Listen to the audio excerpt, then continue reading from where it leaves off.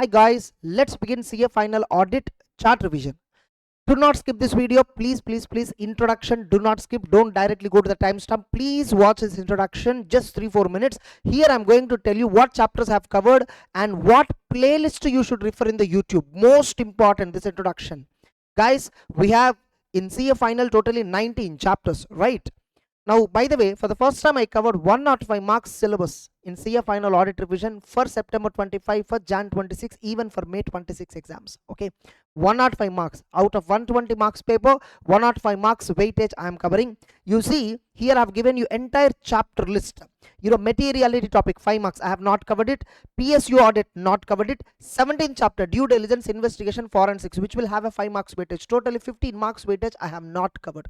Rest 105 marks, pakka 100 marks will come from whatever revision I have covered. Now, certain chapters from this I covered in chart revision, certain chapters I covered from GOAT notes only, and few chapters I did both the revisions. A list of it is given here in this particular video, and this particular file also you can download it from our website CANCMA.com. By the way, now this chart revision, I don't know how many of you know this, I have recently launched 208 pages charts.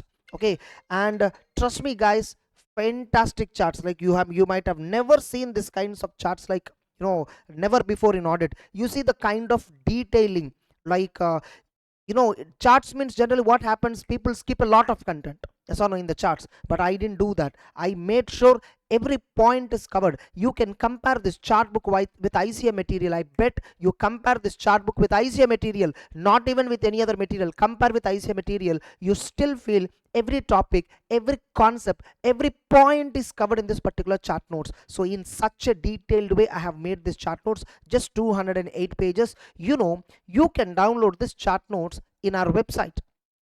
I'll just show you. You can come to our website restofcacma.com. okay, this is our website, and here you can just go to free resources. I mean, if at all you want a hard copy of the book, just click on the books, go with CA final. Here you can order only chart notes, just 399 rupees. Okay, if you want only GOAT notes, 600. GOAT notes is like 360 pages, chart notes is 208 pages exactly. And you can also order question bank, amazing question bank where questions and answers, everything is colored. Now under free resources, the same thing is also given. Just select CA final. You see here, GOAT notes PDF is fully available at free, and even chart notes is also fully available at free PDFs here. Okay, if you do not want to wait for book to be delivered, some 7-8 days it will take, right? You can directly download the file and take a print also. Both I'm giving you now. Actually my voice is lost. Till yesterday I was in chart revision class, almost like last 4 days I was extensively using my throat, so half lost almost. Now it is 50% recovered at least. Yesterday it was even more worst. Now you see, like quality control, only chart revision I did. GAAP I did only chart revision. Audit planning, materiality and strategy, GOAT notes revision I did, and charts revision I did. Both I did in that. By the way, in this chapter, 600, 610, 620, these 3 standards only I covered. Okay, so I didn't cover strategy topic 300 is there, that I didn't cover. Materiality I didn't cover at all. Audit evidence, I have given something called QR resources. Don't worry, what I'll tell you, I have made as exclusive playlist for you. Come to my channel, go to the playlist, and here you will find CA final. You see here, CA final revision September 25, Jan 26. You will find this playlist, right? You open this playlist. Here you will find the video right now that you're watching. You will find part 1 GOAT notes revision, part 2 GOAT notes revision also will be uploaded in this, and QR resources, which is nothing but 5th chapter, 6th chapter, CA into some standards, that revision also uploaded, giving you 360 degrees of revision marathon. Trust me, you will love the class like anything. Like definitely you'll get lots of clarity. All the dots will be connected. Whatever dots which were not connected for you in the subject, all the dots will be connected with this revision session, and definitely this will be very, very helpful for your revision. And in this, all the resources, chart revision only one video will be there, whereas GOAT notes revision part 1, GOAT notes revision part 2, and QR resources and chart revision, so 4 to 5 videos will be there in this particular playlist. That's it. So go ahead and do well, and all the very best. And I just want to show you once the list, internal audit only actually internal audit, yeah, chart revision only I did. SDG GOAT notes revision I did. Professional ethics GOAT notes and chart notes, both the revisions I did. Now I just want to give one disclaimer before you watch the chart revision. In chart revision, no, I will discuss the content at a little faster speed. Bit speed I'll go. Bit speed. So first what I recommend is, if at all you didn't watch my GOAT revision, first watch GOAT revision and then come and see the chart revision. It will be like a very good quick recap for you. Okay, so because many a times I refer in the chart revision regarding GOAT revision also. So that's a GOAT revision, which is GOAT notes based. This is a chart revision. Okay, I'm telling you guys, you will truly experience wonderful clarity in chart revision, all that. That's it. Yes, let's continue the discussion on audit report. See, ultimately the objective of audit is to give opinion, right? So we have to obtain reasonable assurance whether financials are free from material misstatement and to express opinion thereon, right? So ultimate objective is to give opinion. And you see SA 200, objective of the auditor. First one, obtain reasonable assurance. Second one, to report on the same. So to report is the ultimate objective. So you understand this reporting requirements correctly, you can understand the remaining standards application correctly. Because in all the standards, what is most important is reporting requirement. There is a high probability for reporting requirements in every set of standards which can be tested in exams. Now, so we know audit report is dealt, in this audit report, we divide this chapter into two parts totally. Part 1, we call it as reporting standards, and part 2, we call it as reporting requirements. Reporting requirements are nothing but 143 Companies Act reporting requirements, and reporting standards are nothing but 700 series. So 700 series and even 570. So only 700, 701, 705, 706, 710, 726 standards and 570. Total 7 standards are reporting standards exclusively. Apart from this, there are 3 more standards which we can understand along with this. And of course 299 also, because in 299 also one of the important reporting requirement is there. Okay, so all this this is 6 standards, 1 and this is 1, totally 8 plus 3, approximately 11 standards we have in this chapter. So all these 11 standards will be covering right now. And I don't know how many of you exactly know what are all the standards that we have. We have totally 46 standards. One standard is quality control. Remaining 45 standards are called as engagement standards. Out of this 45, 38 standards are dealing with auditing. 2 standards are dealing with review engagement. 3 standards are dealing with assurance engagement. 2 standards are dealing with related services. Out of these 38, 35 standards are predominantly dealing with general purpose financial statements, and 3 standards are dealing with special purpose frameworks. So this is the composition of standards. And out of these 35, like 200, 210, 230, 330, 320, these 5 standards we don't have in CA final at all. There is no reference at all. They only say one thing: refer CA interbook for the same, because application part of it will be tested in the exams. That's what they mention in the ICA book also. So technically only 30 standards related content is covered. Again, within this 30 standards related content, 500 series if you take, 500, 501, 505, 510, 520, 530, 550, 560, 580, 570, all the 10 standards. In entire 500 series, even including 570 also. You see, they were covered in ICI book as part of 5th and 6th chapter. 5th chapter is audit, completion and review, 6th chapter is evidence, something ulta, okay. So 5 and 6 chapters, they predominantly cover these 10 standards. And you see ICI book, they only give a basic diagram. But you see the question in the exam, they'll ask in-depth question. Why? Because they're clearly given, it is clearly mentioned in the ICA book, for these 10 standards, you are expected to refer CA into book. That's why recently what I gave is, I don't know how many of you are following my GOAT notes. On the first page, there is a QR code. You just scan the QR code, you will be routed to that playlist where all the standards I kept from CA into. That revision is there from CA into. So what is there in the CA Institute book, the diagram, whatever you see in the CA final book diagram, that content is not sufficient. They are asking way beyond. Even in our question bank, we have something called exceptional questions. We have a question bank which is more than like 600 questions will be there. From these 600 questions, we filtered 140 plus questions. Approximately 140 questions, which we call them as exceptional questions. Exceptional questions means these questions are something that usually we pay less attention.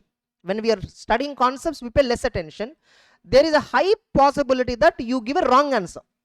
You read the question, what strikes for you, the answer is different from what exactly given there. So these kinds of questions we call it as exceptional. And all those 500 series related, many questions which are taken from CA inter, but were asked in CA final exams, either in MTP or past exam. These are the topics which are discussed only in CA inter. They were not discussed in CA final at all. But yeah, they don't discuss in CA final, but they gave it in exam. So all those questions and all, we kept it as part of exceptional questions. So those of you who are reading, for example, CA final book of this GOAT notes and read that exceptional questions, you don't have to touch CA into book. You don't have to touch CA into book, because all those covered under exceptional questions category. Fine. When I'm discussing that standards now respectively, I will tell you what are all the important topics in that. Now, so this is the standards composition, and in this particular chapter we are going to revise totally 11 standards. And reporting requirements. Reporting requirements means 143.1, 143.3, 143.11. 143.11 is nothing but CARO 2020. We have 21 clauses, like total 43 matters were there as a whole. CARO 143.1, 143.3 all put together, and this is called reporting requirements. Okay, and always in every attempt from CARO, one requirement will be tested either through MCQ or through descriptive. Pakka one question will be there on CARO in every attempt, common. Now, so let's continue. So ultimately, what is the objective of the auditor?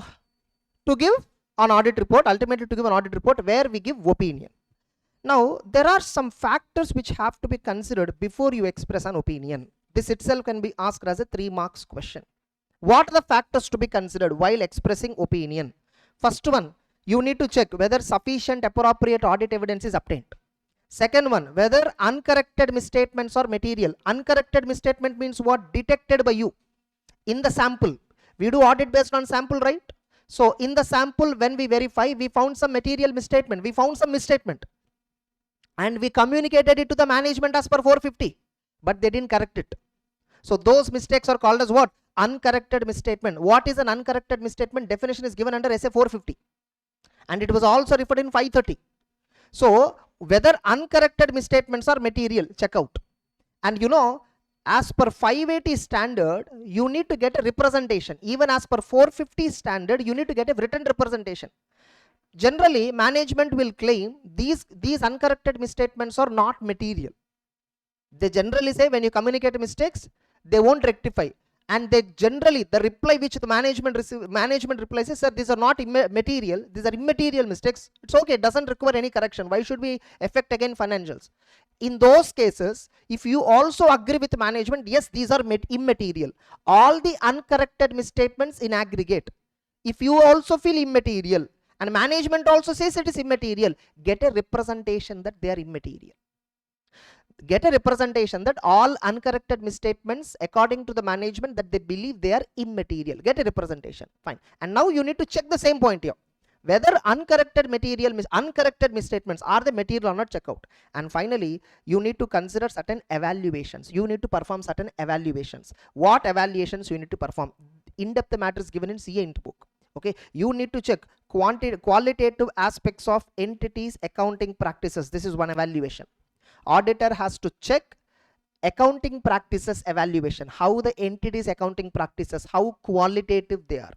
Then auditor shall also do one more evaluation, whether financial statements related evaluations. Auditor has to make few more evaluations, that is financial statements related evaluations, like whether the terminology used is appropriate, whether the financial statements are conveying information without any ambiguity, whether the accounting policies are consistently applied, whether the accounting policies chosen by the management are appropriate, whether accounting estimates are reasonable. Like there are so many evaluations related to financial statements.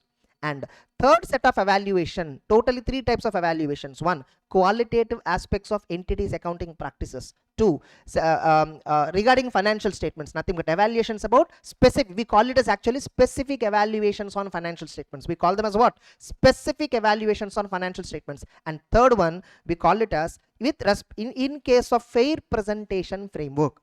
In case of fair presentation framework, the auditor has to evaluate the overall content and presentation. How the financial statements overall content and presentation. This point you need to evaluate in fair presentation frameworks. And remember, by default, across the world, all general purpose financial statements follow fair presentation frameworks only. in India, abroad, everywhere. Fair presentation framework is what very popular. There are two types of frameworks. One is fair presentation, another one compliance framework. Compliance framework means very simple. They will give you financial statements preparation rules. You just have to blindly follow that. Whether that is fair or not, doesn't matter. Okay, in a fair presentation framework, we can deviate. We can give additional. We have that flexibility. The framework allows us some flexibility. It is given here. Don't worry.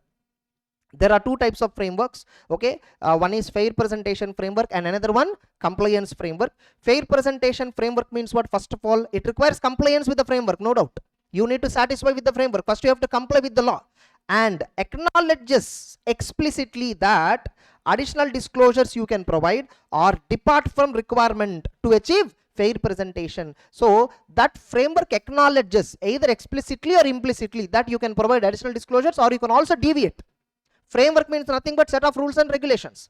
Okay, now if the framework itself says you can deviate me, for what purpose? For achieving fair presentation purpose, then that framework is called as what? Fair presentation framework. Then compliance framework, where it exactly requires compliance and does not contain any acknowledgements regarding additional disclosure, does not contain any acknowledgement regarding departure, which means compliance framework nature is like you have to blindly follow that.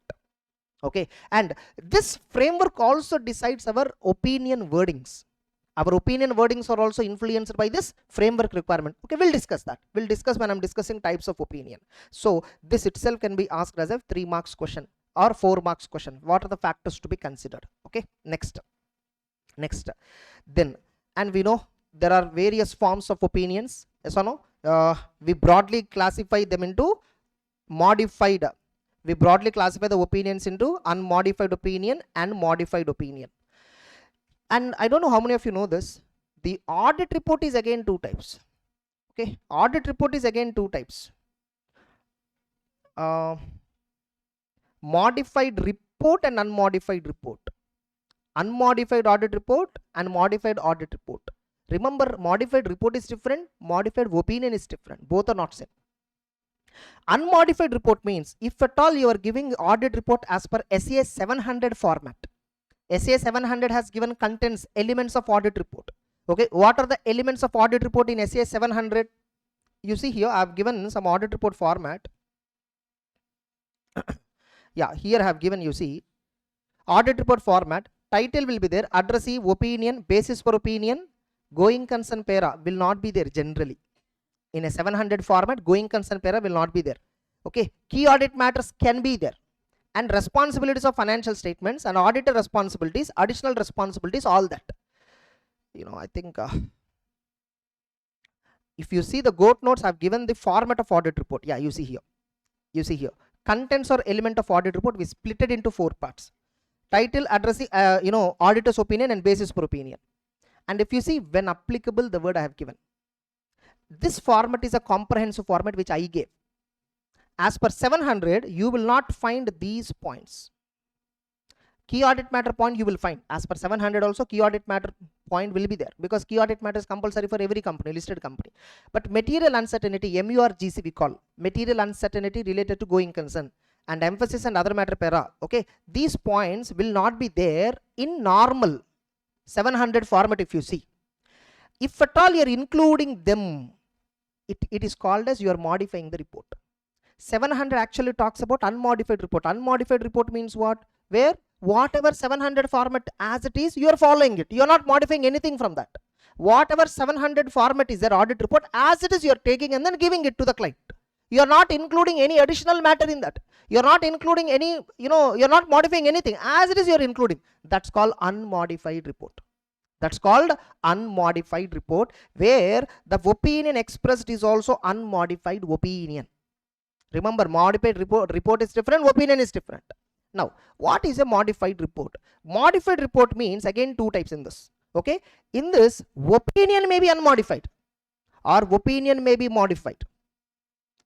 Modified report, but opinion can be 2 types. Your opinion is unmodified opinion, or it can be a modified opinion. Now, you are giving unmodified or modified. Along with that, you are also giving MURGC disclosure, okay, or emphasis of matter para or other matter para. or other information para as per 720. This is as per 706. This is as per 570. If any of this is included in audit report, if at all you are giving an audit report where any of this is included, then that report is called as modified report. Why this understanding is important? First of all, because in SA's 800 series, 2000 series, they use the word modified report. Okay, in 805 specifically, if you see, 805 specifically says, if at all the complete set financial statements, the report was modified. It's not the opinion which is modified. Report, if at all, was modified. When you are giving an opinion on single financial statement, when you are giving opinion on specific element, where you are giving a separate report, in that, should I refer about audit report on complete set financial statements? This is the question. If I am giving an audit report on single financial statement, or I am giving an audit report on specific element, it's a separate engagement, 805 engagement. Now, inside that audit report, should I cover complete set financial statements related audit report additional disclosures? Because no audit report on complete set financials was modified, because that contains MURGC or EOMP or OMP or other information, something is there.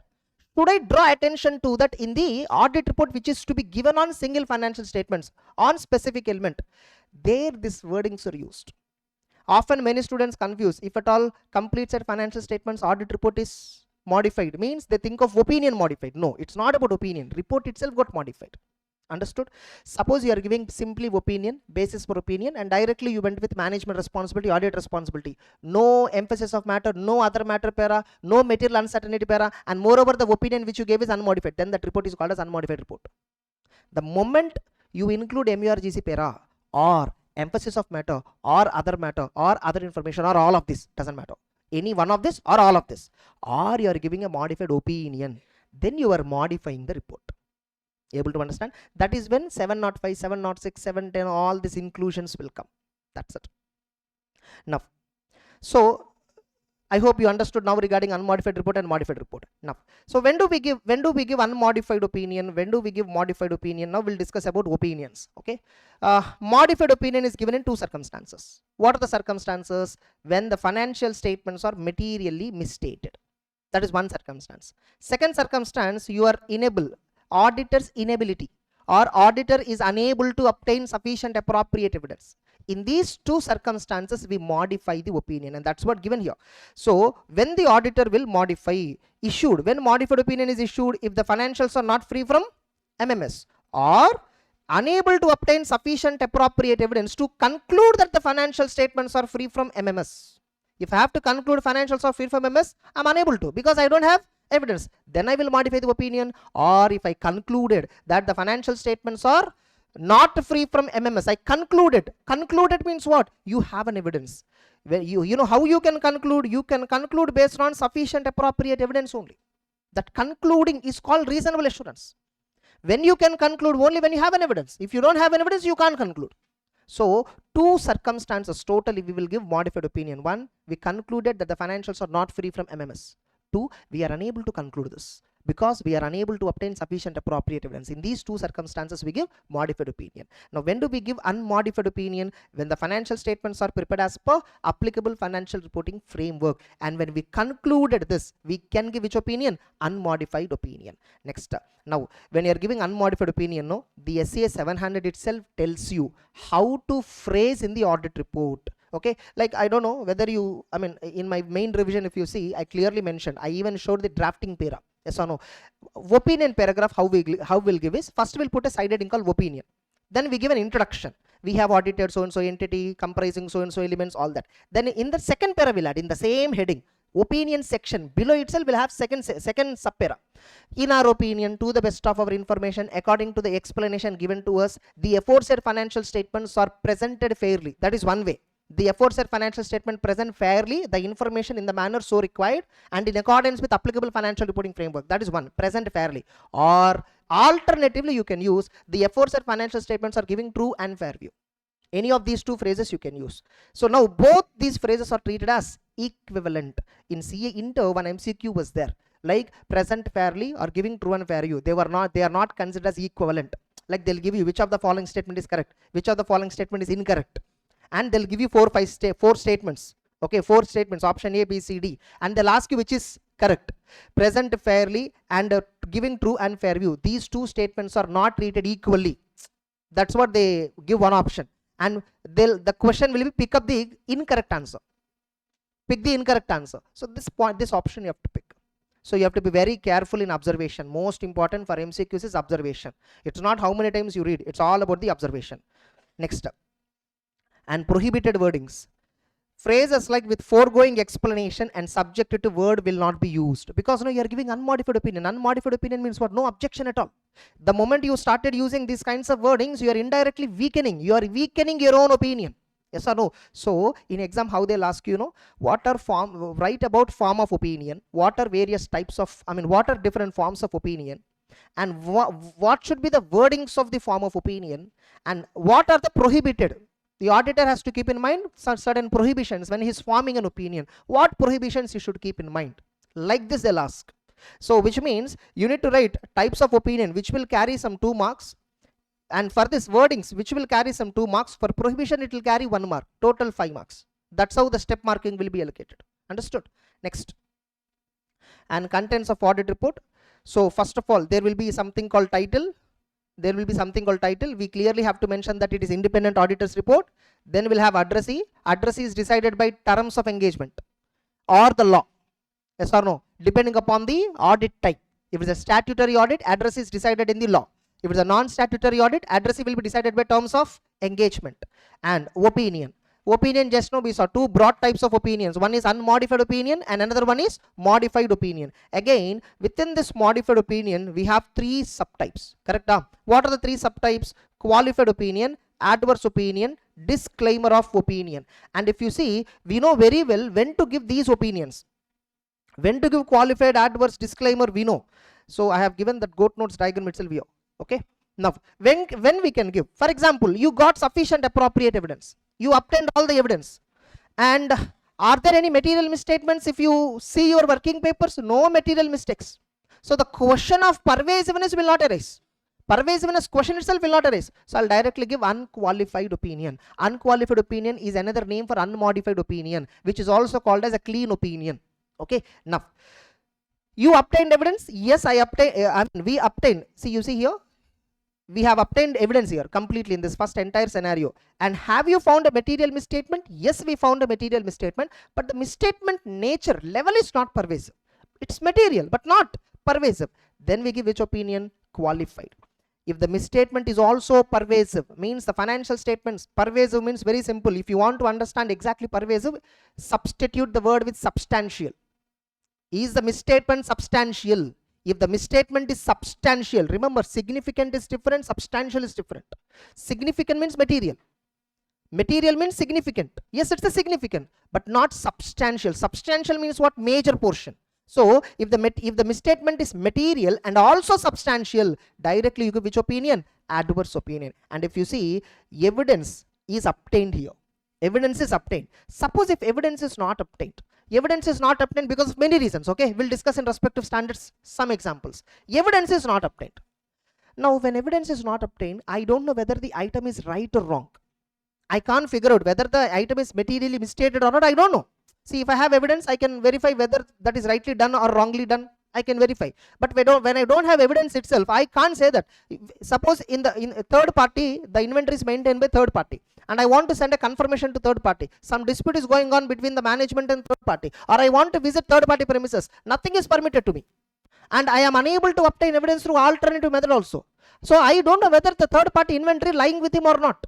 In what condition it is lying? Is it existing or not? I don't even know. But financial statements are showing that figure. I don't have any evidence whether it is existing or not. I cannot say financials are wrong.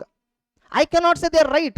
Yes or no? So this situation is called as inability to obtain sufficient appropriate evidence. So you could not obtain evidence. And is it for a material item? You see the words clearly, MMS, whereas here I am not using the word MMS. Yes or no? Is it for a material item? Yes, it's a material item. And pervasive effect is no. It's not pervasive. And you see here, I'm using the word very clearly. Possible effect only I'm talking about. I'm not talking about the actual effect. If I really find a mistake, then I talk about its actual effect. Here, I don't have evidence itself. So I don't know what is its real effect, but I will think imaginarily possible effect. If possible effect, if see itemized material and possible effect is going to be not pervasive, then I'll still give which opinion? Qualified opinion. Suppose if both are material and pervasive, then I'll give disclaimer of opinion. So disclaimer of opinion will come only in a situation when evidence is not available predominantly. Adverse opinion will come only in a situation where evidence is available. Remember, clear? Now you see, unmodified opinion, modified opinion, correct? Unmodified opinion, modified opinion. Modified opinion, 3 types just now we saw. Qualified, adverse, disclaimer. Which type of modified opinion is appropriate? In exam, they'll ask you this question. Which type of modified opinion is appropriate? Okay. What are the factors? Determining the type of modified opinion, what factors the auditor will consider? One, evidence obtained or not. That is one factor. Yes or no? One factor is evidence is obtained or not. Another factor is what? Mistakes are there or not. You see, nature of the matter giving.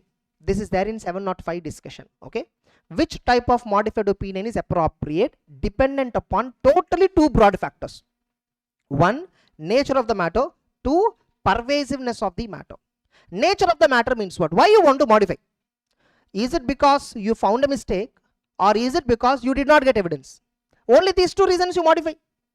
Because of these 2 reasons only you modified opinion. Even in 700 also they mentioned that. Financial statements are not free from MMS. Or you are unable to obtain sufficient appropriate evidence to say that the financials are free from MMS. So they are not free from MMS, you have evidence, or 2, you are unable to obtain evidence. Because of these 2 reasons only you want to modify. Okay, I decided to modify. Which modified opinion? That is decided by pervasiveness ultimately. Pervasiveness decides which type of modified opinion should be given ultimately. Should I give a qualified opinion, adverse opinion, disclaimer? That is decided ultimately by pervasiveness. Understood? So nature of the matter, there are 2 points. Whether financials are materially misstated, and is it because auditor is unable to obtain evidence, and pervasiveness of the effect or possible effect. Easy? Yes or no? Yeah. Next, what is pervasive? Pervasive means what generally? Pervasive is something where impact of a misstatement, the impact of a misstatement or undetected misstatements. You see the word undetected misstatement means when, you know, when I can use the word undetected misstatement, when you are unable to obtain sufficient appropriate evidence is not available. When evidence is not available, I think of possibility. If at all it go wrong, if at all it is not there, inventory with third party is not there, it's a fake. If at all, that's a fictitious transaction. If at all, it's a fictitious.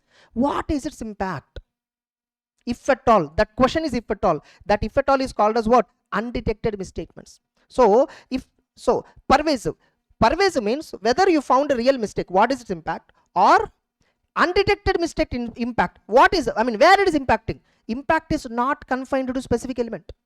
Impact is not confined to specific element. Not confined to means what? No, it is not in 1 or 2. It is in multiple elements. The impact is in multiple elements. Or sometimes the impact may be confined only to a specific element. Impact may be confined only to a specific element. That specific element is what, you know, substantial portion. It may be sometimes only in 1 item, but that impact may be substantial, or the impact is something in relation to disclosures which are fundamental to users' understanding. That's why you see going concern, which is a fundamental disclosure. If at all something went wrong with going concern disclosure, we directly give adverse opinion because that's so sensitive. Next, you know, they have given another explanation also. Pervasive is generally not localized to 1 or 2 elements, but impacts various elements generally. Sometimes pervasive can only be in 1 item, but that 1 item could be substantial portion. Suppose in the balance sheet investments is there, and that investment is the 70% of the total balance sheet assets, and you are unable to get evidence on investments only. Sir, 1 item only we are not getting evidence. No, it's not about 1 item, it's about the impact as a whole. Substantial portion I'm not getting evidence, so then also we call it as what? Pervasive. So pervasive important for MCQ discussion. So now finally, types of opinion. Qualified. When do we give qualified opinion? You see here, even in the below also, we will give qualified opinion in 2 circumstances. Yes or no? 1 and 2. Circumstance 1, evidence is obtained, material misstatement is existing.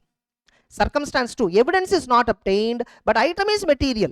Possible effect is not pervasive. Now see that definition. Qualified. Misstatements are material but not pervasive, or you are unable to obtain sufficient appropriate evidence, and possible effect is material but not pervasive. Clear? Adverse opinion. When misstatements are material and pervasive, we give adverse opinion. And suppose no, you are unable to obtain evidence and the possible effect is material and also pervasive, then you give which opinion? Disclaimer. And this is issued in rare cases involving multiple uncertainties where auditor is prevented to express an opinion. That's it. So 705 predominantly over. 705 is over. 700 now opinions. What are various types of opinions? That is over now. So auditor's opinion clear, all of you? Next, basis for opinion. Basis for opinion para, generally basis for opinion para will have only one para. Basis for opinion in case of unmodified opinion will have one para. I don't know, have you seen this or not in the audit report format? We conducted our audit as per standards on auditing. And our responsibilities under those standards are further described in so and so section of the audit report. Like that we give. We have complied with code of ethics and we are independent of the company. We believe that the evidence obtained by us is sufficient and appropriate. We give these statements. Don't worry, that is there in our book also. Basis for opinion. Auditor has to state the following things. State audit is conducted as per standards and refer to audit responsibility section. Give a statement on your independence and ethical requirements and also confirm whether sufficient appropriate evidence is obtained or not. These are the elements of basis for opinion section. Generally. But when you are giving a qualified opinion or adverse opinion or disclaimer of opinion, basis for opinion para also changes. The basis for opinion paragraph also changes. Now, for example, in a 705, one more point is there. How basis for opinion paragraph will change? See, this chart notes is presented similar to GOAT notes only, the structure. The number, alphabet, numbering, everything is presented in GOAT note structure. So even if you have that GOAT notes, you can easily sync with it. Now you see, what is basis for opinion in case of modified opinion? Suppose you're modifying opinion because of material misstatement in financial statement. Specific amount, some mistake is there. How you should modify the opinion? You should clearly mention in the basis for opinion para, you should clearly mention, describe why you are modifying and also quantify the financial effect. If you see the main revision, the GOAT notes revision, I clearly showed audit report and how they modify. Inventories are materially misstated. Okay, and inventory is supposed to be valued at cost. Cost or NR, whichever is lower, but the company valued only at cost, and because of that, so much of amount is misstated in shareholder funds, so much is misstated in reserve, so much is misstated in P&L. Like that, some quantification also will give. So when you're qualifying because of a material misstatement in financial statement, that to a specific amount is the reason. A particular amount is misstated, then you should describe what exactly misstated. You should also quantify. Sometimes quantification is not possible, then state so. Okay, you just mentioned that quantification is not possible. Then sometimes you might have identified misstatement by non-disclosure. Remember, misstatement is of 4 types. It can be in amount, misstatement can be in classification, misstatement can be in presentation, or it can be in disclosure. In 4 things mistakes can happen in financial statement, not necessarily always balance sheet amount or P&L amount. It can be in classification, misstatement can be in the form of presentation, misstatement can be in the form of disclosure. Okay, suppose if at all you found out a mistake which is a non-disclosure, generally what I do when there is some non-disclosure, I will discuss with top management and I will see what is the nature of omitted information. I will describe it in the audit report. What exactly segment information is missing. In the company financial statements, many private limited companies, even the segment reporting is applicable to certain private limited companies, they won't give information.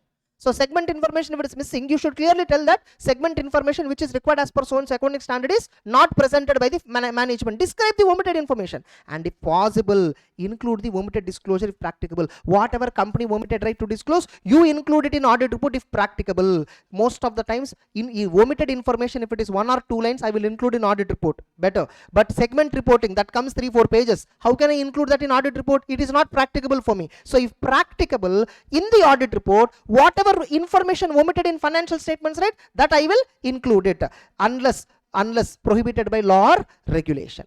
That's it. In exam they can ask you, why write about how basis for opinion paragraph gets modified when the material misstatement is by non-disclosure. What is the reporting requirement in this case? This you need to write.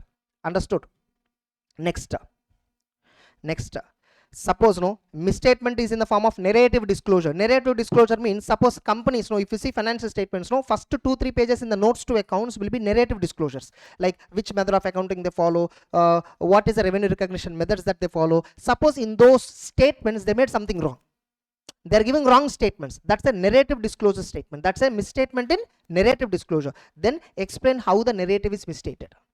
Then suppose you are modifying the report because you are not getting evidence, then describe the reasons why you are not getting evidence. And whenever you are giving disclaimer of opinion, do not include auditor responsibility section, statement about obtaining sufficient, nothing but, this is nothing but, what are the contents of basis for opinion? We have seen in 700. What are the contents of basis for opinion? Statement that we conducted audit as per standards on auditing. Statement that we are ethical. Statement that we obtain sufficient appropriate evidence. And also we refer about auditor responsibility section. 4 points we will mention in basis for opinion. When you are giving disclaimer, these 4 points will not come. When you are giving a disclaimer of opinion, straight away we mention because we are unable to obtain sufficient appropriate evidence.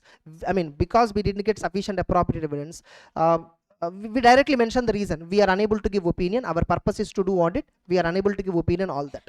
Understood? This was recently asked in CA Inter in Jan 25 exam.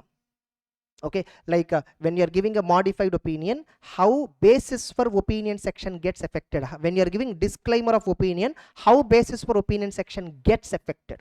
Okay, now not only that, auditor responsibility section also will change. Suppose if you are giving disclaimer of opinion, auditor responsibility section will change. Like generally, auditor responsibility section will have so many parts. In the entire audit report, auditor responsibility section is biggest, lengthiest one.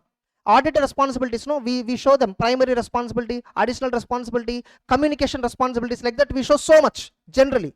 But when you are giving disclaimer of opinion, you don't have to talk about your responsibility because you're not fulfilling the primary responsibility for you, because the primary responsibility is to give opinion, whereas you're not giving opinion. So when you're not giving opinion, auditor responsibility section will be changed like this. So amend responsibility section to include only the following points. Statement of responsibility to conduct audit. You just mentioned that we are responsible to conduct audit as per standards and to issue report, and also mention that sufficient appropriate evidence could not be obtained due to the matters discussed in basis for disclaimer of opinion, and also mention that you are independent of the company, you complied with code of ethics.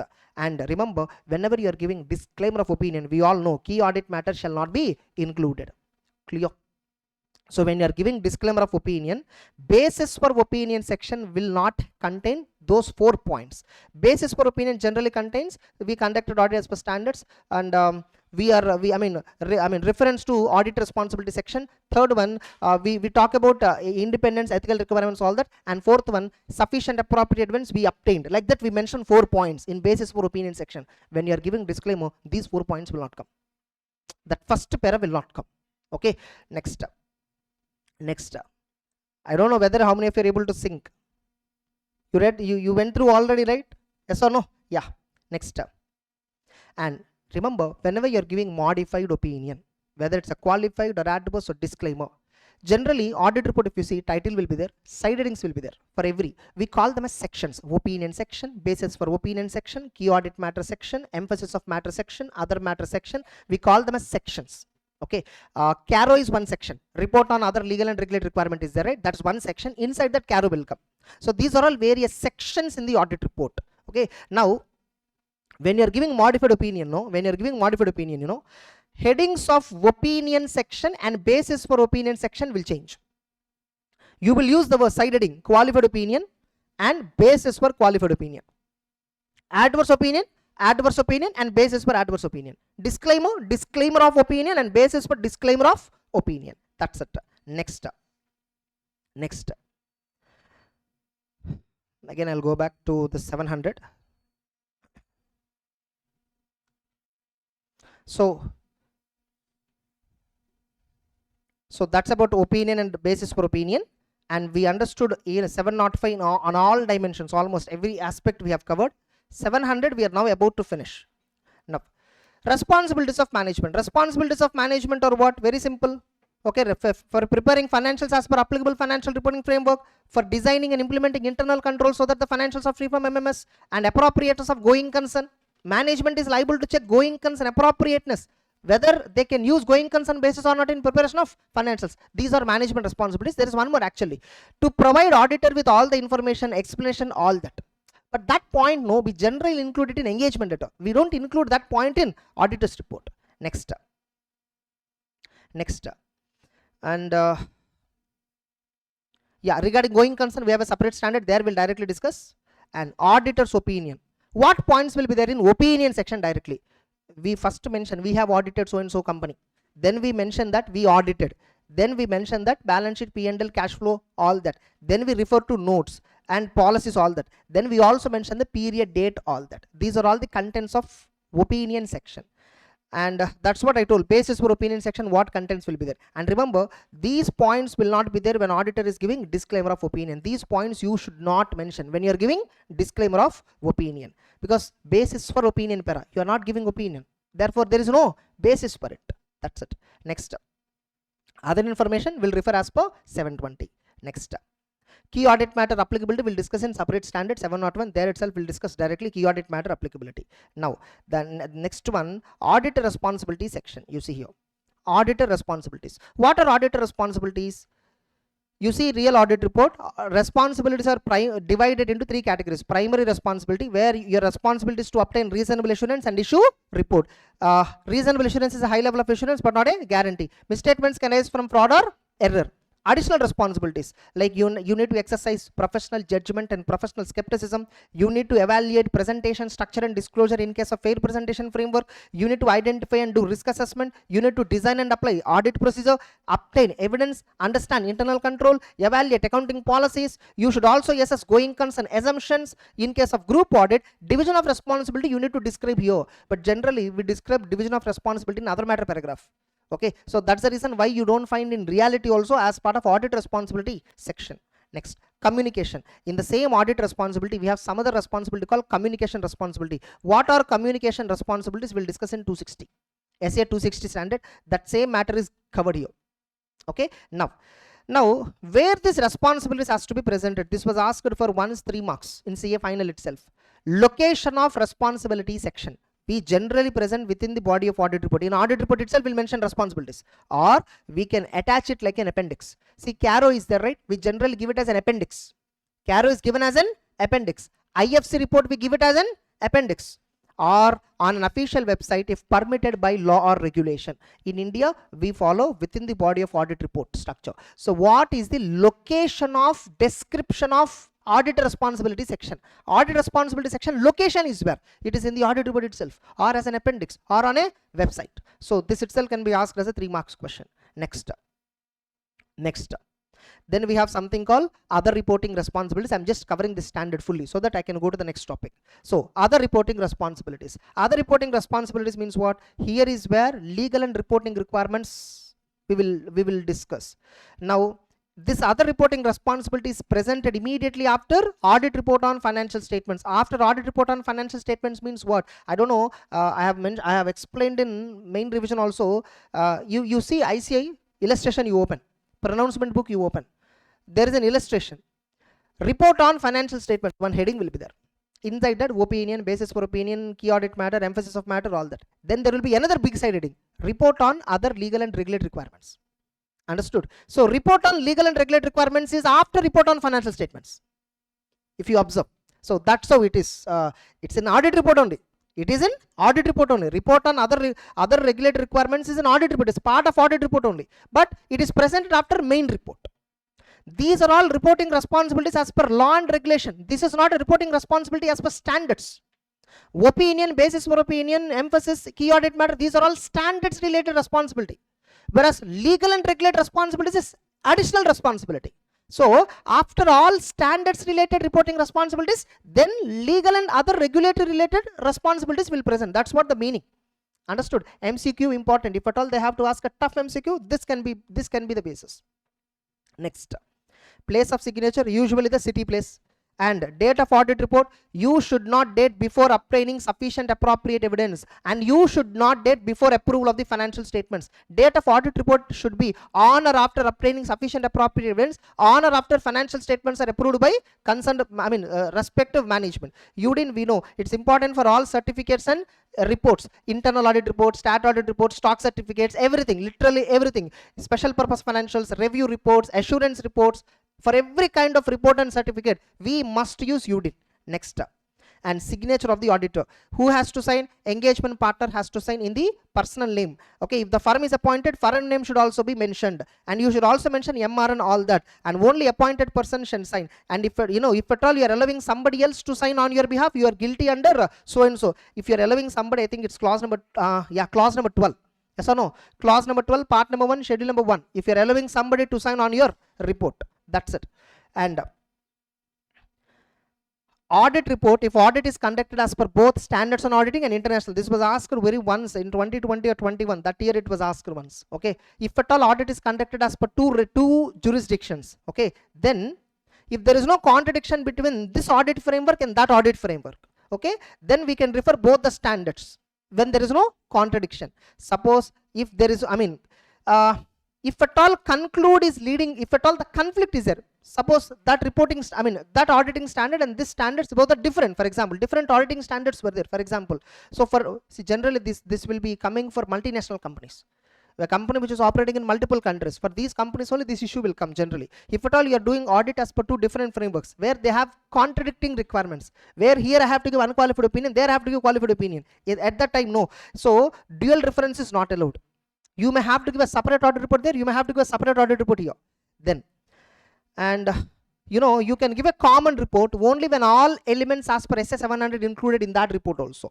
Then, and you need to clearly mention which jurisdiction, which jurisdiction standards exactly there, you just clearly mention. Very rare, this question can be very rare, extreme rare situation. Next, supplementary information, you all know, yes or no? Supplementary information is nothing but, technically speaking, it's other information only. Technically speaking, it is other information. But if the supplementary information is integral part, if it is integral to the financial statements, you are giving like a notes to accounts extension. And if you think it is not differentiated separately, you should cover your opinion in that. The supplementary information is also covered as part of your opinion. Suppose it is not integral part. If it is not integral part, we can straight away classify this as other information and apply 720 procedures. Now verify information is clearly differentiated. If not, request management to differentiate. If management refuses, auditor shall identify and mention that this so and so information is not audited. And not only this will come as part of other information also. 720 procedure also will apply if the supplementary information is not integral. That's it. So almost 700, literally every point I have covered. Okay. That's it. Other information, report on legal regulatory requirement, briefly I covered. Other information, standard will come, there I will discuss. Those standards will be much more quicker. Next, when applicable, we should give these paragraphs also. When applicable only, we generally give these paragraphs. Signature of the auditor, place, date of audit report, you did, everything we covered. Next, now 701, key audit matter. Can I proceed? See, I know I told, right, this is a chart revision. Okay, so I'm not giving much of explanation, and remember, within 12 hours I have to cover everything. Imagine the complexity.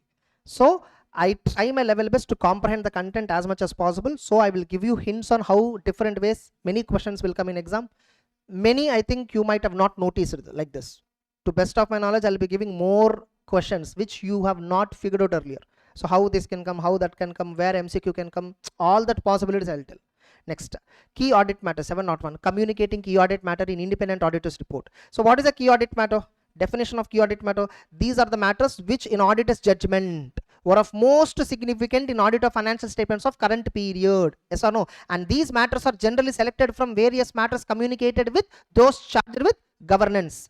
Now, so when do key audit matter? Applicability. They can ask you straight away in applicability of key audit matter. Applicability, when they will ask, key audit matter must be communicated for listed entities, or key audit matter is communicated if there is a requirement in law or regulation, or key audit matter can be communicated by auditor in case of public interest. In India, there is no law, there is no regulation which mandates key audit matter. Okay. Next, prohibition on key audit matter.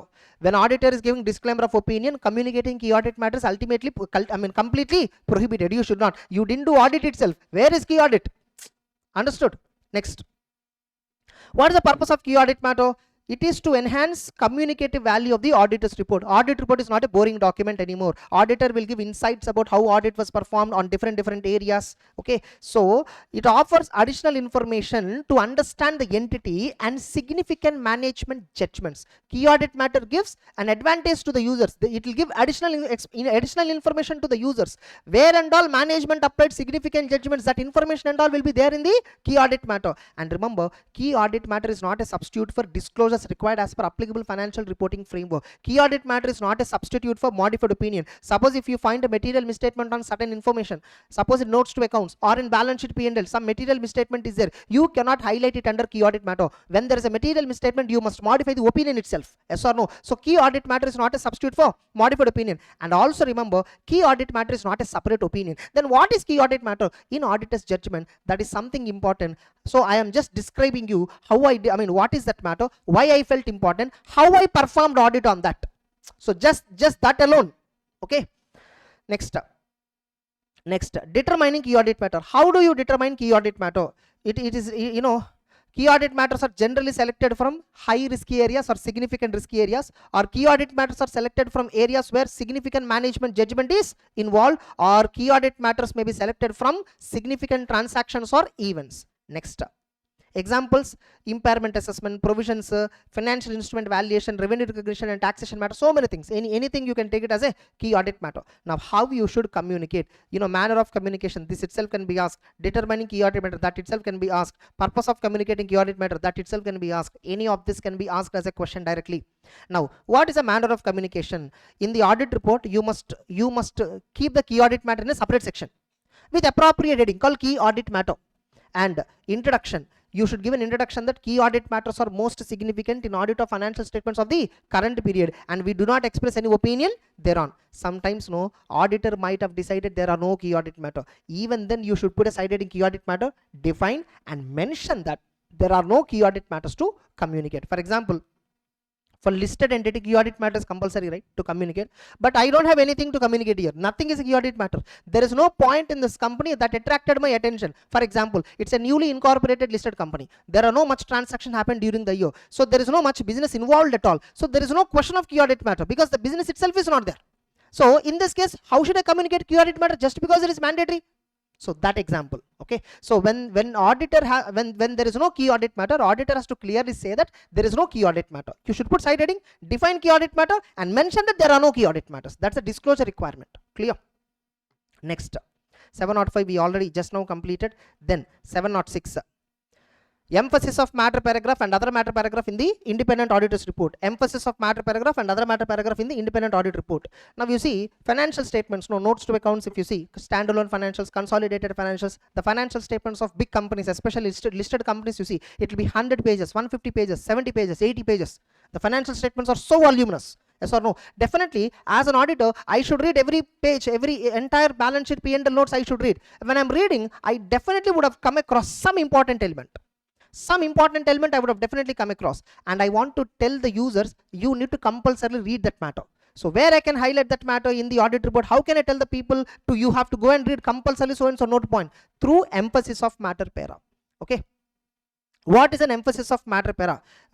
What is an emphasis of matter para? It's a paragraph referring to a matter appropriately presented or disclosed in the financials, which is fundamental to users understanding. Many times EOMP or KAM, many times it will be asked in exam.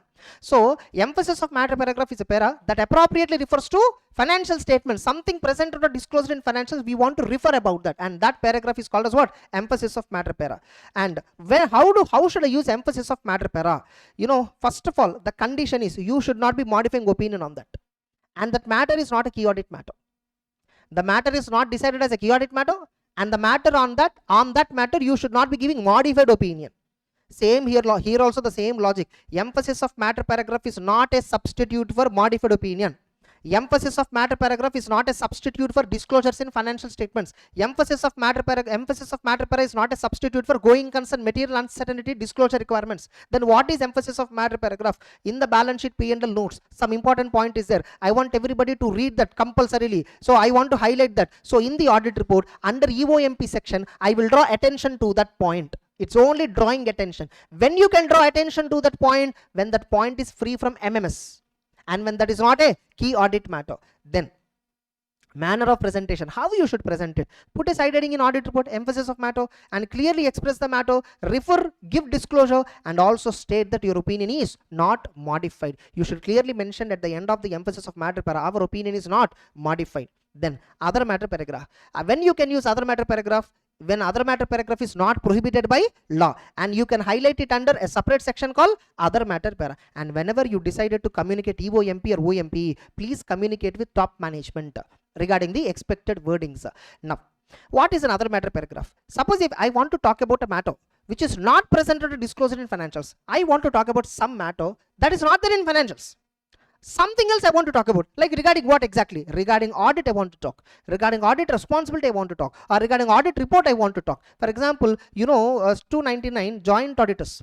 Yes or no? If joint auditors are giving multiple reports, like one joint auditor is disagreed with others, disagreed joint auditor can give a separate report.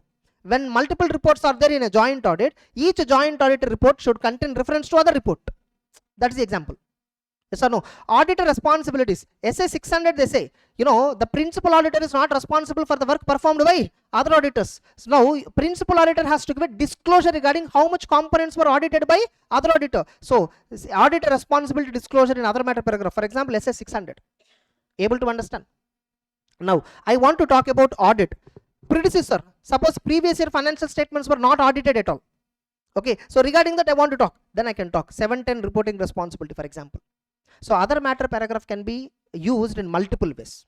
Okay, if auditor want to talk about audit, audit responsibilities, audit report, any of this, the other matter paragraph will be useful. Next. So with this 706 is also completed. Clear all of you? Next. Just 1 minute. Yes. We'll continue. So joint audit and 570 will cover, and then go back to 710, 720. We know joint audit, appointing 2 or more auditors is called joint audit. So, in joint audit, the nature, timing, and extent of procedures. Each joint auditor has to involve in performing nature, timing, extent of audit procedures which for assigned areas. And all the joint auditors have to assess internal control system and risk related to their own work. And they have to execute procedures even for common areas. You might have found one question in question bank somewhere. Okay, like there is a common area. Within that common area, again they will divide the work. Okay, when they divided the work within the common area, for example, one of the common area is let us assume that external confirmation request. One of the common area is external confirm, or let us assume valuation of inventory. One of the common area is valuation of inventory. Now how to value inventory? First you must understand count, physical count, whether physically that inventory is present correctly or not. Then you should apply valuation procedure. Valuation of inventory is a joint responsibility of all the joint auditors. Now in that, physical verification part and all were taken care by joint auditor 1, and the second one, valuation related works is done by second auditor. For example, joint auditor 1 fulfilled his responsibility, physical verification, everything their team went and everything they did, and then came back with workings.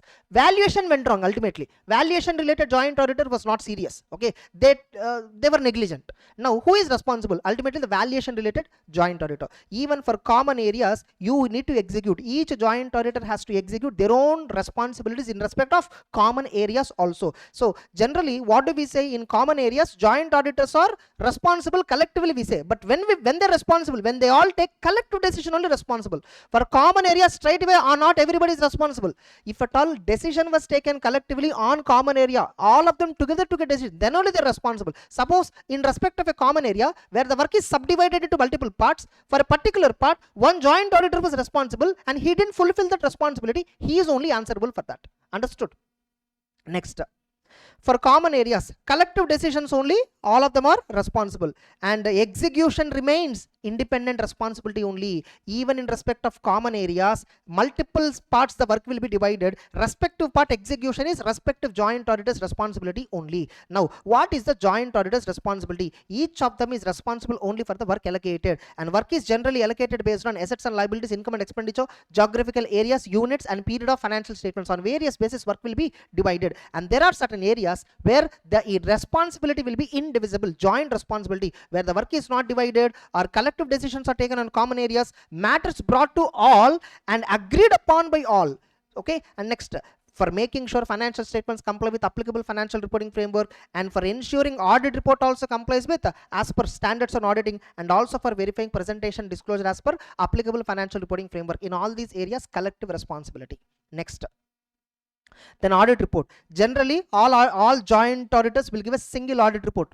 Okay, however, a joint auditor is not bound by majority. Disagreeing joint auditor can issue separate report where they should refer about other report in the other matter paragraph. Then communication.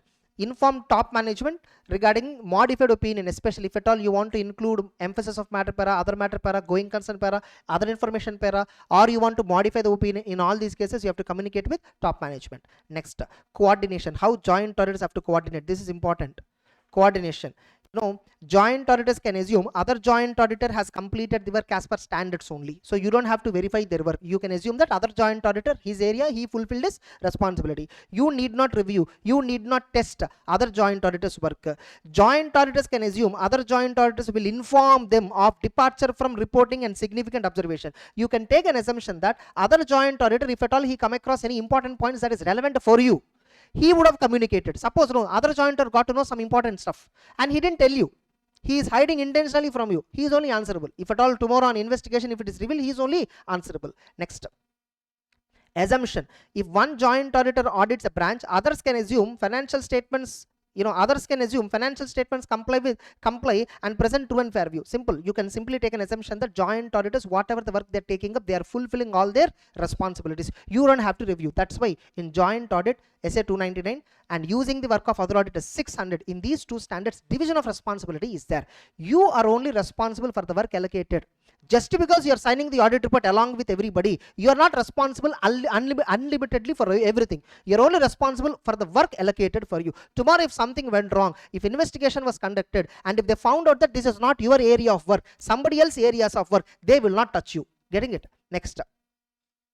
Coordination. There must be a proper coordination. Matters affecting others must be communicated before the audit report date. So whatever matters affecting other joint auditor, if I come across something, I must communicate with other joint auditor. Next, special considerations. All engagement partners and key engagement team from each joint audit firm must involve in planning. The special considerations important.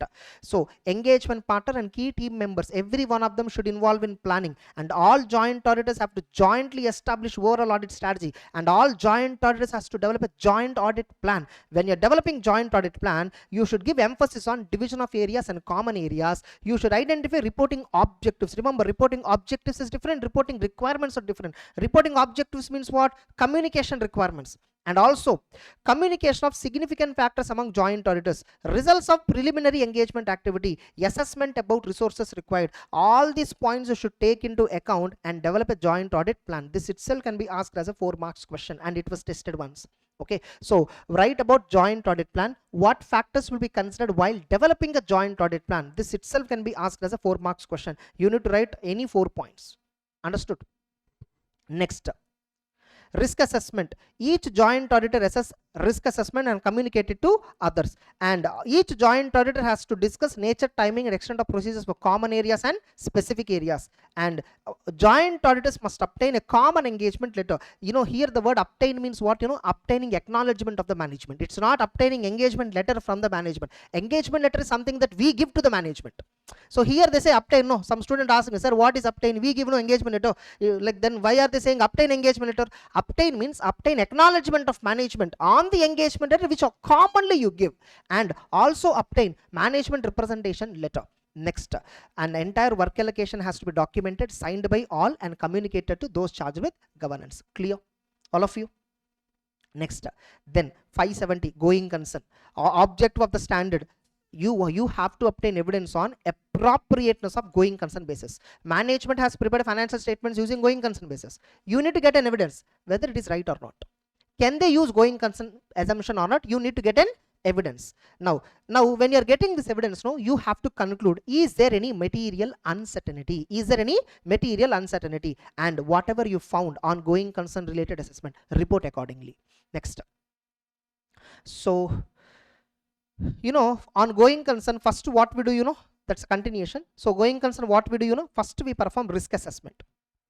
First we perform risk assessment, evaluate management's preliminary assessment. Primarily who will do going concern assessment, whose responsibility? Obviously management responsibility. So we will ask them, we will discuss with them, we will ask about their assessment, we will ask them whether did they identify any events, all that which will cast doubt on going concern. And if management is not performed, they didn't perform going concern assessment at all, but they used going concern basis for preparing financial statement, then I'll ask, discuss why they didn't perform and what is the basis, on what basis going concern is used, and then I will inquire, are there any events and conditions that may cast a significant doubt on entity's ability to continue as a going concern. And I have to be skeptical throughout the audit for events and conditions. What do you mean by events and conditions? They're nothing but indicators. Events and conditions are nothing but what? Indicators. Indicators of going concerns are three types: financial indicators, operating indicators, other indicators. Okay, financial indicators: net liability position, mature borrowings approaching maturity without any renewal or repayment possibility, negative cash flow, operating losses, inability to pay creditors on time, inability to comply with loan terms and conditions. So many were there. Okay, operating: management want to liquidate, loss of key management, loss of customer, loss of license, successful competitor, highly emergence of highly successful competitor. Others: non-compliance with legal and regulatory requirement, pending legal proceedings, uninsured catastrophe, pending legal proceedings. If at all they were successful from the third party point of view, our company has to close down. So these are all various indicators on going concern. Now, risk assessment. So auditor first have to perform, first auditor has to ask whether management performed or not. Yeah, management performed. Evaluate management's assessment. Evaluates management assessment. So evaluate their workings. Sometimes management will do assessment for 20 months. Then you should do assessment for 20 months only. Suppose if they did assessment for less than 12 months from balance sheet date. Suppose you are reporting on 31st March 2025 balance sheet, 31st March 2025, 24-25 financial year. Then from 31st March 2025, management must do going concern assessment for at least 1 year, at least for 12 months. Suppose if they did assessment for less than 12 months, they have workings, but for less than 12 months, then you need to request them to extend it up to 12 months. Next up, suppose like you verified management assessment, you saw their workings, everything, and you found out some symptoms, some events or conditions are identified. When you identify some events or conditions that cast a doubt on going concern, you should check whether is it a material uncertainty or not. See, generally in any business, loss is common. Sometimes losses will come for 1 year profit, 1 year loss. That is common. Just because there is a loss in current year, you can't say going concern is affected. So definitely some events and conditions will be there in every organization.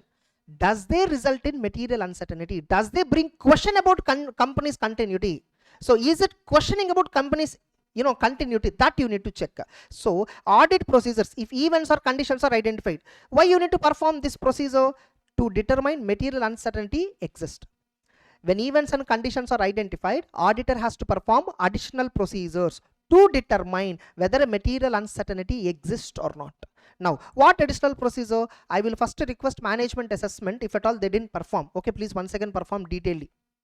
And I will see their plan of action. Like so many events and conditions were there, right? Some losses and all were there. Net liability position is there. I'll ask managements, what is your plan? How do you overcome the situation? They will give me all information on their plans, all that. Then I will analyze cash flow forecast, especially what data they have used for this cash flow forecast, what assumptions they have used behind this. I will specifically focus, and I will consider additional information, and I obtain written representation about management plans, future actions, feasibility. How a question can come in Jan 25 CA Inter, they asked this question. They give one big case study.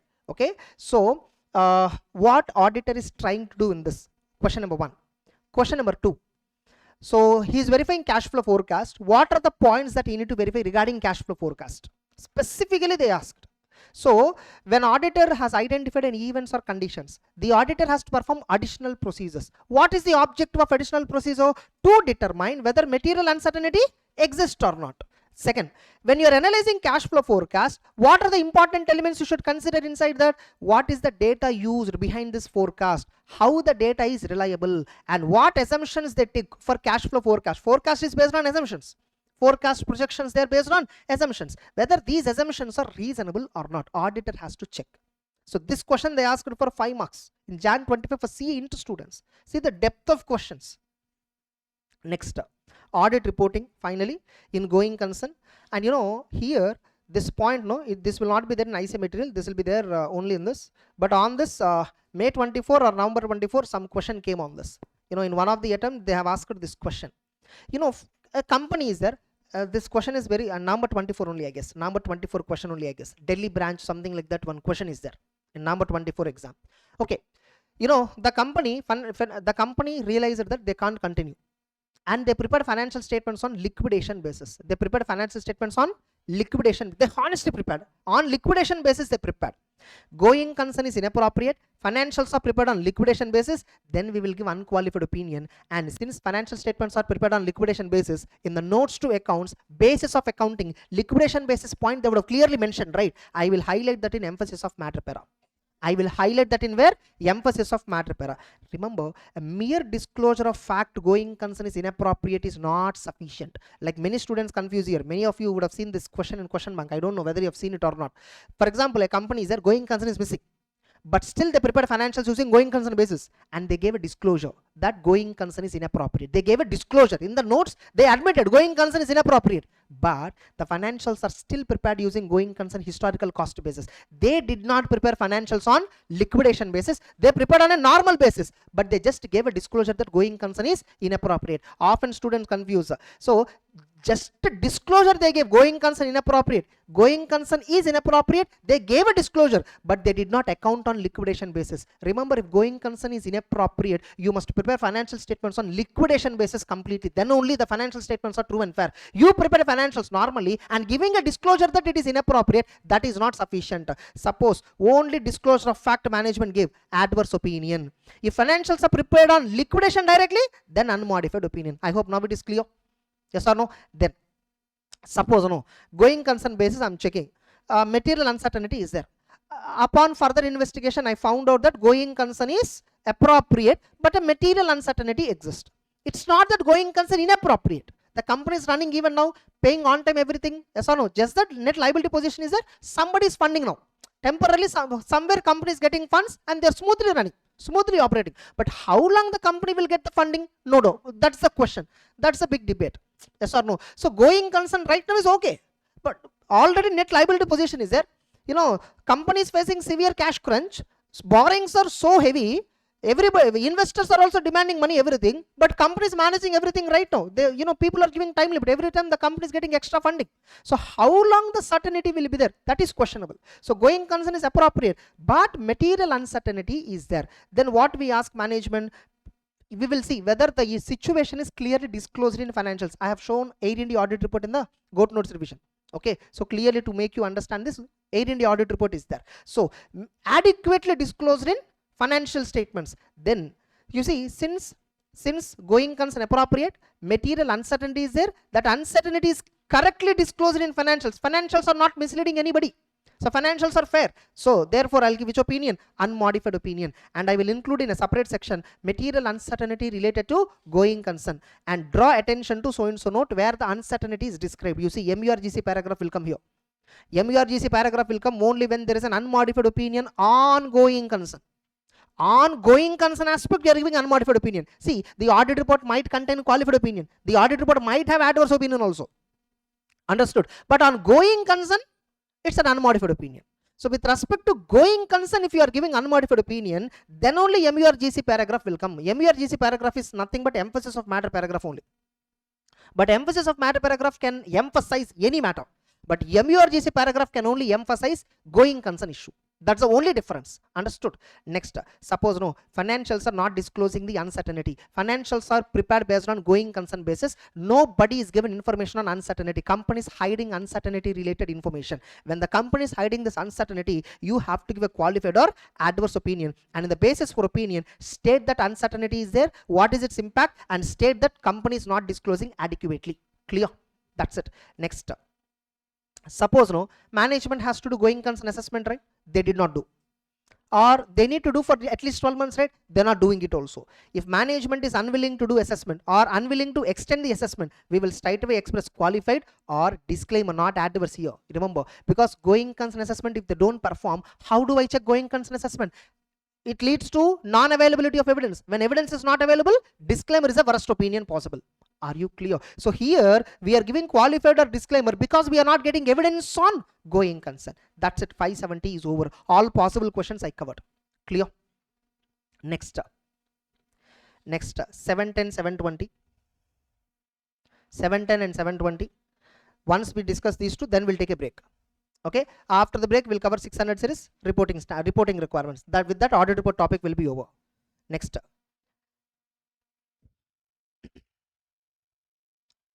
Okay, just 2 minutes. 710. Comparative information, corresponding figures and comparative financial statements. Remember, the standard heading is mainly comparative information only. It is dealing with what? Comparative information only. This comparative information is two approaches. This comparative information is two types. One type is corresponding figures, another type is comparative financial statements. In India, we follow corresponding figures approach for comparative information. Remember, corresponding figures is a comparative information, comparative financial statements is also comparative information. Both are comparative information only. Getting it? In India, we follow corresponding figures approach. Even everywhere else also we follow corresponding figures only. Comparative financial statements approach is nowhere. In any general purpose framework, comparative financial statements is not there. Comparative financial statement is there only in special purpose frameworks. It is not there in general purpose framework. Tell me which law will say you have to give opinion on all the years. Show me any law which says you have to give opinion on all the years. Like what exactly corresponding figures approach and what exactly comparative financial statements approach. In a corresponding figures approach, auditor will give opinion only on current period figures. Okay, balance sheet will be there, current year figures, last year figures will be there. But our opinion paragraph will talk only about current period figures. They won't talk about previous year figures. That approach is called as what approach? Corresponding figures approach. Yes or no? Comparative financial statements means what? The opinion para refers to each period. Each period presented. Suppose a balance sheet is having all the 3 years. For example, current year, last year, even third year. Third year also included. You have to give opinion on 22-23, 23-24, 24-25. All the years you should give opinion. Tell me which framework in India, which law in India, which law in the world talks about comparative financial statements. There is no law. All general purpose financial statements deal only with current period. Okay, like comparative information also auditor has to give opinion means it's a special purpose. It might be a special purpose financials. Next, generally, this comparative financial statement is very popular when the companies are preparing. Suppose a company is going for listing, okay, and they want to show financial statements as per Ind AS. All these days they are preparing on normal accounting standard, and now they have to prepare financials on Ind AS, and they need to present last 3 years comparative Ind AS financial statements. At this time, generally, audit report will be given, and remember, that's a special purpose financials. These are special purpose financials which are included in prospectus for public purpose. Yes or no? Though wide range of users see that, it's a special purpose framework only at the end of the day. Because of a legal requirement we are preparing. Generally we don't prepare that. Because of a legal requirement we are preparing. That's it. We call it as what? These financial statements are called as adjusted financial statements. Restated, yeah, restated financial statements. We call it as restated financial statements to be included in prospectus. That is the only way where comparative financial statements fit. That example, that's the only example which will fit as part of comparative financial statements. Now, nature of comparative information, directly this itself can be asked as a 3 marks question. No, what is the nature of information, sir? Should I go with corresponding figure? Should I apply comparative? This is often decided by applicable financial reporting framework. Nature of comparative information is often decided by which framework? Applicable financial reporting framework. And there are 2 approaches for comparative information. One is corresponding figure, another one comparative financial statement. Comparative financial statements, restated financial statements, best example. Next, objectives. The objective is ultimately you should get evidence on comparative information, whether it is presented as per applicable framework or not. You just have to check whether applicable framework is complied or not, and report as per various reporting responsibilities. What is a comparative information? Comparative is nothing but what? It's an amount and disclosure for one or more prior periods which are included in financial statements because of applicable financial reporting framework. As per applicable framework, prior period amounts and disclosures I am including in financial statements. Now, what is the audit procedure for comparative? 4 marks questions right away. What is the audit procedure? Auditor has to verify whether comparative information is included and classified correctly, and auditor has to verify whether comparative information is agreeing with the prior period balance sheet. You take trial balance opening and compare last year signed audit report and balance sheet, and you see opening balance verification. That itself is a procedure for comparative information also. And you need to verify consistency of accounting policy, and if at all any accounting policies was changed, whether they were accounted and disclosed correctly in the current period or not, check out. And if MMS is there in current comparative information, perform additional procedures for current period impact. Suppose if at all you identified any material misstatement in comparative information, see what is its impact on the current period, and finally get a representation for the periods referred in opinion section, and also get a specific representation for prior period items. If at all any prior period item is there, auditor has to get a specific representation that all the prior period items were identified, accounted, disclosed separately. So you need to get a specific representation. These are the audit procedures for comparative information. Straight 4 marks question can come. Are you clear? Mark my word, in this revision 12 hours, whatever the questions I'm telling you, the same will be there in that upcoming exam. Pakka. Because all the questions I'm covering, no? Next. Fine. So, audit reporting. Now, what is the audit reporting for corresponding figures? This is important. What is the audit reporting for corresponding figures? Generally, in corresponding figures, no, our opinion generally not refer to corresponding figures. However, in our audit report, we give reference to corresponding figures in the following scenario. Suppose prior period financials were not audited. Prior period financials were not audited. In other matter paragraph, we should state that corresponding figures are unaudited. And just because you are making this statement, that doesn't mean you are exempted from verifying opening balances. You have to obtain sufficient appropriate evidence on opening balances, whether they are free from MMS or not. So fight and responsibility will be same. It is just a disclosure. The disclosure, it is only a disclosure of fact. When prior period financial statements were not audited, please refer that in the audit report. Now, how should I refer that in audit report? Prior period financials were not audited. In other matter paragraph, I need to refer. Understood? And just because you are making this statement, you are not exempted from getting evidence on opening balances. You still have responsibility to obtain sufficient appropriate evidence on opening balances as per 510. Clear? Next, not only that, suppose prior period financials now audited by predecessor auditor. So for me, this is an initial audit engagement. Initial audit engagement means what? Last year some other auditor was there. This year I replaced him. Yes or no? That time also, regarding prior period auditor, I need to refer in my other matter paragraph. So include other matter paragraph stating prior period financial statements were audited by predecessor, and mention the type of opinion and reasons for modification and date of the report. If prior period financial statements were audited by predecessor auditor, who is the predecessor auditor, what report he gave, opinion, what opinion he gave. In case if it's a modified opinion, whatever basis for modified opinion section reasons will be there, copy paste it, and also date of the audit report. So corresponding figures we will refer in these 2 scenarios. Apart from this, there are 2 more scenarios where we refer about corresponding figures in the current year audit report. Generally, when I'm giving audit report on current period figures, I don't even talk about prior period figures, but I will talk about them in 4 circumstances. 2 circumstances I just now covered. Now remaining 2 circumstances. You know, prior period auditor gave a modified opinion, right? For example, now that modified opinion, why he gave? No, because of some material misstatement or some reason is there. That is still unresolved in the current year. Prior period modified opinion, prior period modification is still present in the current period. That is not yet resolved. Now you see. Now, and not just resolved, it is not resolved, right, in the last year, and in current period also it is material. That method, for example, the company is following a wrong method of accounting for depreciation or wrong method of valuation for inventory. The same method is followed even in the current period, and in current period also, because of that wrong method, it is material in current period. Then I will refer to both current period and corresponding figure in the basis for modification. Then suppose last year modified opinion was given because of a material misstatement for some reason, and that impact in the current period is not material at all. That impact is not material. Last year it was material. Last year auditor already gave a modified opinion, or I myself might be the last year auditor. Last year I gave a modified opinion, and that reason is reflected in opening balance. But on the current period, that impact is not, that is negligible impact. That don't have any impact at all. So current period figure is free from MMS, but last year figure is containing MMS. Comparability is wrong again here.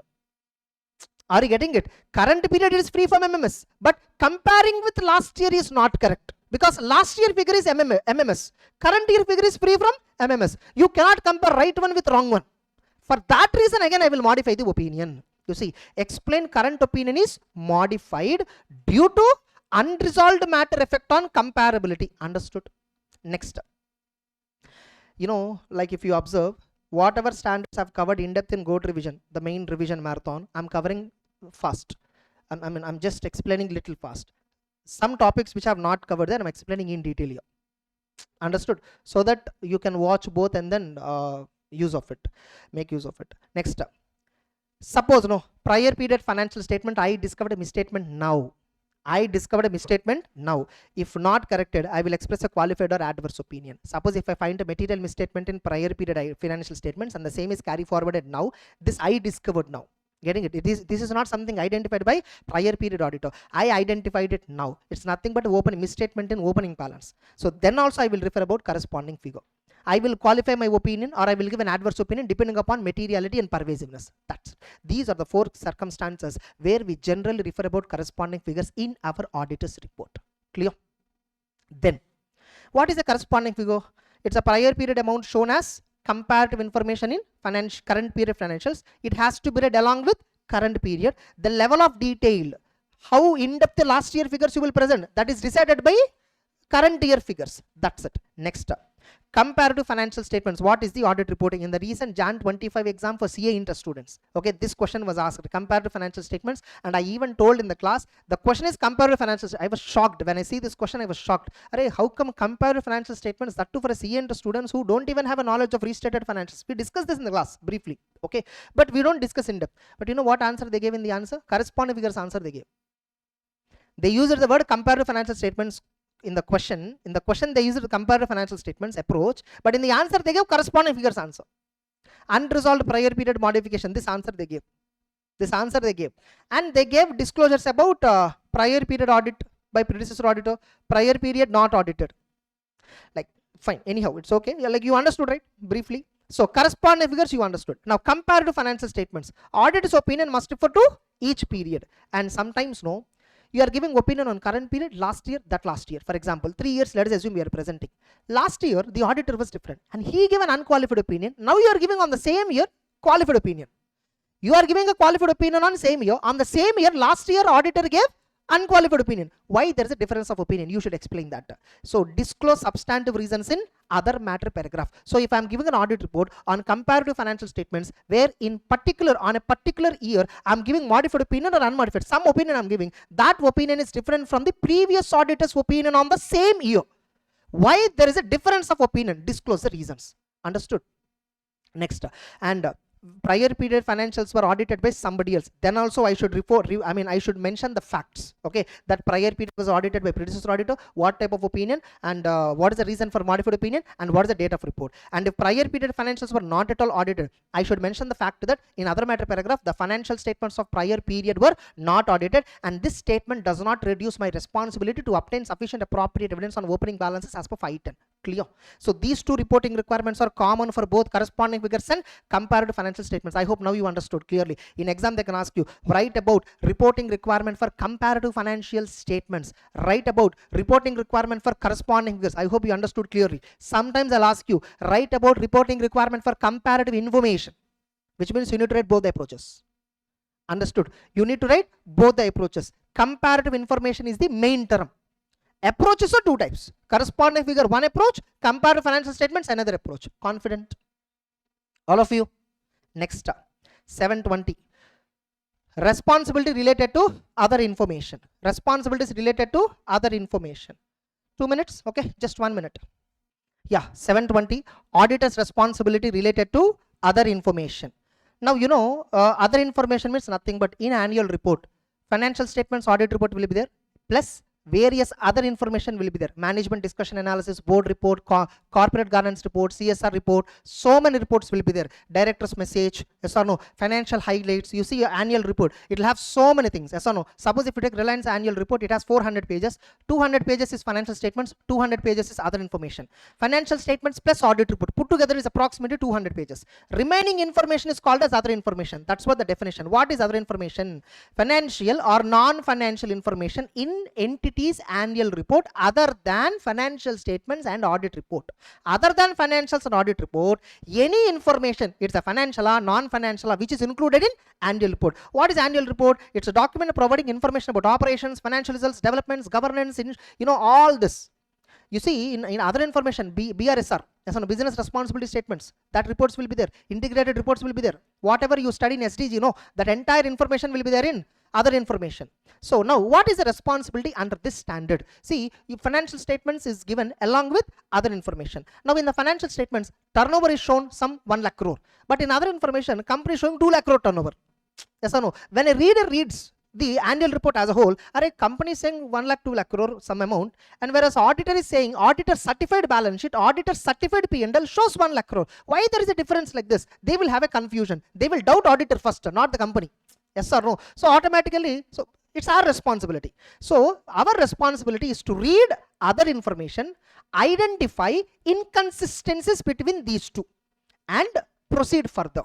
Okay, in the recent exam, what they gave, in the May 25 exam, reporting requirements they gave. This question they gave, audit reporting requirement for other information, May 25. Some students will strike off saying this will not come again now. Don't believe that.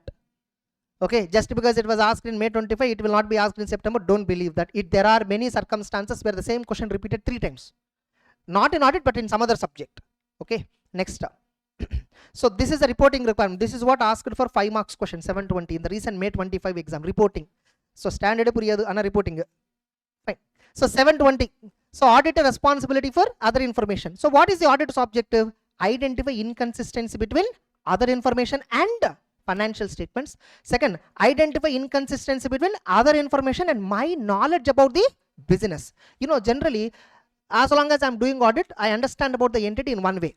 But the moment I start reading annual report, I will get to know about various new points. If at all I know this earlier, my risk assessment procedure, further audit procedure would have been different. So that is the reason why you should read other information also. So when you're reading other information, you will identify some inconsistency between what you know about the company and what is there here. And you will also know what is there in the financial statements and what is there in the other information. Now respond appropriately if inconsistencies are found. If at all inconsistencies there are, here number is different, there the number is different, here disclosures are different, there disclosures are different. Respond and report as per this particular standard. See, the object to so clearly explain. Identify inconsistency between other information and financials, identify inconsistency between other information and auditor's knowledge about the business and its environment, and if inconsistencies are found, respond appropriately. Responding, first you should respond, you should talk to the management, resolve it. If they're not resolving, ultimately come and report. Clear? Now, and remember, just because I'm reading other information, am I responsible to give opinion on other information also? No. Auditor does not provide any assurance on other information. Next. What audit procedure? They'll ask you straight away 3 or 4 marks question. What is the audit procedure for other information? First, ask management, what is the final version of our annual report? Before you date the audit report, don't directly go audit report. First ask management, give me annual report first, final version of the annual report. Otherwise, get a representation. Suppose management said, sir, annual report is not ready. Only when you give, our holding company will prepare annual report. For us also, holding company only will take care of it. Like some reasons they're saying. Then get a representation that before publishing this audit report to public, the annual report will be made available to me. Understood? Then read other information. Now once you got the other information in your hand, what you need to do? Read it. Why you have to read it? Check for inconsistencies. What inconsistency? Inconsistency of other information with financial statement, inconsistency of other information with auditor's knowledge of business, and respond appropriately. So what is the audit procedure? First obtain the information, then read the information. Why you need to read the information? To figure out inconsistencies. That's it. Next.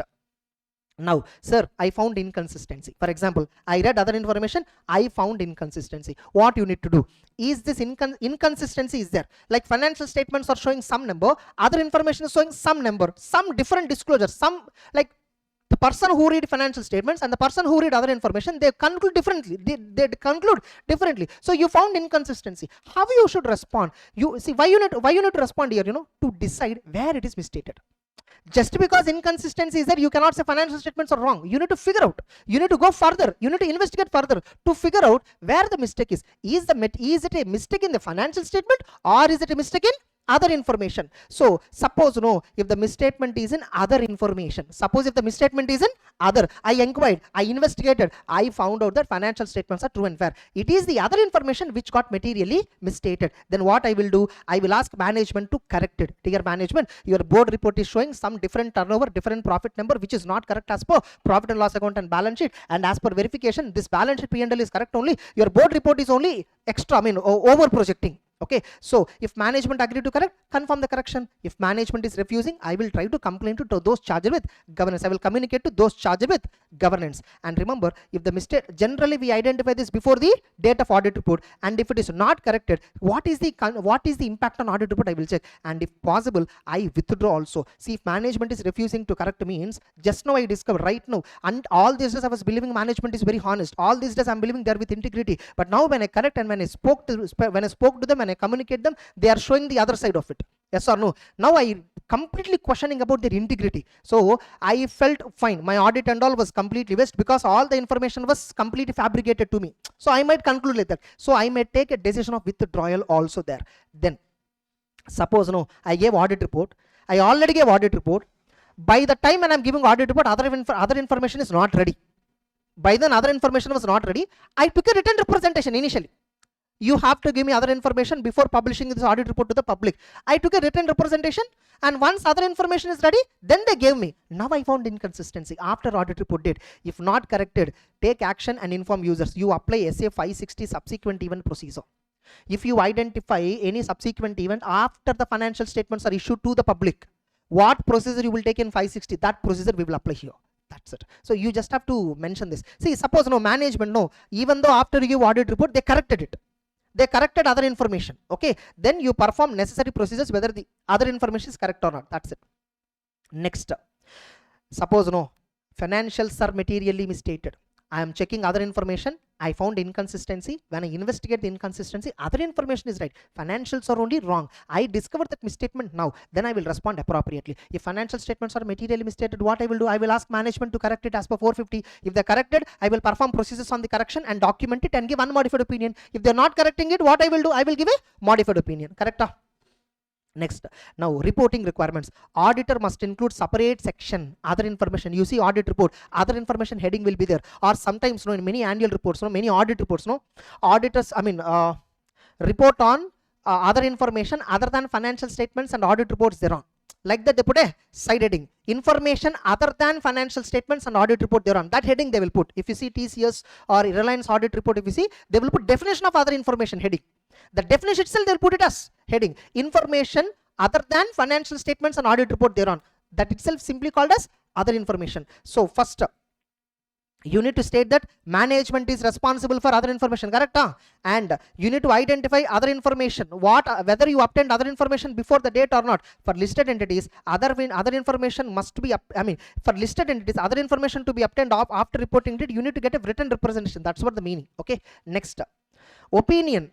Remember, you need to clearly mention a statement that your opinion does not cover other information and you will not give any form of assurance on other information, and describe what is your responsibility for other. My responsibility is to read other information, identify inconsistency, respond appropriately, and if other information is obtained before the date, statement that nothing to report. When you will say nothing to report, when there is no inconsistency, or inconsistency is there but was resolved later on, and description of misstatement if uncorrected. Which misstatement you will describe here?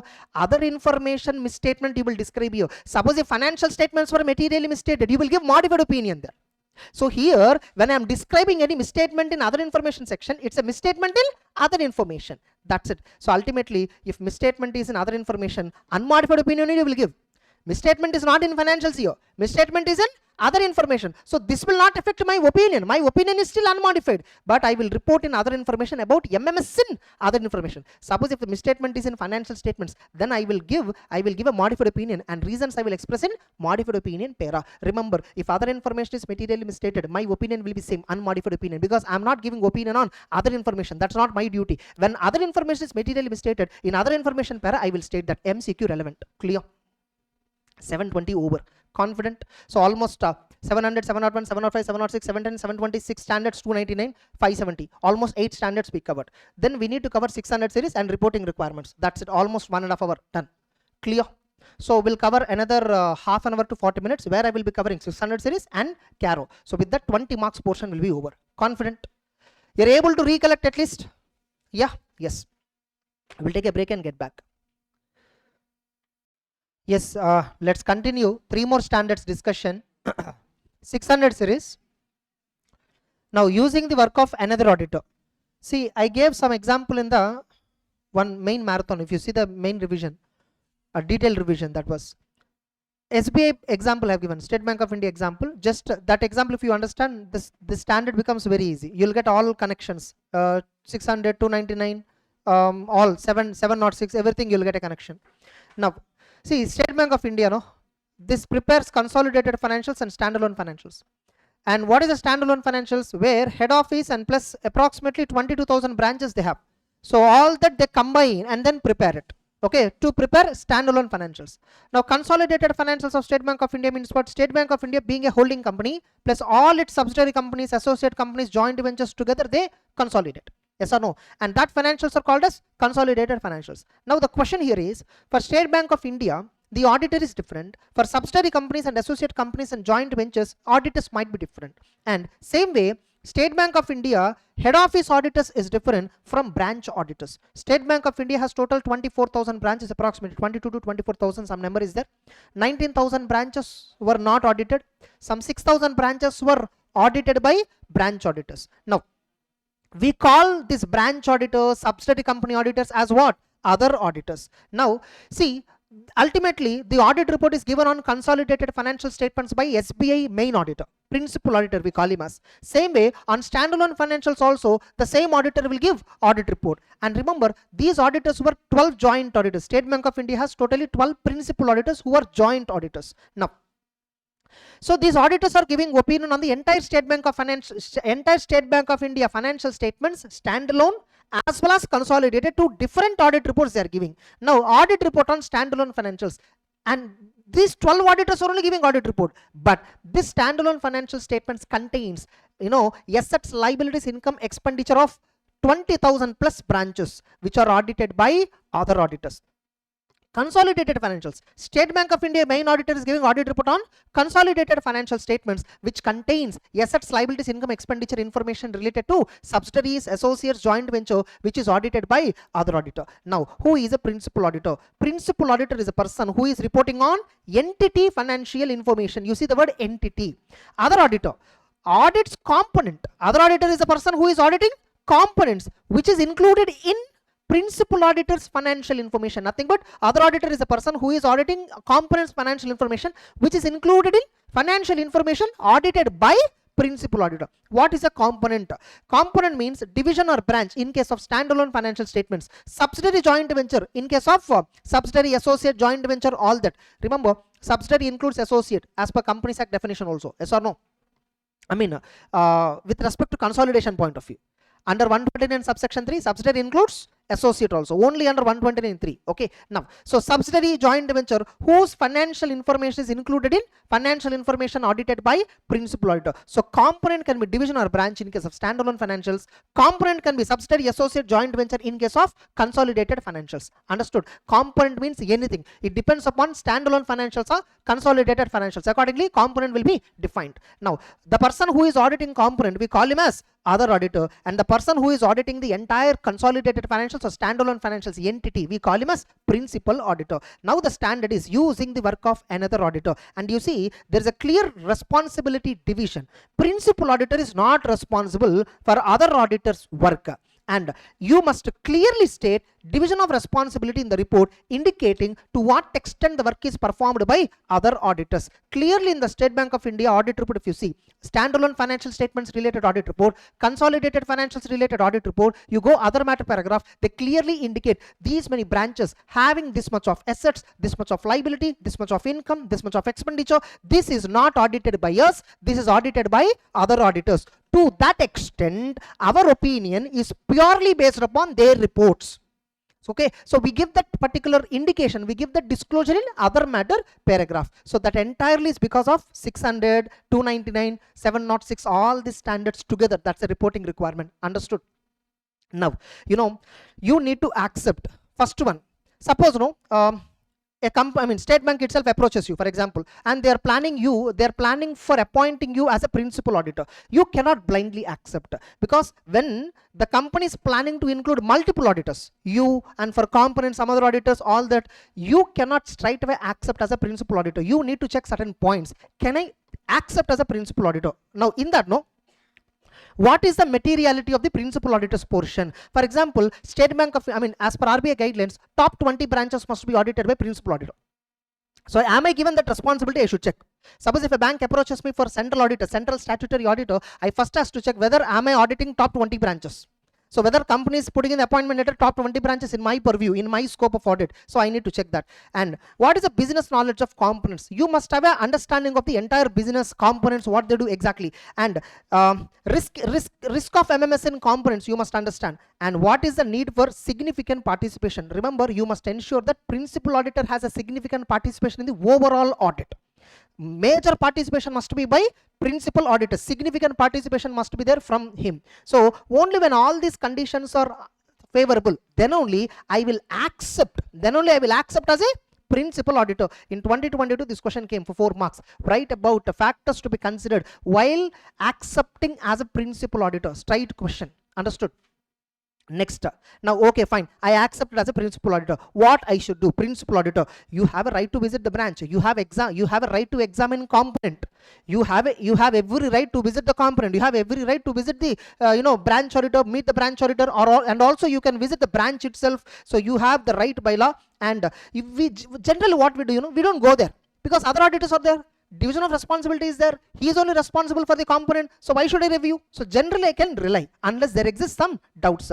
And remember, you should assess competence of other auditors, especially if the other auditor is not a member of ICAI. This generally comes in case of foreign branches. So for foreign branches, the auditors will be appointed locally as per the foreign law. Even in Companies Act, it is permitted. For foreign branches, the main auditor CA can do, or another CA can be appointed, or and the accountant as per the laws of that nation. Yes or no? So he can be appointed. When the other auditor is not a CA, generally you have to check whether his competence is correct or not, because his report is what you are going to use ultimately. You don't know whether branch financials are true and fair. You are purely believing other auditor's report. He says true and fair, you will believe it is true and fair. Understood? Next, now procedures when using the work. You decided to use other auditor's work means you decided to rely upon him. So like what you need to, at planning stage itself, advise how his work is going to be used. So tell other auditors, look, you have to first finish the audit. Only when you finish the audit, only when you give your branch audit report or subsidiary company audit report, then I can use it and give my overall audit report on standalone financials, my overall audit report on consolidated financials, and I need to coordinate with him. And I will inform special attention areas, special transactions, and I will also inform other auditors about the timetable. And I will advise the other auditor what are special accounting requirements applicable for this entity, what are special auditing requirements applicable for this entity. Suppose I am auditing overall company, CARO is applicable. I should tell other auditor, you should also give CARO opinion, CARO related points in your audit report. So all these points I will perform when I am performing when I'm using the work of other auditor. This itself is called as principal auditor procedure. This itself is called as principal auditor's procedure. 4 marks questions right away.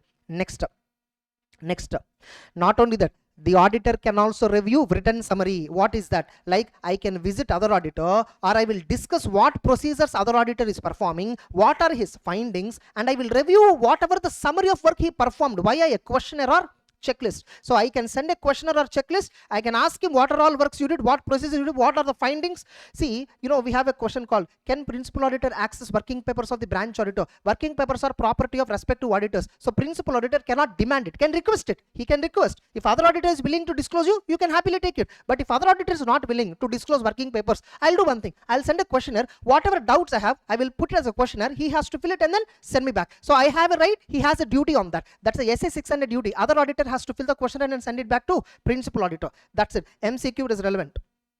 Next up, consider significant findings. So I will discuss findings with other auditors, and also components management, nothing but branch management in case of standalone financials. Component means what? Subsidiary associate company in case of consolidated financials. If there are any significant findings, I will discuss with the auditor, I will discuss with the management, and if required, I will also apply supplementary procedures. I can go visit and I will do supplementary audit procedure. Supplementary means what? In addition to whatever the component auditor did, I can do certain audit procedures. And if other auditor is not a qualified CA, I will have to specify his competence. That's normal as usual.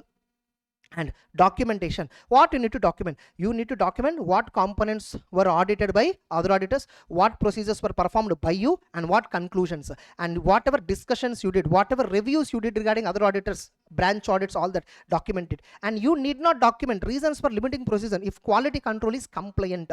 If at all other auditors are also belonging to your firm only, for example, and they are also following quality control policies and processes of your firm only, and you didn't verify other auditors working, you need not document any reason why you didn't verify.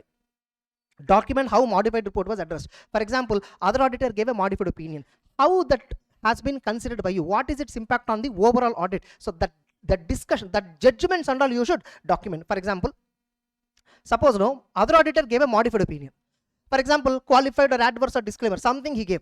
There is no necessity for you. You should also copy paste the opinion in your overall audit report. You should see the significance of the component in the overall financial statements. Suppose State Bank of India, 25,000 branches were there. One branch auditor gave an adverse opinion. Should I give adverse opinion on the entire State Bank of India? Not required. I will see what is that branch quantum in the overall financial statements. If it is material but not pervasive, even though he gave adverse opinion, I will give qualified opinion. If it is material and pervasive as a whole on the financial statement. Suppose he gave adverse opinion because at branch level it is material and pervasive, and when I see the impact on the overall financial statements, it is material and pervasive at overall company level also, then I will also give adverse opinion. So, and sometimes if branch auditor gave an adverse opinion, I feel that adverse opinion, the reason why he gave adverse opinion is immaterial at overall consolidated level, I will ignore it and I will give still unmodified opinion.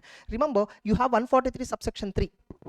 Inside the clause number C, if you see 143 subsection 3 clause number C, whether report of other auditor is considered by you. The requirement is what? Report of other auditor considered by you. They're only asking, have you considered other auditor report? When you're framing your overall report, you just have to consider. Consider means what? Consider, take a decision as per this. So see, so modified opinion, SS impact on own audit report. Document how qualification adverse remarks were dealt with in the overall audit report, and if work is unusable, suppose you are not able to get, you're not getting audit report on time, or you understood that other auditor will not cooperate you, and you are unable to obtain sufficient appropriate, then it's a limitation on the audit. You will give a qualified opinion or disclaimer of opinion. But remember, here if at all other auditors work you are unable to use because management is imposing limitation, then 705 management imposed limitation, consequences of management imposed limitations. I think that point I have not covered. So what is the consequence of management imposed limitation? Very simple. I will ask management to remove the limitation. Please give me all the evidences I want. Don't give any restrictions on me. All that I'll just request them. If management removes, I'll perform the procedures and go further. If management does not remove limitation, then I will see what is its impact. Possible effect is material but not pervasive only. Even though management is having some limitation on me, the impact is going to be material but not pervasive. I will simply go and give qualified opinion. Suppose if impact is going to be material and pervasive, standard first suggestion is withdraw from the engagement, resign. Okay, because management is imposing limitation, you are unable to perform the work, and the limitation seems to be material but and also pervasive. Withdraw from the engagement if permitted under law, if possible under the law. If withdrawal is not possible, then you give disclaimer of opinion. Withdrawal not possible means what? For example, LODR regulations we have, SEBI LODR regulations, 45 days. I hope you remember that. So what is that SEBI LODR regulation says? Suppose if an auditor want to resign within 45 days from the end of the quarter, yes or no, then you have to give review report for that quarter and then resign. Suppose you want to resign after 45 days, then for the ongoing quarter you should give review report, for the previous quarter you should give review report and then resign.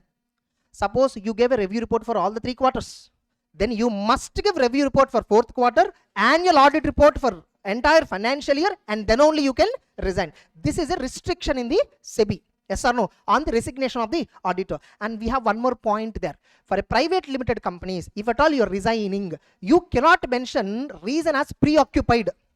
Preoccupied means what? SA 220 says very clearly, before accepting the engagement, check whether you have time, competence, capability, yes or no, and without checking all that you accepted. Now you cannot say preoccupied reasons. You need to clearly mention a valid reason, yes or no. That's it. So I think that point I have covered, though I am not showing you in the book. I hope you're able to recollect. Okay, yeah, that's it. Next, coordination between auditors. Between these two, there must be sufficient coordination, yes or no.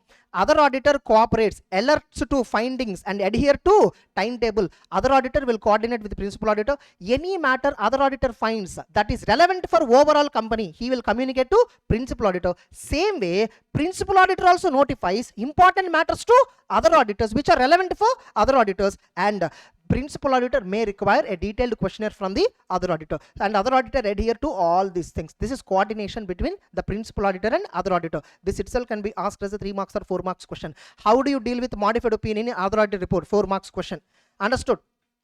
What are the documentation responsibilities in case of SA 600? 4 marks question. Any of this can be tested. Understood? 600 over. Next, 610.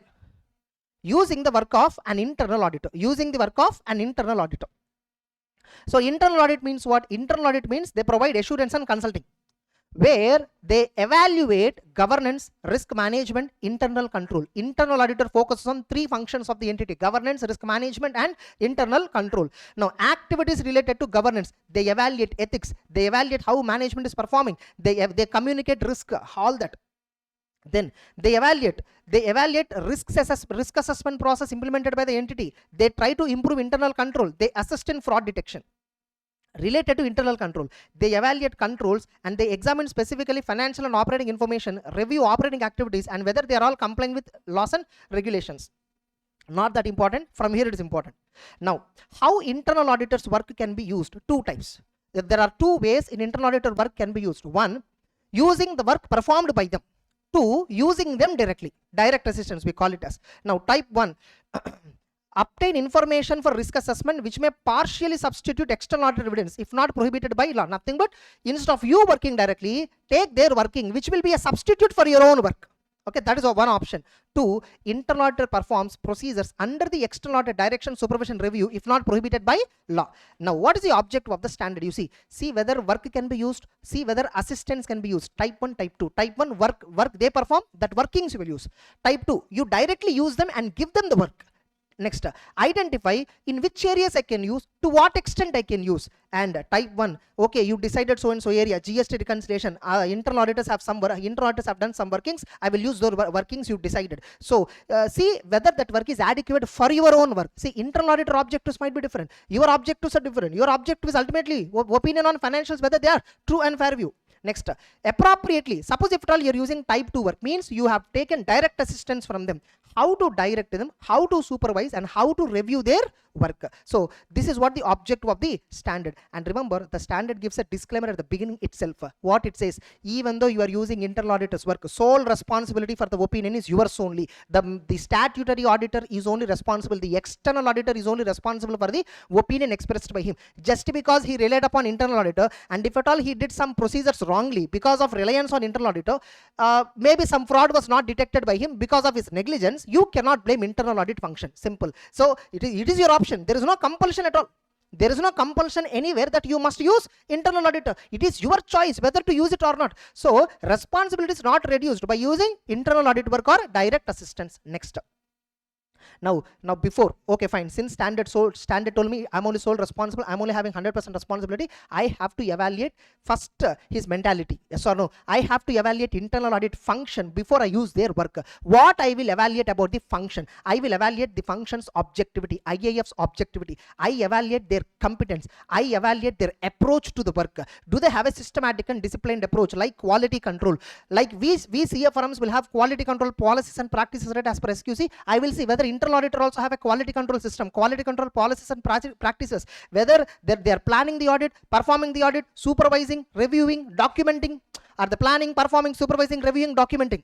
And also have a quality control. Do they have a systematic and disciplined approach? What is a systematic disciplined approach? You plan the work, perform the work, supervise the work, review the work, and document it.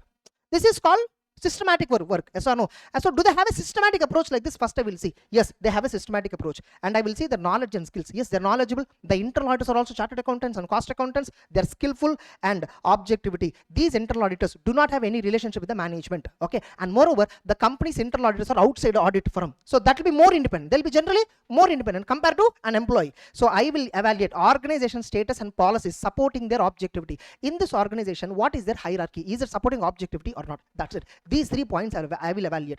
You know, when I will not use, IAF shall not use external auditor work when objectivity is not adequate, lacking competence, does not apply systematic disciplined approach. If in any of these 3 cases, any one condition is enough. Okay, I will not use the work of internal audit function. Suppose in all the 3 cases the answer is right. Okay, objectivity is there, competence is there, systematic disciplined approach, all the 3, the positive answer I got. Then I will use their work. Now when I'm deciding to use their work, to what extent I will use the work? Okay, I decided to use their work. To what extent? Literally every element of financial statements they audited. Purchases they audited, sales they audited, employee benefit they audited, going concern they audited, everything they audited. I cannot directly take their working papers and give a simple audit report. No. Even after using the the external auditor shall have sufficient involvement in audit. The management should feel that the external auditor is sufficiently involved in audit. Where you can use internal audit works, where for testing controls you can use, substantive processes where limited judgments are involved, there you can use, inventory observations you can use, for tracing transactions in the accounting software, for that you can use, for checking laws and regulation compliance you can use, or for reviewing audit reports of components which are not significant to the group, there for that purpose also you can use. So examples of usage in exam, they'll ask you what is the nature and extent of write about nature and extent of work of IAF to be used by external. The external auditor has to consider nature and scope of IAF work. You consider first what is the nature of work delegated to him, what is the scope of work delegated to him. Internal auditor scope is highly subjective. It is decided by management. In every company the scope of internal auditor is completely different. Understood? Now, so in all these cases we can use, but there are some cases external auditor only shall make significant judgments. You shall only take where more judgment is required in procedures, or where more judgment is required in evaluating evidence, or when the risk of MMS is high, or function is lacking objectivity, function is lacking competence. In all these cases external auditor has to perform the work more directly and use less of the work of internal auditor. In exam they'll question you, they'll ask you under what circumstances external auditor has to use more external auditor has to perform the work more directly and use less of the function. These are the cases. So you need to write the entire answer. You need to write the entire answer for that question. Understood? 4 marks or 5 marks question possible. Next. Now, okay, fine. I understood where to use, where not to use. Now I am using the work, right? Using the work. So first discuss with him which areas you want to use the work, because you are also at the beginning of the year appointed somewhere in July or June, July, August, September. So within first half year your appointment is already completed. So at the beginning itself coordinate with the internal auditor what works he is planning to do and what works you also have. So tell him these are all the areas you require the work. So review internal auditor's report, nature, extent and findings, what kind of procedures they did, to what extent the procedures were done, and what are the findings. Then perform sufficient procedures on IAF work. He already performed the work. No, see adequacy, whether that work is adequate for you. He did GST reconciliation, but his reconciliation objective is different. Your reconciliation objective is different. Whether IAF is properly planned and performed supervised, whether sufficient appropriate evidence is obtained by internal audit function or not, whether conclusions reached by him is appropriate or not, whether reports are consistent with results performed. Which reports? Internal auditor's report. So whatever report they gave, what conclusions have taken, what documentation they have, are they all consistent with each other? Check out. So this is what you need to perform to assess adequacy. They'll give you a case study. You are appointed as an auditor for so-and-so company which has an internal audit function. You decided to use internal audit function at so-and-so area. Internal auditors have performed so-and-so work. You have to check before accepting that work. Before taking the workings, you need to check adequacy of the work. What points you will check in adequacy? These points. Whether the IAF properly planned, performed, reviewed, all that works, and whether sufficient appropriate evidence obtained or not, whether conclusions reached are appropriate. Conclusions appropriate means what? What evidence obtained, what conclusions they reached, yes or no, and whether the reports are matching with the results of the work performed. That's it. Next. And to what extent you will perform, you see, you will assess all this, you will have to verify their planned scope, timing, everything you verify their evidences, you verify their conclusions. To what extent it is influenced by, it is responsive to judgment, external auditor's evaluation of judgment involved, MMS risk, objectivity, level of competence. Suppose internal auditor is having, the area is less judgmental, the risk involved is low, objectivity high, competence is high. My involvement will be very less. My involvement will be very high when the risk is high, when judgment involved is high, objectivity low, competence is low. In all these cases, my procedure, my nature and extent of review of internal audit work, that extent will be very high. Next. Direct assistance. External auditor usage of IAF staff for direct assistance. What is direct assistance? Auditors performing procedures under direction supervision. Just like my engagement in my articles, how they perform under my direction supervision, internal auditors also will perform under my direction and supervision. Now, when can I take this direction? What evaluation I should take? What evaluations I should consider before I decide to use direct assistance? Same, 2 evaluations here, not 3.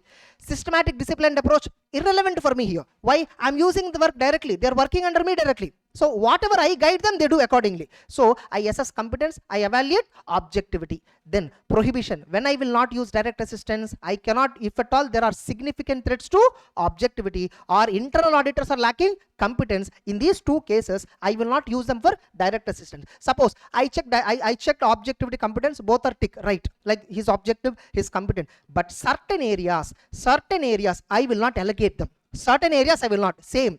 Significant judgments, wherever significant judgments are involved, that area I will not allocate to internal auditor. Areas where high risk is involved, that I will not allocate to him. Work I will allocate it to my CA team members. Okay, work which is already performed by them. And whatever decisions I have to take under this standard, under 610, I have to take certain decisions. What decision? Should I use internal auditor work? Should I use direct assistance? That work I cannot give them.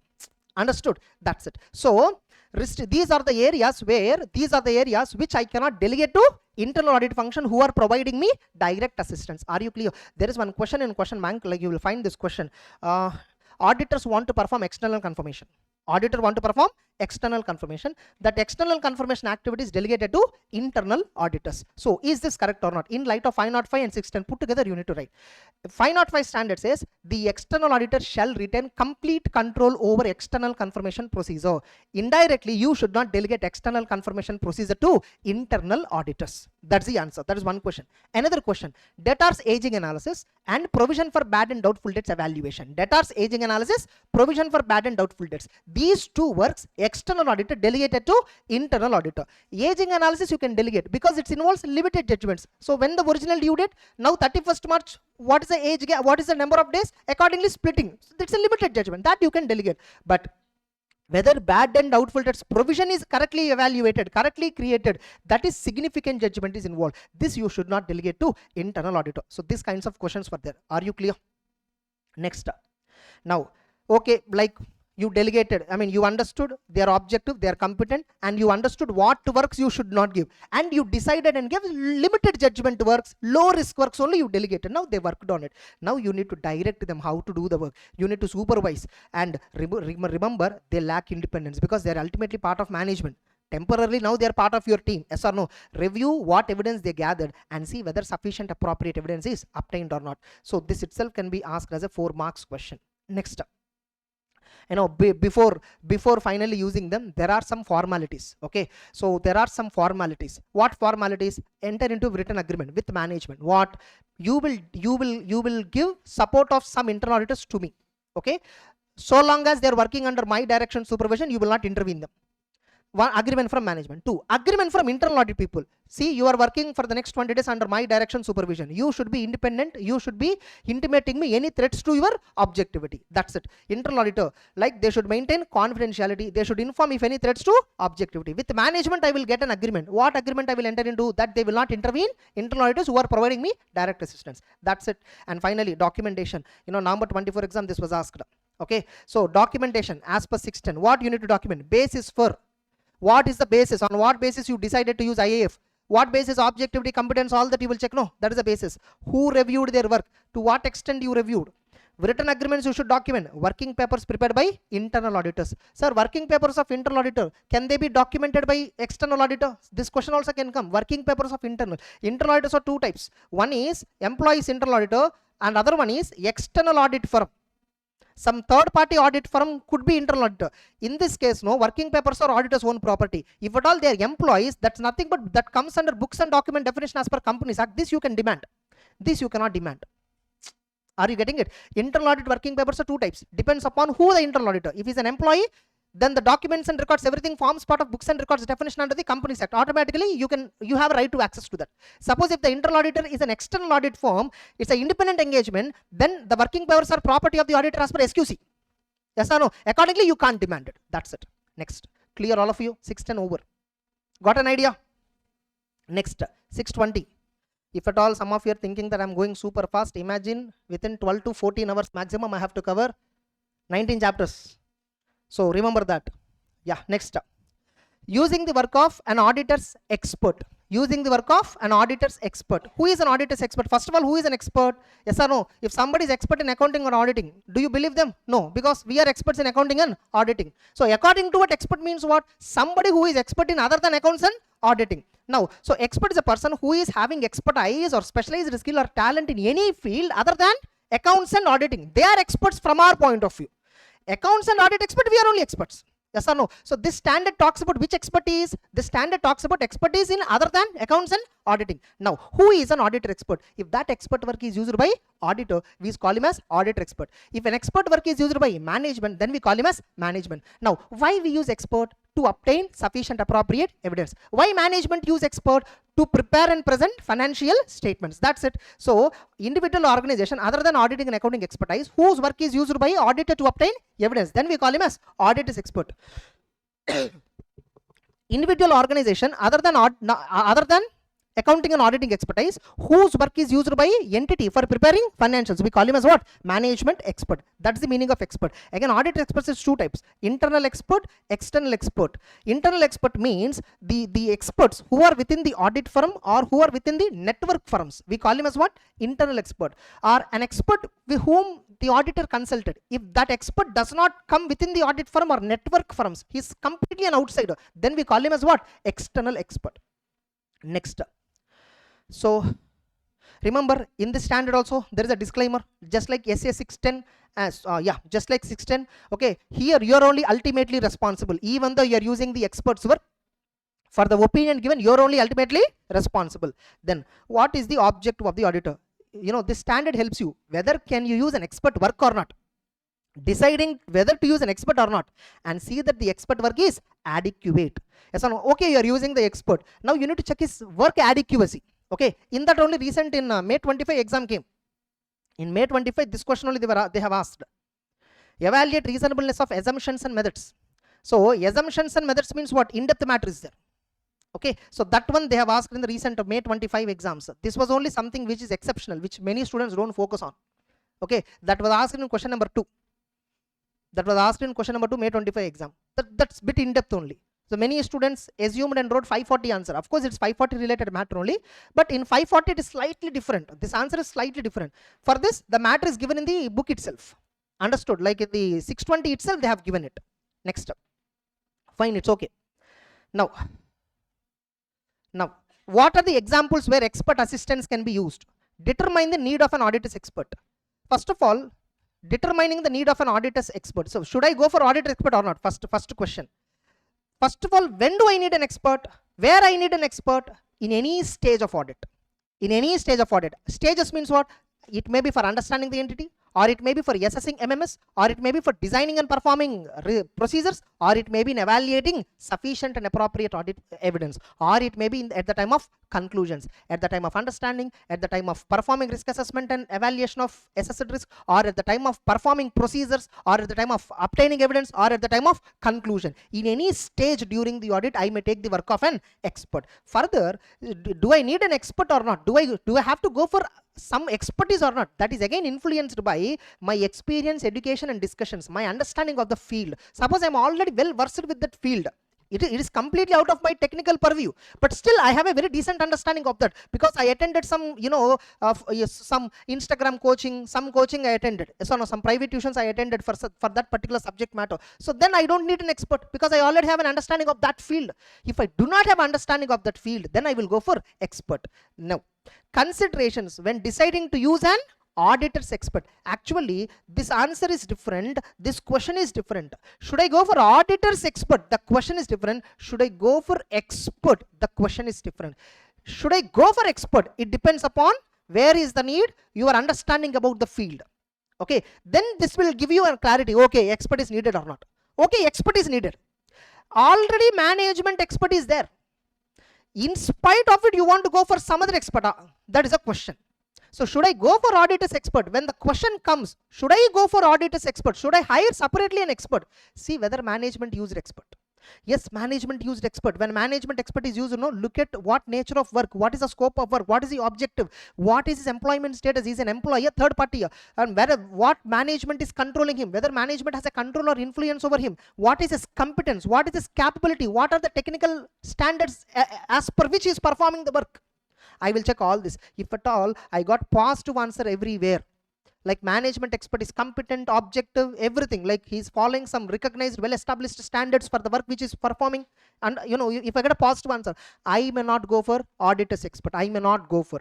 Suppose if I got somewhere management expert is influenced by management, controlled by management, his decisions are not completely reliable, then I will go for auditor's expert. Now, what are the considerations? Whether should I go for auditor expert or not? The considerations are whether management used an expert, and what these are the points you should consider. Second, nature, significance and complexity of the matter. What is the nature of the matter for which I'm looking for expert? What is the risk involved? What is my knowledge or experience with that expert? And availability of alternative. If at all I can get evidence to alternative, why should I hire an expert? Unnecessary expenditure, yes or no? And what is my experience with that expert? That also influences me. Do I have context? That also influences me whether should I go for expert or not. And what is the risk involved? What is the complexity involved? These all factors will make you to decide whether an auditor expert is required or not. That's it. Next. Fine. And remember, your audit procedures are influenced by experts work. Obviously, the moment you decided to take an expert work, your nature, timing, extent of audit procedure will be influenced. So and more extensive procedure needed, especially your audit procedures. Your audit procedures have to be extensive when the matter is complex, when you don't have prior experience with that expert, or expert is performing procedures that are integral part only. For example, I don't understand about the business itself. There, if I'm asking expert, only once the expert is recruited, only when he trained you correctly, only when he explained you everything, then only you can start the work. Yes or no? So your nature, timing, extent. Nature, timing, extent means what? Nothing but your plan, audit plan. Your audit plan is substantially influenced by use of the work of the expert. And especially you need to perform more extensive procedure when experts work is integral to you. For example, a company which is a defense company appointed me as an auditor. So for the defense company, I never have an experience because this is regulated by so many government rules and regulations. Yes or no? So to understand defense industry, I need an expert. Next up, expert is external. So one more thing, when the expert is an external party, not an auditor's internal expert, that time I need to perform more extensive procedure, because external expert is not subjected to firm's quality control procedures. My firm quality control procedures, who are subjected to? My internal staff. Yes or no? So a person who is external to my firm or my network firms, he is not subject to our quality control. How he should work, what he should work, what documentation he should gather, that and all he may not ever. So I have to sit and explain him everything. So more extensive processes are needed in all these circumstances. 3 or 4 marks questions, right? Are you clear? And fine, I understood whether should I need an expert or not. I understood. Then I decided whether I need an auditor expert or not. Then I also understood the fact that because of experts, my work will affect. Then now, I need to evaluate competence, capability of auditor's expert. So before I recruit, I need to evaluate, if at all external expert, inquire about what relationship he has, like what relationship he has with the business, and get a representation from the management also. See, I will ask expert what relations you have. I'll ask management what relationships you have with that expert. Then get a representation. And if at all some relationship or threat is there, I will apply safeguards. And also I will evaluate technical standards and competences which the expert is going to apply. Relevance of competence or speciality. Here there is some other point called other matters relevant. Other matters relevant. For that I already gave one additional material, just to only one page related to 610. Just a minute. Additional topic.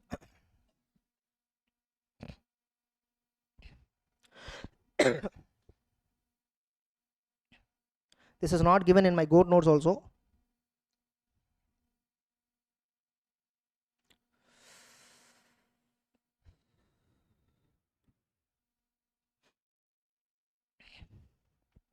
In 620 only it is there.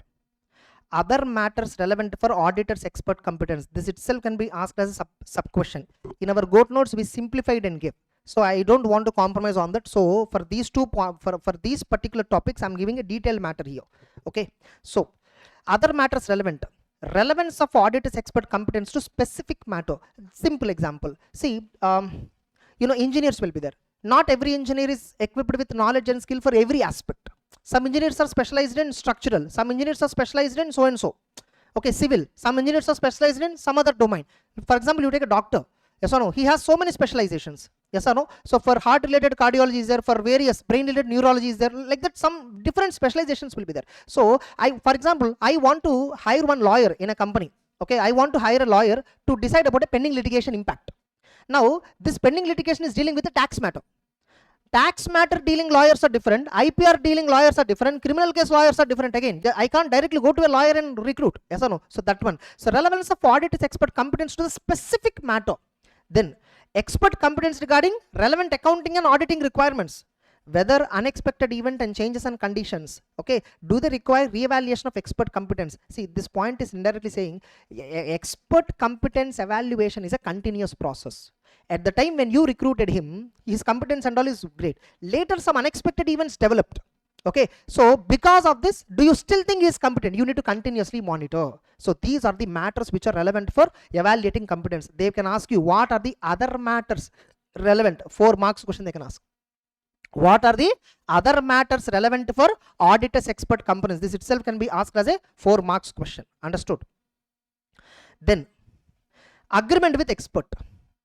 When work of expert related to significant risk. Okay, generally here we have given in the chart notes also, you need to enter into agreement with expert. What will be mentioned in the agreement? Nature of the work, scope of the work, objective, what is the responsibilities of auditor and responsibilities of expert, when they need to communicate, what is the timing and reporting deadlines and confidentiality matter. So these are all the points that will be entered with the expert in the agreement. So this itself can be asked as a 4 marks question. Now, when you are developing this agreement, especially if at all expert work is related to significant risk area, then you need to consider a few more matters. What matters you need to consider? When the auditor's expert work related to significant risk, both a formal written report at the end and oral updates during the work may be appropriate. And it helps to identify specific staff or partner who will coordinate with the expert and to establish communication procedure. This ensures timely and effective communication, especially in larger audits. For big audits, no, you need to delegate one staff specifically to coordinate with the expert so that timely communication will be there, so that the matters can be taken properly at right time. That's it. Next. Now, evaluating adequacy of the expert work. Like for example, now again we'll go back. So now you entered into agreement, you recruited the expert. Now you gave the entire inputs, information, everything. He started working on it. Now you need to evaluate his work. Before you rely upon his work, you need to evaluate the work. What is evaluating the work? Review the reasonableness of findings. What he found. Are they reasonable? Inquire. Review working papers. I will observe how he is working. I will confirm with third parties regarding his work. I will apply my logical analysis, analytical procedure. I re-perform some calculations. I will discuss with another expert. I will discuss with management. Once the expert work is completed, I will discuss with the various people to know whether this work is adequate or not. And I will evaluate reasonableness of assumptions. And also I will evaluate source data, relevance, reliability, completeness, accuracy. Yes, experts know when they are working on something. For example, they are calculating actual liability. Yes or no? They take so many assumptions. Whether these assumptions are reasonable or not, I will evaluate. 2. They use some data, right, behind this entire output of the work. What data they are using? Now regarding this assumption point in the recent exam 5 marks question they asked. Understood? 5 marks question. So that 5 marks question is nothing but assumptions and methods. Assumptions and methods means what? Nothing but this, nothing but as a 540 answer you can write. Actually 540 answer you can write, no problem at all, because mostly similar answer only. If expert provides an estimate or range to compare with management estimate, focus on checking these assumptions. SA 540 helps you to evaluate assumptions, where auditor has to check whether these assumptions are generally accepted in that field. Auditor has to check whether these assumptions are matching with financial reporting framework. Auditor has to see whether these experts relied on any specific model. Auditor has to see whether these expert assumptions are matching with management assumptions, and assess if there is any reason. Assess reasons for any differences. Suppose expert chooses some different assumption, management uses some different assumption. Suppose you have to calculate decommissioning liability, which is to be erased after 10 years. For example, inflation rate is considered by management 4%. Expert considered 7% inflation rate. On what basis he considered? Understood? Next, source data. Now this was never asked till date. There is a high possibility, okay, because you see, I say you observe the questioning pattern every time. They are picking corner questions. Yes or no? Source data. So what actually, the point here, you need to evaluate work of the expert. When you are evaluating the work of the expert, you need to evaluate assumptions.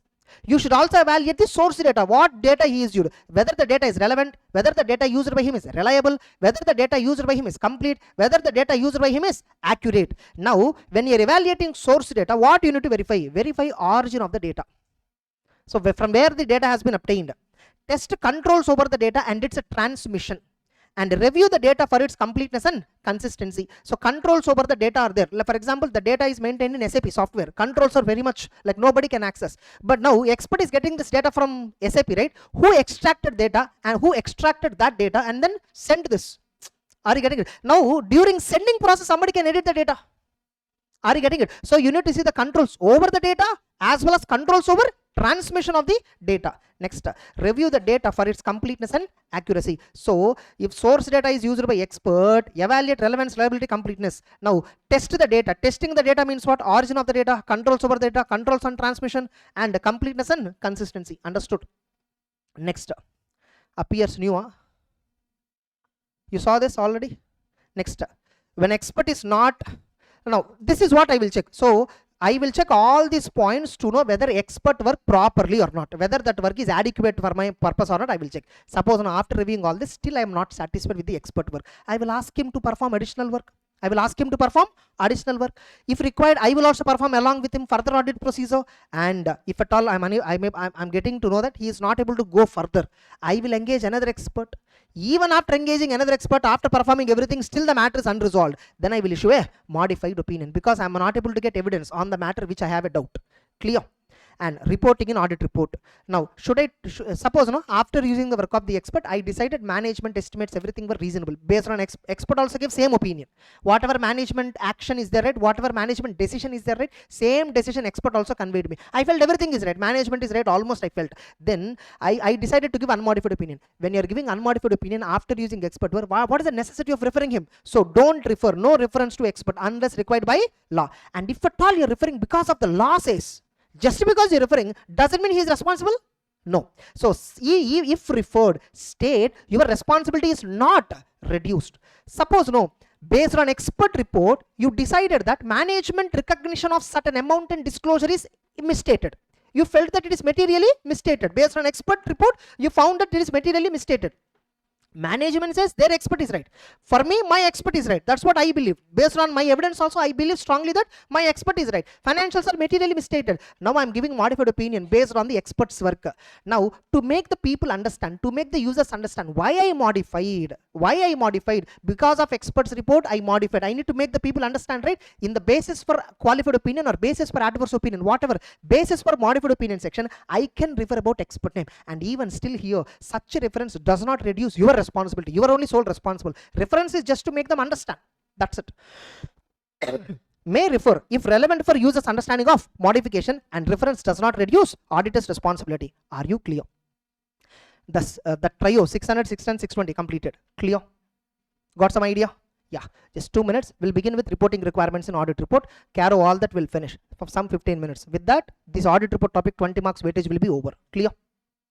Yeah. Yes. The final one in the, the final part in the audit report is report on other legal and regulatory requirement. Report on other legal and regulatory requirements. Now we have various matters to report. Under report on legal and regulatory 143.1, there are 6 enquiries. 143 subsection 3. 143 subsection 3, we call them as checklist or we call them as affirmations. Approximately 16 matters were there. Okay. Then we have 143 subsection 11. 143 subsection 11. Then we have 21 matters here. Total 21 plus 16, 37 plus 6, 43 matters. There are 43 matters which auditor has to specifically inquire, specifically verify and report in the auditor's report. In audit report, where this will come, same in audit report, opinion, basis for opinion, key audit matter, emphasis, other matter para, other information para, responsibilities of management, audit responsibility. Then you will get report on other legal and regulatory requirement, one-side heading. So there we will give it as an appendix. All these matters will come in the appendix. CARO is generally given as an appendix, okay? But 143.1, 143.3 will be given inside the audit report itself. Understood? Now, first we'll finish, CARO. And apart from 143.11, there are some other reporting requirement. 143 subsection 12. What is this 143 subsection 12? If auditor identified a fraud, okay, for less than 1 crore, auditor has to intimate it to audit committee or board of directors as the case may be. If audit committee is there in the company, report to audit committee. Otherwise to board of directors. What you need to report? Nature of the fraud, amount involved, parties involved. Further, board of directors has to report the same matters plus one more additional matter. Board of directors shall include the same, whatever audit reported, all the 3 issues, plus what actions they have taken. That and all has to be reported in board of directors report. Suppose if the fraud is more than 1 crore, you have to report directly to central government within 60 days. Okay. Now, manner of reporting, if at all fraud is more than 1 crore, first report to board of directors within 2 days. Get their explanation within 45 days. Forward to central government along with explanation. Yes or no? Report shall be on the letterhead of the auditor. The same requirement is applicable for cost auditor and secretarial auditor. And remember, the same fraud matter should also be reported in clause number 11 of the CARO. If at all any form is filed with the central government ADT 4, that information has to be given in CARO clause also. That's it.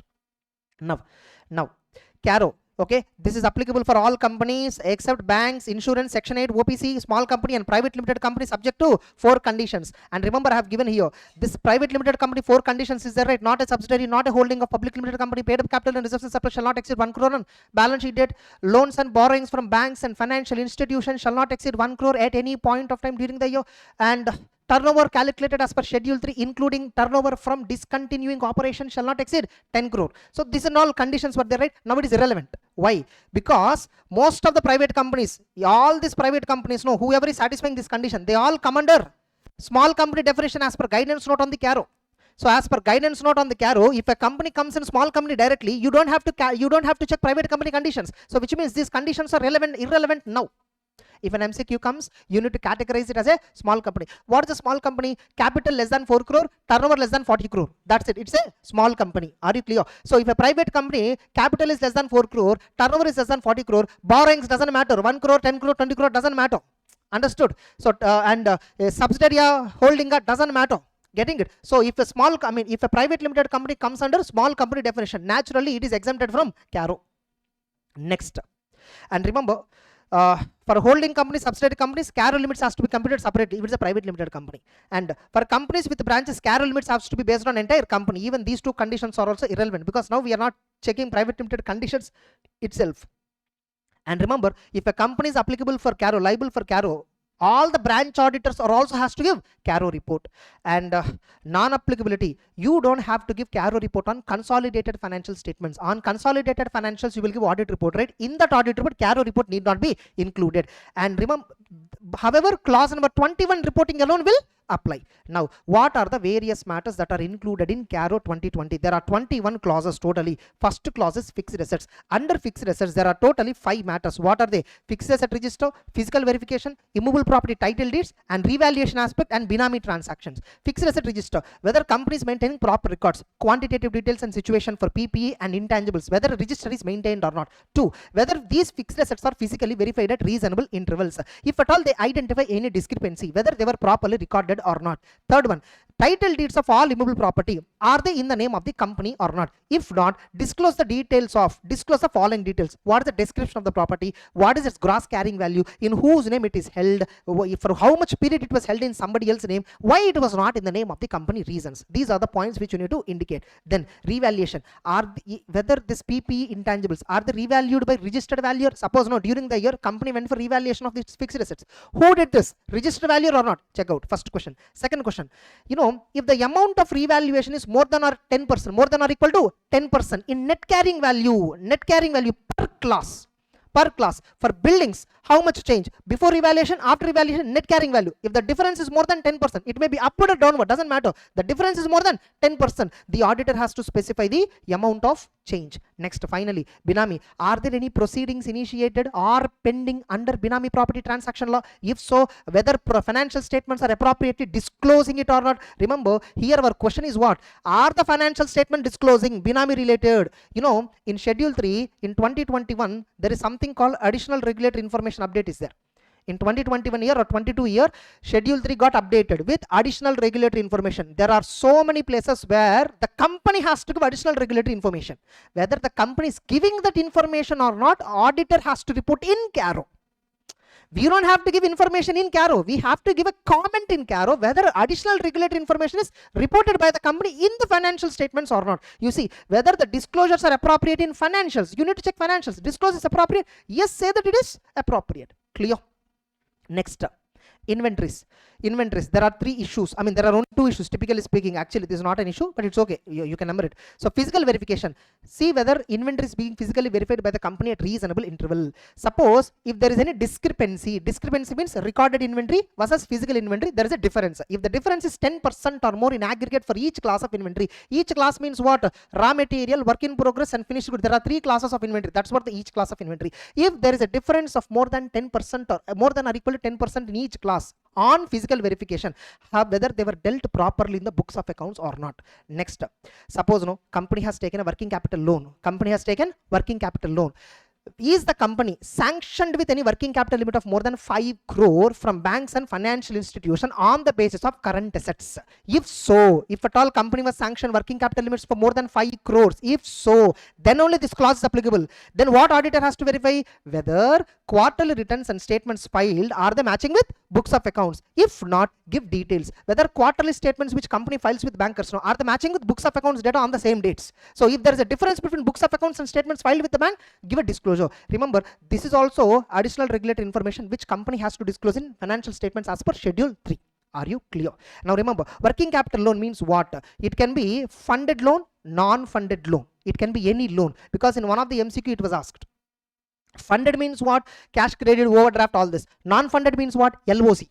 Letter of credit is a non-funded. So when you're considering sanction, you should consider both sanction for funded loan as well as non-funded, everything.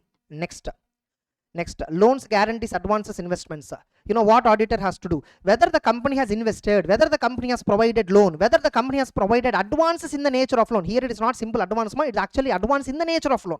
Okay, it's not a normal advance. Normal advance, this clause is not applicable. Advance given to supplier, advance received from customer. Okay, here loans given only they're talking about. So advance given to supplier, this clause do not apply. Advance in the nature of loan given to supplier, this clause will apply. Now, is the company has invested in somebody? Is the company provided loans to somebody? Is advance given to somebody? I think in the recent May 25, this disclosure requirement was asked. In the May 25, this disclosure practical question, they gave very big question, 5 marks question, and they're asking you relevant clause in the CARO you write, as well as disclosure requirement they asked you. Yes or no? First one, you should give a breakup.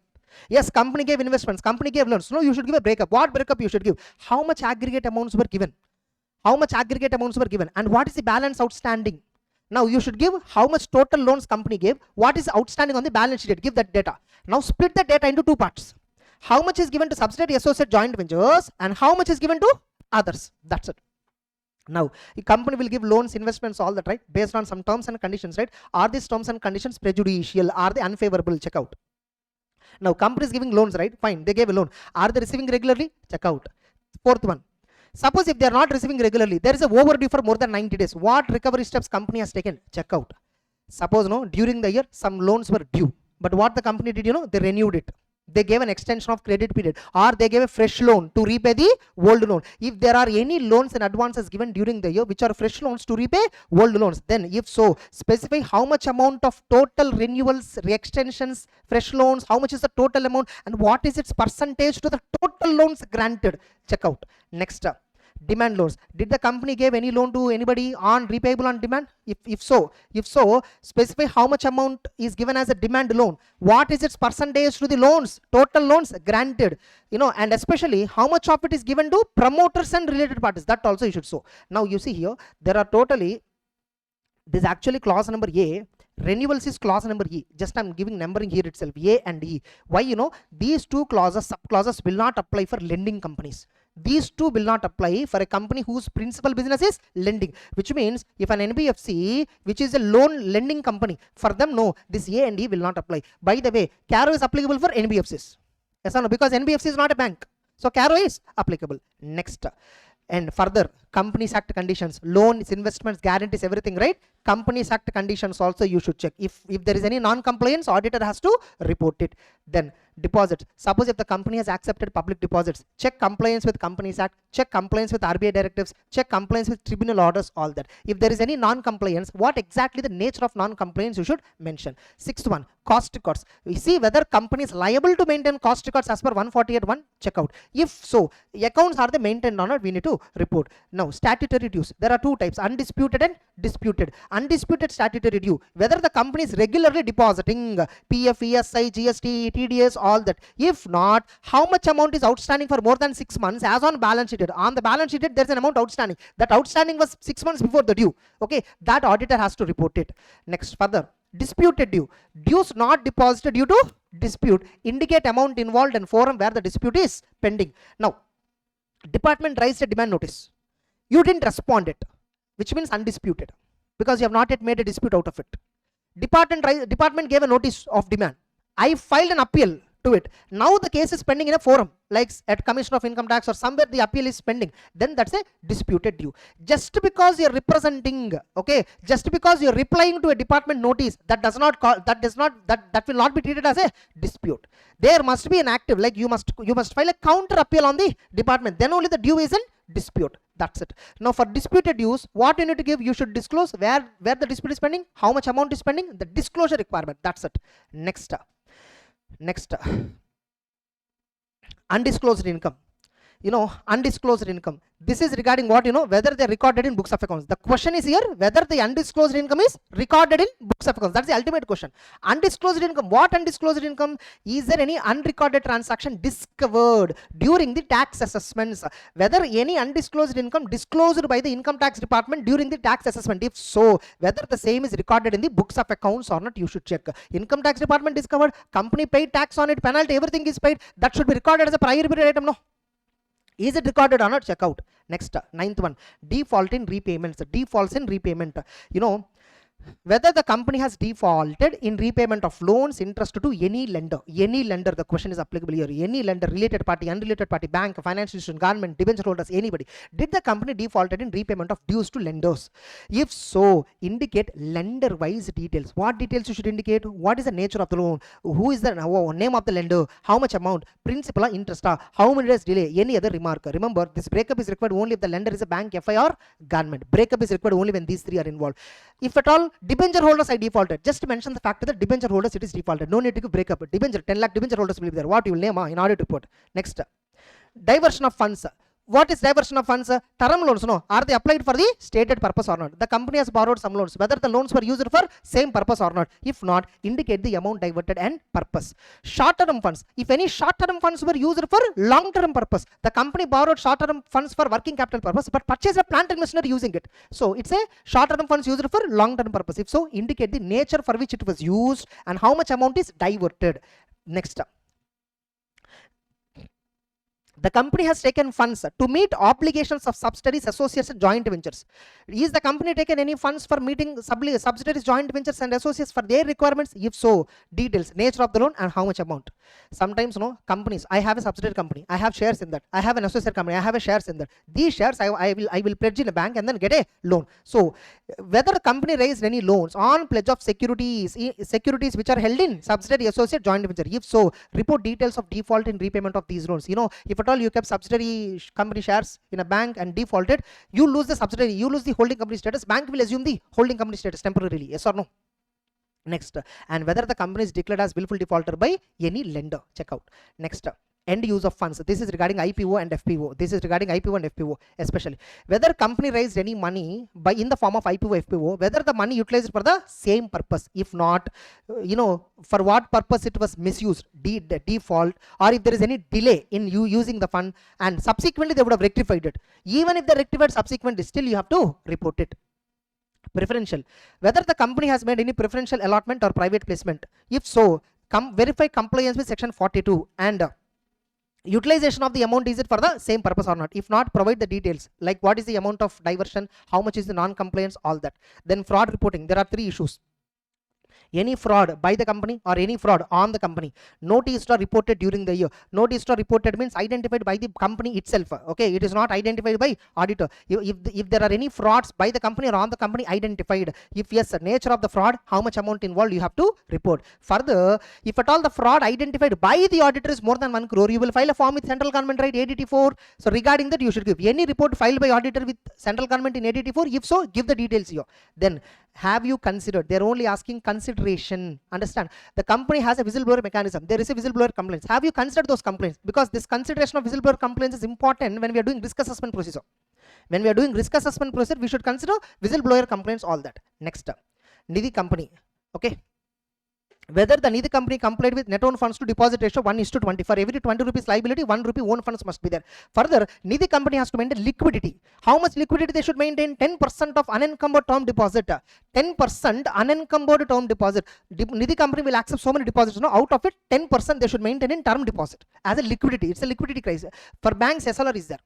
Yes or no? For NBFCs which are in deposit taking NBFCs, some liquidity criteria were there. For Nidhi companies, this is the criteria, liquidity criteria. Next, any default in repayment of interest and deposit? If so, mention. Many students will write both the points. This point they will miss when they ask a question about Nidhi company. Whether Nidhi company defaulted in repayment of loans and deposits, whether the Nidhi company defaulted in interest. This point many will forget. That's why. Okay. Next, internal audit system. Is the company has sufficient internal audit system commensurate with the size of the company? Check out. And so whether internal audit system commensurate. So company has an internal audit. For namesake internal audit is there, but nobody is there in the inside that. So you have to give a qualification here. Further, internal auditor reports. You have to consider. How do you consider internal auditor's report as per SA 610? Next, related party transaction. Company has entered with related party transaction, obviously. Check compliance of 177, check compliance with 188. Details must be disclosed. See, two elements here. One is Companies Act compliance. Another one, accounting standard disclosure.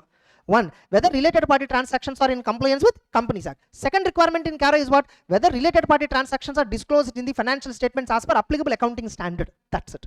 Next, non-cash transactions. So whether company entered into with any non-cash transaction with directors. If so, whether 192 section provisions have been complied or not, auditor has to check. Then NBFC. Is the company required to be registered as an NBFC? So is check principal business criteria for the company. See whether the company satisfy principal business criteria. Most of the companies will not satisfy. Yes or no? So see whether the company is liable for registration. Suppose no company, have they conducted any NBFC activity? NBFC activity means principal business only. Both are same only. Almost it is. Okay. Next, group CIC. Is the company core investment company as per RBI regulation? If at all a company is recognized as a core investment company, is it fulfilling the criteria even now? Check out. Suppose if the company is an exempted core investment company, see whether the exemption criteria is still fulfilled or not. And moreover, if the group of companies, if this group company has more than one core investment, if yes, indicate the number of core investment companies. That's it. Next, cash losses. Did the company suffer losses in the current year, and have they suffered cash losses in the current year? See, as per P&L account, the figure might be loss, but if you add back depreciation, it's a profit, for example, which means there is no cash loss. Are you getting it? So if to the real loss, non-cash expenditure, if you add, still if there is a loss, that's actually a cash loss. Now, whether the company incurred any cash losses in current year or in the previous year, if so, state the amount. Next, resignation. Any resignation during, is there any resignation of auditor happened during the year? Then see, I am a replaced auditor. The existing auditor resigned and I am replaced. So that time this reporting requirement will apply to me. Okay. So if there is a resignation, outgoing auditor objections, all that will be there. Now, did I consider that or not? I should report it. Next, material uncertainty. You see how clearly they have given MCQ. It is very important.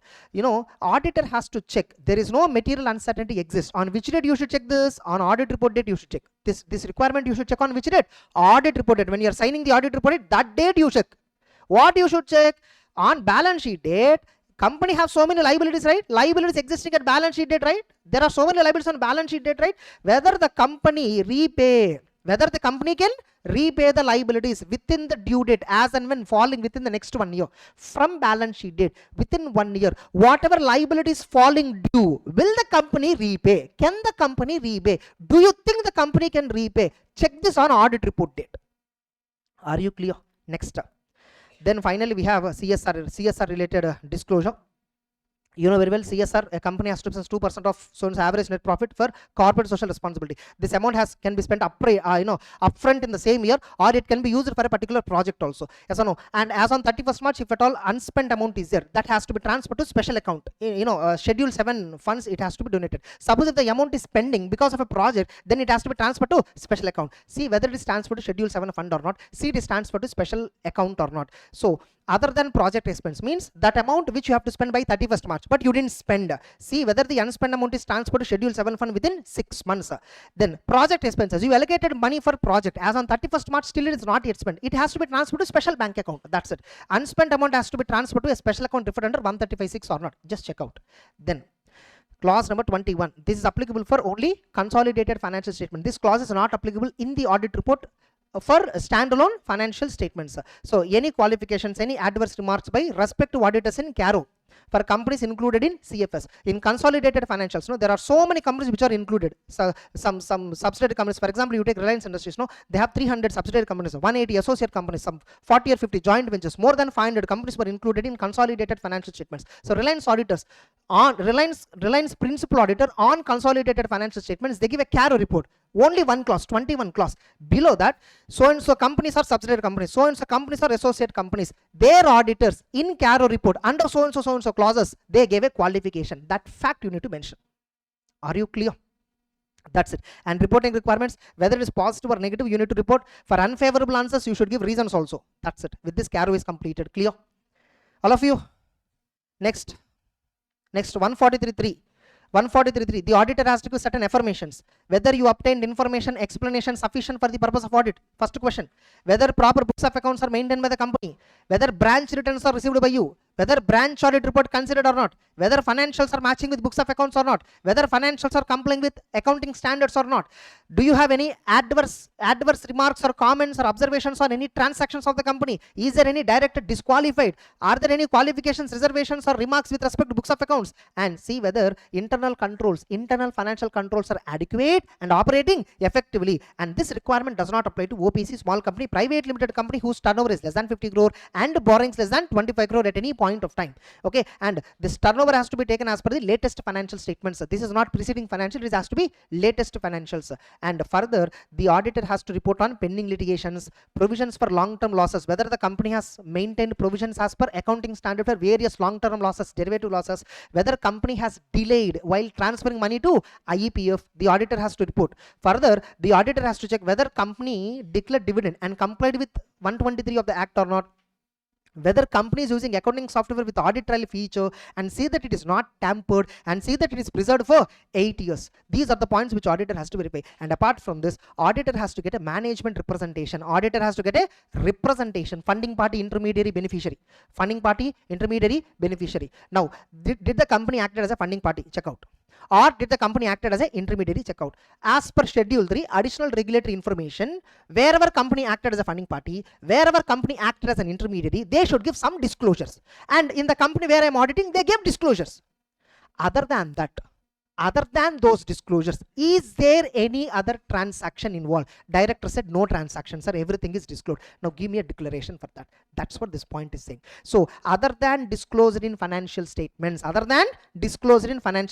funding party not advanced loaned, intermediary not received any funds, other than disclosed, we have not funded anything, we have not received anything. Whatever funded, whatever received, we disclosed already in the notes to accounts. Like that, you need to get a disclosure. Are you clear?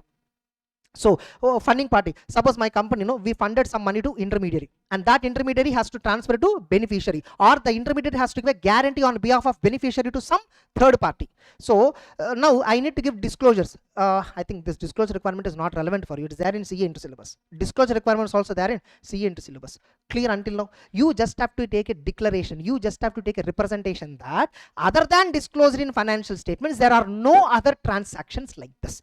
Get a declaration that they're all completely disclosed indirectly. That's it. It's only about representation. Are you clear? All of you? Next. So that's it. Duty to inquire 6 matters. Duty to inquire 6 matters. That also I'll cover once. Now, whether the company has granted loans and advances on the basis of security. The company gave on the basis of security. If so, they are properly secured or not, check out. See, the terms are not prejudicial. Company will have so many book entries, depreciation, provision for bad and doubtful debts, all these are book entries. Are they favorable or unfavorable? In the sense, are they genuine or not? Are there any shares which are sold below purchase price? Means company purchased the shares and securities of some other companies and sold at loss. Okay, now, so that information has to be given, and this point is not applicable for banks and investment companies for whom buying and selling of shares is an operating activity. Next, personal expenses of the directors, are they charged to revenue account?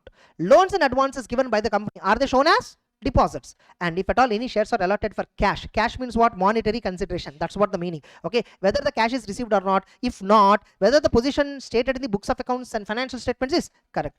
Positive responses, you can ignore it. Negative responses, you must state in the audit report with reason. If at all for any of these inquiries the answer is positive, you don't have to inform that in audit report. Whereas 143.3 affirmations, 16 matters. 143.11 CARO, 21 matters. Whether positive or negative, both has to be reported. That's it. Audit report is completed. Clear, all of you? With 3 other standards also be completed, which are as part of GAAP chapter. Technically in GAAP chapter 2 or 3 more standards only pending. Not GAAP, strategy chapter. In strategy chapter 1 or 2 standards only pending. Technically speaking, that chapter also over. Predominantly that strategy chapter is also over, and audit report chapter is also over. Clear? Yes. 2 minutes. We'll continue with the next chapter. Yes, sir. We'll continue. So the next topic is quality control. Quality control. We have 2 standards in this chapter, SQC and SA 220. So SQC talks about quality control for firms which are performing audit, review, other assurance and related services. Remember, heading has to be very accurate. 1 mark will be there for heading. Always for all standard questions, either half mark or 1 mark will be allocated for heading only. Okay, so now, so SQC 1. Some students know they missed to put this word 1. I don't know what hurry they are going with. So say SQC 1 you put full. Okay, then quality control for firms. What works we will provide as a firm? Audit, review of historical financial information, and we also provide what works? Other assurance services and related services. So a general sentence only, they kept it as a heading. Now what SQC requires?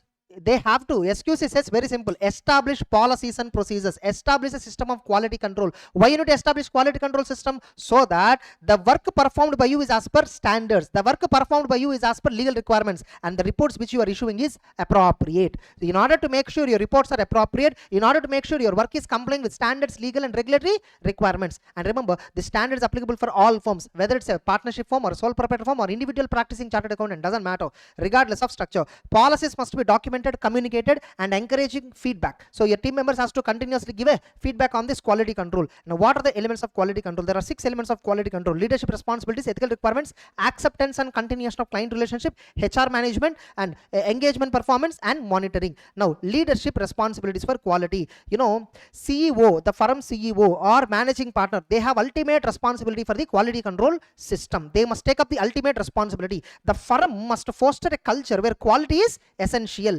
And expertise, individuals responsible for quality control, whoever is having, like in firms, no, some partner will be delegated for quality control tasks, who has to develop, establish documented policies, all that. The person who is delegated with quality control works, he must have necessary experience, ability and authority. And see that management responsibilities don't compromise quality, and continuously you do a performance evaluation where the emphasis is on quality and sufficient resources are dedicated to quality control policies. The partner has to be delegated with some resources, some staff must be delegated, technical resources must be delegated. Only then quality control policies can be developed properly. And finally, ultimately, the business strategy must prioritize quality, which is a non-negotiable thing. When you're accepting a client, quality must be the ultimate focus. If you think you cannot deliver the proper service, you should not accept the client. So the business strategy must be aligned with a quality oriented approach. That's it. This is regarding leadership responsibilities for quality. Ethical requirements. Next one, in the recent May 25, this familiarity threat is asked.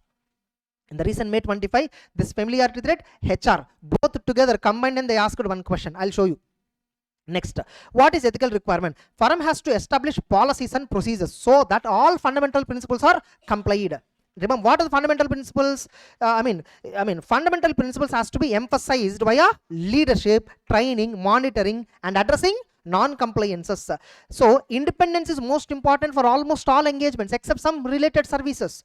Then, and the firm and personnel must comply with independence, yes or no, including the experts whom we contacted, including the network firms. So comply with independence means what? In code of ethics we have some network guidelines, we have remuneration guidelines, we have, like firm cannot charge fees for other services more than audit fee. That and all ethical responsibilities only. Understood? And the firm has to get an annual confirmation of independence from all the personnel inside the staff. Like inside the firm, their partners, team, everybody. So we need to get an annual written confirmation that every one of them have complied with independence policies or not. Now, firm has to communicate, policies should enable communication of requirements, identification or addressing of threat. So the firm has to develop policies and processes for ethical requirements in such a way these policies are communicated rightly and feedback is also taken and then rectified these policies time to time. Next, familiarity. There is a safeguard that the firm has to apply. Senior personnel or quality control reviewer has to be rotated at appropriate interval, because long-term use of senior personnel can impair performance of the audit. Especially for listed entities, engagement partner must be rotated after every 7 years. And moreover, whenever a listed entity audit has to be accepted, the firm must have a peer review certificate. Only then they can accept. Are you clear? This particular topic was asked. This weightage is 3 marks in the recent May 25. And another question what they asked, in this regard, what are engagement partner responsibilities? In this regard, what are engagement partner responsibilities? Here it is there. Engagement partner responsibilities, the firm must clearly define and communicate engagement partner responsibilities. The partner must have capability, competence, authority and time. And there is another point. There are 2 points here. There is another point. The role of engagement partner must be communicated to top management of the entity. Are you getting it? Any 2 points if read, that will be sufficient. So this was asked for 2 marks. Total 5 marks question on that. Understood? What are the responsibilities of engagement partner? So that's what they asked here. Next. And the engagement partner reports threats to independence and any breaches, everything, so that action will be taken by the firm top management. So engagement partner has to report threats, breaches identified by him to the firm, so that the firm will take a proper action. So this is what ethical requirements related matter is all about. Next, acceptance and continuation of client relationship. Before you accept a client, you need to check 3 important things. 1, integrity of the client, competence of our firm to perform the engagement, whether we are complying with ethical requirements or not. See, you can accept a client only when you're ethically fit. Ethically fit means what? Disqualifications, code of ethics related, so many things that you need to check. Second one, competence you need to check. 3, integrity. Client has to be good first. That also you should check. Now, integrity of the client, what you will check regarding integrity? This itself can be asked as a 4 marks question. Integrity. What is the reputation of owners and management? What is the nature of business? What is their attitude toward accounting standards and internal controls? Are the low fee seeking clients? Just check out. Are they trying to put low fees for you? Check out. And scope limitations. Are the client involved in money laundering activities or criminal activities? Check out. Okay, and reasons for appointment and replacement of the, why the company is approaching me, why they're replacing the previous auditor. Check all these reasons so that you will understand integrity of the client. Next, competence.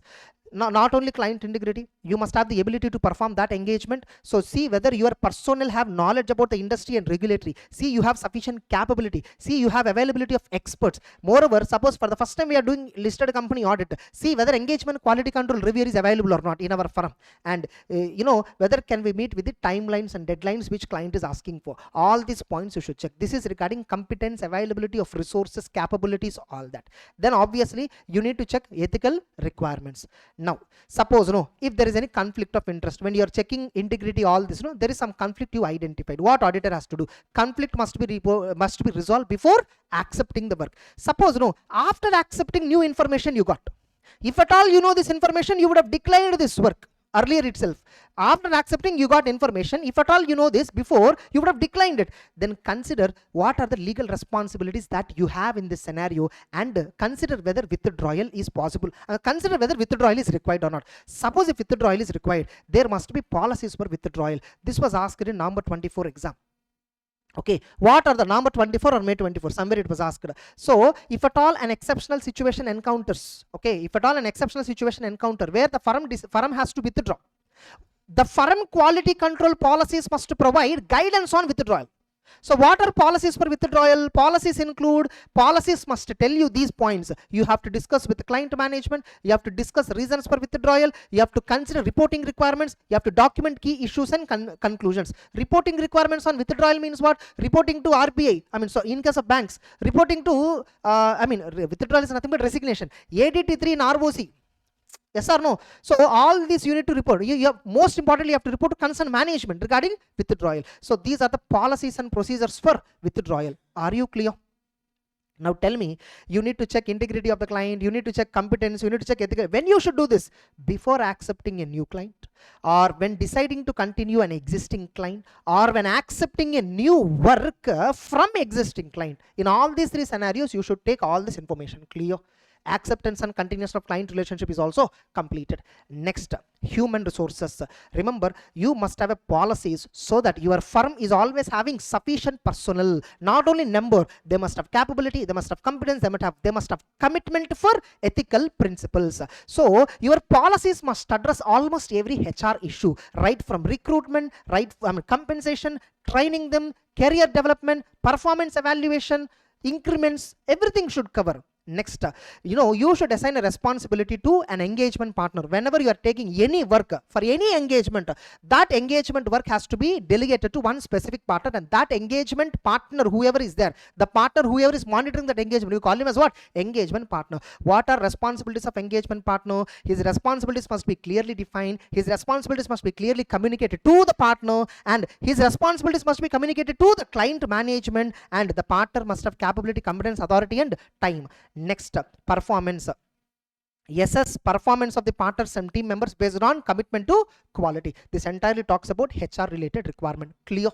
Next, engagement performance. Another important element in quality control is what? Performing the work. When you are performing the work, see, you can achieve consistency in quality.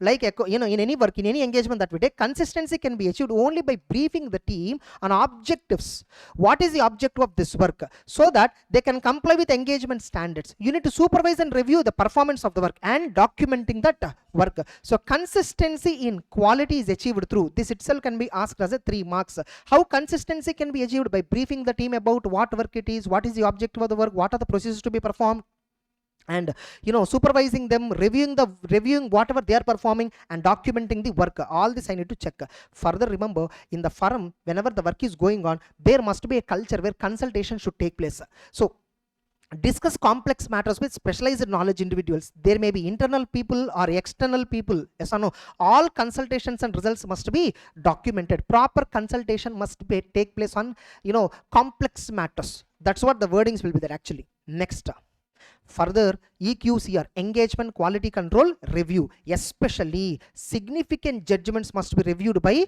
quality control reviewer before the report is issued. Now, moreover, this is mandatory for listed entities audit. Listed entities, that to which engagement it is mandatory? Audit engagements only, engagement quality control review is mandatory. Very simple. As a partner, I directed my team, I supervised my team, I documented, entire work is over. I decided to give unqualified opinion. But before you give a report, ask another partner to do a quality control review. Ask another partner to do a quality control review. What is a quality control review? He will see my working papers and verify whether I worked as per standards, whether documentation is as per standards, whether my judgments are as per standards. Now, this quality control review is optional for various audits and other engagements. But for listed company audit engagement, quality control review is compulsory. Who should be the quality control reviewer? Who should be a quality control? Who is a quality control reviewer? Who should be? He must be a qualified person. Okay, he may be internal or he may be external who reviews engagement quality. He must be objective and he should not participate in engagement decisions. And policies must allow replacing EQCR if objectivity is compromised. For example, in a partnership firm, there are only 2 partners. One partner will do audit, another partner will review this partner's work, or this partner will do quality control review for other partners. When audit team members are getting any doubts, they can consult any of the partner. Can audit team member consult quality control reviewer? Yeah, he can consult, making sure that quality control reviewer is not actively involved in the engagement. So you can give consultation. Suppose if the consultation is to such extent where quality control reviewer objectivity gets compromised, the firm policies must provide for replacement of the quality control reviewer. That's what the matter, because there's a practical question of this. Clear? Next, now what engagement quality control reviewer? EQCR, just because quality control reviewer is reviewing, that does not reduce your engagement partner responsibility. EQCR does not reduce partner's responsibility. Partner responsibility remains intact. It is just like a second opinion. Before I sign the report, you just see once whether the points which I could not identify, you may identify. For that reason only. Next, in case of listed entity, EQC, quality control review in listed entity, what it includes? Team's independent evaluation. The first and foremost thing in listed entities, independence evaluation, okay, and significant risks, materiality judgments, review of consultations or differences, communications with managements, working paper reviews of significant judgment. These are all various things in quality control review the reviewer will review. So what quality control reviewer will review? These are all points he will review in case of listed entities. Clear? Suppose after the review is over, EQCR is differing with partner. Partner said unqualified opinion, EQCR is saying qualified opinion for so and so reasons. If there is a difference of opinion, it must be resolved before the report is issued. Suppose if the review recommendation is not accepted by partner, matter has to be resolved by firm policies and processes. See what firm policies are saying. The firm policies general in this scenario, what they say, consult a network firm, consult another firm, and accordingly decide. Next, engagement documentation. The final step in engagement performance is what? Documentation. So the final engagement files must be completed within 60 days in case of audit engagement. The firm has to establish a deadline for documentation. For audit it is 60 days. For other engagements the firm has to set the criteria. Next, the documentation has to ensure confidentiality, integrity, accessibility and retrieval. Further, remember, these are all the documentation is property of the firm. The documentation is retained for 7 years from the date of audit report or group audit report, whichever is later. Next, EQCR documentation. What EQCR shall document? See, partner will anyhow document. EQCR also shall document. This itself can be asked as a 3 marks question. Now, what EQCR shall document? What processes he performed, whether the review is completed before the report date, what proof is there that the review is completed before report date, and see that there are no unresolved matters where some challenges are there. Okay. Next, monitoring, the last element in quality control. The last element in quality control. So what is the objective of monitoring? Objective is to ensure that the quality control system which is already designed, implemented by the firm is still relevant, still updated. So quality control system is relevant or not? Is it effective or not? Is it compliant with the legal standards, regulatory standards, all that or not? And that's why what firms will do, they do periodic inspection. What periodic inspection? What we do in periodic inspection? Whatever audits that we complete in the last 1 year, we open that and we check whether they are all compliant as per standards on auditing, whether they are all compliant as per law and regulation. We will check it. If any deficiencies we identify, we will communicate to the firm top personnel, and then they will re-verify their quality control policies and update it. Now, what will be there in monitoring? Monitoring involves evaluating design and implementation. I think this was asked in number 24, monitoring. I think, yeah, this was asked in number 24. The another one which I told was asked in May 24 or that before attempt. Okay. Now, what monitoring involves? Evaluating design and implementation of quality control policies, ensuring the policies are updated as per latest standards, assigning responsibility to experienced individuals in order for developing the policies, addressing complaints and taking remedial actions. All these issues are addressed in monitoring policies. Clear? Next. Then 220. What is 220? Quality control for audit of financial statements. Remember, SQC talks about establishing policies. 220 talks about implementing those policies in audits. 220 is only talking about what? Implementing the quality control policies which are established under SQC. As per SQC, the firm has established. Implementing them in audit. That is what discussed under 220. So, now what 220 says, engagement partner is responsible for quality control procedures implementation. And engagement team must implement applicable quality control and provides independence information. Teams will rely on the firm's quality control when they are working on. Next, objective. It's okay. Objective is very simple. Quality control objective is what? To ensure that the engagements performed were as per law, standards and regulation, and the reports issued are appropriate. Whereas SA 220, they talk about audit. Instead of engagement, they use the word audit. To ensure that the audit is performed as per standards on auditing, legal and regulatory requirement, and ensure that audit report issued is appropriate. Next, elements. Same elements will be there. Next, leadership responsibility. Engagement partner must emphasize the following: importance of audit and quality is essential. Importance of audit, quality, what does it mean? Engagement partner, specifically his actions should demonstrate. Engagement partner actions should emphasize compliance with the standards, compliance with firm policies, Engagement partner behave in such a way the team will raise questions without any issues, without any concerns, and issue appropriate report. So engagement partner action should emphasize all this. His actions should indicate that compliance with quality control policies is must, compliance with standards is must, team can raise concerns without any fear, and issue appropriate reports. Ultimately, quality is essential. This should be represented, this should be demonstrated by behavior of the engagement partner. That's it. Next, ethical requirements. Engagement partner, he should only identify independence related threats and see that safeguards are implemented. Report independence issues to the firm and take appropriate action. If at all safeguards are not adequate, if at all a proper adequate safeguards could not be implemented, whatever independence related breaches has to be intimated to the firm and then documented. Next, acceptance and continuation. Engagement partner must assess before accepting a new client or before deciding to continue with an existing client, integrity and competence, ethical compliance, whatever SQC matter is, that itself you can write here. Next, assignment of team. Ensure that the team members in the audit and the experts whom the engagement team contacted, they are competent, capable, so that the work is performed as per standards and law. Then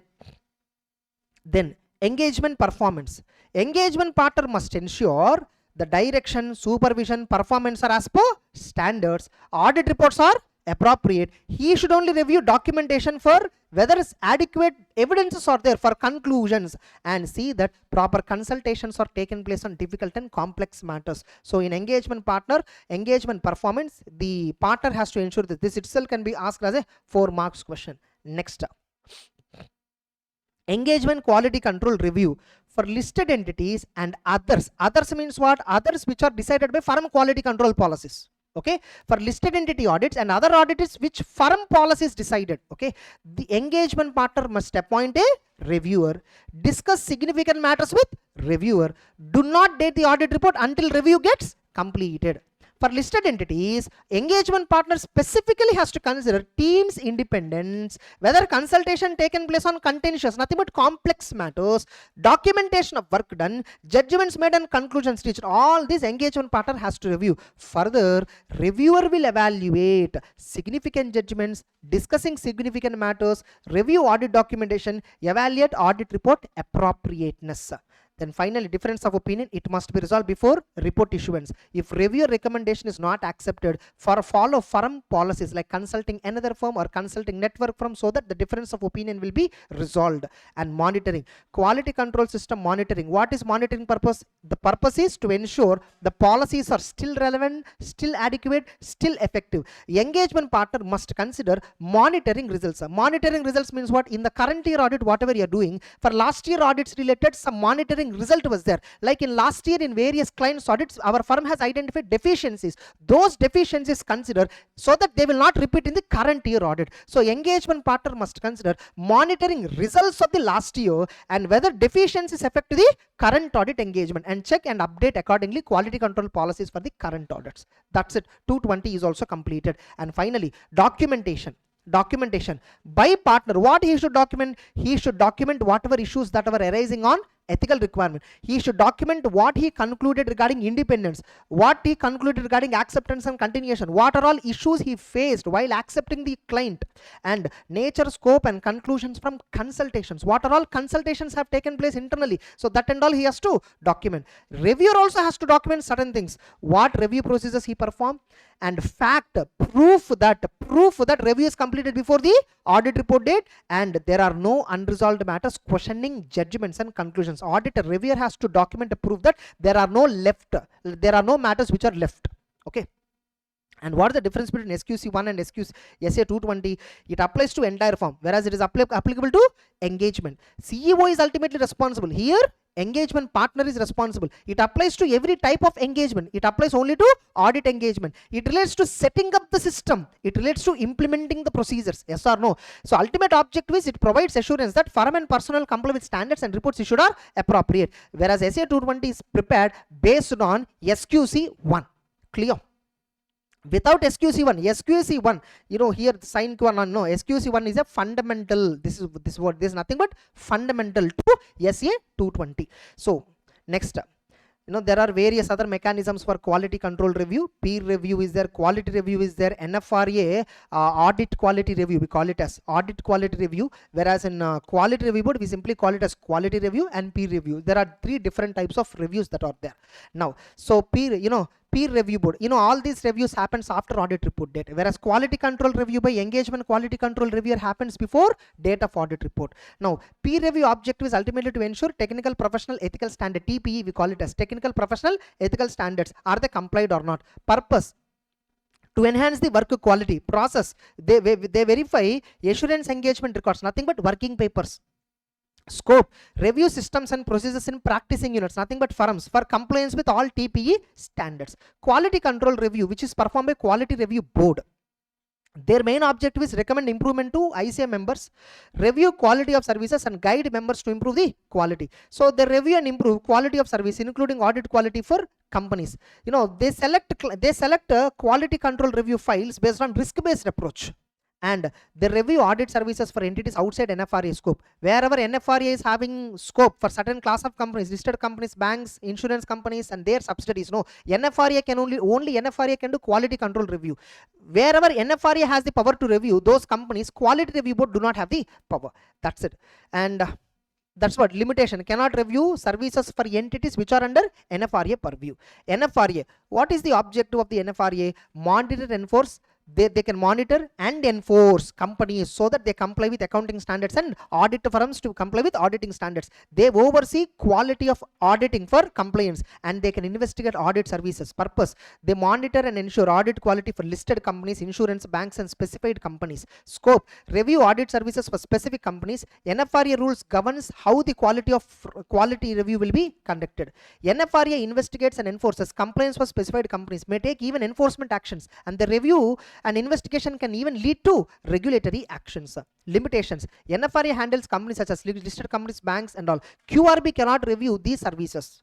Whatever the other companies audit services, QRB cannot, QRB can review only other companies. NFRA can only review listed companies, banks, insurance companies and their subsidiary companies. That's it.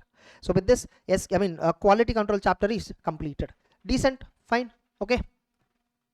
That's it. 5 minutes we'll start this GAAP related chapter. In this 240, 250 predominant standards and 402 is there. These are the 3 predominant standards in this chapter. That's it. We'll finish that.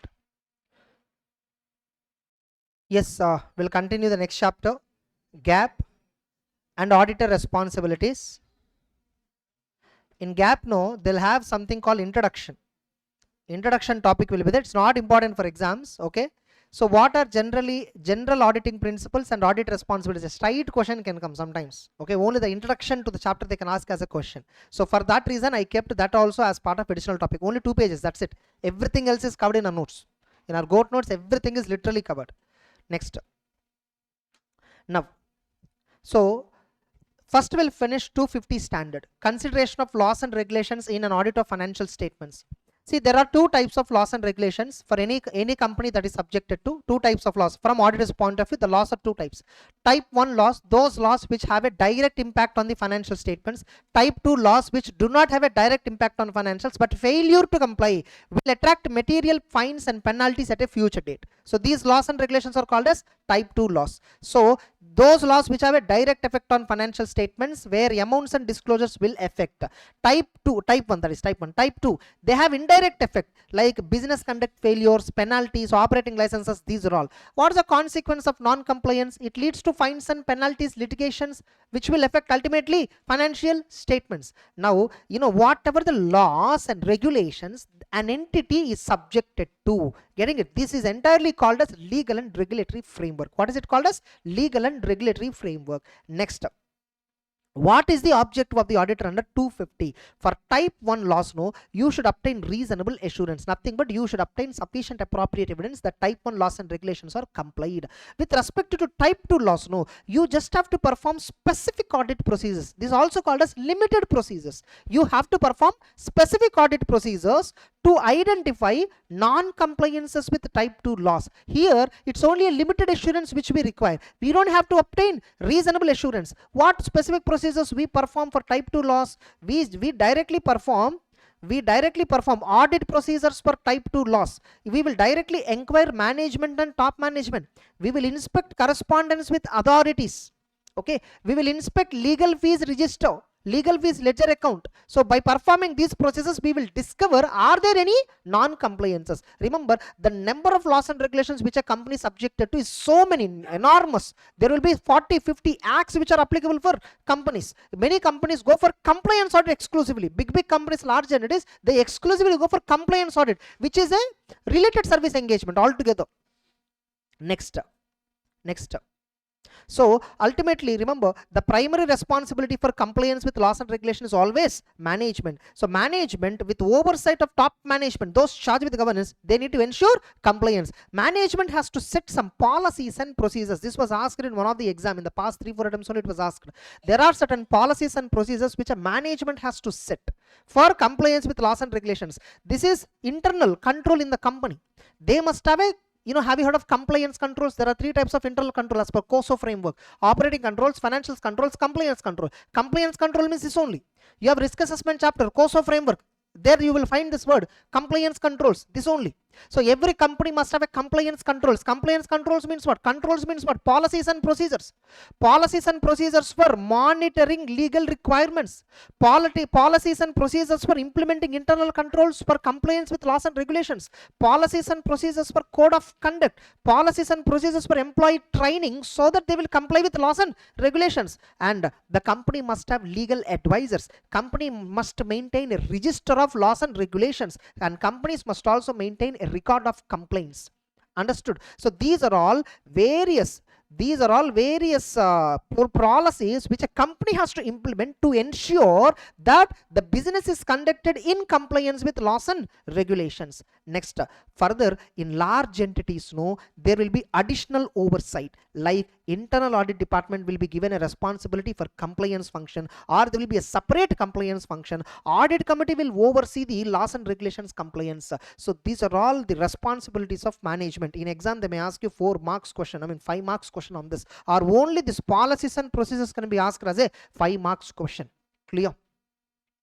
Next, now what is auditor responsibility? Our responsibility, by the way, are we responsible for preventing non-compliances? No, that is not our responsibility. We are not responsible for preventing non-compliances. Then what are we responsible? Our responsibility is to get assurance on financial statements whether they are free from MMS. And remember, there are many limitations. There are inherent limitations. We know we have to get reasonable assurance. Why we can get only reasonable? We can't get absolute inherent limitations. That too, these limitations are greater for laws and regulations. Why? Many laws, not many laws, they may not be related to financial statements, and sometimes some non-compliance will be concealed by the management, and sometimes whether there is a non-compliance or not is a matter of legal determination. We don't know whether it's a non-compliance or not. Further, sometimes non-compliances might have been removed from the records completely, nothing but omissions. So because of all these reasons, the limitations, inherent limitations regarding laws and regulations is greater. This was asked as a 4 marks question once. Understood? This was asked. So inherent limitations for laws and regulations is greater for various reasons. So what are the inherent limitations? Just wait a minute, I'll show you the question bank better. You'll get an idea.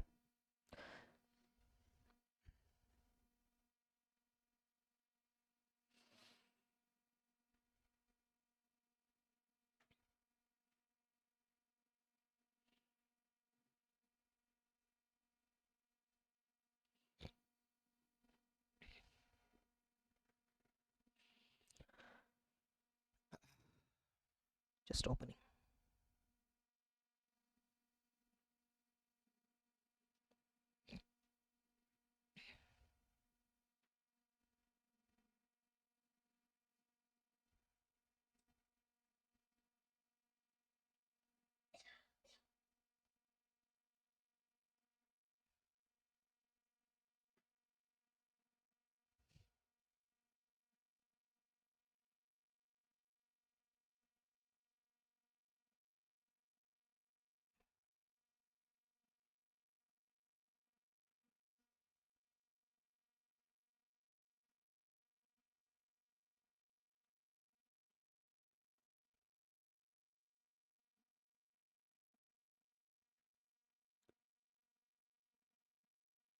Yeah, this was actually a TYK question, but earlier also it was asked as a straight question. Okay. Discuss why potential effect of inherent limitations on auditor's ability to detect MMS for greater in respect of non-compliance with laws and regulations. That only. So straight questions can come. I'm telling you all possibilities. I'm telling you. Next. And types of loss, I already gave an idea. Already at the introduction itself, I gave an idea. Types of loss. Okay, so for type 1 loss, our responsibility is to obtain sufficient appropriate evidence about compliance. For type 2 laws and regulations, our responsibility is to perform specific procedures only to identify non-compliances. We don't have to check whether they are all compliant or not, but we need to figure out non-compliances. Our objective is to identify non-compliance, which is easy task.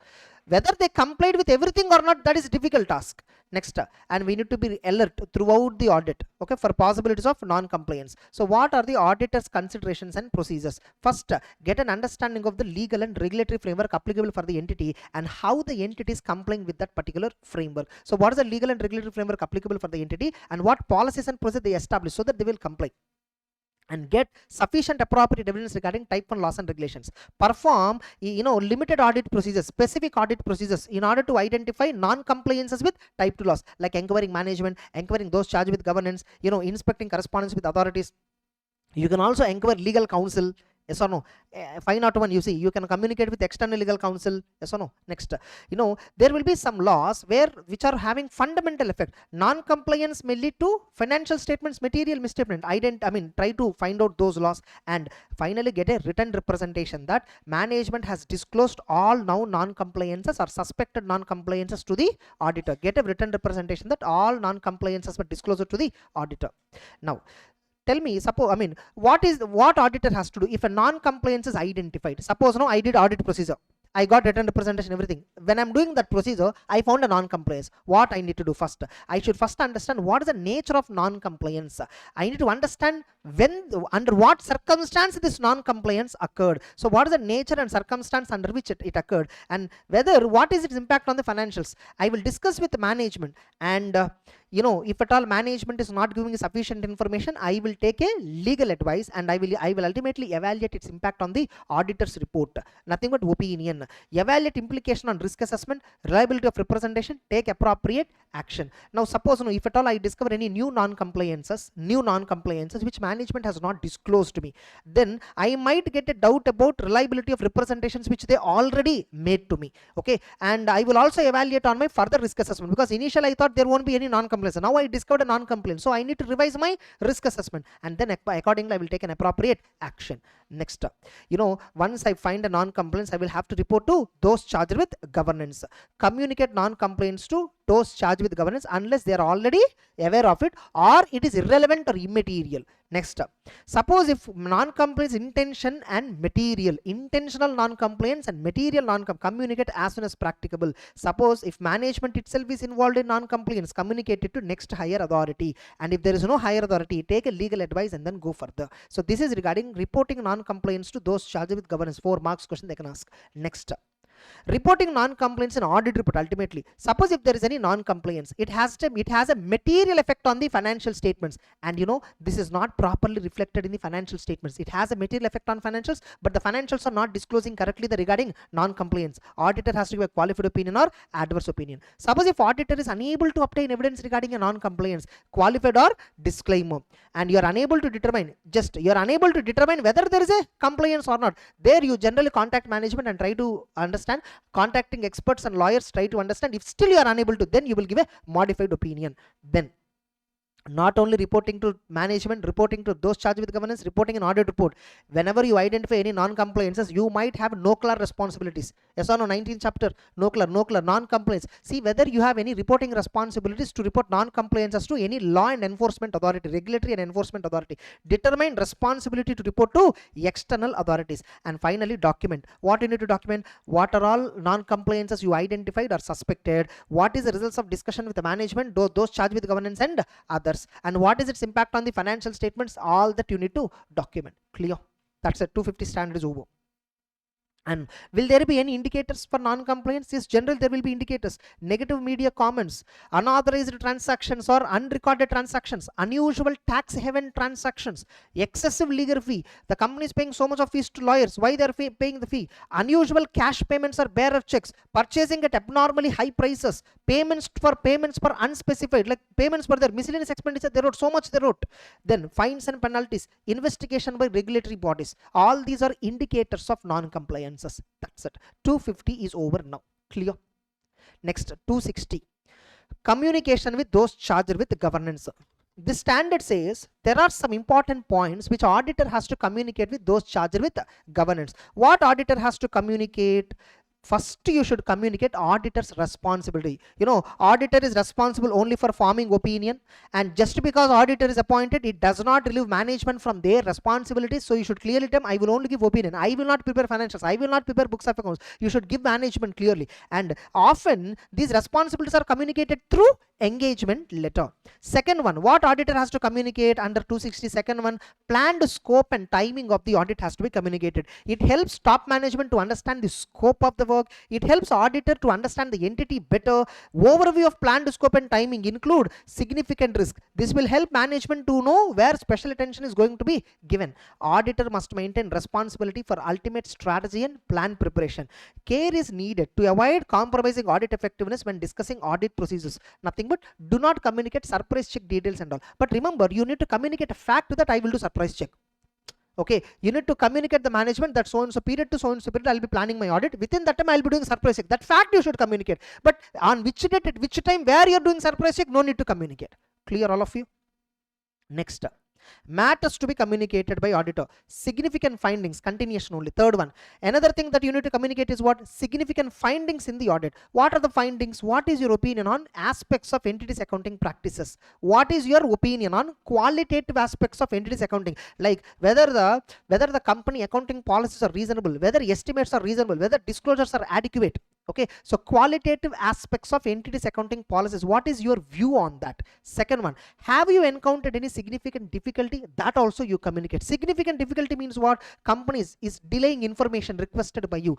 They are pushing so much of pressure that please complete the time. Last year auditor did only 20 days. Why are you taking 30 days time? And unexpected effort.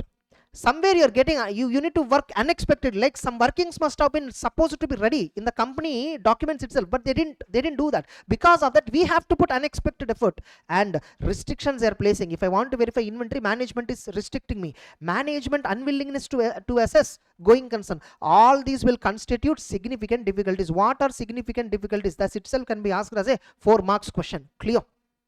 What are significant difficulties? That itself can be asked as a 4 marks question. Further, auditor has to communicate significant matters discussed with management. Remember, here you are communicating with whom? Those charged with governance. So with top management, you should communicate any important issues that you discuss with the lower level management. Like important issues means what? Significant matters means what? Significant events, significant business conditions, significant consultations you have taken, significant disagreements that you disagreed with the management. Next, whatever written representations you want, only when you communicate the management, they will give you representation. Without you communicating them, how they will give you written representation? And you should also communicate them how various issues will impact on the audit report and any other significant matter which are relevant for financial reporting oversight. Remember, why are you communicating all this under 260? So that you can request for further information if at all you need it. So the objective of communication is what? To gather further information.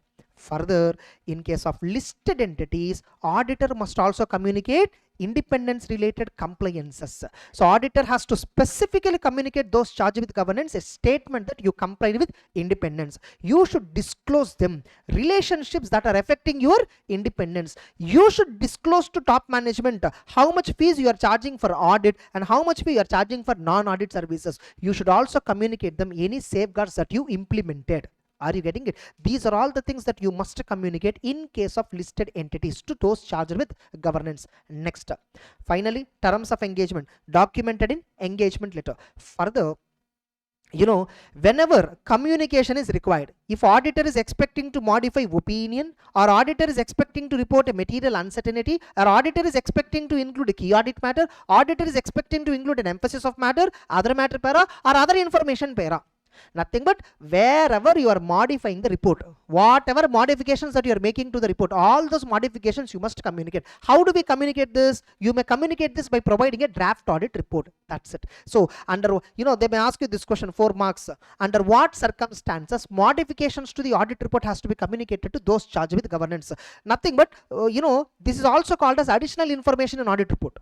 What do you mean by, what additional information auditor can include in audit report and which also has to be communicated to those charged with governance? Additional information is nothing but either you are modifying the opinion, or you are including MERGC para, or you are including KM or emphasis of matter and other matter para. Clear?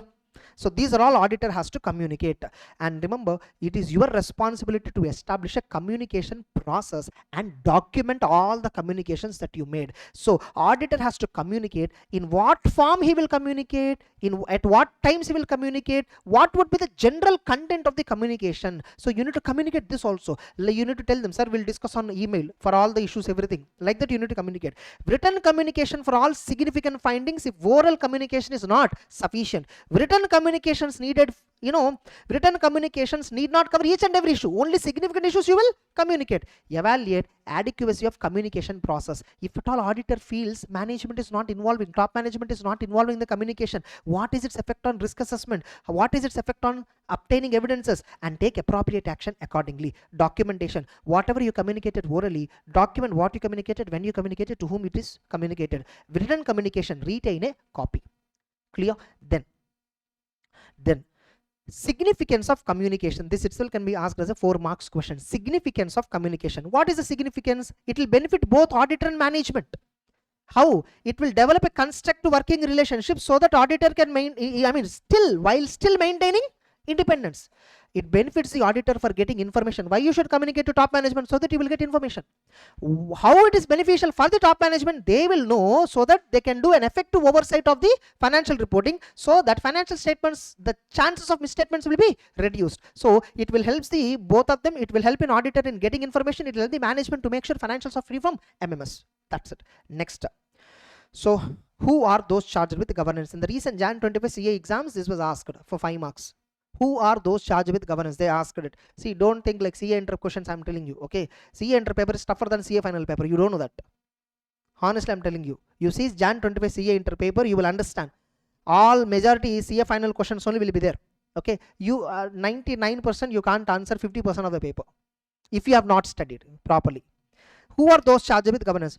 Those charged with governance means what? People who are responsible for overseeing strategic direction of the company and also having accountability. Yes or no? Including responsibility for financial reporting. Can include management personnel like executive board members, owner, manager. Different structures will be there. Like in some entities, single board will be there. Sometimes it's a legal position. Yes or no? Sometimes government and management will have overlapping positions. So ultimately, it's a collective responsibility, like board of directors and partners. And one person will be there in case of smaller entities. Like ultimately, if there is a confusion in who is those charged with governance, better agree with engagement party. Whoever is approaching you for appointment, ask them, take a legal advice, who is exactly those charged with governance. That's it. And moreover, your understanding of the entity will helps to identify who are appropriate person in the those charged with governance. Generally, in those charged with governance means so many board of directors will be there, but we generally deal with those board of directors who deal with financial matters. Understood? They are the appropriate person from the context of 260 for the definition of those charged with governance. That's it. 260 is over. Clear? 260. Objective also will discuss better. Communicate auditor responsibilities. Obtain information from top management. Provide timely observations so that they can fulfill their oversight responsibilities. Promote a two-way effective communication. This is the responsibility of the standard. This is the objective of the standard. That's it. 260 is over. Next, 299 we already completed. 402 we will get back. Okay, 402 I will discuss along with PFI chapter. 402 3402 has to be discussed at a time. Next, now 240. Once 240 is also completed, this chapter will be over. 540 will be in the next chapter. That's it. Just 2 minutes. Okay. Yes, 240. Auditor responsibilities relating to fraud in an audit of financial statements. 250, auditor responsibilities relating to laws and regulations in an audit of financial statements. Remember, the headings has to be very accurate. Auditor responsibilities relating to laws and regulations in an audit of financial statements. 250 also has another heading, consideration of laws and regulations in an audit of financial statements, but the right heading is auditor responsibilities in relation to laws and regulations in an audit of financials. Better to avoid confusion, write both the headings. Examiner will take only relevant matter because you don't know the subject. No, yes or no? Next. So auditor responsibilities relating to fraud in an audit of financial statements. Fraud means what? It's an intentional act by individuals using deception to gain something which is illegal and unjust. What auditor has to concern? Our point of concern is on what? Fraud. See, fraud is a very broad legal term, but we are concerned about those frauds which have a material misstatement impact, which have an impact on financial statements so that materially misstated. And fraud is intentional, error is unintentional.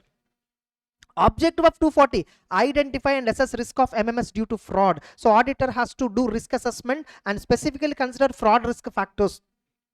Obtain sufficient appropriate evidence for assessed fraud and design responses appropriately. Respond appropriately. In the recent exam, no, May 25, response to financial statement level risk and assertion level risk, that question was asked. Respond. Auditor has identified some fraud risk, and how do you respond at financial statement level and at assertion level? That question was asked. I will show you that. Next, types of fraud. There are two types of frauds in the context of audit. We are discussing this fraud only in the context of audit. Okay, fraudulent financial reporting, nothing but intentional misstatements in the financial statements by omitting intentionally certain transactions or by misrecording or misrepresenting certain transactions.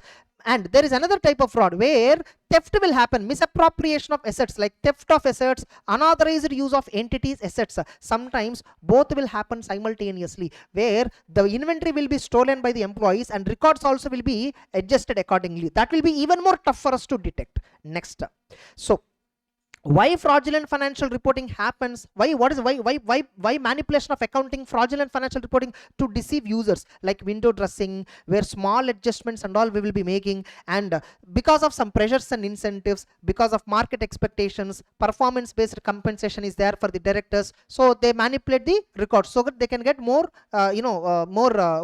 remuneration, or to secure funding, or to avoid taxes. The intention behind fraudulent financial reporting can be many. Anything can be the intention. How they will do it?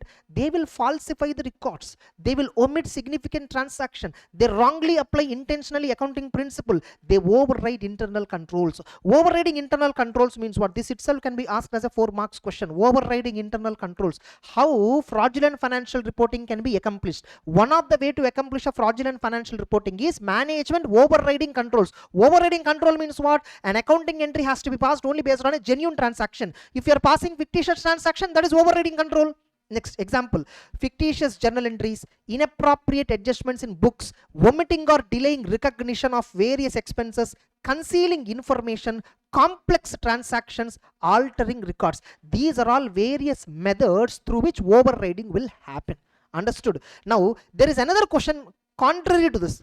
If at all auditor identified overriding of control, what auditor has to do? How auditor has to respond to this? Vouch accuracy of journal entries, like that. What audit procedure? See, this is method of doing FFR. What auditor has to respond? The answer is different again. So be clear. There I gave an alert point already in the chart notes itself. I gave an alert point. Okay, there I will discuss. Then how misappropriation is conducted? Theft or theft of the asset, manipulation of cash. Okay, embezzling the receipts, theft of assets, physical or intellectual assets, fictitious transactions, paying amounts for fictitious transaction. Remember, recording fictitious transaction is FFR.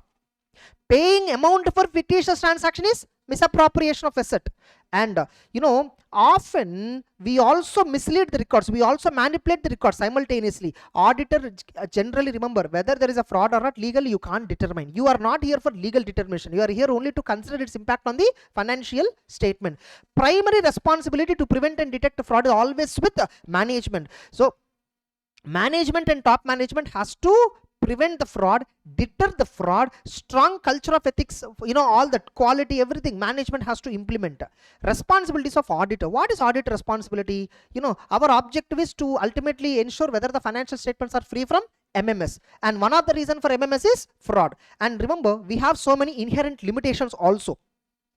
And moreover, detection risk is higher for fraud because of concealment, because of forgery, because of collusion. Further, various detection factors will influence my detection ability. Perpetrator skill, manipulation extent, collusion degree, amount, seniority of the person involved. Seniority means the top management, second level management, third level management, that one. Getting it? So these are all various factors that will affect my ability to detect. Yes or no? Next. And further, management fraud is highly difficult to identify than an employee fraud. Ultimately, what auditor responsibility for 240, what 240 says auditor is responsible? See, they're explaining everything. They're explaining that, you know, fraud detection is very tough because of concealment forgery. Detection is influenced by so many factors. Management fraud is more tough to detect. Finally, you have to be skeptical. Yes or no? Especially regarding management overriding of controls, all that you have to be skeptical. The standard is saying be skeptical. That's it. Don't be casual. Okay, next. Fraud risk factors. What are fraud risk factors? This is called as fraud triangle. Okay, and there is another word called fraud diamond in forensic or no, investigation. Fraud investigation have a chapter, right? Investigation chapter. Inside that they will call it as fraud diamond. Okay, so there I will connect. Okay, here fraud risk factor, which is also called as a fraud triangle. Like like fraud risk factors. What are the risk factors? Risk factors are broadly classified into three types. Because of incentives and pressures, they do a fraud. And remember, not only incentives and pressures, that will not only that will help you to do a fraud. You must have an opportunity for it, and your attitude must also support. Your attitude must also support. You know, incentives or pressures to meet targets, personal financial issues, opportunities. You know, like where in the management, if they believe that they can override controls, they have powers to override control, they generally do that. Then rationalization, justifying fraudulent actions. Now there are various examples for fraudulent financial reporting. Now remember, these examples are given separately for incentives, these examples are separate for opportunities, these examples are separate for attitudes and realization. Now incentives or pressures. Why management will feel pressurized? Because of high competition, declining margin, vulnerability to change, low customer demand. Then losses threatening to bankruptcy, recurring negative cash flow, rapid growth, new regulations, external pressures. Management personal financial situation, you know, personal guarantees, excessive interest or excessive pressures, interest compensation, so many issues were involved. These are all incentives, these are all pressures. Understood? That's why we just segregated. That's how it was segregated. Understood? These are all pressures, this is incentives. Like why? Some motive should be there for the management. One of the motive is either pressure or incentive. Next, opportunities. Significant related party transaction, where we can do, generally frauds will happen in related party transaction. Through related party transaction, we can manipulate the financial position and financial performance. Industry dominance. This is one of the main reason where arm's length price can be altered by you like anything. Next, subjective estimates. Many transactions are affected by subjective estimates. Unusual transactions or complex transactions, especially at the end of the near the balance sheet date. Cross-border operations. Business intermediaries without justification. There are so many subsidiary companies, multiple subsidiaries, there is no justification why that company was separately incorporated. Tax haven operations, complex or unstable organization structure, high turnover of top management. Top management is frequently changing. These are all various opportunities. Next up, deficient internal control components. Deficient internal control components means what? There are 5 components in internal control: control environment, control activity, risk assessment process, monitoring activity, information system. Totally 5 components of internal. These components are ineffective, like inadequate monitoring, ineffective controls, high turnover rates, ineffective accounting system, significant deficiencies in internal control. They will ask you in exam, one of the opportunity for fraudulent financial reporting is deficient internal controls. Give 4 examples. They specifically ask you, you need to write these examples. Understood? 4 marks question. Next, attitudes and realization. You know, how do you know whether entity management attitudes and all is not correct? Ineffective communication of ethics. Many companies you go and see, BRSR you see, for example, business responsibility sustainability report you see, it has one of the principles specifically focuses on communicating ethics and values to people. Code of conduct must be established. So see whether company has a proper code of conduct. Non-financial managers are involved in accounting adjustments. History of legal violations, excessive interest in maintaining share price or earnings. Management is showing excessive interest. That attitude shows they are having some incentive or some pressure. Next, unrealistic forecast, failure to address control weaknesses, minimizing earnings for tax reasons, no distinction is made between personal and business expenditure, and shareholders conflicts, all that. Then justifying poor accounting based on materiality concept, strained relationship with auditor, this itself can be asked as a 4 marks question. So strained relationship with auditor, like disputes with auditor, unreasonable demanding the auditor that complete the audit in shortest time, restrictions on giving information, domineering behavior over the auditor. These are all various strained, various issues that show strained relationship. All this attitude indicates there is some fraud might be there. Fraud risk factors. See, risk factor means what? Possibility. Risk factor is only about possibility. It's not that fraud really happened, but that's a symptom. So you can investigate when you are planning your audit, when you are deciding your nature, timing, extent, all these risk factors you have to consider. This entire fraud risk factor analysis you must consider at the time of risk assessment procedure. Understood? Next, same way for misappropriations also some incentives, opportunities and attitudes will be there, but the incentives are different for misappropriation. For in misappropriation, why misappropriation will happen? Personal obligation. There will be some personal obligation. Yes or no? Financial pressures on employees or management, adverse employee relationships. Like, why employees do misappropriation? Relationship is adverse. Like, they were expected to lay off, or compensation changes not as per their expectation, unfulfilled expectations. Because of all these reasons, employees may be demotivated and they might do, why should I be honest with the company? So they do frauds. Next, opportunities, large cash amount, small items of inventory, easily convertible assets, marketable fixed assets without any identification of ownership. Next, inadequate segregation of controls. This is biggest opportunity. Inadequate controls. This itself can be asked as a 4 marks question. Inadequate internal controls, like inadequate segregation of duty, excessive oversight of management. I mean, this is nothing but inadequate segregation of duty, inadequate oversight of management, inadequate, inadequate rotation, inadequate employee screening, inadequate record keeping. All these are regarding inadequacies. All these inadequacies in internal control will be an opportunity for an employee to do a fraud. Next, inadequate authorization mechanism, inadequate physical safeguards, inadequate reconciliations, inadequate mandatory vacation, inadequate IT controls, inadequate access controls. Any 5 points, remember, out of all this, any 5 points. Okay, so inadequate internal controls. Inadequate internal controls is one of the opportunity for misappropriation of asset. Give few examples of inadequate internal controls. Any 5 to 6 points you have to write. Clear? Next. If the examiner is more crack, what he will do, he will give 5 items inadequacies. He will ask you to write remaining 5. That is torture. He will give 5. Okay, there are 5 more inadequacies. You write that 5. This 5 itself will be shocking to see. Okay, next. Attitudes or rationalizations for misappropriation of assets. So disregard for monitoring, disregarding internal control, failing to implement a remedy to the known deficiency, employee dissatisfaction, sudden changes in employee lifestyle, tolerance for petty theft. If at all management is tolerating petty thefts, all that shows management is not committed for ensuring discipline, a proper culture in the organization, all that. So these are all, this attitude, this kind of attitude. Disregard for monitoring. Disregard for monitoring means what? When I'm discussing with management, they told, it's okay sir, our employees will take care, no problem. There is no monitoring. Proper monitoring is not there. Disregard to internal control. People are not following rules. They're just violating the rules. And failing to remedy, even though previous auditor communicated significant deficiencies in internal control, the current management did not put any, they did not take any remedial actions. And evaluation of fraud risk factor, so evaluate whether fraud risk factors are present, which will signal, which will indicate risk of MMS.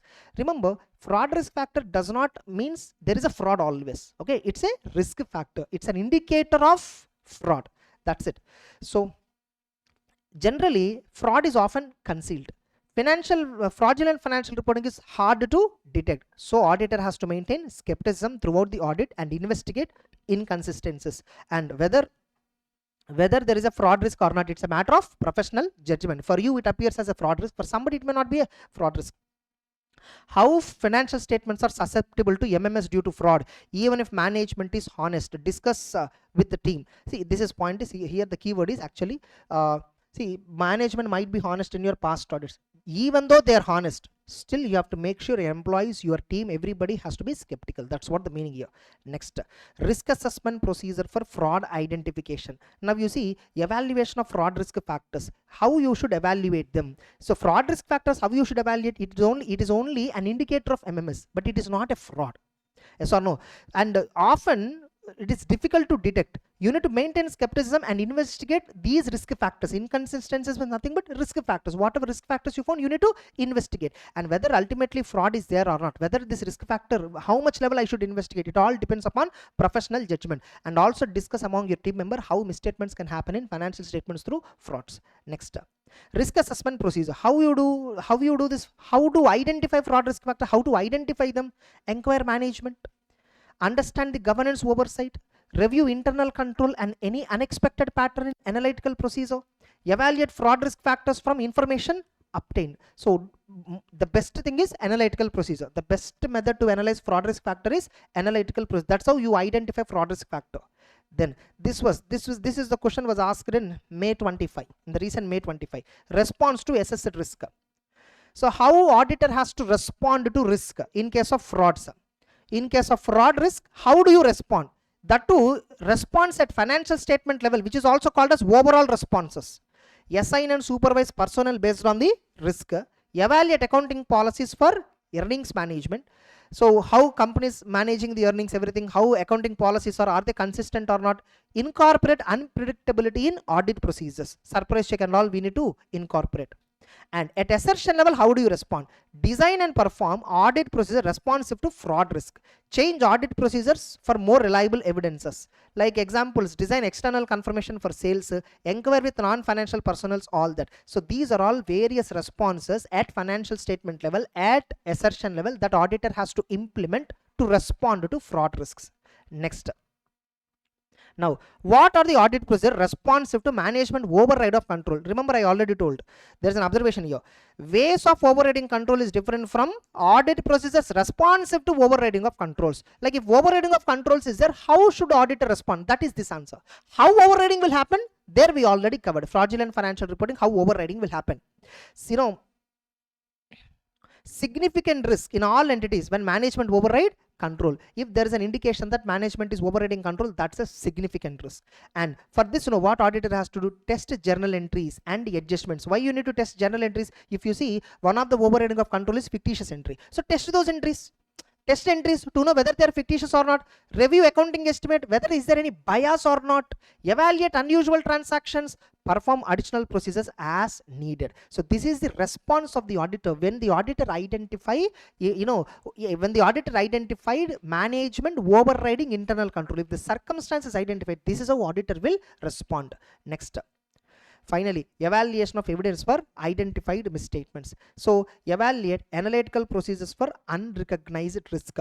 Through analytical, generally when I apply analytical procedure, I will discover previously unidentified risks.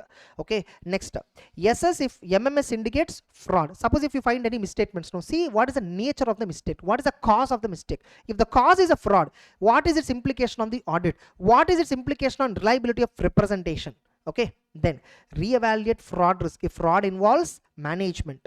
Consider possible collusion when reevaluating evidence. Evaluate implications of fraud if financial statements are materially misstated. This is nothing but evaluation of audit evidence for identified misstatements. Now, sometimes you will encounter a circumstance, exceptional, very rare cases, you will encounter a circumstance where you will be questioned about continuation of audit. Like you felt that management is hiding from you so much of information, all that you will feel. That time, no, determine professional and legal responsibilities, like reporting to the people who appointed, reporting to regulator, see whether withdrawal is permitted. So in exceptional circumstances where it brings a question regarding auditor's continuity of the engagement, consider professional legal responsibilities relating to reporting and withdrawal option if possible. If auditor withdraw, discuss with management, report withdrawal to concerned authorities, reasons also has to be reported, and report also has to be given to regulatory authorities. And finally, auditor has to get a written representation. What representation auditor has to get? First of all, management has to acknowledge their responsibility for ICS. In the written representation, This is called as MRL, general MRL. Okay, my auditor has to get a representation that management is responsible for ICS, internal control, design, implementation and maintenance. This we obtain already through engagement letter. Further, we will get a specific representation that management will, see, companies obviously they do risk assessment process. Well before us, they do risk assessment. They will have a risk management, risk management committee will be there. So the directors will continuously do risk assessment, and what is their results in the risk assessment, that result has to be disclosed to the auditor, and management has to disclose whatever the frauds or suspected frauds knowledge they have, right, that they need to disclose. Management shall also disclose the auditor allegations of fraud that they received, complaints that they received from various employees, whistleblower complaints, all that, and all this information must be given to the auditor. Whether this all information is given to auditor or not, a written representation is to be obtained. So management acknowledges its responsibility for control, and management has to disclose the result of risk assessment. Management disclosed the knowledge of fraud. Management has to disclose allegations. How this entire information is given to auditor? Through written representation. Next, suppose you found out a fraud, communicate it to management and top management. Timely communication of identified fraud to respective management, and timely communication if management itself is involved, and discuss what other procedures are needed, and communicate other fraud related matters to top management. Then communication of fraud identified to regulatory authorities. It depends upon NOCLAR related guidelines. Yes or no? When you have a requirement in the law that you need to communicate this fraud, then you have to communicate. And we all know that 143 subsection 12, fraud more than 1 crore, we have to, more than or equal to 1 crore, we have to communicate it to central government. So determine responsibility over fraud, suspicious or occurred frauds, whatever. And remember, this overrides confidentiality. For example, in case of banks, the auditors has to report to RBI even though they are liable for maintaining confidentiality, and report if management fails to act. Specific reporting requirements in audit mandate or legislation might exist. So check audit mandate, nothing but standards on auditing, or see the law under which you are doing the audit, and accordingly decide whether to report it or not. Next, documentation. Risk understanding, whatever the risk assessment process you did, fraud risk assessment, that you document. Significant discussions that taken place, document. What are all the identified risks at financial statement level and assertion level, document. How you designed overall responses, how you design, what procedures you performed, nature, timing, extent, that document. Communications about frauds, communications about like communication to management, communication to top management, communication to regulators, all that you should document. And you should also have a specific documentation that there is no fraud risk in revenue recognition. This is a specific documentation requirement. Auditor has to document that there is no fraud risk on revenue recognition. You need to get an evidence for it and then document. For this we prepare RCM, risk control matrix for revenue recognition. So we try to identify fraud risks and we see whether control is there or not. So if the controls are adequately implemented and operating effectively, we conclude that there is no fraud risk on revenue recognition. That workings and all you should document. That's it. Relevant for MCQ. That's it. This particular standard is little boring, because normal issues, not much complication. It's all about memory oriented. Correct? Next. So then in this we are left with only 402 standard, which I will discuss with PFI. With this GAAP chapter is completed. Confident? Okay, got some idea? Yeah. Yes, sir. We'll proceed with the 540 standard, third chapter, audit strategy. Inside this already 3 standards, 600, 610, 620 we already completed. Now 540 is pending, and 300 standard, nothing but planning. This chapter heading itself is strategy and planning. So that related content is pending. Now 540. See, ethics chapter is there now. That's a easy chapter. Okay, anybody can easily understand even if you read also. That's the reason I discuss it in the next session, not in today's session. Standards is what the challenging part is. Okay, now 540, what are you auditing here? You're auditing accounting estimates, including fair value accounting estimates and related disclosures. So how to audit accounting estimates, including fair value accounting estimates and related disclosures. Now there are certain definitions which you have to understand. What is an accounting estimate? It's an approximation of a monetary amount without precise measurement. Next, these estimates are 2 types. One, management's estimate, management's point estimate or management's estimate. This is nothing but this is the amount which is selected by management for recognition or disclosure in financials. We also develop an estimate, auditor's point estimate. Either we develop or we use our own expert and he will develop that. Yes or no? So we will call this as what? Auditor's point estimate. Why we develop this estimate? To evaluate whether management estimate is correct or not. So audit, this is an amount derived from audit evidence to evaluate management's estimate. Now remember, in estimation definitely involves something called management bias. What is management bias? Lack of neutrality in presenting information or in choosing accounting estimate. Now there is something called estimation uncertainty. Every estimate will have some degree of uncertainty. Yes or no? If at all estimates are having high uncertainty, what auditor has to do, that we will discuss later. Now, so what is estimation uncertainty? Remember, accounting estimate is a precision. It's only, I mean, it is not with precision. It lacks precision. Yes or no? So, which is inherent in nature. The name itself is estimate. Estimate itself means inherently it lacks precision. You know, the inherent lack of precision in measuring estimate, and that inherent limitation is called as estimation uncertainty. Now what is the outcome of an estimate? Outcome is ultimately the actual monetary amount which is reflected in the financial statements. That is the outcome of the estimate. Next, what is the auditor responsibility? First, we need to perform risk assessment procedure. Like we need to understand financial reporting framework and how management identify the need for estimate. I will inquire about any changes which will affect the estimate making process. Like first, understand how management identifies the need. Like management is responsible to determine whether an estimate is needed or not. Auditor identifies circumstances what are all requires estimate. Inquire about changes like transactions, policies, regulations, all that, and assess internal control deficiencies if management fails to identify an estimate. Suppose that particular transaction, for some particular transaction, management failed to identify, like why is it a failure? Is it because of internal control failure or not? Check out. If at all internal control fails, is it a significant deficiency or not? Check out and communicate as per 265. That's what the meaning here. Next up, inquiry management about changes. This itself can be asked as a 4 marks question.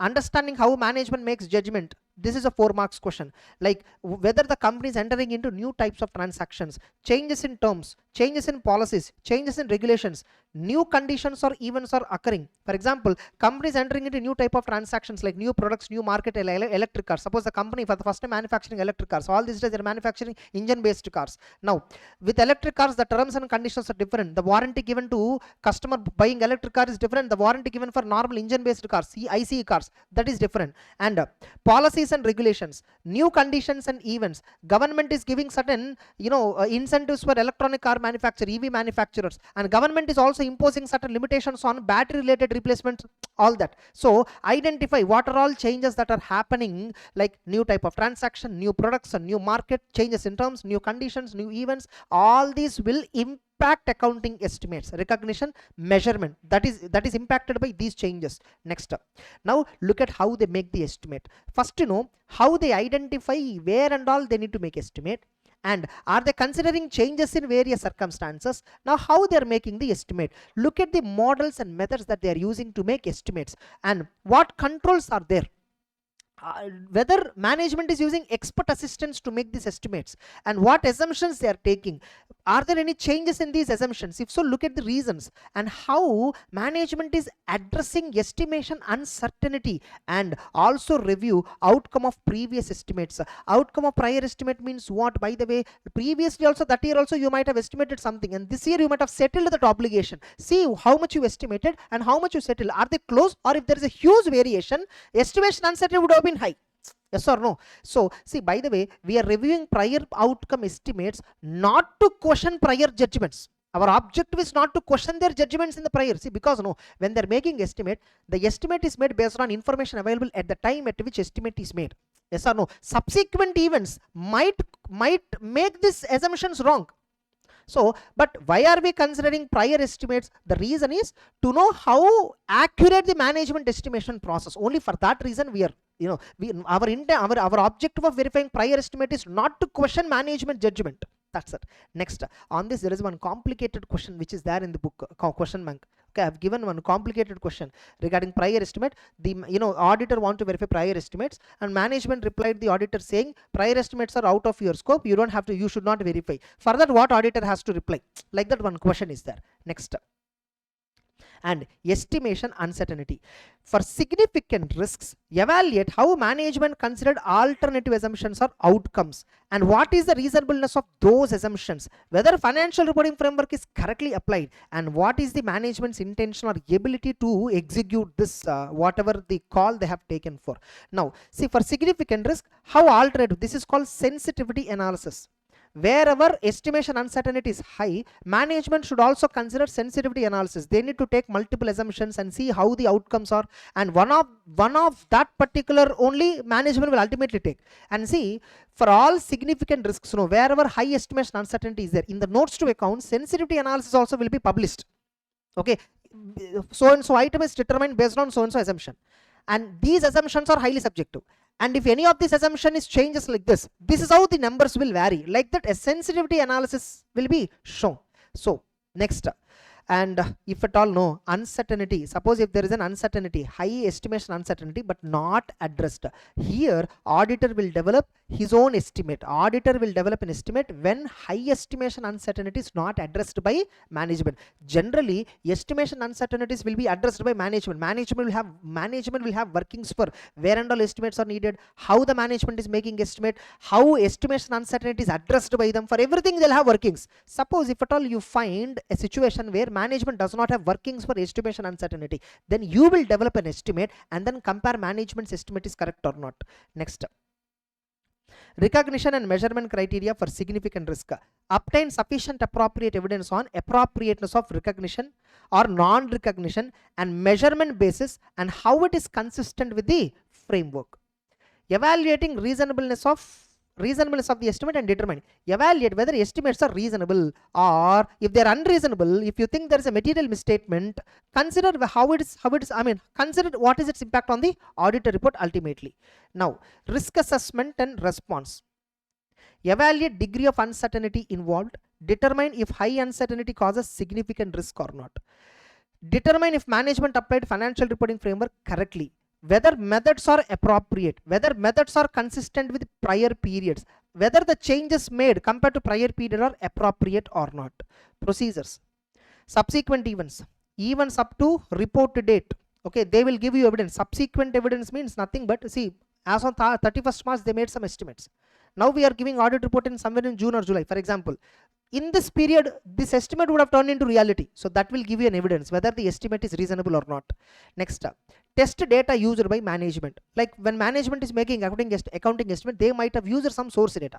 Test the data, whether the data is accurate, whether the data is complete, whether the data is relevant, and see the reliability of external data which they have used. Recalculate and check consistency in the workings of the management, and test controls over estimates with substantive procedures. Need for expertise. Sometimes a specialized skill or knowledge is needed for obtaining sufficient appropriate evidence, especially for certain accounting estimates which is like fair value accounting estimates, high estimation uncertainty, oil reserves, wherever estimates were involved in certain areas which are outside the domain of the auditor, where the work is completely outside the scope of auditor. So there and all auditor has to go for an expert assistance. And finally, reporting and disclosure. Obtain sufficient appropriate evidence, that disclosures comply with financial reporting framework, like assumptions they need to disclose, methods they need to disclose, basis they need to disclose, changes they need to disclose, sources of data they need to disclose, implications of uncertainty. Implications of uncertainty means sensitivity analysis they need to disclose. For significant risks, evaluate adequacy of estimation uncertainty disclosures, and finally get a written representation about reasonableness of significant assumptions. In estimate making process, management will take so many assumptions, whether these assumptions are reasonable or not according to the management. Yeah, they say it is reasonable. Get a declaration that they believe it is reasonable. Documentation of estimates. Include basis for conclusion on reasonableness. Like how do you conclude estimates are reasonable? What is the basis behind it? Documented. So whatever disclosures were there, documented. Indicators of management bias, documented. That's it. This is what accounting estimates is broadly about. Okay. We actually discussed this in 1.5 hours in our normal class, but since it's a quick revision, we have time bound. Okay, so that's it. So let's begin the next standard, that is SA 540, auditing accounting estimates, including fair value accounting estimates and related disclosures. And this is one of the toughest standard that we have. Like in entire CA final, if you recollect, generally these standards you feel tough. One is 402, 3402 combination and 540. And we have SQC 220. These are the 5 standards, or mainly 4 standards, which generally many don't understand. 240 is lengthy. 240 is slight complexity, not so tough. 250. 240, 250, 260 are medium. They're not really tough. But this is one standard where the entire structure of the standard, if you don't understand, you will never, you will not connect to it. You feel like reading the same again and again. Without understanding, if you're reading, you feel like reading the same content again and again. So we'll discuss all those confusions, we'll try to clear. So auditing, accounting estimates. What are we doing? We are verifying accounting estimates. Auditing means what? Verifying. Verifying accounting estimates, including fair value accounting estimates and related disclosures. We are verifying all these 3. We are verifying accounting estimates, we are verifying fair value accounting estimates, and we are even verifying disclosures. You see, the objective of the standard, is very quite simple. Whether accounting estimates are reasonable and the disclosures are adequate. Only these 2. Whether accounting estimates chosen by the management are the reasonable. Means like generally when an accounting estimate is chosen, this estimate is generally based upon some methods. For example, this best example you take, environmental liabilities. To understand the total gross impact of the standard, this is best example. How to assess liability for environmental liability. How to assess environmental liabilities. How to assess environmental liabilities. For example, you have an accounting standard PPE regarding site restoration and decommissioning expenses. Somewhere after 15-20 years, maybe I have to close my factory and I have to change the place. At the time, I have to incur certain restoration cost, site restoration cost. I think parallel you have an income tax also, there is a deduction, 33 ABA. There is a deduction. The site restoration expenditure and even decommissioning expenditure. Like you have to decommission the entire plant and machinery and restore the entire site into its normal, nature, original nature, and you have to hand over back to the government which allotted to you. For that, you will incur certain expenditure. Okay, and that expenditure is generally so material. The expenditure is generally considered to be very material. The site restoration expenditure is material. That you have to incur after 20 years. Now, like how accounting standard says that expenditure, bring it to the present value. Bring it to the present value and add it to the fixed asset cost, as it to the property, plant and equipment cost, and depreciate on the revised cost. Correct? And we all know that every year this estimation will change. Correct? The decommission expenditure related estimate. By the way, this decommissioning is an estimate only, right? After 20 years, I am going to incur some amount. Is this an estimate or not, first of all? Obviously, yes. This estimate is based upon so many factors. For example, right now if we do decommissioning, right now if we do site restoration, with the available technology, available vendors, available whatever the equipment available, we know how much we incur today, but we don't know how much we incur after 20 years.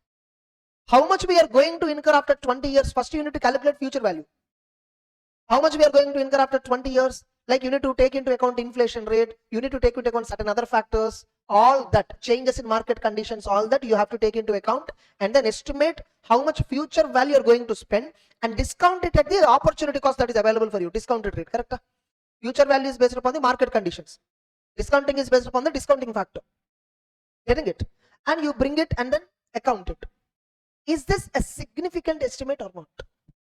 Suppose a factory construction cost. The construction cost itself is somewhere around 25,000 crore. Let us assume the plant and machinery, that entire factory construction cost is somewhere around 25,000 crore. As on today, if you apply decommissioning, the cost of decommissioning site restoration will be somewhere 15 to 20% of the entire establishment cost. Somewhere it will be 3,000 to 4,000, 5,000 crores it will be. Considering inflation rate, future value, bringing it to present value, all that, it takes almost somewhere around some 3-4,000, 5,000 crore will be the amount, correct? Some 3-4,000, 5,000 crore will be the amount. This is a significant estimate. You know, here, this is a situation of high estimation uncertainty. This is a situation of high estimation uncertainty. When we can use the term accounting estimate, when we cannot figure out what is the actual amount, we take an approximation because precise means of measurement is not available. Correct? That's what the definition of accounting estimate. An accounting estimate is nothing but an approximation of monetary amount in absence of precise means of measurement. Because I cannot measure it precisely, I am only taking an approximation. Now tell me, every estimate, whether it is a normal estimate or fair value estimate or high certain estimate or low certain estimate, some uncertainty is there, right? Definitely uncertainty will be there. Some sort of uncertainty will be there for an accounting estimate. But there will be some estimates where the uncertainty degree is extremely high. The degree of uncertainty is extremely high. For example, how much warranty claims related expenditure a company can incur in the next year. A company can easily estimate approximately a closure amount because based upon the past experience, based upon the industry data, we can assess it. But how much decommissioning liability the company exactly going to discharge after 20 years? Company is estimated, but the actual amount will be significantly different from the whatever the estimate. This is here, whereas in warranty, the estimation uncertainty is low, whereas in decommissioning liability, estimation uncertainty is high. So in 540, what the standard is asking us technically, check whether the estimates are reasonable or not. How do I check whether estimates are reasonable? First of all, whose primary responsibility to choose them? Board of directors, nothing but management. Whoever responsible party is there to prepare financials, they are responsible. So first I will look into what process entity has established. What process entity has established to identify areas requiring estimates. How the entity identifies accounting estimates. Then I will look into how they are making estimates. First I will look into their risk assessment process. Primarily risk assessment more than us, the management will be doing. So first I will ask entity, how are they doing risk assessment related to accounting estimates? Like how are they identifying areas of accounting estimates? Where and all in a company, an accounting estimate is required. Most of the times, the financial reporting framework itself gives clarification on that. The accounting standard itself tells you, that accounting standard itself gives you a list of items that require an accounting estimate. You just read each and every standard, it will have some reference to estimate, most of the standards. So you follow financial reporting framework, you can understand what are the areas that require estimates. Terms and conditions of various contracts. Terms and conditions of various contracts. Type of products they are selling. Events and transactions and conditions that are happening. All these will give a rise. All these items will give a requirement for the entity to create an accounting estimate, to recognize an accounting estimate, correct? And not only recognizing, sometimes entity might have to revise. Not only recognizing the estimate at initial level, they may also have to be revised. Accounting estimates requires revision in certain circumstances. Accounting estimates requires revision in certain circumstances. That also we'll see. That also we are going to learn. So first look at how the entity is identifying circumstances that requires accounting estimates, or look at the entity's risk assessment process, whether they are identifying changes in circumstances that require revision in the already estimated amounts. So what system the entity has implemented, what policies the entity has implemented, first we need to look into it. Okay, we saw how management established internal control system for accounting estimates. We saw one of the internal audit department was given the duty, not internal audit, one of the finance department was given the duty. Internal audit is also monitoring that aspect also, so which means there is a formal assessment process for accounting estimate. 2. Then what should I look into? How are they making these estimates? The second question that I should look into is what? How are they making this estimate? How people make estimate generally? Accounting standard will give you, for example, Ind AS 16 talks about how to recognize decommissioning liability. The method, the processes, the model is there described, yes or no? So how they are making it? Sometimes they may use the help of an expert. They use some data. They use some assumptions. By taking all this into account, they make an estimate. Once accounting estimate is made, they recognize it in books of accounts. Once an accounting estimate is made, then they recognize it in books of accounts. So like look at like how they are recognizing, recognition and measurement, all that you see. How are they recognizing? How are they measuring in the books of accounts? All that. You need to perform substantive procedures now. Verify what workings are used, what methods are used. You need to test them. You need to perform audit procedures now. Then finally conclude whether there is an estimation uncertainty involved. Obviously, estimation uncertainty will be involved.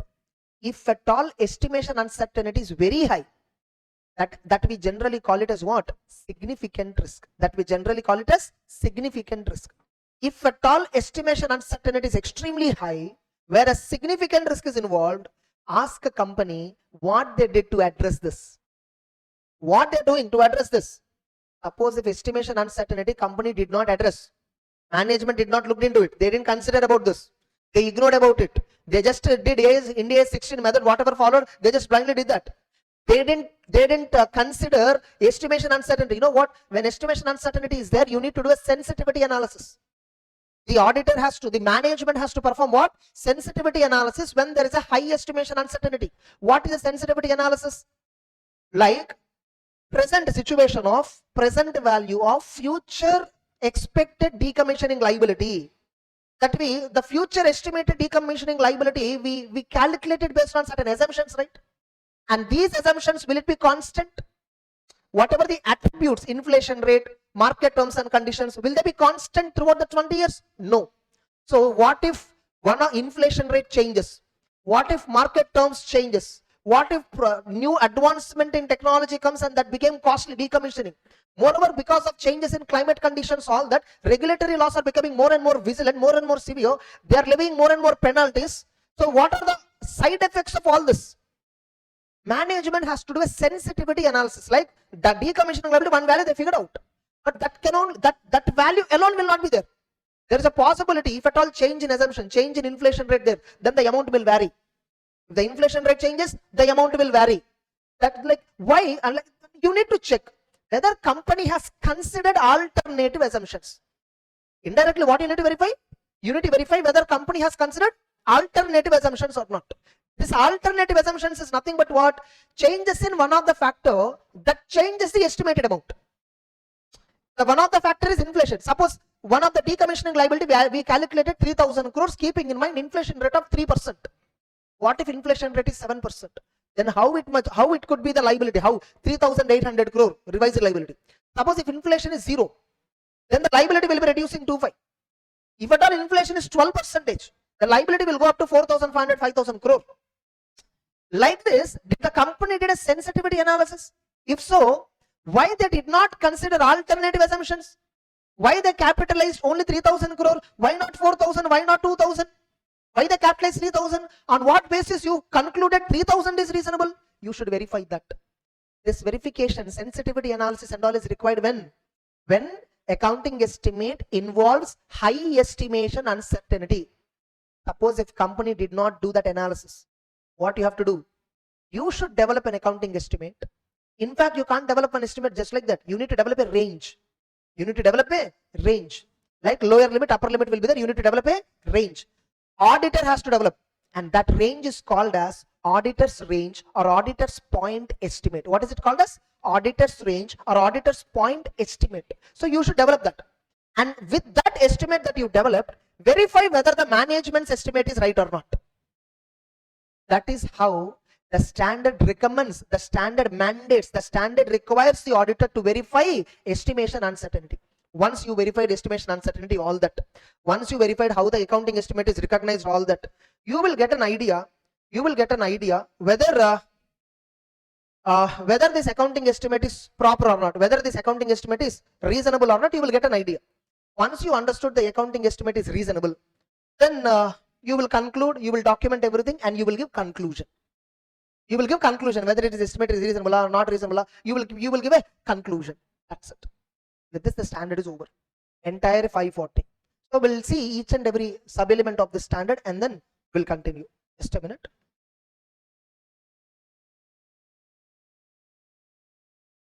So let's look into the sub-elements of the standard. What is an accounting estimate? It's an approximation of monetary amount in the absence of precise means of measurement. And now in estimates, generally in accounting estimates, there is a possibility of management bias. Like management might choose accounting estimates unfavorable to them, which is one of the major fraud risk factor in terms of opportunities that is available to them. And for every accounting estimates, there will be an estimation uncertainty. Because of uncertainty in the estimate is there, we call it as estimate first of all. The possibility, susceptibility means nothing but possibility. The possibility of an estimate to an inherent lack of precision. What is an outcome of an accounting estimate? Whatever the estimate, suppose I have taken useful life of the asset is the estimate. What is the outcome of that estimate? Depreciation is the estimate. Depreciation is the estimate. Now, what is the auditor's responsibility? First, auditor has to do risk assessment procedure. Then he should understand how management is identifying the need for estimate. Then he will understand how management makes the estimate. Then he will has to verify estimation uncertainty. Then he will see how the management is recognizing and measuring it. Then we will obtain finally reasonableness of the estimate and will come back to reporting. This is the structure of the standard. Getting it?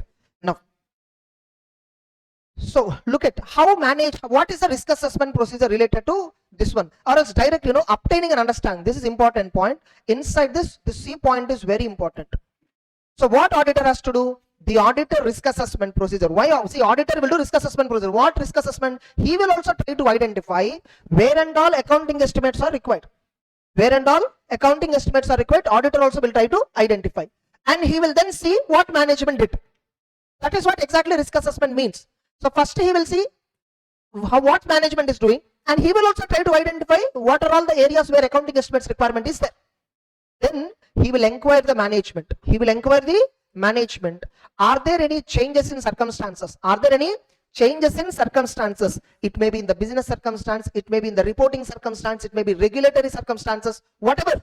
Are there any changes in circumstances in the business, in the regulatory, or in the environment? Are there any changes? Why? Changes in circumstances may lead to revision in accounting estimate. Not only this, these are the, because of the, these are the circumstances that indicate, yes, there is a requirement for an estimate. Like changes in circumstances means what? Whether entity has engaged into new type of transactions. Suppose company has launched a new product. Till date, the company is not dealing with that product. For the first time, the company has launched electric cars. Till date, they are not using, they are only using like internal IC engines, getting like combustion engines, getting it. So till date, they are using only the fuel-based engines. Now the company first time launched electric cars. How much provision should be created on electric cars? Should it be the same provision for warranty claims, just like how my normal fuel-based engines, how much I create provision? Should I go with the same norm? Definitely not. The new type of product is launched by the company, which means estimate making process for these products must be different. Correct? Whether terms of transactions have been entered into by the company changed. Generally, for all the normal cars which the company manufacture, they give 2 years warranty or 1 lakh kilometers, whichever is earlier. That's a standard warranty. But for electric cars, company is giving 8-year warranty, 1.5 lakh kilometers, whichever is earlier. They are giving what? 1.6 lakh kilometers or 8 years, whichever is earlier. And for the battery, whatever is there, further they are giving 12 years warranty. So terms of contract have been changed, terms and conditions have been changed. Obviously, the warranty provision related calculations, all that will drastically affect. Whether accounting policy related to estimates have been changed. Maybe for fuel-based cars, I use some different accounting policies for calculating, whereas for electric cars, there are some well-accepted, generally accepted accounting policies that are there exclusively for electric cars. How to account electric car sales related thing, especially provision related thing, how to account, there are some international GAAP data is available. The company is following that. Regulatory or changes outside the control. Since the company is manufacturing electric cars, the company is liable to create provision for taking back the car after the expiry. In the sense, after the car life is over, this company who manufactured, they only have to decommission it. They only have to dismantle it. You're getting it? They only have to treat that waste. Regulatory has made a condition on every company manufacturing electric cars. It is not the consumer who is responsible to dispose that electric car. It is your responsibility to dispose the car after the useful life of the electric car. So regulatory changes are there. or new conditions or events are identified. Some new conditions or events are identified that requires an accounting estimate. For example, cars are, electric cars are suddenly being stopped. So many consumers are complaining of non-reliability, or so many consumers resale is high. Like these are all various factors that results in either creation of a new estimate or revision of an existing estimate. Understood? A wonderful example it came. In the class also I didn't give this example, but in class the different example I give. Suddenly it strikes electric car example, suddenly give. Next, suppose if at all management failed to identify an estimate. Suppose if management failed. See here, what are we checking in this point? We are identifying how the entity identifies estimates. How the entity identifies estimates based on the circumstances. What do you mean by circumstances? What products they are dealing with? What are the terms and conditions? What are the regulatory requirements? What accounting policies? Are there any new conditions or events? Now, same way, we need to verify how changes in accounting estimates they are making. Generally, an accounting estimate change is required if there is a revision in circumstance. So what do you mean by revision in circumstance? Whatever circumstances, there are changes in that. Changes in type of product, changes in terms and conditions, changes in law and regulatory framework, changes in accounting policies, changes in events and conditions, resulting of new events and conditions. What if after analyzing this, you understood there are some accounting estimates which management failed to identify. There are some accounting estimates which management failed to identify. Upon inquiring regulatory requirement, I discovered that disposing cost of the batteries after the end of life, disposing cost of the batteries at the end of the life of the car, that is the manufacturer responsibility. But company did not create provision for it. They did not create provision for it. Then I need to look into the root cause of the reason. Why they didn't create the provision? Is it because they don't understand this framework or this requirement, or is it because of the negligence of some staff, or intentionally they did? Suppose if I find there is no such evaluation within the company to evaluate the regulatory requirements. Like, in order to create an accounting estimate, you need to see from where a requirement comes. We don't know. Framework may tell you, applicable framework may tell you to create an estimate. Accounting policy might tell you to create an estimate. Terms and conditions of the contract will tell you to create an estimate. Products that you're dealing with might create an estimate. But in that estimate making process, no, when I see the control document, no, company does not include regulatory requirement. The company does not include regulatory requirements or changes in regulatory requirements. They didn't include, which means it's a control deficiency. It means what? It's a control deficiency. And since this control deficiency is impacting a large item in the financial statement, it's called as a significant deficiency. What is it called as? Significant deficiency. They'll give you an MCQ on this. Management failed to identify an accounting estimate. What should be the auditor's response? Auditor will modify the opinion. Auditor will report to those charged with governance. Option B, auditor will consider that as a significant deficiency in internal control. Auditor has to evaluate whether failure to identify constitute significant deficiency. So the standard says determine whether there is a significant deficiency regarding entity's risk assessment process. Clear? Then, okay, I understood. I did risk assessment, where and all in this entity estimates is required. And I also verified how management is making estimates. I mean, in the sense, how management is identifying estimates. Sorry, how management identifies the estimate is this answer. How management is making estimates, that is a different answer. How are they identifying? How we identify whether an accounting estimate is required or not? Look at the products you deal with. Look at the terms you are offering. Look at the accounting policies. Look at the framework, legal and regulatory applicable financial reporting framework. Look at any circumstances, events, transactions that are newly arising. Yes or no? If they fail to identify, is the failure because of the control weakness? Determine that. If at all it is a control weakness, significant deficiency, communicate it to those charged with governance. That is what 265 says, and follow up whether they remedied or not. Yes or no? Now, having understood how the company identifies estimates. Okay, they identified decently, covering all the areas that requires an estimate. They're covering all the areas. Now, how are they making it? Now you need to understand how are they making it, what method they are using, what model they are using, what controls they implemented, whether expert has been used or not, what assumptions they are using, are there any changes in methods for making these estimates, whether management has considered estimation uncertainty, while making the estimate. And auditor shall review the outcome of accounting estimate. Auditor shall review outcome of the accounting estimate that is made in prior period. Further, see how management is making estimate means, if at all estimate is made during the current year of audit, you verify what method they are following, what model they are following, what assumptions they are using, whether they are using an expert or not, are there any changes in these particular methods and all. I evaluate all this, and I will also see whether estimation uncertainty considered or not. I will see. Definitely estimate is not an accurate, some uncertainty will be there. Whether uncertainty is considered or not, I will see. In addition to that, some estimates, no, they just brought forward it from prior period. They just brought forward it from prior period, and they are using it. They are using it the same estimate. They are continuing in the current year also. Whether re-estimation required or not, you need to check. Correct? Prior period decommissioning liability they recognized. At that time, whatever the liability is recognized, it is dependent upon the data available at that time. Now the data might have been changed, circumstances might have been changed, assumptions might have been changed. So re-estimating the brought forwarded estimates, nothing but.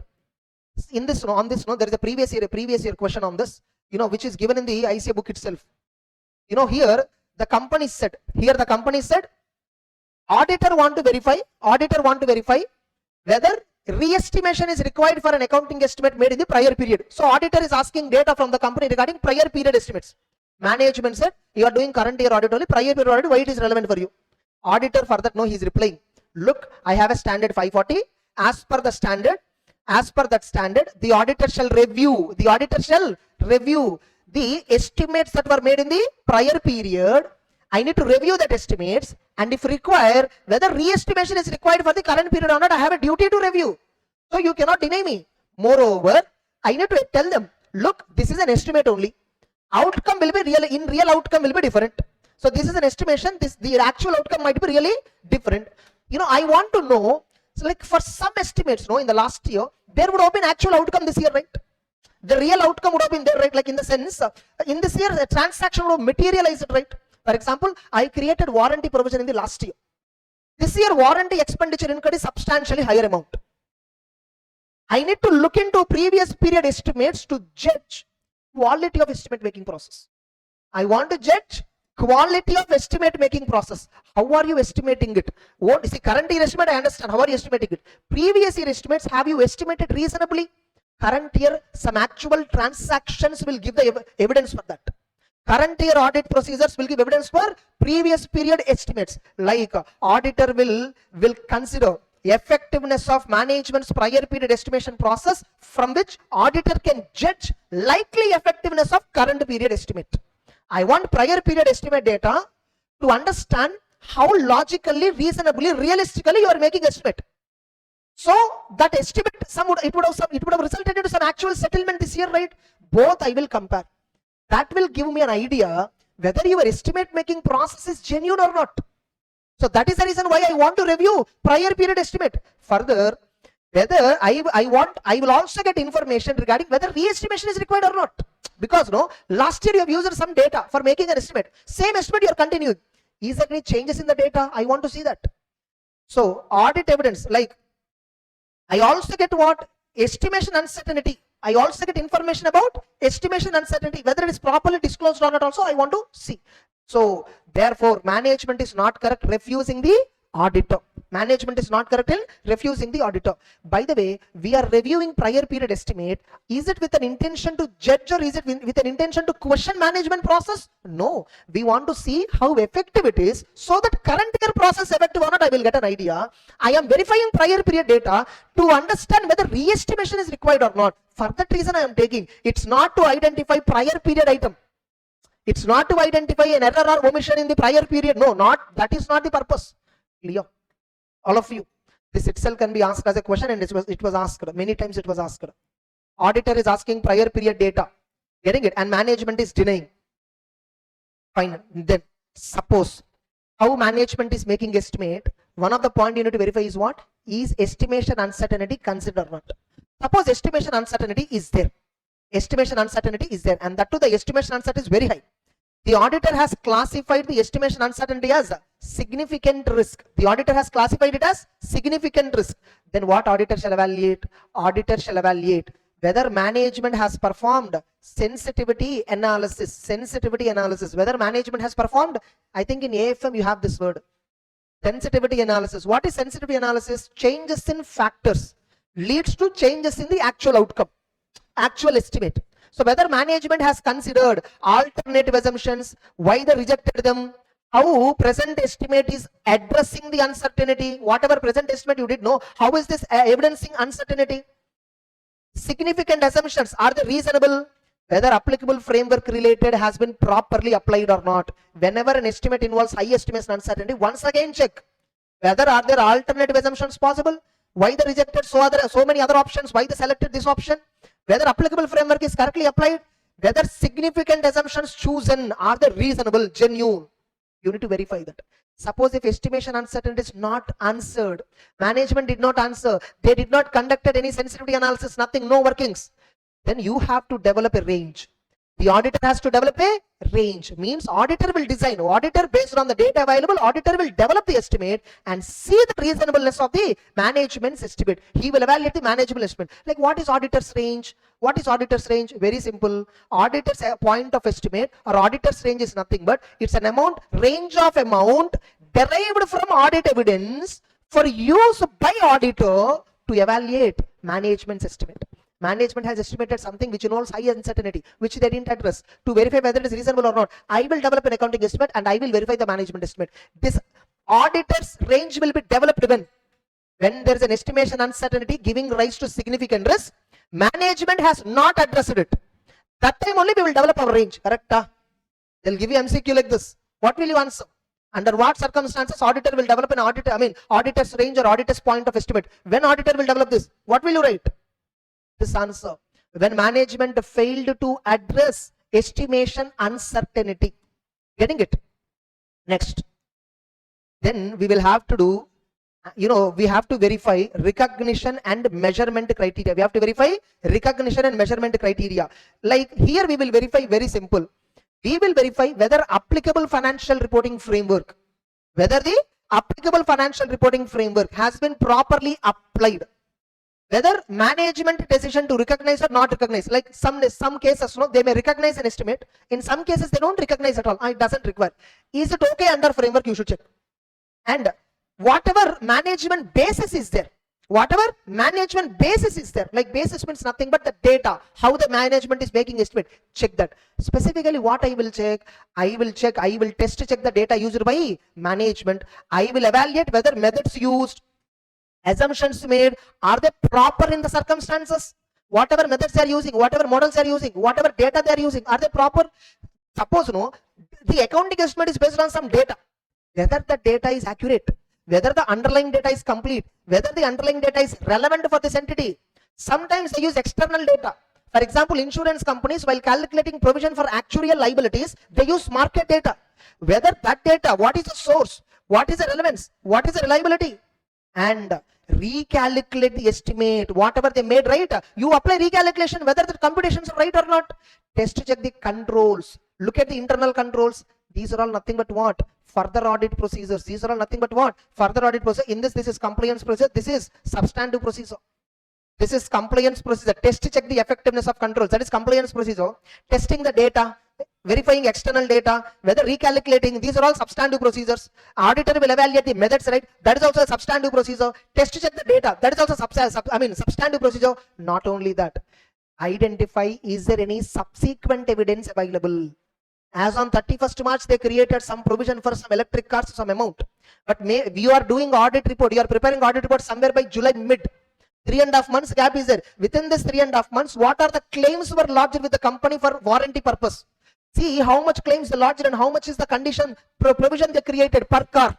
You can calculate. See whether the provision is reasonable or not. Subsequent conditions, if at all they indicate that provision is underestimated, you ask the company to revise. Subsequent evidence also you have to verify. Up to which date? Up to auditor's report. Even succoring up to the date of auditor's report. Subsequent evidence also you should verify. This is substantive procedure to verify accounting. Or this I can call it as, this is nothing but response to the auditors. Response to the risk assessed. So whatever the risk you assessed, now how do you respond? You are getting the point. Now you recollect the standard structure. First, you first do risk assessment of how the entity is identifying estimates. What are all the estimates that the entity did not address? How are they making the estimates? And is estimation uncertainty addressed by them or not? Now you need to verify recognition measurement in books of accounts by actually performing the audit procedure. Thereby you will understand whether the estimate made is ultimately reasonable or not. Finally, evaluate the reasonableness. Evaluate the reasonableness in the context of applicable framework. Are you clear? Finally, reporting and disclosure. What is the reporting and disclosure? I shall obtain sufficient appropriate evidence whether accounting estimates getting it, they are all made in accordance with the requirement of the applicable framework, and specifically estimation uncertainty related to significant risk, you must disclose it. You must disclose estimation uncertainty related significant risk and get a written representation that significant assumptions used in making estimates are reasonable. Whatever significant estimates they are making on assumptions, they are reasonable. You can also get representation for some other, whether data used by the management is complete, accurate. You can ask a representation whether assumptions used are reasonable or not. You can ask a representation whether controls implemented are sufficient or not. You can ask a representation whether controls are operating effectively or not. Are you clear? All of you. Finally, you need to document. What you need to document? What is the conclusion regarding reasonableness? And is there any management bias? For example, I will show you this Tata Motors. We'll see Tata Motors estimation uncertainty.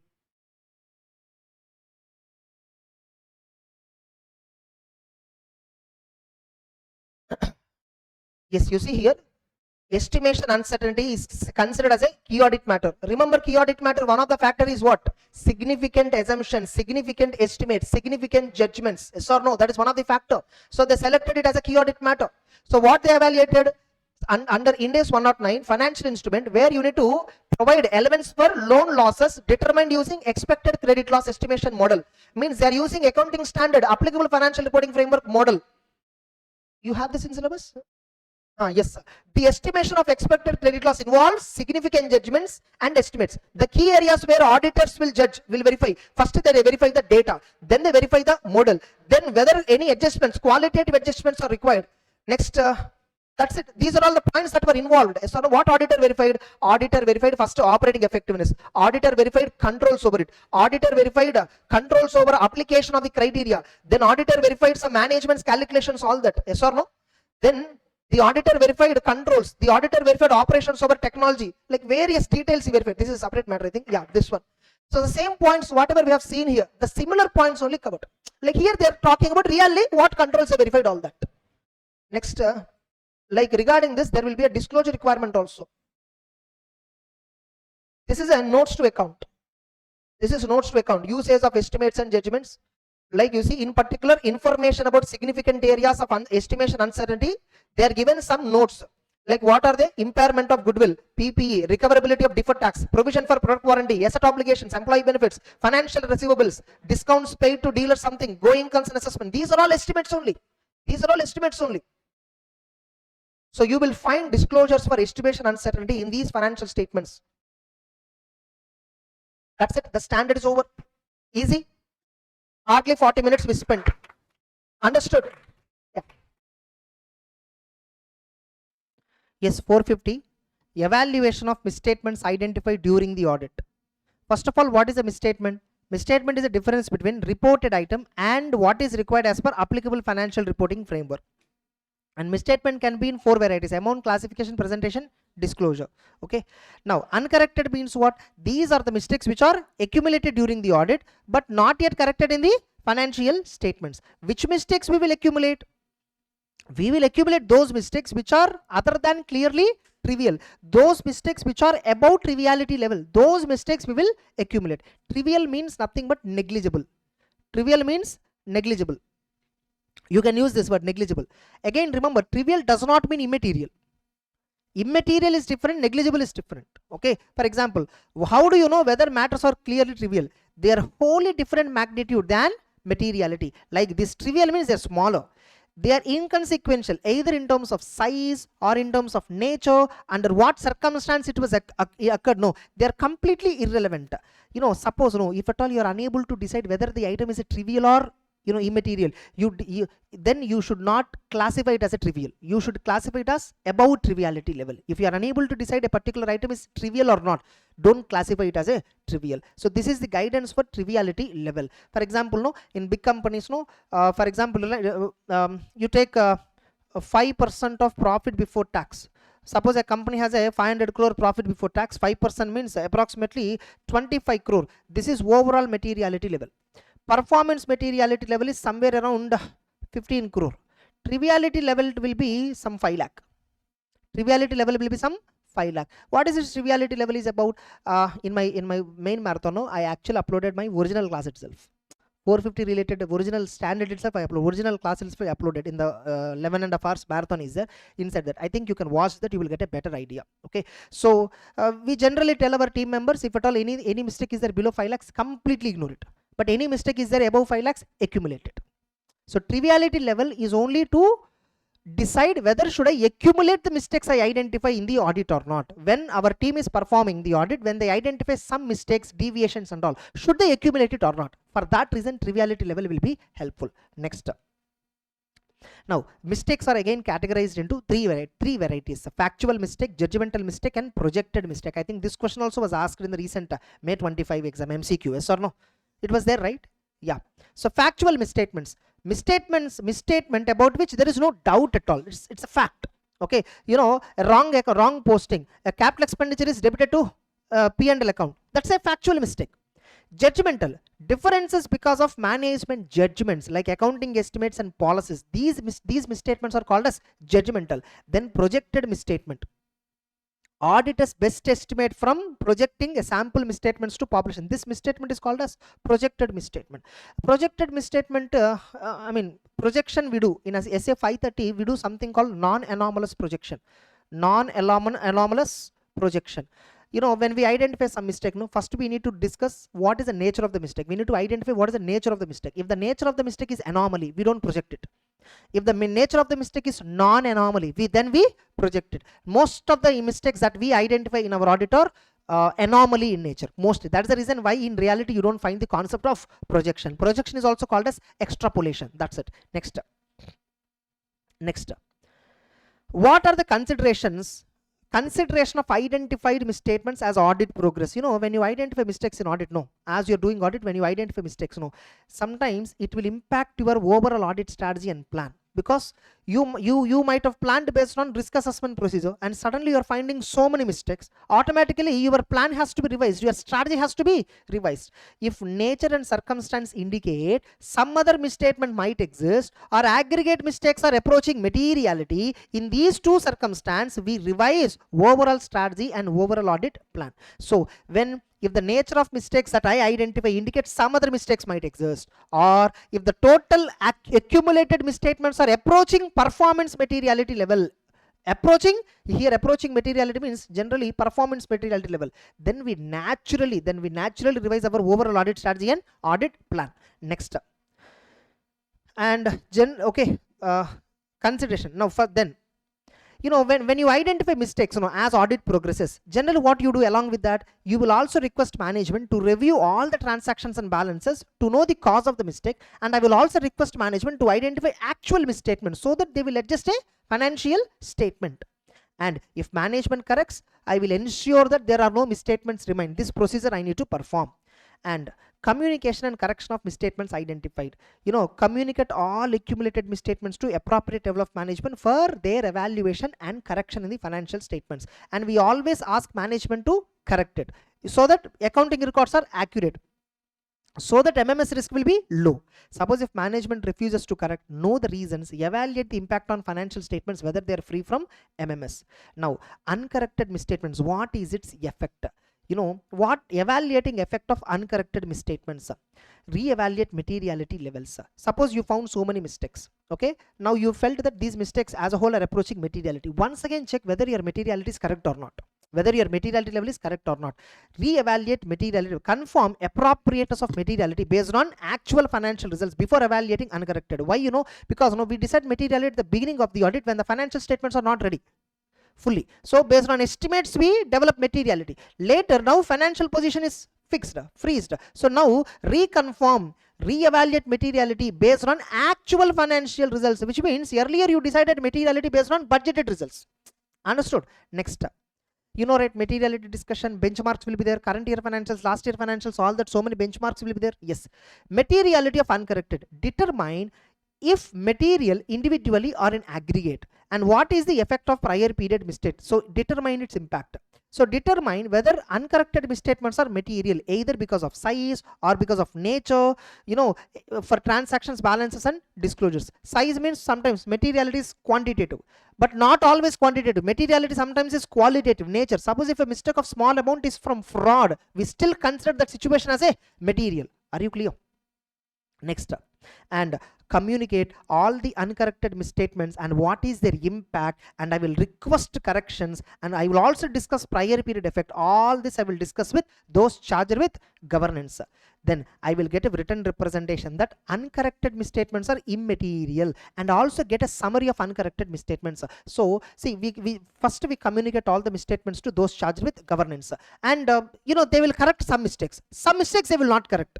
Some mistakes which they won't correct, generally they give this excuse that these are immaterial, unnecessary to disturb the books of accounts, all that they give, and you also convinced for that. Get a representation that all the aggregate of uncorrected misstatements are immaterial. Remember, uncorrected means what? Which you already identified and accumulated and informed the management. So now they are giving representation, right? Prepare a list of mistakes which are not corrected by the management and tell them to sign on that also. So that should be attached to the representation. That's what they're saying. So include a summary of uncorrected misstatements which are not corrected by management, which according to the management believes that they are immaterial. And finally, documentation of misstatements identified. So first, document what is triviality level that you decided. So amount below which misstatements are clearly trivial. Trivial means negligible. Next, all mistakes, whatever mistakes that you are identifying above triviality level, you will accumulate, right? So all mistakes that are identified indicating are they corrected or uncorrected, that status. Next, conclusion on uncorrected misstatements, whether they are material and on what basis you concluded that the uncorrected misstatements are immaterial or material, whatever your conclusion. This is documentation requirement. This itself can be asked as a 4 marks question. Clear? Evaluating effect of 4 marks question. Evaluating effect of uncorrected misstatements. How do you evaluate? There are so many mistakes that you identified. How do you evaluate? Before I evaluate, no, I first reevaluate materiality levels, and I will communicate with management, and I will ask them to correct, and I will take a written representation for uncorrected misstatements if at all they are material according to management. Next, communication and correction of mistakes. You must communicate timely. Why you need to communicate? So that it will be corrected. And management refuses, what is its impact on financials? You should verify. Then, and consideration of identified misstatements as audit progresses. Like, how do you consider mistakes identified during the audit?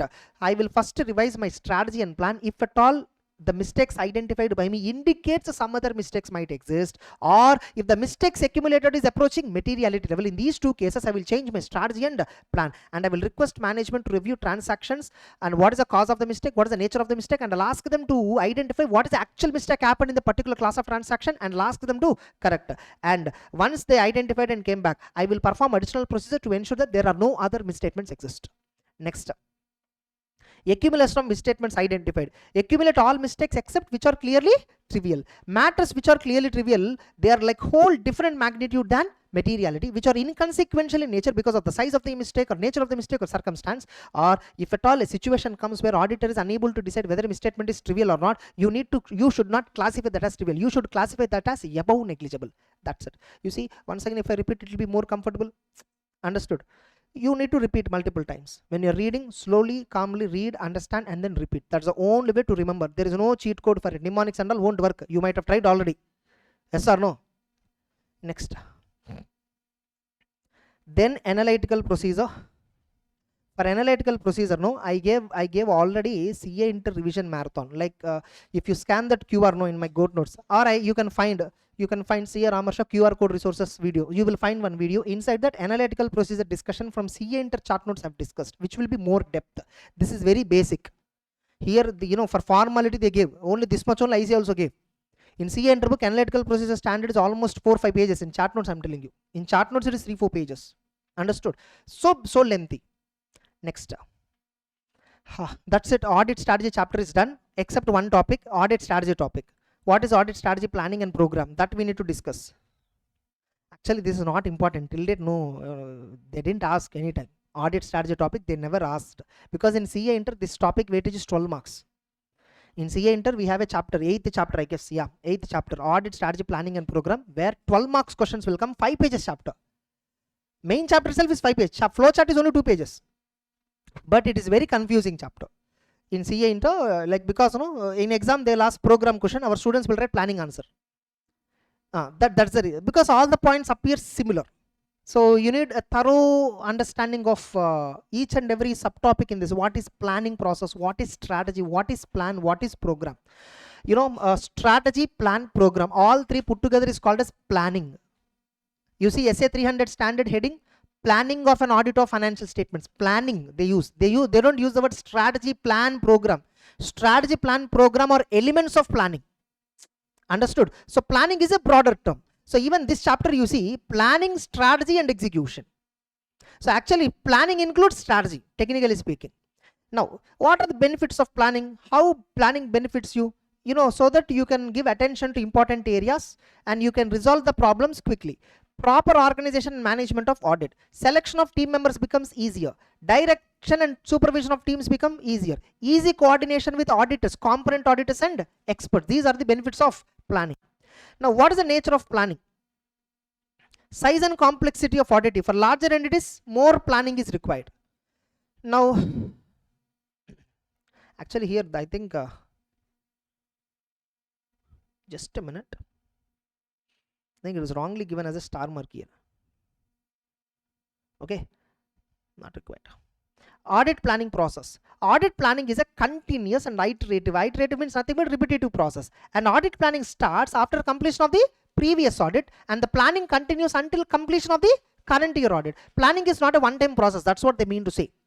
And you need to consider activity timing and audit programming. When you're planning the audit as a whole, you need to consider when you should verify purchases, when you should verify inventory, all that you should consider. And you need to update the planning as a whole periodically. What are the key considerations in planning? This itself can be asked as a 4 marks question. Okay. Now, analytical procedures. You need to perform analytical procedures. You need to understand legal and regulatory framework. You need to determine materiality. You need to involve experts. And you should also perform other risk assessment procedures. Preparation of audit strategy and plan. It is ultimate responsibility of the engagement partner. Preparing strategy and plan is ultimate responsibility of the auditor. Now, when you're preparing this plan, you generally involve entities management also. When you're planning the audit, you discuss with them also. Why you discuss? So that they will facilitate the audit. And helps from client staff. There are some areas where their client staff has to help you. For example, physical inventory count, you might take the help of client staff. And predictability risk. Remember, when you're involving entity personnel, consider this risk also. Do not discuss detailed audit plan with them so that effectiveness of audit will not be reduced. And you also involve your team members, key team members. Involvement of team members in strategy and development. Why you need to involve the team members? So that you will understand their skills, all that, and accordingly allocate areas based on the capabilities. So when you are preparing audit strategy and plan, you involve multiple people. This itself can be asked as a 4 marks question. Next, acceptance and continuation of client relationship. So this is actually 220. Auditor has to perform procedures regarding integrity of the owner. They need to ensure the team is competent. They need to comply with ethical requirements. They need to establish terms of engagement. And they need to review significant matters and ethical requirements. This is nothing but acceptance and continuation of client relationship. 220 matter, SQC matter only given here. No special, no nothing new point. What are the contents of audit plan? You might have developed audit plan when you're doing audits in articles. Yes or no? What audit plan will cover? It includes nature, timing, extent of planned risk assessment procedure, nature, timing, extent of further audit procedure. Yes or no? Plan is more detailed than strategy, where specific procedures will be listed out, and plan develops over the audit, ongoing. It is an ongoing process, and some procedures may begin before all planning is completed. Sometimes we don't develop the plan fully, we start working, then later the plan will be developed.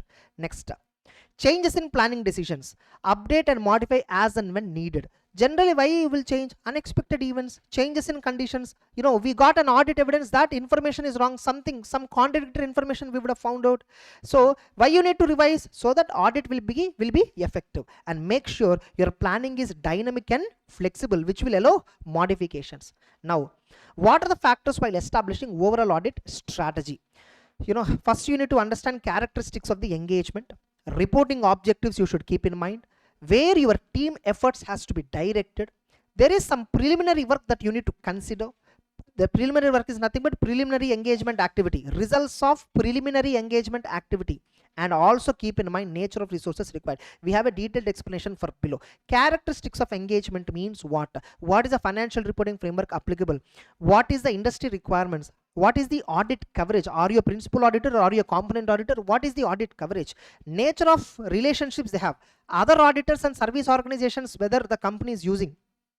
Can we use previous audit evidence or not? What is IT effect on the company? Whether client personnel and data is available or not. All these points you need to consider in characteristics of engagement. Next, reporting objectives. Meetings. When and all you should organize meetings with management. Report types and timings, like what are various types of reports you should give, when, timing. Especially this is important for bank audit, because in bank audit we should give various reports along with the stat audit report. Next, team communications. When and all your team has to communicate. And third party communications. When and all with whom? Third parties. With third parties when to communicate. External confirmation, when do we have to perform. Legal counsel, when should we perform. These are all reporting objectives. Understood? Then preliminary engagement activity. Preliminary engagement activity means 220 procedure, 210 procedure, ethical requirements check. Only these three. That is correct answer actually. But in the CA final book, I don't know why this matter is given. Okay, but this is given in the CA final study material also. So we need to follow the same. Preliminary engagement activity at the beginning of the audit, you should decide materiality. You should high MMS risky areas. Identify risky areas which will impact financial statements. You need to maintain skepticism, priority deficiencies, changes in framework, changes in law, changes in regulation, changes in economic and business environment. These are all at the beginning of the audit you should consider.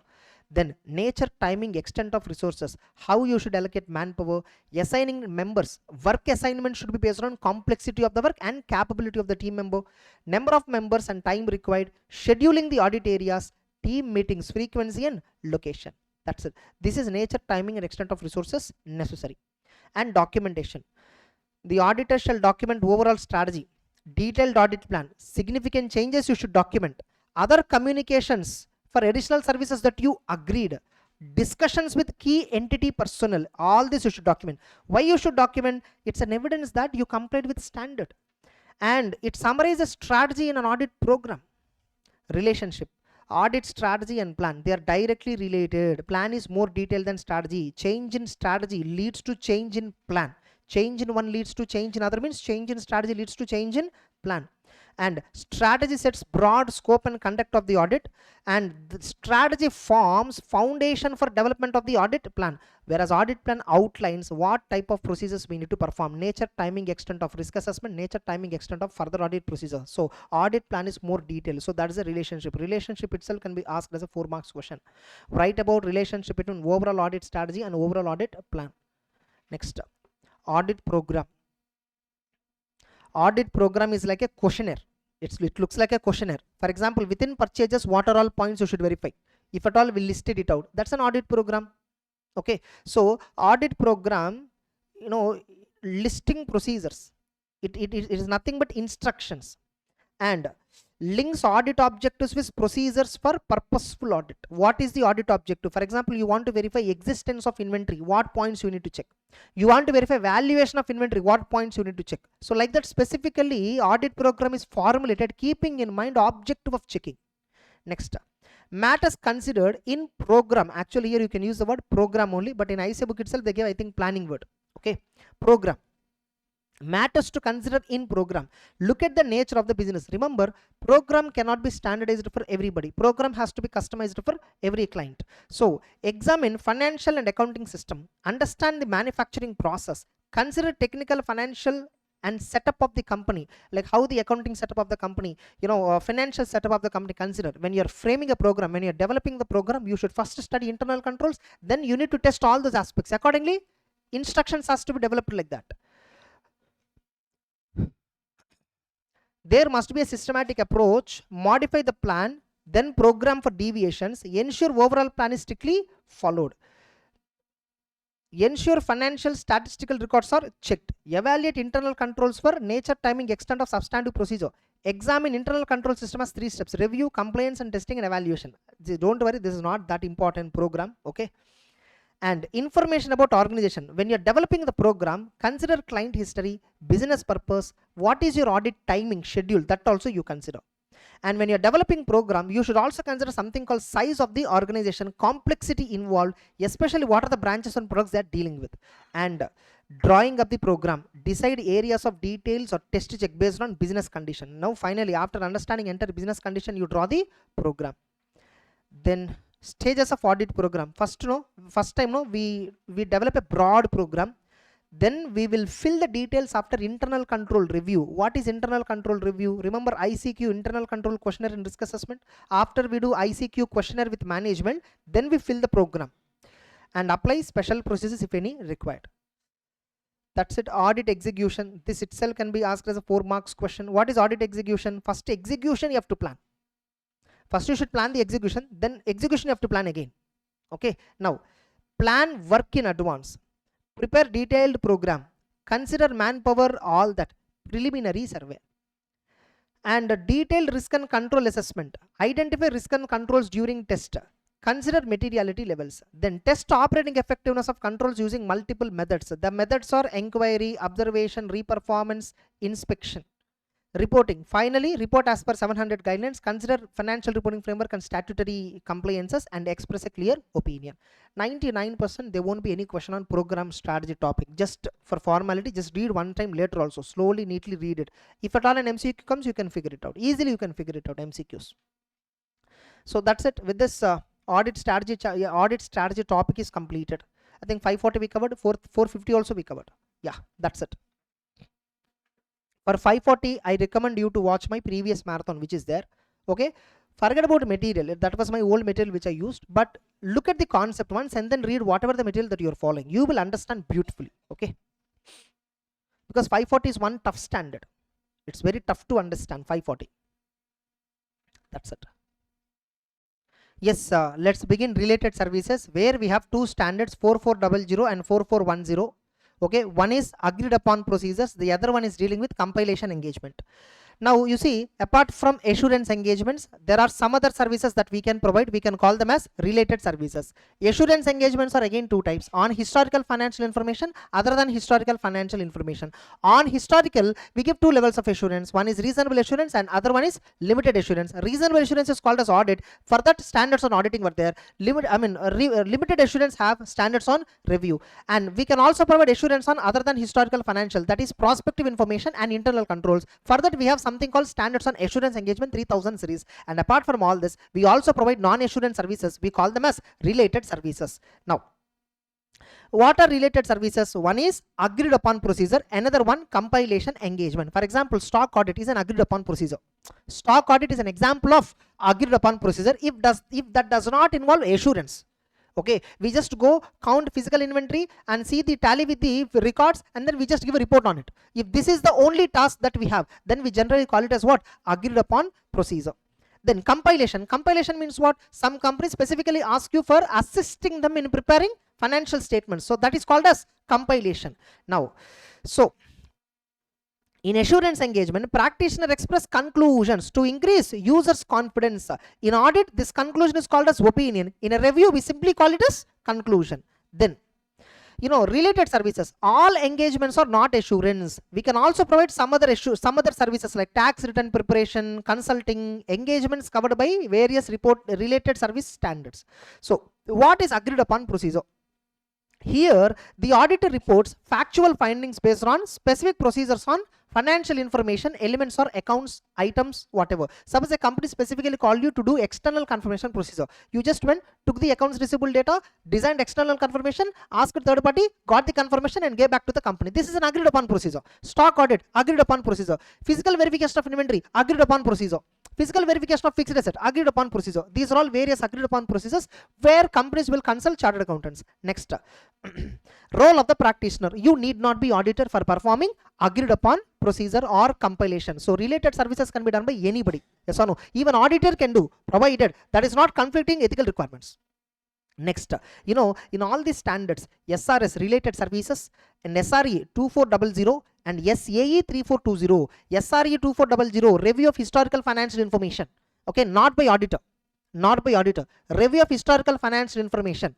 3420 engagements to report on ProForma financial information. And in all SRS standards 4400, 4410, the word used is practitioner. Okay, then SRE 2410. Okay, review of interim financial information by independent auditor. Yes or no? So that is 2410. And in all assurance engagement standards, what are assurance engagement standard? PFI. Yes or no? 3420 I already covered here. 3402 means auditor giving an opinion on controls, type 1 report, type 2 report, that one. Okay, in all these cases and remaining all standards on auditing, we use the word auditor. Understood? That's it. Just some students have confusion where auditor word is used, where practitioner word is used. That's it. Next. Now, what is SRS 4400? Engagements to perform agreed upon procedures. What is the objective of agreed upon procedure? It is only reporting factual findings. We only report findings. That's it. Perform audit like procedures agreed by auditor, an entity and third party, where we have to ultimately report factual findings. No assurance is provided. Users will draw their own conclusions based on the report that we are providing. The report is generally restricted to agreed parties to avoid misinterpretation. Next, difference between audit and agreed upon. Here we express opinion, where we only give factual findings, no assurance. Users draw conclusions, and it's a non-assurance engagement. Now, what are the general principles of an agreed upon procedure engagement? General ethical principles, all ethical compliance. Like you must have integrity, you must have objectivity, you must have competence, you must be performing it with ultimate care, you must maintain confidentiality of client relationship, all that. But independence is not mandatory, because here you are not providing any assurance. So independence may not be mandatory. However, terms of engagement may require otherwise. Suppose client may want even the related service provider also to be independent. Next, terms of engagement. Understanding of agreed procedures. Ensure that all parties understand procedures and condition. Better to have an engagement letter to avoid misunderstanding, and include all the agreed procedures, and mention the fact that the report is distributed only to restricted parties. Next, matters to be agreed. What is the nature of the engagement? What is the purpose of the engagement? What financial information we should perform agreed upon procedure? What is the nature, timing, extent of agreed upon procedures? Report distribution limitations. Do not accept if there is a conflict with legal requirements. Suppose if a company is asking you to perform agreed upon procedure because of a requirement in law, then see that the terms and conditions are in accordance with the legal requirement. Planning agreed upon procedure. Plan the work for effectiveness. Carry out agreed procedures. Use evidence for factual findings. What and all you will do in agreed upon procedure? You will do inquiry, you will do analysis, you will do recomputation, you will do comparison, you do clerical checks, you may do observation, you may inspect. Any procedure you can perform. There is no specific rule. For review engagements, no. In a review engagements, no. We do limited audit procedures like inquiry, analytical procedure. Whereas in agreed upon procedure, you can do any procedure. Whatever requires. The procedure, whatever agreed with the management, what kind of processes it require, all those processes I will perform, which may be recalculation, reperformance, compilation, anything it can be. Next, documentation and reporting aspects in agreed upon procedure. First, what are the elements of the report? Title will be there, address will be there, identification of specific financial information or non-financial information. You see the standard heading. Engagements to perform agreed upon procedures on financial information. But in the preface of the standard itself, they told, if at all you are called for non-financial information agreed upon procedure, you can apply the requirements of the standard subject to modification. That's what they told. So you can also perform agreed upon procedures for non-financial information as well. Non-financial information means what? Employee screening, employee classification, assets classification. In all these cases, you can help. Management might take your help. Next, so, and this point is important. 4 marks question they can ask. In the agreed upon procedure report, you need to mention specifically certain statements. These are called as caveats. These are also called as disclaimers. Okay, in agreed upon procedure report that you are giving, you need to specifically mention this statement that these procedures are not an audit or review. Accordingly, no assurance is provided. If at all additional procedures we perform, we might have found out some additional matter, and the report is restricted to agreed parties. We only report on related specific elements, and we are not reporting on entire financial statements. These statements have to be mentioned in the agreed upon procedure report. Next up, signature. Date, place of the signature, audit signature, and documentation. What are all important matters were there? Documented. Evidence of factual finding, documented. And how document all the evidences to ensure that SRS is complied, and terms of engagement, nothing but engagement letter also documented. These are all various documentation requirements. So they can straight away ask you, what are some statements, what are the various statements the auditor has to include in an agreed upon procedure related report. Okay, so that they can ask you. And how do you plan planning and procedures, planning the procedures in agreed upon? This itself they can ask you as a 3 marks question. Write about terms of engagement in agreed upon procedure. This itself can be asked as a 3 marks question. What are the general principles on agreed? 3 marks question. General principles means nothing but fundamental principles they are asking. All principles are required except independence. Independence is not mandatory, but rest all other principles are mandatory. You have to do the work carefully, due care. You must do the work with competence. You must maintain confidentiality. All this is common. Next up, difference between audit and agreed upon procedure. And what is an agreed upon procedure? It is a procedure where you only report actual findings, no assurance is provided, and the report is restricted to only agreed parties. That's it. Simple. 4400 standard. This is easy standard. Next, 4410, compilation engagement. In compilation engagement, the practitioner will assist management in preparing and presenting financial statements. The practitioner will have accounting and financial reporting expertise. The practitioner has accounting and financial reporting expertise. He will use that expertise and helps the management to prepare financial statements. So this standard applies to compilation engagement of historical. You can also apply to non-historical compilation. You can also apply to non-financial with adaptions. SQC is applicable for all types of engagements, whether you are performing assurance engagement or non-assurance engagement, related service, agreed upon, compilation. SQC is common everywhere. Now, compilation engagement, what is its purpose? Meaning, practitioner uses accounting and financial reporting expertise. Here, the practitioner uses expertise in accounting and financial reporting to help management in preparing and presenting financial statements as per applicable financial reporting framework. So, management generally seek CS assistance in preparing financial. Remember, this is not an assurance engagement. Here we don't verify accuracy and completeness of evidence gathered. See, we do not verify accuracy and completeness of information. But if at all in the process of compilation we come across some material misstatement, there we need to be alert. We are not liable to verify its accuracy. But if we come across a fact that is inaccurate, then we must withdraw from the engagement, or we must ask management to correct it. So known misstatement will request to correct. Whether it is materially misstated or not, we don't have to verify. Next, purpose. Why compilation engagement? Why management prepare financials? They may be preparing financials for periodic reporting, or they may be preparing for internal reporting, or they may be doing it for external purpose, or they may be preparing financial statements for transactional purpose like mergers and acquisition. Why management prepare this? Why management compile financial information? Many reasons. Whatever the reason, it may be for general purpose, it may be for special purpose, whatever. So when management is compiling, you are assisting them, and that engagement for you is called as compilation engagement. Next, objective. Practitioner applies expertise to assist management in preparing and presenting financial statements, and he will report on that as per this SRS. Then scope of the standard. Scope of compilation engagement is more correct word. Varies, but always involves assisting management. What is the scope of compilation? Like they'll give you books of accounts and you prepare from scratch, trial balance, everything, or they'll give you trial balance and then you prepare, or they'll give balance sheet P&L. You just have to verify whether they prepared correctly or not.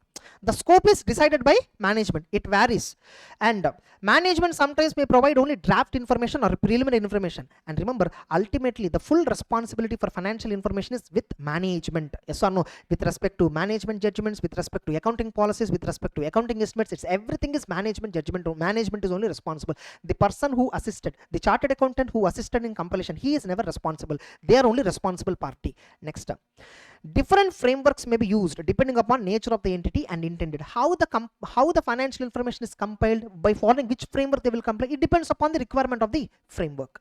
Next, ethical requirements. All ethical requirements you must comply, identify threats and address appropriately, put safeguards. And remember, independence is not mandatory unless there is a requirement in law, regulation or terms of engagement. Now, when do I accept and continue this engagement? First, I agree terms with management and engaging party regarding what is the purpose of this compiled financial information, to whom it is distributed, to what are the restrictions upon me if I have to accept this. Financial, identify the framework according to which it is prepared, agree on objective and scope of your work, and clearly state what are your responsibilities including ethical compliance. Clearly mention what are management responsibilities, that they are responsible for financial statements preparation, they are responsible for internal control maintenance, they are only responsible for accuracy of records, information, everything.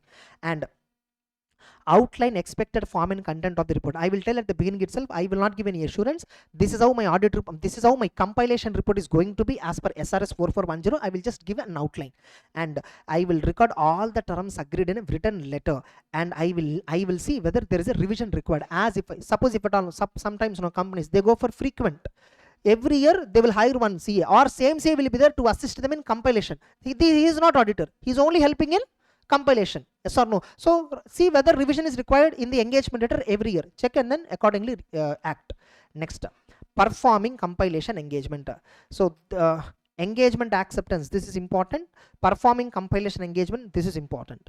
Now, performing compilation engagement, first auditor understands the entity, business and operations. See, you need to understand this so that whether segment reporting, current liability, non-current liability, the classification and all you can do only when you understand the business. Next, financial reporting framework you should understand, because you are assisting them in preparing financial statements as per so and so framework. So financial reporting framework is important. Now, compiling the financial, use records given by the entity, use documents, use explanations, discuss significant judgments with the management, review compiled information against the framework, report incomplete, inaccurate, unsatisfactory information to management. You see here, if at all you identify any inaccurate information, unsatisfactory, if at all you felt something or you felt some information is incomplete, you will report to the management, request for correction, withdraw if management fails to provide necessary information. So if there is any misstatement which you should not sign the compilation report. Next, under what circumstances we propose amendments in compiled financial information. This was asked once for 3 or 4 marks question. This was asked in the recent exam in the May 24 or November 24 it was asked. Under what circumstances, maybe in the MTP it was there, in MTP or somewhere it was there. So under what circumstances the auditor propose amendments? If financial information does not describe applicable financial reporting framework, amendments are needed to prevent material misstatement, or compiled information is misleading. If compiled information is misleading, or amendments are required to make sure it is free from MMS, or if the financial information compiled is not as per applicable financial reporting framework. In all these 3 cases, I will request management to amend the compiled information. Next, withdraw. Suppose if management is not amending, I will withdraw from the I will withdraw. If it is not possible to withdraw, determine what are the possible legal and regulation, what are the legal responsibilities. Sometimes if at all compilation is due to a legal requirement, you are appointed by law.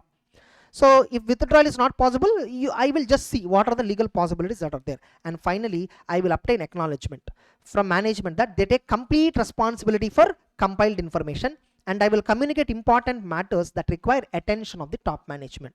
Now, compilation report, practitioner's report on compilation engagement.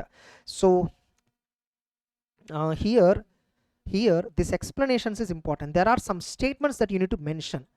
This is not an assurance engagement, hence practitioner is not required to verify accuracy or completeness of information. You don't have to verify that, but if you come across something which is inaccurate, which you know that it is inaccurate, you need to report management to correct it.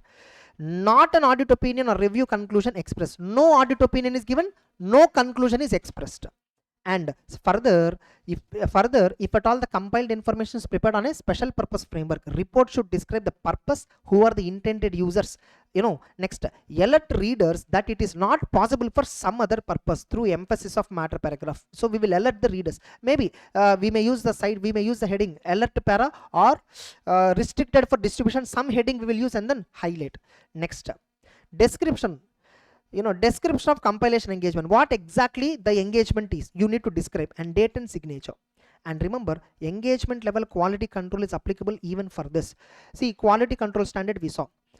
Quality control is applicable for all types of engagements. So that only. So engagement partner is responsible for overall quality and compliance with firm's policies and procedures for compilation engagement. So every firm will have policies and procedures not only for audit, for also compilation. Okay, so whatever the policies further, engagement partner has to ensure that they comply it. Documentation. Practitioner must include documentation of significant matters. Record how they were addressed. Reconciliation. Compiled information you will be reconciling with underlying records, right? That one. Final version of compiled financial information, that you take final version. Copy of final version, management and those charged with governance responsibility, practitioners report, and additional documents like trial balance, summary of accounting records, all that you should document. That's it. Compilation.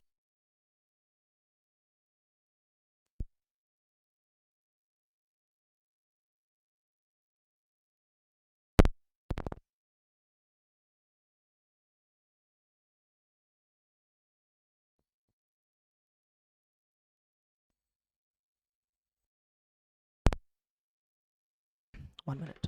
Yeah, fine. So battery over. Fine. So engagement level, quality control, and documentation. So with this, compilation engagement is completed. In both agreed upon procedure compilation, fundamental principles, independence is not mandatory. That's it. Clear? That's it. 20 minutes it took almost. Fine. Clear, right?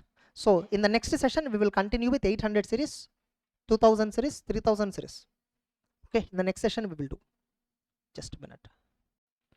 So let's begin the review standards. Then we'll go back and discuss specialized areas. And when I'm discussing review standard, because 2400 is one of the lengthy standard.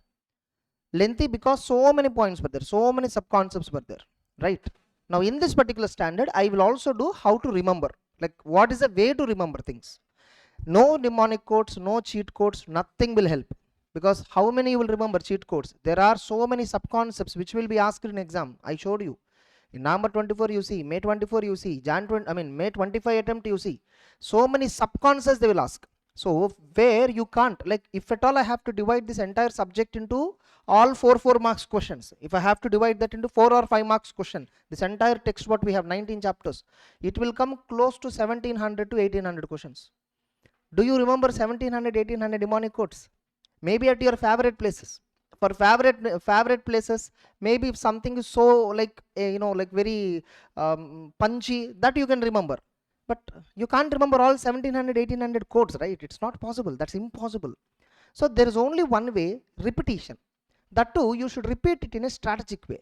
Like that we will apply in review chapter and then see. Okay.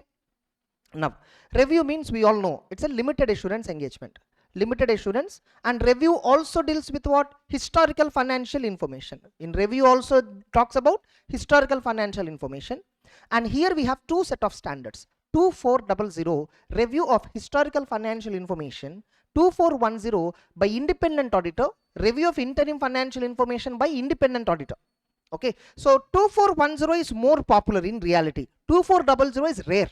Extreme rare, 2400, but predominant text, predominant content about the review topic is discussed in 2400. That's it. So 2410 is developed on 2400. It is developed on 2400. Now in this review, one critical point I'll tell you. The most important thing is the review report format. The review report format. That format is outdated format. Like you see earlier, before 2018. Before 2018, we have audit report format which is also old. SA 800 series specialized areas got amended. I hope every one of you know. That was amended for the first time in 2023, which is applicable for May 24 exams, for not even May 24. Yeah, May 25 only for the first time. It was not even applicable for November 24, I guess. It is applicable for the first time for May 25 exams only. 800 revised. Why they revised 800? Very simple. The format of audit report got revised, which is now aligning with 700 format. 700 format, you see audit report format, title, address, directly talks about opinion. 800 also now talks about opinion directly.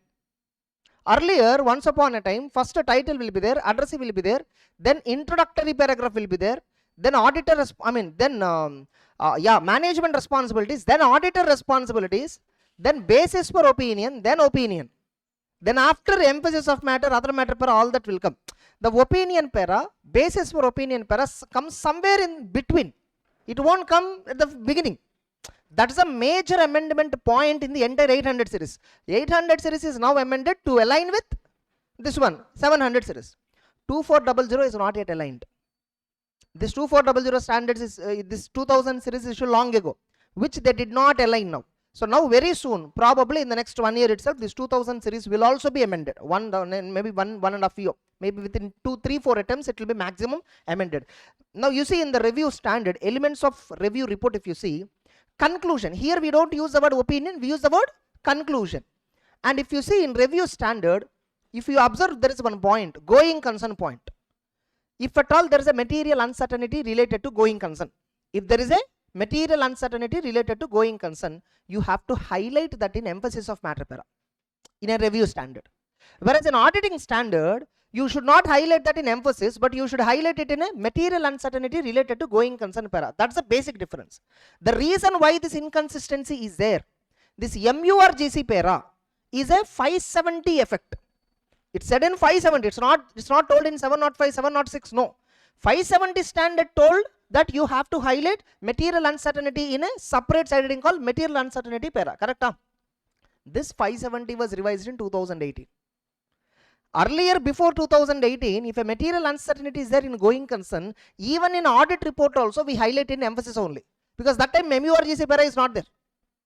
Understood? Now when they make all these changes in 2018, 700, 701, 705, 706, 570, all these standards, 299, 260, 265, these are all revised standards. Okay, that's why you will see the word 700 revised, 705 revised, 570 revised, 299 revised, 260 revised. You will find this word revised word.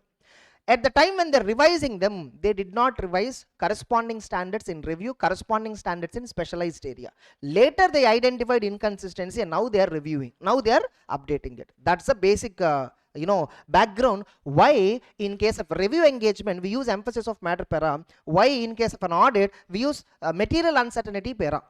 So that's a logic behind. I even gave those kinds of inputs in the chart notes, like wherever that kind of inconsistency is there I just mentioned a brief note about it. Fine. And we know review is a lower level of assurance and it obviously deals with what? Historical financial information. Now what's the difference between audit and review? Audit is a reasonable assurance engagement. Review is a limited assurance engagement. In audit, no, we do procedures which are extensive in the sense we do inquiry, analytical, which we do basically in review. In a review also we do inquiry and analytical, but in audit we go beyond. We do recalculation, we do reperformance, we do inspection, we do observation, we go further. So all sorts of procedures we do to obtain sufficient appropriate audit evidence. Whereas in review standard, no, they don't use the word SAAE, they use the word SAE, sufficient appropriate evidence. They don't use the word audit evidence. Understood? Next.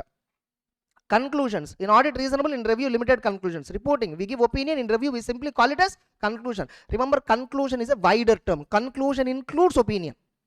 Understood? In a review we give conclusion, that's it. In audit we give specifically opinion. Conclusion is wider term, wider. I'm telling that coverage is wide, because in the preface to standards on auditing, auditor's objective is to give a conclusion, that's it. See, before opinion, what is your responsibility to obtain conclusions? Auditor has to form conclusions before he give an opinion. So conclusion is a wider term, that's it. Next, language. In audit we use positively the opinion, whereas in review we give negative wording. Nothing like, are the financial statements true and fair? We don't say yes or no directly. Nothing has come to our attention to say that they are wrong.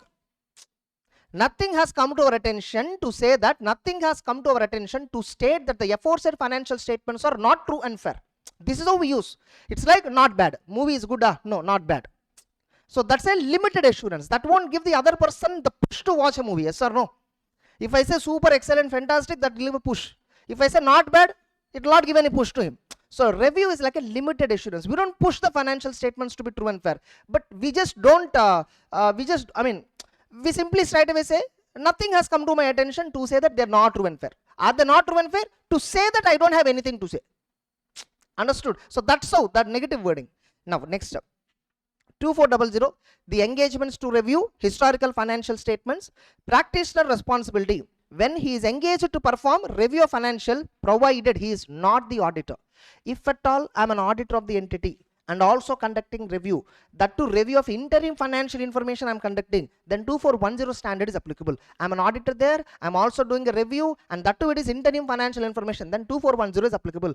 What if I am an auditor of the entity and also reviewing annual financial information? Okay, 2410 only can be applied with adaptions. 2410 only can be taken with adaptions. This standard is exclusively drafted provided you are not the auditor. If you are not the auditor but are only doing review, then only the standard is applicable. And this standard obviously deals with the form and content of the practitioner's report. And in the recent exam also, the reporting requirement drafting is only being asked. Okay, now introduction. So obviously in review we give conclusion which will enhance confidence of the users whether the financial statements are prepared in accordance with applicable financial reporting framework. Now in a review, no, we are what are we reviewing? We are reviewing historical financial statements, yes or no? Historical financial information or historical financial statements. These statements can be prepared using general purpose framework or this can be special purpose. In case if it is special purpose framework, you should also take into account special purpose considerations.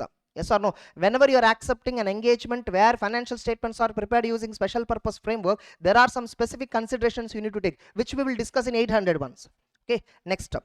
What procedures we perform in a review? Typically, we perform inquiry analytical so that we can get sufficient appropriate evidence. I specifically highlighted this word and strike through it. Okay, sufficient appropriate evidence we use, not sufficient appropriate audit evidence. In my GOAT notes, I gave SAE for shortcut reference, but in the class, I specifically told it. Okay, additional procedure performed if financial statements may be materially misstated. Next up.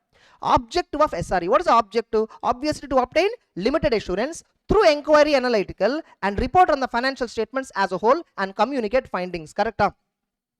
Remember, if limited assurance also cannot be obtained, okay, you have to disclaim the conclusion or withdraw if permitted. Next, compliance with ethical. Remember, here you are expressing conclusion, means you are giving an assurance. In assurance engagements, by default, independence is paramount. It's most important. So comply with ethical requirements including independence, engagement partner responsible for overall audit, overall review quality. Next, what are the factors accepting continuation of client relationship? Acceptance and continuation. Like if some client, proposed client approaches that I have to perform a review, what points I will consider? I will consider, first I will see that, if there, you see here it is negatively worded. You should not accept a review engagement if there is no rationale, if there is no necessity behind a review. There must be a necessity. Why are you reviewing? See, if at all a listed company quarterly financial statements they are publishing with SEBI, so at least a sort of review, limited assurance is required instead of no assurance. There is a need because publicly you are going to publish. There is a rationale behind it.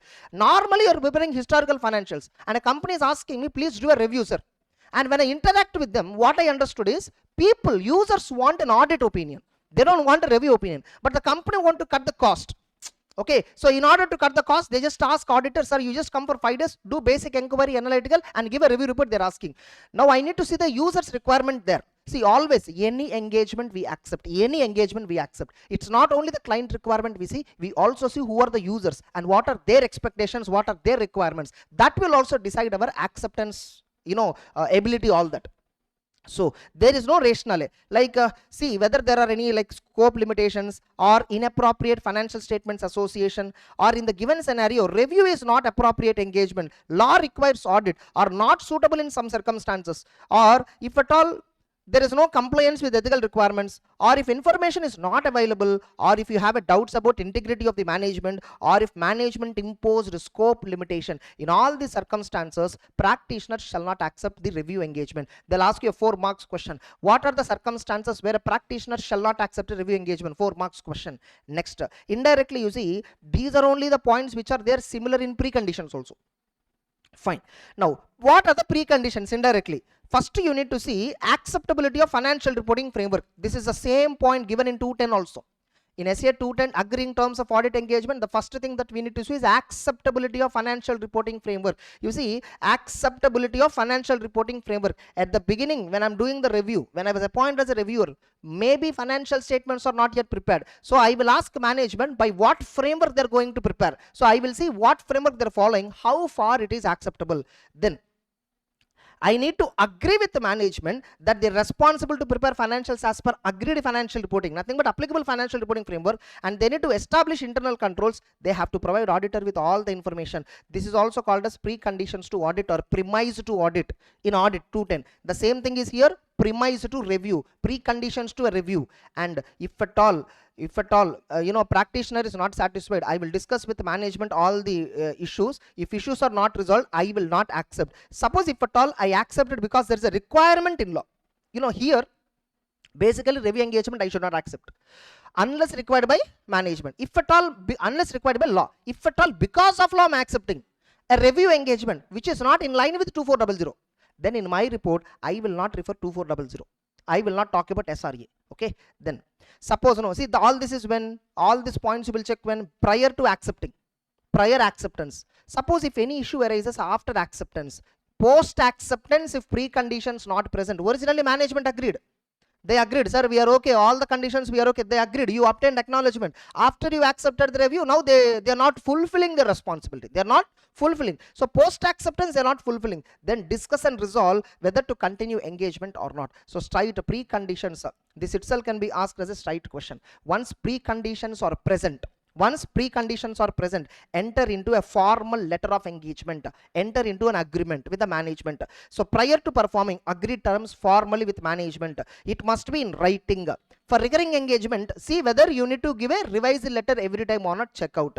And changes in terms, sometimes management will ask you, sir, let us change terms and conditions. Can you go for a lower assurance? Remember, there are only 3 levels of assurance: reasonable assurance, limited assurance, no assurance. That's it. The third level is no. There is no lesser than lower. Limited assurance itself is a lower level of assurance. There is nothing below lower. Yes or no? It is called as what? No assurance. So if changing to no assurance, evaluate justification. New terms must be in writing. No assurance means indirectly indirectly management is asking you to change from assurance level to non-assurance engagement. See whether there is a justification that is possible or not, you need to check.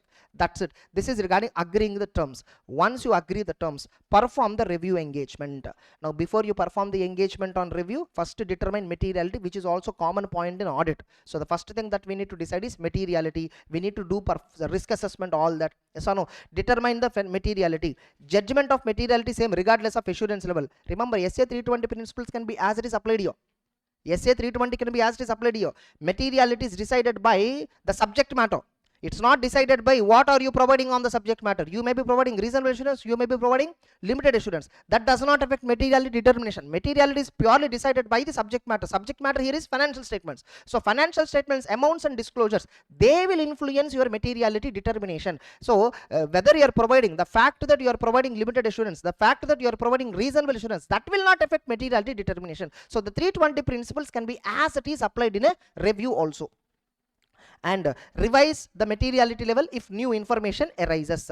Then in exam they can ask you this 3 marks question, or in an MCQ they can ask you, since it's a limited assurance engagement, auditor is thinking to keep a materiality lesser than reasonable assurance engagement, which of the following statement is true? Like that they can design one MCQ. Next, 2, obtaining an understanding of the entity, which is obviously a common point even in audit.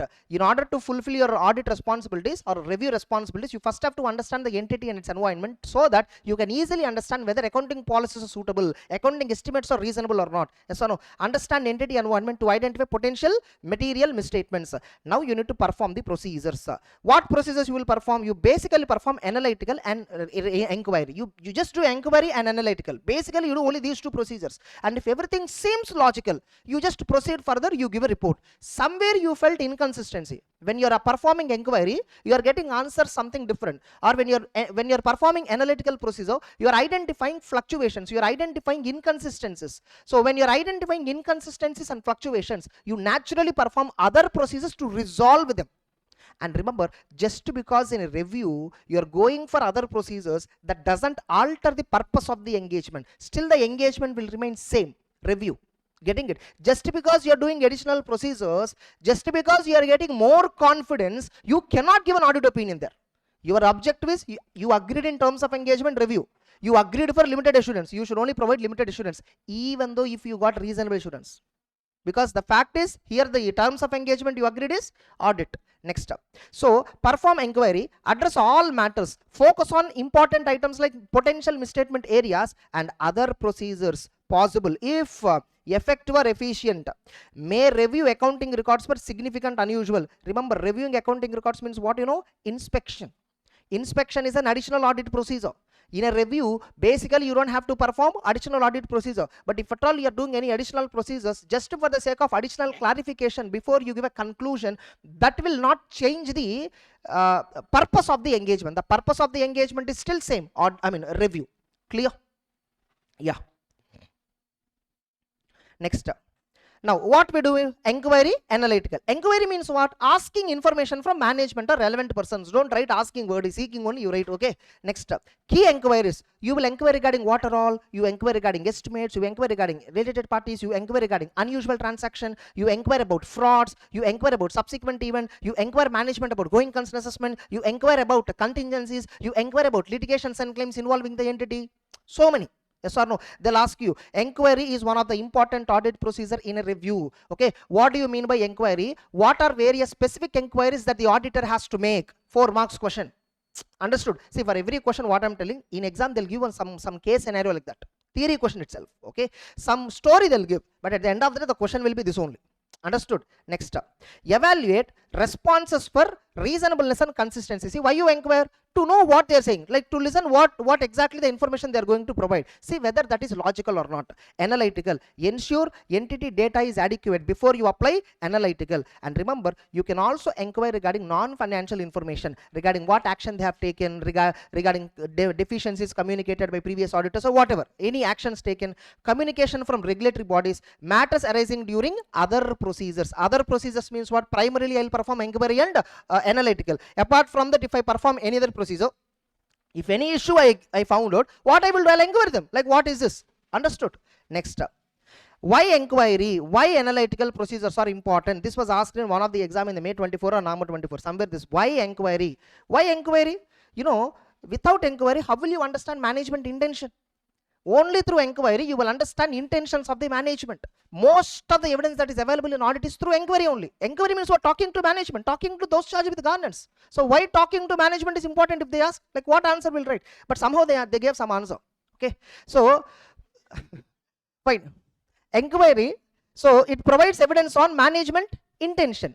Now you see, regarding management intention, no, like they simply say it's our intention, sir, we purchased the land and they classified it as investment property. They simply say that our intention is to hold it for appreciation purpose. Okay, so we don't know until they use it in long term. Only the time will decide whether their intention is correct or not. Now how do I know whether management intention is correct or not? Look at the past history. In past also they stated so many intentions. Now what is their reality? Check out. Earlier they stated some intention for some land. Now what is the status of the same? Like have they followed the same intention or changed it? So you will understand whether management intentions are reliable or not. Okay, and what is the reason for a particular course of action? Do they have ability to pursue the same action what they're promising? Like in intention they're saying we will hold it for 3-4 years. Do they have the ability to hold for 3-4 years? Do they have the power to hold it for 3-4 years? Look at all this. So you will get an evidence on intention. Generally there won't be any evidence for management intention. You will not get any. What evidence will be there for management intention? See, for debtors and creditors, third party confirmation is there, book balance is there, bank statement is there. For intentions, what evidence is there? Only one test, narcotic test to the management. Yes or no? Next up, professional skepticism is essential, obviously, and you have to update your understanding of the entity and its environment. Identify material misstatement areas. These are all, like, through inquiry it will help you to understand about the entity. It will help you to identify risk of MMS. It will help you to identify risk. These are all various advantages of inquiry. Now what are the advantages of analytical procedure? Obviously your understanding of the entity and its environment will be updated. You will identify potential misstatement areas. Only when I see ledger scrutiny, yes or no, I will identify exceptional transaction, unusual transactions. Only when I see monthly pattern of raw material consumption, I can identify outliers. Outliers means exceptional months.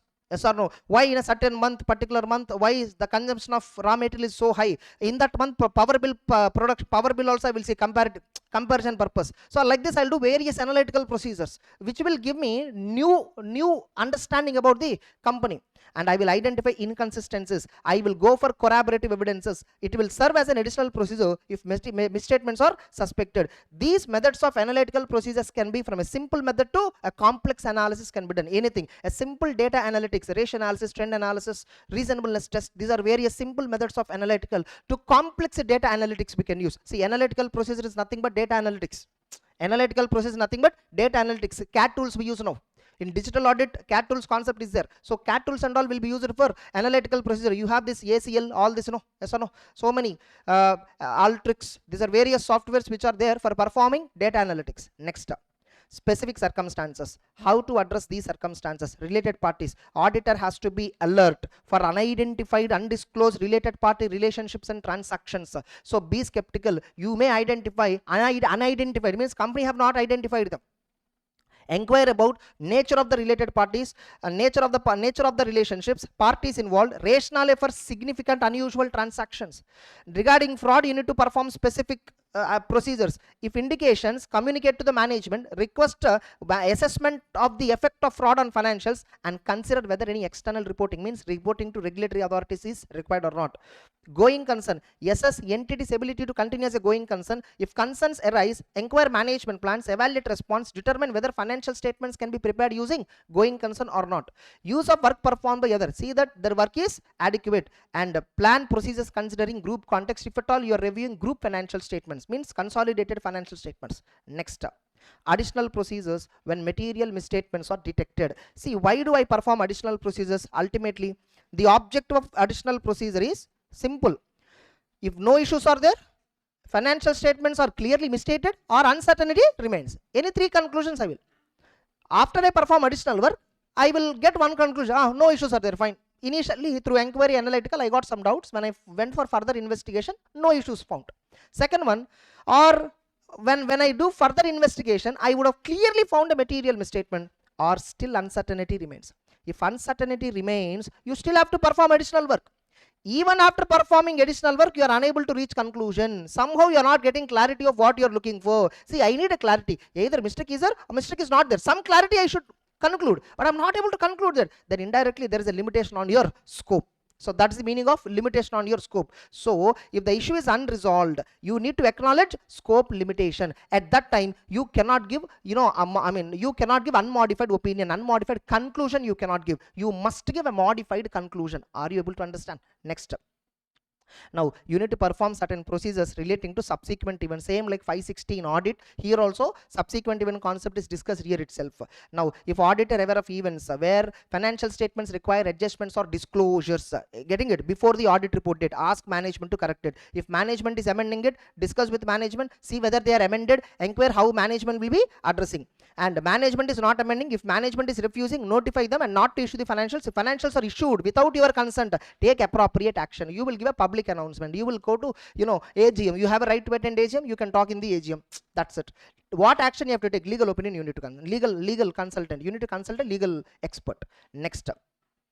Here, if the facts are identified after audit report date, but before financials are issued, discuss with them, see whether financials or management is ready to amend them, and see how they are going to address it. If management is not amending, notify them not to issue. In spite you notify, they issued the financials, then take action to prevent reliance on the report. Then you need to get written representation. Just like in audit, you need to get written representations for various things. Remember, written representation is not a substitute for evidence. Written representation is just a declaration given by the management, so that you will get a completeness. You feel complete, yes or no? See, no matter how many books you verify, how many records you verify, how do you know you verified everything? Management only has to tell. Yes or no? Sir, you verified everything, sir, don't worry, there is no other record. So that explicit declaration is required for satisfaction, yes or no? So it is crucial evidence. It changes. No written representation indicates issues. Importance. it prompts rigorous consideration by management. See, orally when we ask any issue, they'll respond casually. But if I ask them in writing, they consider the issue severely and then give properly the information. And responsibilities of management: request written representation that they fulfilled responsibilities. Written representation on fulfillment of responsibilities. See, they agreed in engagement letter that they will prepare financials as per applicable framework, they will implement internal controls, they will provide all the information to the auditor. They agreed. Now I am asking them, have you fulfilled? So through written representation, we will ask management whether they fulfilled their responsibilities, like preparing financials as per framework, providing all information to the auditor, all transactions are recorded, like that. Next, the auditor may also request additional representation for specific items and disclosures in financial statements. Yes, we can ask for related parties, I can ask a specific representation. For litigations and claims, I can ask a specific representation. Next, if written representation is not provided, but before that I'll see this representation on additional matters. So they said no, here the auditor can ask additional representation for specific items. Like, what do you mean by those additional matters? What do you mean by that? It may be for related parties, it may be for fraud, non-compliances, going concern, material commitments and obligation, non-monetary transactions, subsequent events. For any aspect you can ask additional written representation. Suppose if the representation is not provided, I will discuss what is the reason behind it. I will re-evaluate integrity, yes or no, and I will take appropriate action. If no written representation or integrity doubt is there, I will withdraw from the engagement on a prior basis. First I will try to withdraw. If withdrawal is not possible, then I'll give disclaimer of conclusion. Wherever disclaimer request comes, maximum we try to withdraw first option. Okay, next, evaluating evidence obtained from procedure. Now you see, I performed all the procedures, I obtained all the evidences, written representations, obtained everything. Evaluate whether sufficient appropriate evidence is obtained or not. If not, perform additional procedures until you get that limited assurance. Here you need to get limited assurance. So until you reach that limited assurance level, you need to continuously perform the procedures. When evidence is insufficient, consider other procedures. Sir, through inquiry analytical, I'm not getting satisfaction. Then do one thing, go inspection, extend the work, perform additional works like recalculation, inspection, reperformance, all that. Then when additional procedures are not possible, determine the effect on the report. When additional procedures not possible means what? It's a limitation on the auditor. See, what is its impact on the report? Discuss the limitations with management or those charged with governance. If at all you are unable to form conclusion. And inability to perform specific procedure. See, here they give one. If sufficient appropriate evidence is obtained via other procedures, like some procedure, inspection I thought of performing, but somehow I did not get, but I got external confirmation, evidence. Ultimately you got evidence, then it is not treated as limitation. If at all you want an evidence for a particular thing, instead of one procedure, through another procedure you got the evidence. Ultimately you got the evidence, whatever you want, then you cannot call it as limitation on the scope of the auditor. And some limitations imposed by management may affect identifying MMS, decide whether to continue or not. So this is regarding evaluating evidence obtained from the audit procedures. Finally, practitioner has to form the conclusion. See, you see the structure of the standard. Fine, I'll do that mapping at last. Okay, now practitioner's conclusion. Finally, you need to form a conclusions. Consider considerations in forming the conclusion. Obviously, same considerations: impact of uncorrected misstatements and qualitative aspects, possible bias in management judgments. These are the points which auditor evaluate even in 700. What are the factors auditor will evaluate for forming the opinion? Whether impact of uncorrected misstatements, whether financials are, whether sufficient appropriate evidence is obtained. Third one, evaluations. 3 points we'll consider. Evaluations means what? Qualitative aspects of entities accounting practices, specific evaluations about financial statements, and evaluations about fair presentation framework. Like that we have some points. Here also a similar one. Here also similar. So uncorrected misstatements, qualitative aspects is there or not? You need to consider them in order to form the conclusion. And further, in case of fair presentation, you should also evaluate overall presentation structure, content, whether financial statements give true and fair view or not. These are all the various evaluations that you need to take into consideration. Next, when you will give unmodified conclusion in practitioner's report, it is issued when limited assurance is obtained and nothing suggests financial statements are not prepared as per applicable framework. In case of fair presentation framework, the wording will be based on our review. Nothing has come to our attention that causes us to believe that the financial statements do not give true and fair view. The word true and fair view will come only in a fair presentation framework, whereas in a compliance framework, nothing has come to our attention that causes us to believe that financials are not prepared in accordance with the applicable financial reporting framework. In a compliance framework, my objective is to verify whether the financial statements are prepared as per so-and-so framework or not. That's it. Whether are they true and fair or not, it doesn't matter for you. Is it prepared as per so-and-so? There is a criteria, there is a subject matter. Is the subject matter prepared as per the criteria? Only that is your responsibility. Nothing has come to my attention that causes us to believe that the financial statements are not prepared as per applicable financial reporting framework. So that is compliance framework. Nothing has come to our attention that causes us to believe that the financial statements are not giving true and fair view and in accordance with applicable financial reporting framework. If the word true and fair view comes, it's a fair presentation framework. Clear?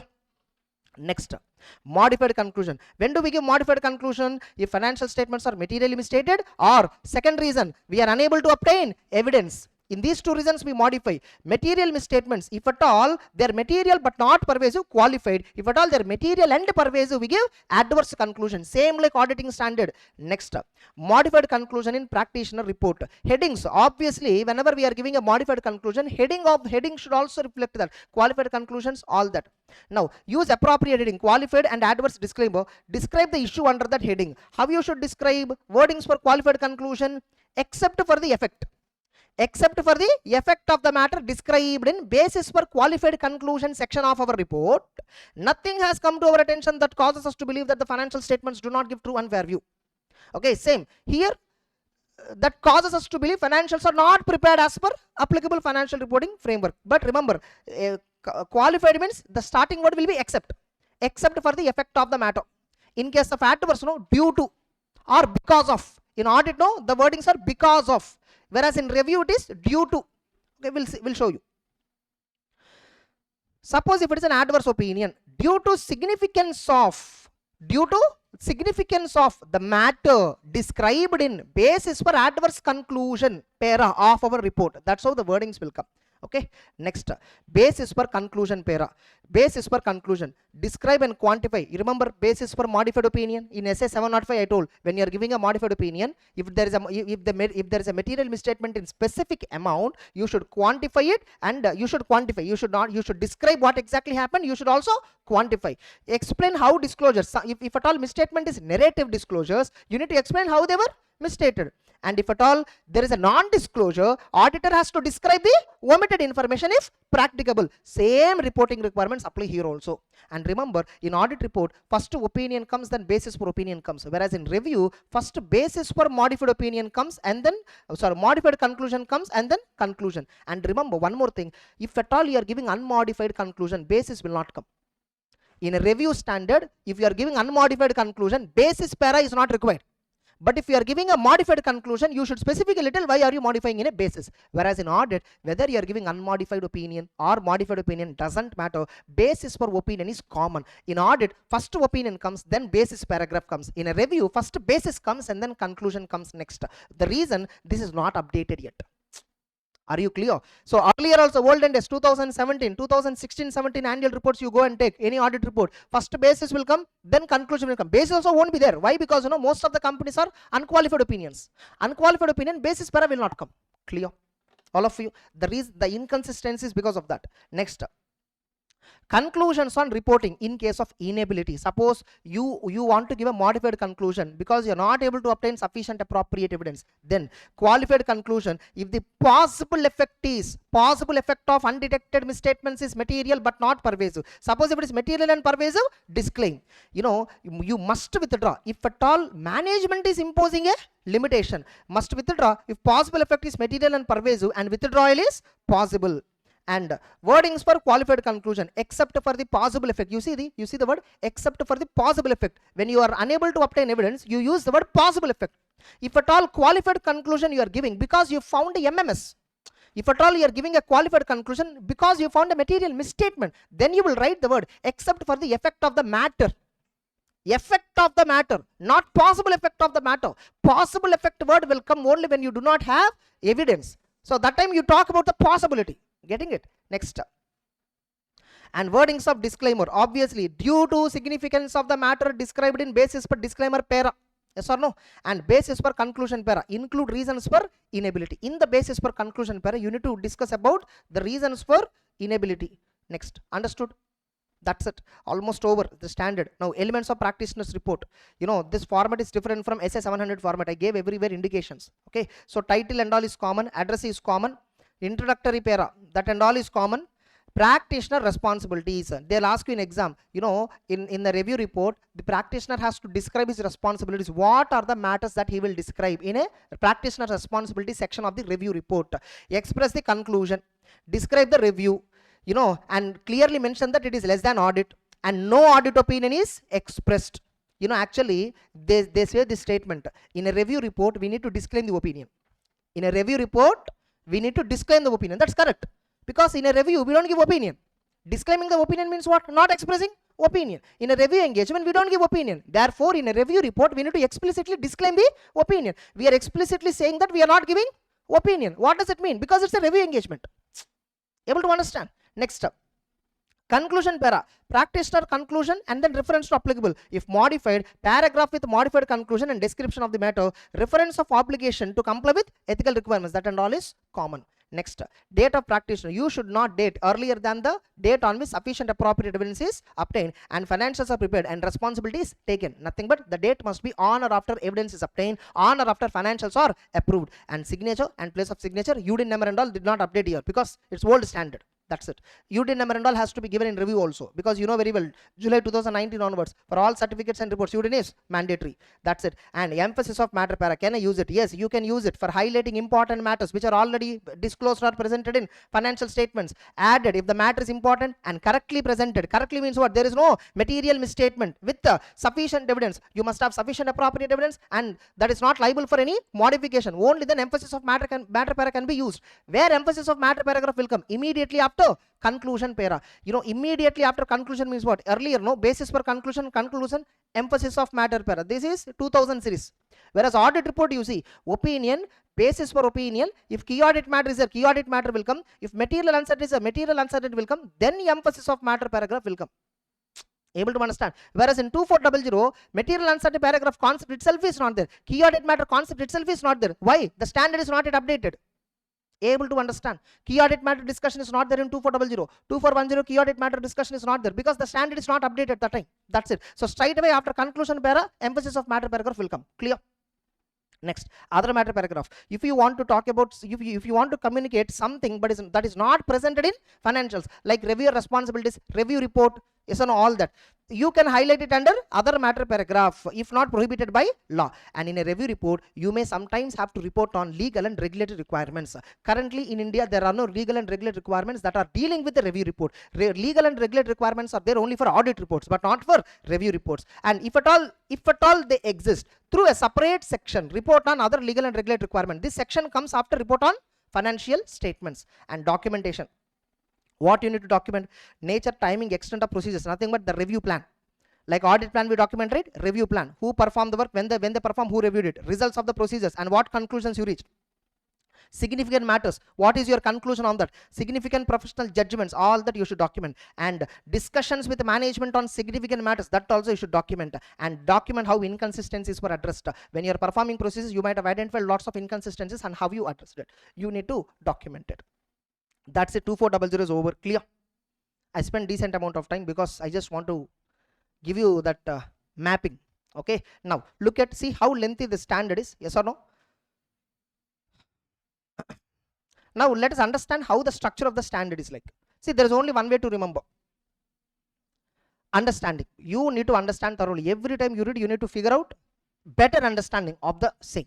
So first the standard deals with what, like in introduction they're talking about review. Okay, which framework would have been used in the financial statements, all that. Then they spoke about objective. Then when you can accept this engagement. Then they spoke about what are the preconditions for accepting. Like here first they spoke when you should not accept. Here, in order to accept, what must be there? In order to accept, what criteria must be fulfilled?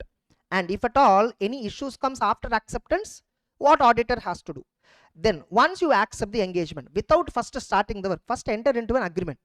Yes or no? Even if you say 620 standard is something similar structure, even auditing standard something similar structure. Next step, then perform the engagement. In order to perform the engagement, first you need to fix materiality, you need to obtain understanding. Now you need to perform various procedures through inquiry and analytical. What is inquiry? What is analytical? They told. Then why inquiry is important? They spoke. Why analytical is important? They spoke. Not only that, apart from that, you need to address so many specific circumstances. They are mentioning a fact that there are some specific issues that you need to address. Then they spoke about additional procedures if auditor identified, if reviewer identified, sorry, practitioner identified some material misstatement, what additional work you need to do. And they also spoke about subsequent event, and finally get a written representation. With this, you already performed all the procedures, all the evidences you obtained. Now evaluate the evidences which you obtained. Now evaluate the evidence which is obtained. Evaluate. What you will evaluate? Is it sufficient or not? You will evaluate. If it is not sufficient, perform other works. When other works are not possible, effect. What is its impact on the report? You are evaluating the evidence now. Did I obtain sufficient evidence for me or not? If sufficient evidence is not obtained, perform additional work. If additional work is not possible, what is its impact on the report? And because it's a limitation, I will discuss with management. Then finally I will form a conclusion. What kind of conclusions? In order to form the conclusion, I need to consider certain things: uncorrected misstatement and some evaluations about accounting aspects, financial statements, and fair presentation, all that. Finally, once I form the conclusion, I'll be able to express the conclusion now. Unqualified conclusion, how to express. Modified conclusion, how to express. They gave a guidance. Suppose if you are unable to obtain evidence, what type of conclusion you should give, what wordings you should give, and what are the elements of practitioner's report. Can you include an emphasis of matter para? Can you include another matter para? Can you report on legal and regulatory requirement? And what are all the things that you need to document? And once if you see, once you understand bird's eye view of the standard, once again now go and read once again thoroughly. First, always read step by step, then bird's eye view, then again read step by step. That's the only way to master the subject. You cannot, there is no rule for remembering, there is no technique, no method, no, you can't remember. Remembrance is a byproduct of understanding. Always remember. The better you understand, the better you comprehend, the better you remember. Even if I have exam, for example, after a month, if I am also writing exam, I have to revise 2-3 times this. Even though I teach many times, I have to revise it. So nobody is exception to this. After 2 months, I'll forget. Day before yesterday also, I was a bit nervous. Okay, will I remember the content? Can I teach the content? No, honestly. So obviously I'll be nervous, little nervous. But once I start, it'll come. That intensity, that attention, that commitment, that's what decides your remembrance levels. So there is no technique here. Okay. So once again, if you see, you will understand better. Like right now, you see, once again I'll repeat. I'll revise now. See how qualitatively I'll revise. When you're revising also, you have to analyze and revise. You can't simply read without analyzing it. You repeat 10 times without using the brain, you won't understand anything, you won't remember anything. Try to analyze better every time you're revising. Now you see how I will revise. Review of financial information. This standard applies to all engagement. SQC is something that is applicable for all. Review are also part of engagement standard. Therefore, quality control is applicable. Meaning of review, it's a limited assurance engagement. Minimum evidence gathering so that you can give at least a meaningful information, which is called as limited assurance. Review provides a lower level of assurance than audit, and obviously review also related to historical financial information. You see how I'm reading, I'm processing it. When I'm reading, I'm processing it. When you're revising also, you should process. Don't think at the time of preparation only processing is required. At the time of revision also processing is required. Even day before exam also processing is required. Processing is for affirmation. You need to affirm yourself that I understood this content, I remember this content. Next, audit. In an audit, no, assurance level is reasonable. Review, assurance level is limited. Procedures. In audit we perform extensive. In a review we perform few procedures. Like extensive means what? Analytical, inquiry, recalculation, reperformance, all that. In a few procedures means what? Basically inquiry and analytical. Conclusions. In audit, reasonable conclusions we frame. In review we frame only limited conclusions. Reporting. In audit what we express is called as opinion. In a review what we express is called as conclusion. The language is positively worded in audit and they are worded negatively in review. Next, 2400. The standard heading is engagements to review historical financial statements. Whenever you're reading, you need to please repeat the standard heading thoroughly. Many students are writing headings wrongly, which will carry half mark or 1 mark weightage. Understand? So when you write a heading, correct heading should be written, complete heading also should be written. 2400 deals with practitioner responsibilities when they were engaged to perform a review of historical financial statements when the practitioner is not the auditor of the entity. So this standard is applicable when the practitioner is not the auditor and he is appointed to review historical financial statements. And not only that, the standard also explains not only about how to do review, the standard also talks about what? The form of the practitioner's report, content of the practitioner's report, everything. The form they discussed, content they discussed, discussed? Yes or no? Next, introduction. Conclusion. See, ultimately in a review what we give? A conclusion. This conclusion enhances confidence of the users about whether financial statements are prepared as per applicable financial reporting framework. Types of framework: general purpose framework and special purpose framework. What is the nature of conclusion? It is based on limited assurance, where the report describes the engagement nature, all that, and inquiry analytical procedures we perform for sufficient appropriate evidence, and if financial statements are indicating some material misstatement, we perform additional procedures. Just because we are performing additional procedures, still the engagement remains same, review only. Just because we are performing additional, we are not expected to give more level of assurance. Then objective: obtain limited assurance. The objective is to obtain limited assurance through inquiry and analytical to check whether material misstatements are there, and report on the financials as a whole and communicate findings. This is also something similar to 200 standard objective. In 200 standard, obtain reasonable assurance whether financial statements are free from MMS and to report on the same. Here, obtain limited assurance on the financial statements whether they are free from MMS and to report. If limited assurance is not obtained and modified conclusion is insufficient, then disclaim the conclusion, withdraw from the engagement. You see how I'm emphasizing on each and every word when I'm revising? Yes or no? 3 minutes, it's 2 minutes back I started the revision. Okay, you see how much time I will take to revise this entire standard with intensity, with what? The clarity. At every word I'm reading, I'm just figuring out the clarity. Next, now compliance with ethical requirements and engagement level quality control. You need to read heading, concept headings equally at how you read the matter. That heading, many students don't focus on headings, they directly go and read the matter with half clarity. What happens because of this? They ask one question, you write another answer. Understood? Your answer is right, but not for the question asked. Next, comply with ethical requirements including independence. Because it's an assurance engagement, all ethical requirements are equally applicable. Independence is also equally applicable, and engagement partner is responsible for overall quality, something similar to 220 standard in audit. Then what are the factors affecting acceptance and continuation of client relationship? This is there in 220 standard and SQC standard. For review they exclusively give within the 2400. Now, practitioner shall not accept. In the following cases you should not accept if there is no rationale, like there is a scope limitation at the time of introduction, at the time of initial discussions itself, or financial statements that is not appropriate in the circumstance given, or review is not appropriate, law requires audit and it is not suitable in certain circumstances according to the user requirement, non-compliance with ethical requirements, non-availability of information, doubts about management integrity, limitation on the scope. In all the circumstances you shall not accept. Remember, any one that is sufficient. It's not that all are necessary. Yes or no? In any of these circumstances you will not accept a review, which means what are the preconditions for accepting a review engagement? First, financial reporting framework which is used for preparing financial statements, that must be acceptable framework. What is acceptable framework depends upon the user requirement.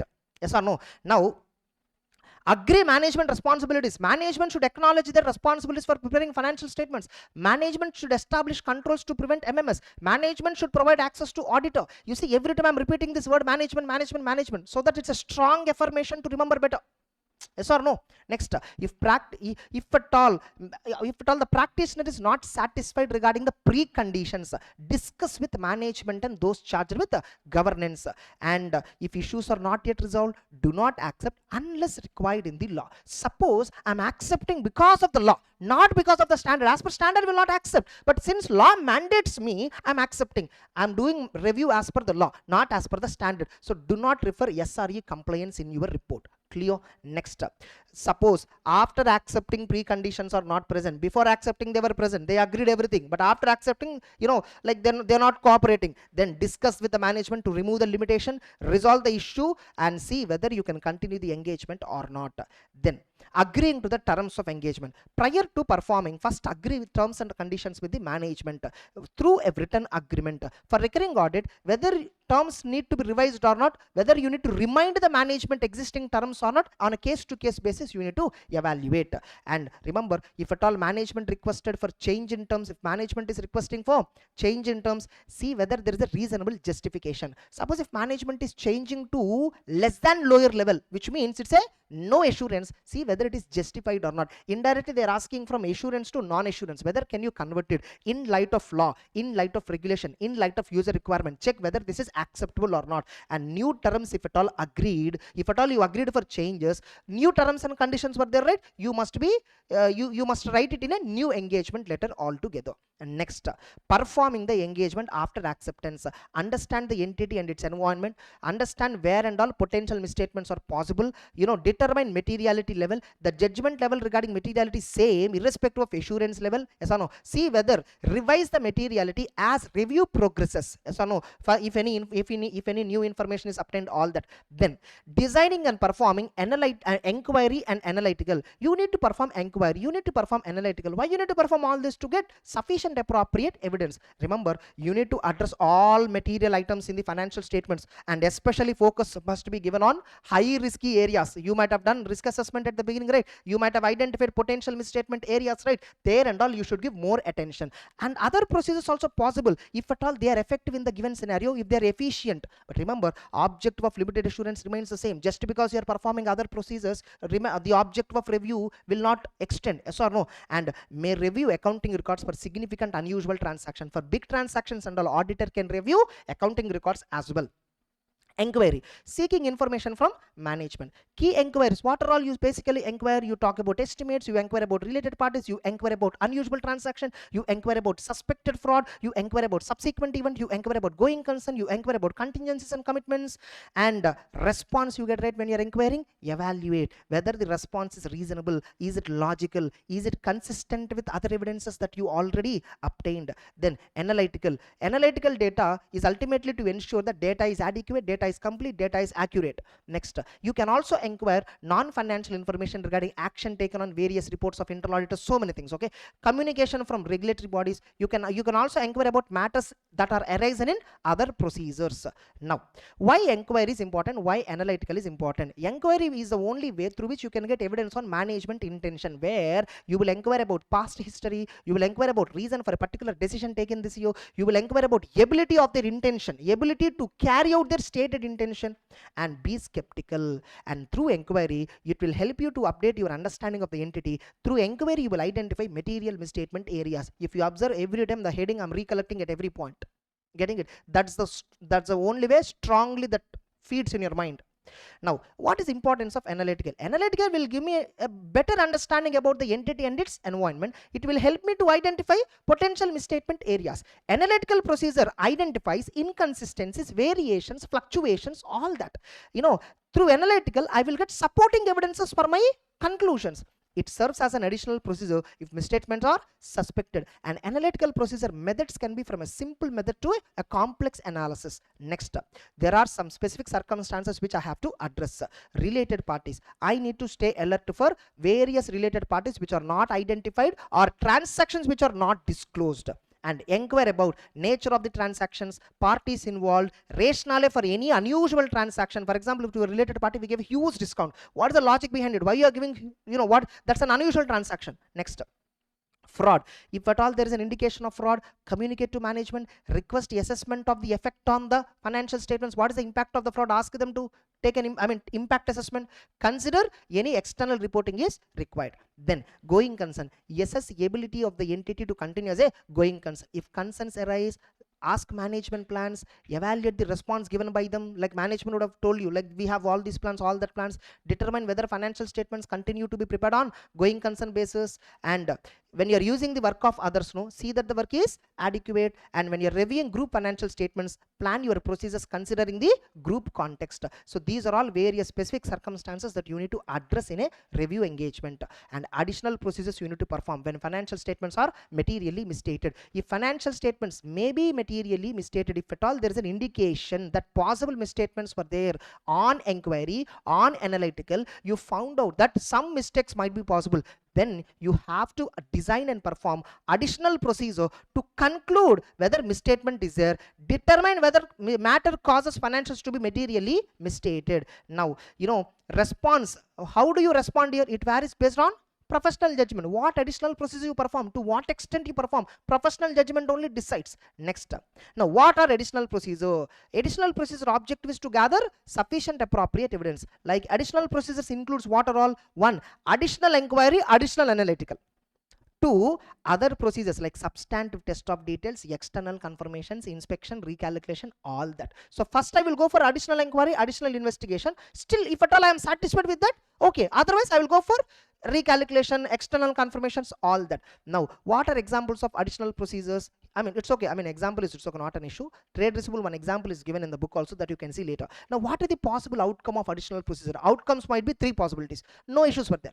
Initially I thought mistake might be there. Later, after additional procedure, I would have found no mistakes. Or financial statements are clearly misstated. Or I will go in a conclusion where I can't conclude anything. If you are unable to conclude anything, what you need to do? If the issue is, if uncertainty still remains the same, extend, perform additional until you get some conclusion. You must get into either one conclusion, no mistakes, or mistakes are there. Some conclusion you should get. If you are unable to come into conclusion, it's an acknowledgement. You need to acknowledge that scope limitation is there.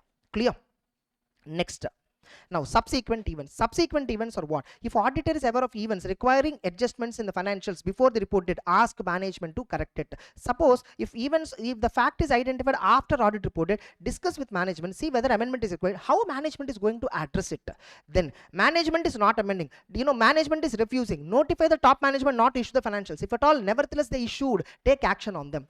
And finally, after you perform inquiry, analytical, additional procedure, subsequent, everything I did, yes or no, I want to get a completeness, that satisfaction of complete, I will ask written representations from the management. Written representation is a crucial evidence. Getting it? And written representation may not indicate issues. Getting it?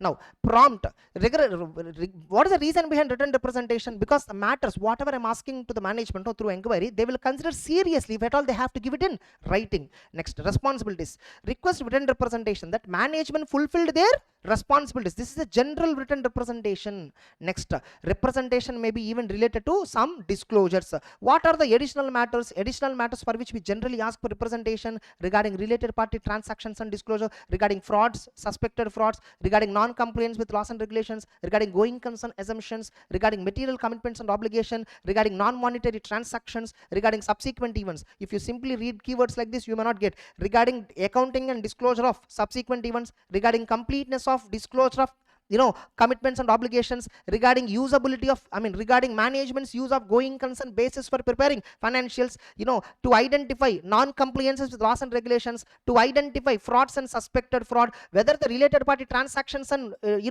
relationships are disclosed as per applicable financial reporting framework. You see the full meaning.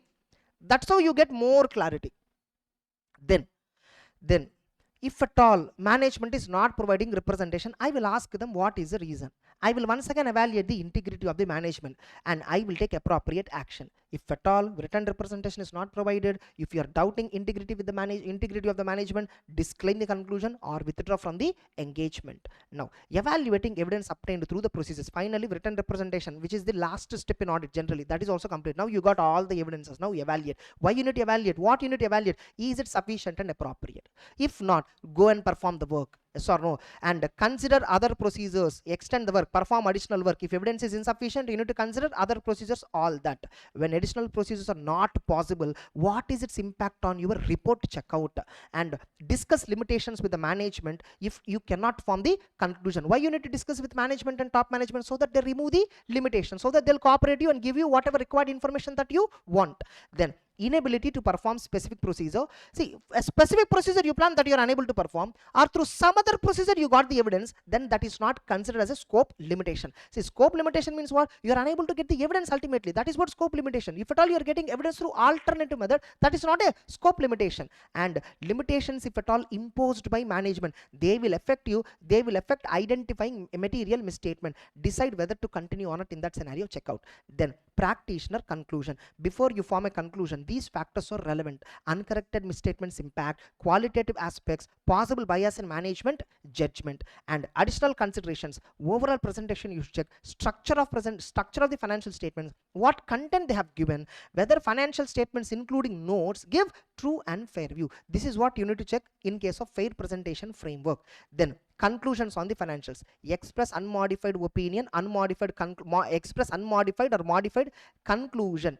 Yes or no? As per applicable financial reporting framework. Unmodified conclusion. Unmodified is issued when limited assurance is obtained and nothing suggests that the financials are not prepared as per applicable framework. In case of fair presentation framework, based on our review, nothing has come to our attention that causes us to believe that the financials are not giving true and fair. And where in case of compliance, nothing has come to our attention that causes us to believe that the financials are not prepared as per applicable financial reporting framework. Now, how to give a modified conclusion? Two circumstances: materially misstated, or you are unable to obtain evidence. If at all misstatement is material but not pervasive, qualified. If misstatement is material and pervasive, adverse. And you see, you will give modified conclusion when you are unable to obtain evidence also. So that matter is discussed here. That matter. Conclusion, modified conclusion in case of inability to obtain. If at all the possible effect is material and but not pervasive, qualified. If possible effect is material and pervasive, disclaimer, withdraw from the engagement. Withdraw if management imposes a scope limitation preventing sufficient appropriate, and must withdraw if possible effect is going to be material and pervasive. And wordings I already covered, I'm not repeating it. Okay, in case of qualified conclusion, except for the effect of the matter. Okay, in case inability to obtain evidence and qualified conclusion, except for the possible effect. Yes or no? And in case of adverse conclusion, due to significance of the matter. In case of disclaimer of conclusion, due to significance of the matter. In both the cases, due to significance of the matter. That is the wordings we use. Next, practitioner's report. Title will be there, address will be there, intro para will be there, management responsibilities we will state, then practitioner responsibilities will state, date, everything. Practitioner responsibility. Our responsibility is to express conclusion. Conclusion para you should put, you should mention. And describe that it's a review and it's a limited assurance. We only perform inquiry analytical. It is less than audit, and disclaim the opinion. Like you don't give any opinion. And conclusion paragraph you have to mention clearly. Practitioner conclusion, and if modified, you need to add a para with modified conclusion and description of the matter. Reference of obligation to comply with ethical requirements. All these points are practitioner's responsibilities in a review report. Then emphasis of matter. If at all any matter presented or disclosed in financial statements is important for users understanding, auditor can highlight that matter. You can highlight that matter only if it is correctly presented with sufficient evidence. Placement after conclusion para, MCQ, it is important. Next, other matter para. Communicate relevant but not presented in financial. Relevant matters but are not presented or disclosed in financials under a separate section called other matter. And report on legal and regulatory requirement under a separate section, which is to be presented after report on financial statements. Then documentation. Documentation is an evidence that review conducted as per SRE, and it's a record for the report that you have given. Now what you need to document: the nature, timing, extent of procedures performed, results of the procedure performed, significant matters and conclusions. Discussion. Document discussions with management and governance. Inconsistencies. Document how the inconsistencies were addressed. Almost it took 20 minutes. Understood? 20 minutes it took a revision, thorough revision. This is how you need to do revise. Qualitatively you should revise. And another standard will take another 15 minutes revision maximum. This is second revision kind of. If at all you do a third revision, it will be 10 minutes only for both put together. Your command on the subject reduces the revision time. It's not the number of pages in the book reduces revision time. Often students confuse. If book is very short, revision will be quicker. No. Revision time is influenced by your command and clarity on the subject, not the size of the book. Understood? I'll give you a Sanskrit book, just 20 pages. Mug it up and come tomorrow. It's not possible.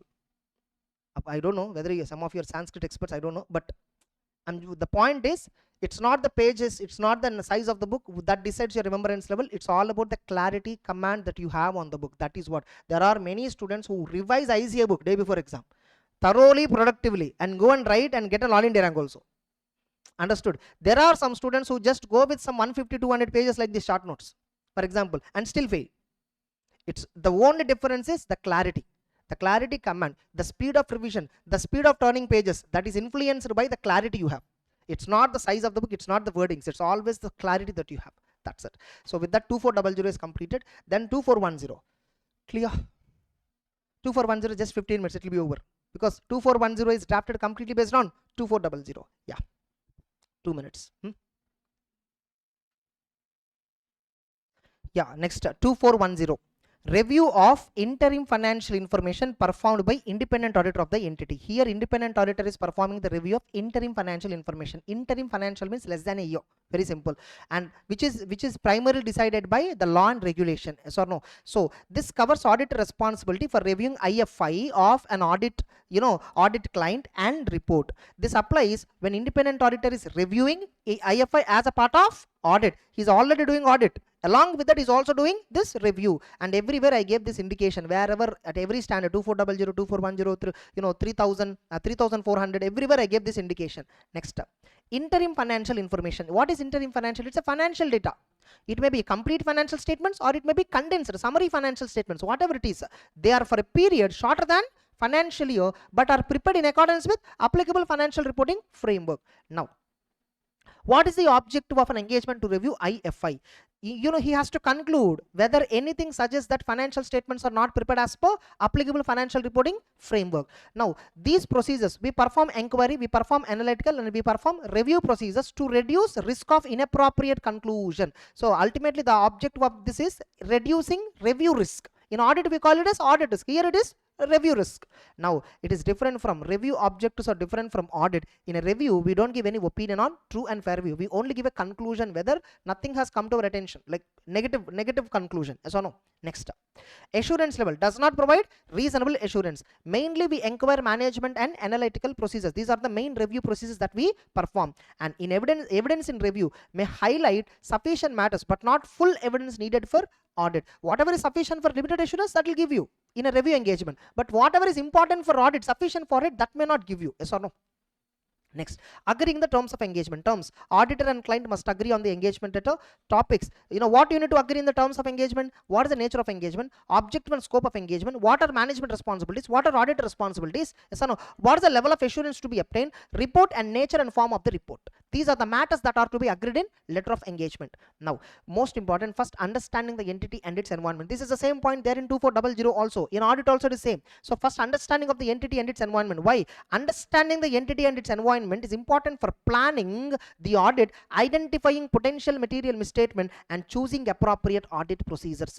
And remember, if at all the auditor is same, previously also the same auditor, now also the same auditor, he already understood about the entity and its environment. You just have to update the understanding according to the latest updates. So even though you are the same auditor, you cannot say that understanding of the entity already I did, this year I will not. No, you need to update the understanding. Like updating understanding means what? You need to read prior period documents, assess risks, review recent financial statements, consider materiality, evaluate misstatements, continuing issues if at all anything were there, identify current year audit results, you identify. Current year audit results means you might have already started audit also, simultaneously see the audit results. Internal audit, reports you see. You inquire about fraud risk, you inquire about business activity, internal control changes, and IFI preparation and the reliability, how the IFI is being prepared and how far it is reliable. These are all you need to perform in order to update your understanding about the entity and its environment. In exam they'll ask you, the same auditor is the auditor for the current year, earlier also is the same auditor. The one of the team member feels that updating, understanding of the entity and environment is not required because it is already obtained in the last year. What is your response in this case, and what are the points that you will consider? So you need to talk about updating the environment, updating the understanding, and what are all the processes you need to perform to update your understanding about the entity. Next, if at all you are a new auditor, you must obtain understanding. You must understand the entity and internal control for annual financial information purpose as well as interim financial information purpose. And you should also communicate with component auditors. See whether determine and communicate review procedures for components if at all you are doing a group audit, yes or no. Next, enquiries, analytical procedure. These are all basic review procedures. In a review engagement, the basic procedures are what? Enquiry and analytical procedure. No inspection, no observation, no confirmation. Usually we don't do all this. We mainly perform enquiry, we mainly perform analytical procedure. Now, understanding of entity, internal control, prior risk assessments affect the review procedures. So Procedures to be performed. What are the procedures? Read the minutes, identify matters that affect the interim financial, consider what are all the prior audit issues and review issues. For example, you are doing quarter 3 review, quarter 2 what issues you identified, consider them also. Communicate with other auditors wherever required. Inquire management about whether interim financial information is aligning with applicable framework, whether accounting principles are changed, are there any new transactions, uncorrected misstatements, discuss with them, unusual situations, discuss with them, what are fair value assumptions, related party transactions, changes in commitments, contingent liabilities, debt covenants, review process matters, cut off transactions, fraud, knowledge or allegation, non-compliance with laws and regulations, litigations and claims involving the entity, so many things. These are all various matters that you inquire about management in a review procedure. This itself can be asked as a 4 marks question. Next, analytical procedures you have to apply. These procedures can be done before or during interim financial information preparation. See, when you need to do these review procedures, after preparing IFI or before preparing, anytime you can do, before IFI preparation or during their preparation or after the preparation.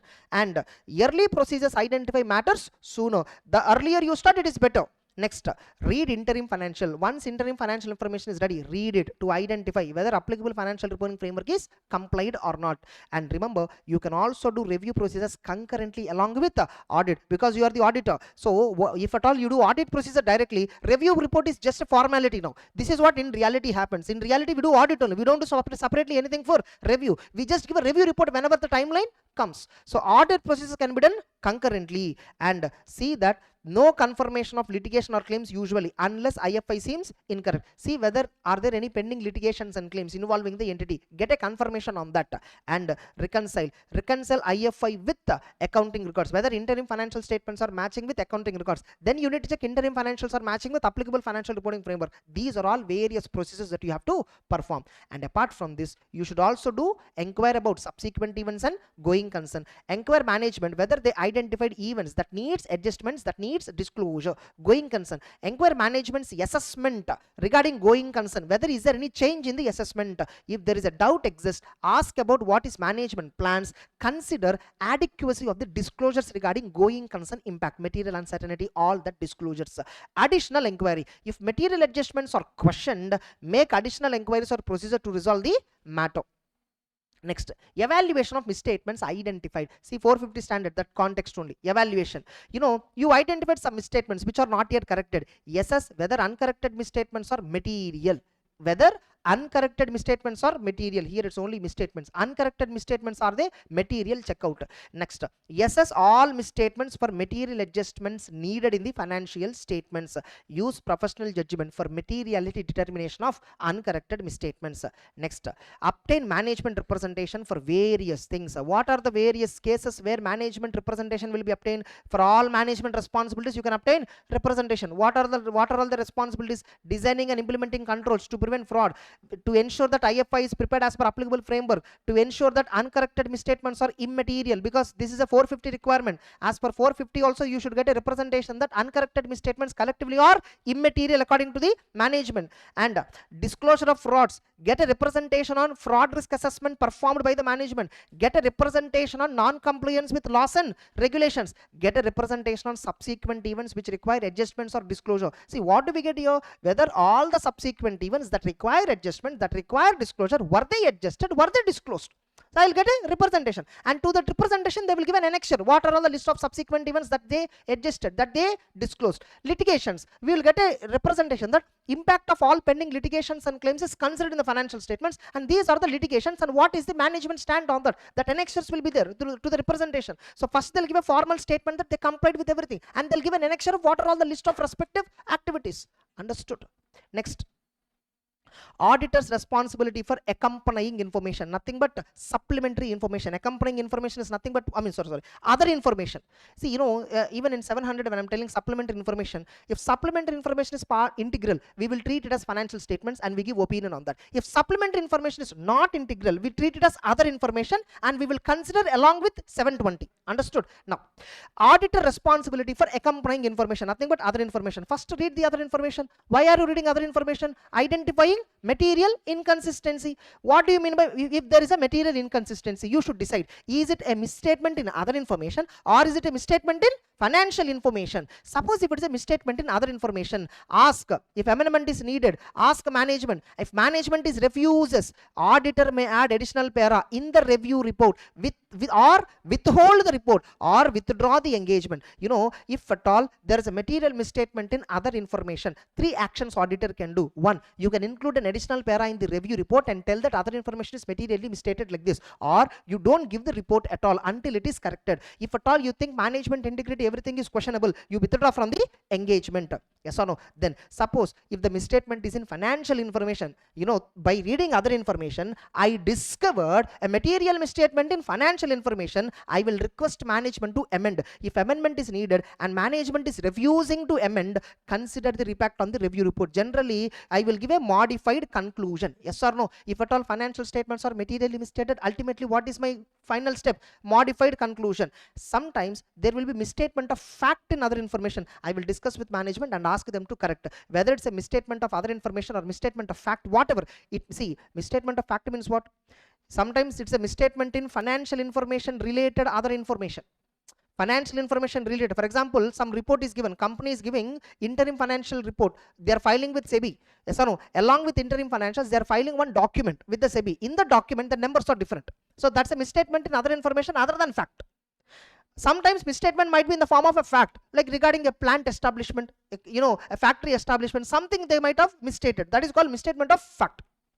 Discuss with them and ensure that it is corrected. Next, suppose other information not related to interim. Discuss SS validity involving third-party consultation. If management refuses to correct or consider, notify top management. Suppose if other information is not related to interim, like very simple, other information is being submitted to SEBI and that other information contains some other extra information not related to financials. Discuss what is the nature of the information, see how far it is valid. If possible, require consult a third party, legal opinion like that you take. And if management is refusing to correct misstatement which is therein, that fact or whatever, consider notifying to top management or take a legal advice. Then communication of matters to management. First, if material adjustments are needed for the IFI so that it is in compliance with the applicable financial reporting framework, auditor will generally communicate it to management. You will communicate to top management if management does not respond. And what is the manner of communication? Either oral or written, depend upon the nature of the matter, sensitivity of the matter, timing. All oral communications you have to document. What you need to document? When it is communicated, to whom it is communicated, what response you got. Next, TCWG also not responded, then you have to modify the report or withdraw or resign from the engagement. Communication of fraud, communicate it to the management, consider the collusion involvement, all that when you are communicating, report to top management all the implications. Governance matters and all, you have to communicate it to top management.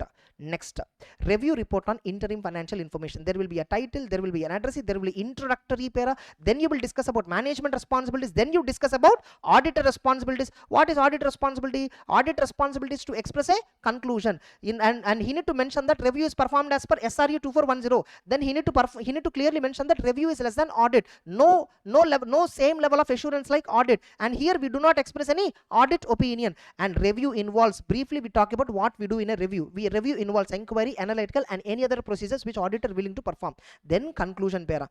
If it is a fair presentation framework, same like 2400, nothing has come to our attention that causes us to believe that the interim financial information, the word is interim financial. In case of review 2400, nothing has come to our attention that causes us to believe that the financial statements, the word is financial statements. Okay, then date of the report, place, signature, FRN and UDIN number must be generated for all 2400 and 2410. Though explicitly in the standard they didn't tell, they added this content in explanatory, all that. Next, suppose if there is a departure from applicable framework for preparation and presentation, if applicable framework is not followed in preparing IFI, if applicable framework is not followed, if there is a deviation from applicable framework, then we give what opinion? Modified conclusion. Qualified or adverse. If material adjustments are needed and management is not correcting them, then auditor what he will do? Modified opinion. When you are giving a modified conclusion, you need to describe the nature of modified conclusion, what is the effect of the departure, and you should also include omitted information. You will give a general explanation, you will give it through general explanatory para along with qualified conclusion. So this explanatory paragraph will come above conclusion para. Basis for qualified conclusion, then qualified conclusion. Understood? In audit, first opinion, then basis for opinion. In a review, first conclusion, then above basis for conclusion. Adverse conclusion, if at all the departure is material and pervasive. What if there is a limitation on the scope? What is a limitation on scope? Limitation prevents you to complete a review or audit. In case of audit, it's an audit. Communicate reasons to management and consider the impact on the report. Limitation, if at all imposed by management directly, do not accept. Before acceptance itself, prior to accepting the review itself, if there is a scope limitation, you should not accept the engagement. After accepting the limitation comes, request management to cooperate. If at all they are not cooperating, if they are refusing and you are unable to complete the review, communicate the reasons. And if at all you know, if at all the, yeah, you know, fine, we'll go with order. Okay. And limitation on the scope, other limitations on the scope. See, the two types of limitation. One is management imposed limitation, circumstances imposed, limitations caused by circumstances. If at all limitation is because of other reasons, and if material adjustments are needed in the financials, communicate to the management. If required, disclaim conclusion and explain what are all the consequences. Actually, you know, for this actually B, C, D, this is correct only. This is third point altogether. Yeah, fine. So once again I'll cover limitation on the scope. Do not accept, if at all prior to acceptance itself, if you are aware of it. After accepting, please request management for the removal, and you cannot complete the review, communicate the reasons and see whether material adjustments are needed. If so, communicate it to the management, and also if required, disclaim the conclusion and explain in the paragraphs accordingly, like why you gave a disclaimer conclusion. Suppose if limitation is caused by circumstances is causing limitation, these are the reasons which are non-management reasons, rare cases. And the limitation is not limitation is a material but not pervasive, then modify the review report to indicate qualify conclusion and explain what limitation exactly. Yes or no? Qualified opinion in audit, yes, impact on the review and implications for the report. Suppose if at all you're giving qualified opinion in audit report, what is its impact on the review also you should consider. Next, going concern and significant uncertainties. You know, this was asked in one of the exam. If material uncertainty about going concern exists, adequate disclosure, November 24 or May 24, somewhere only this was asked, I guess so. 2410 question is there.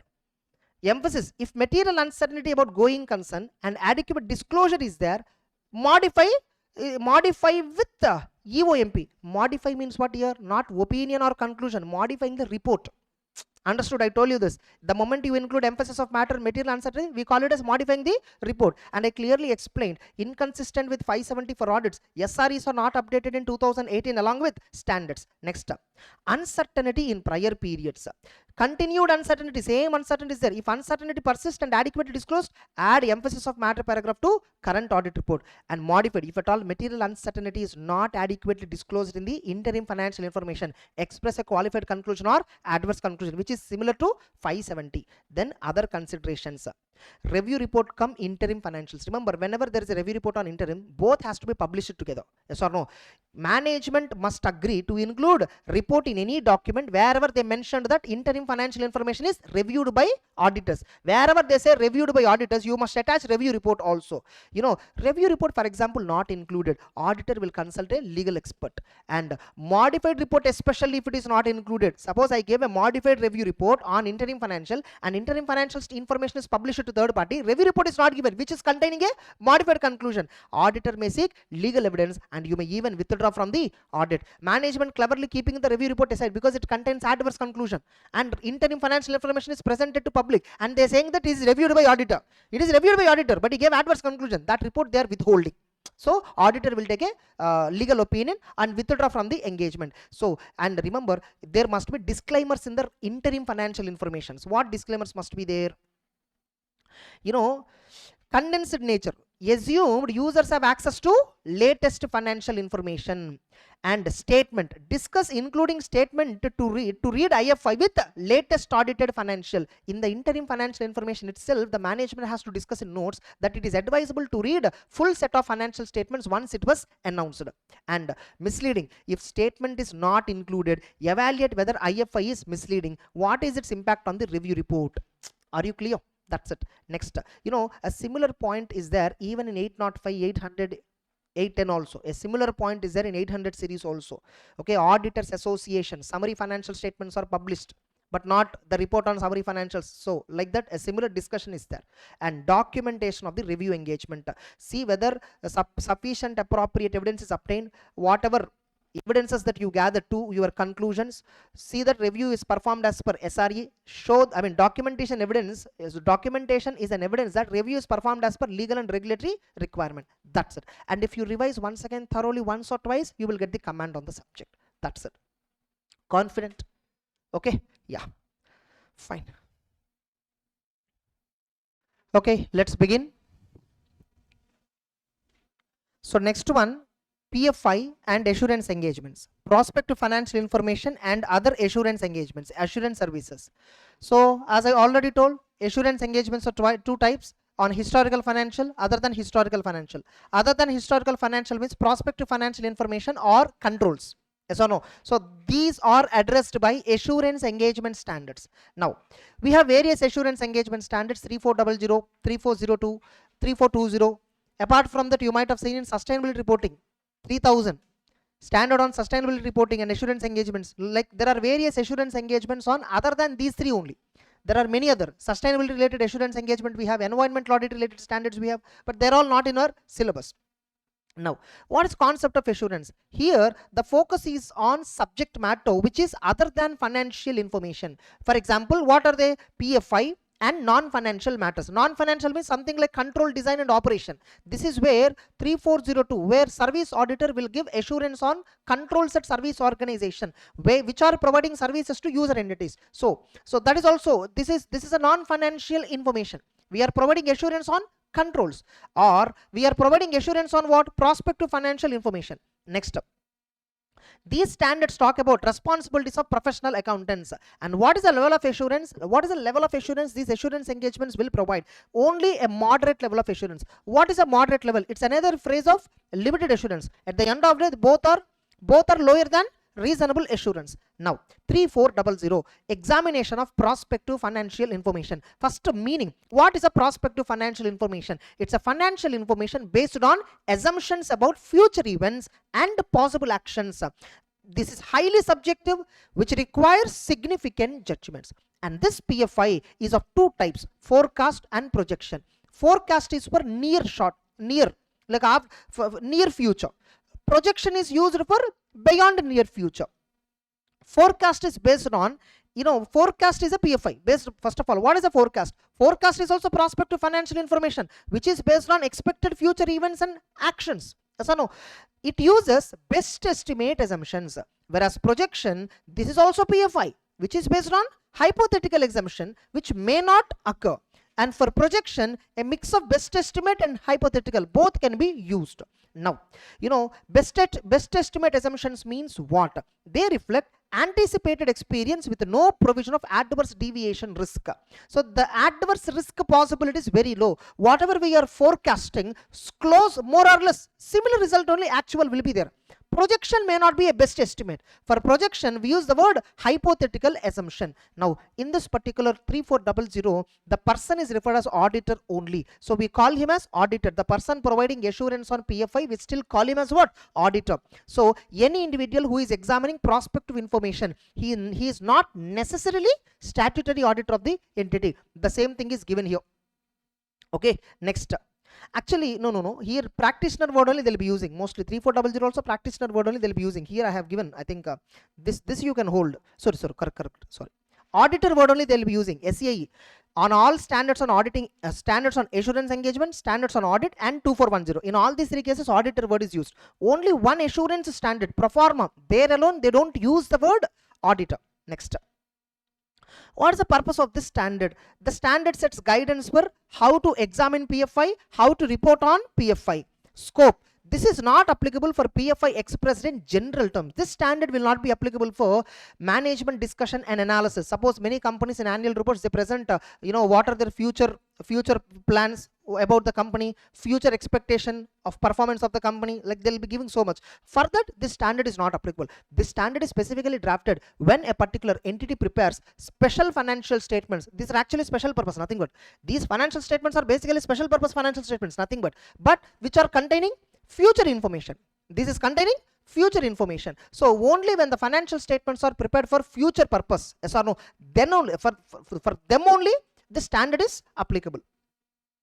And you can also apply principles of standards on auditing absolutely whenever you are conducting whenever you are providing assurance on prospective financial information, wherever standards on auditing is there, right, you can take absolutely that help.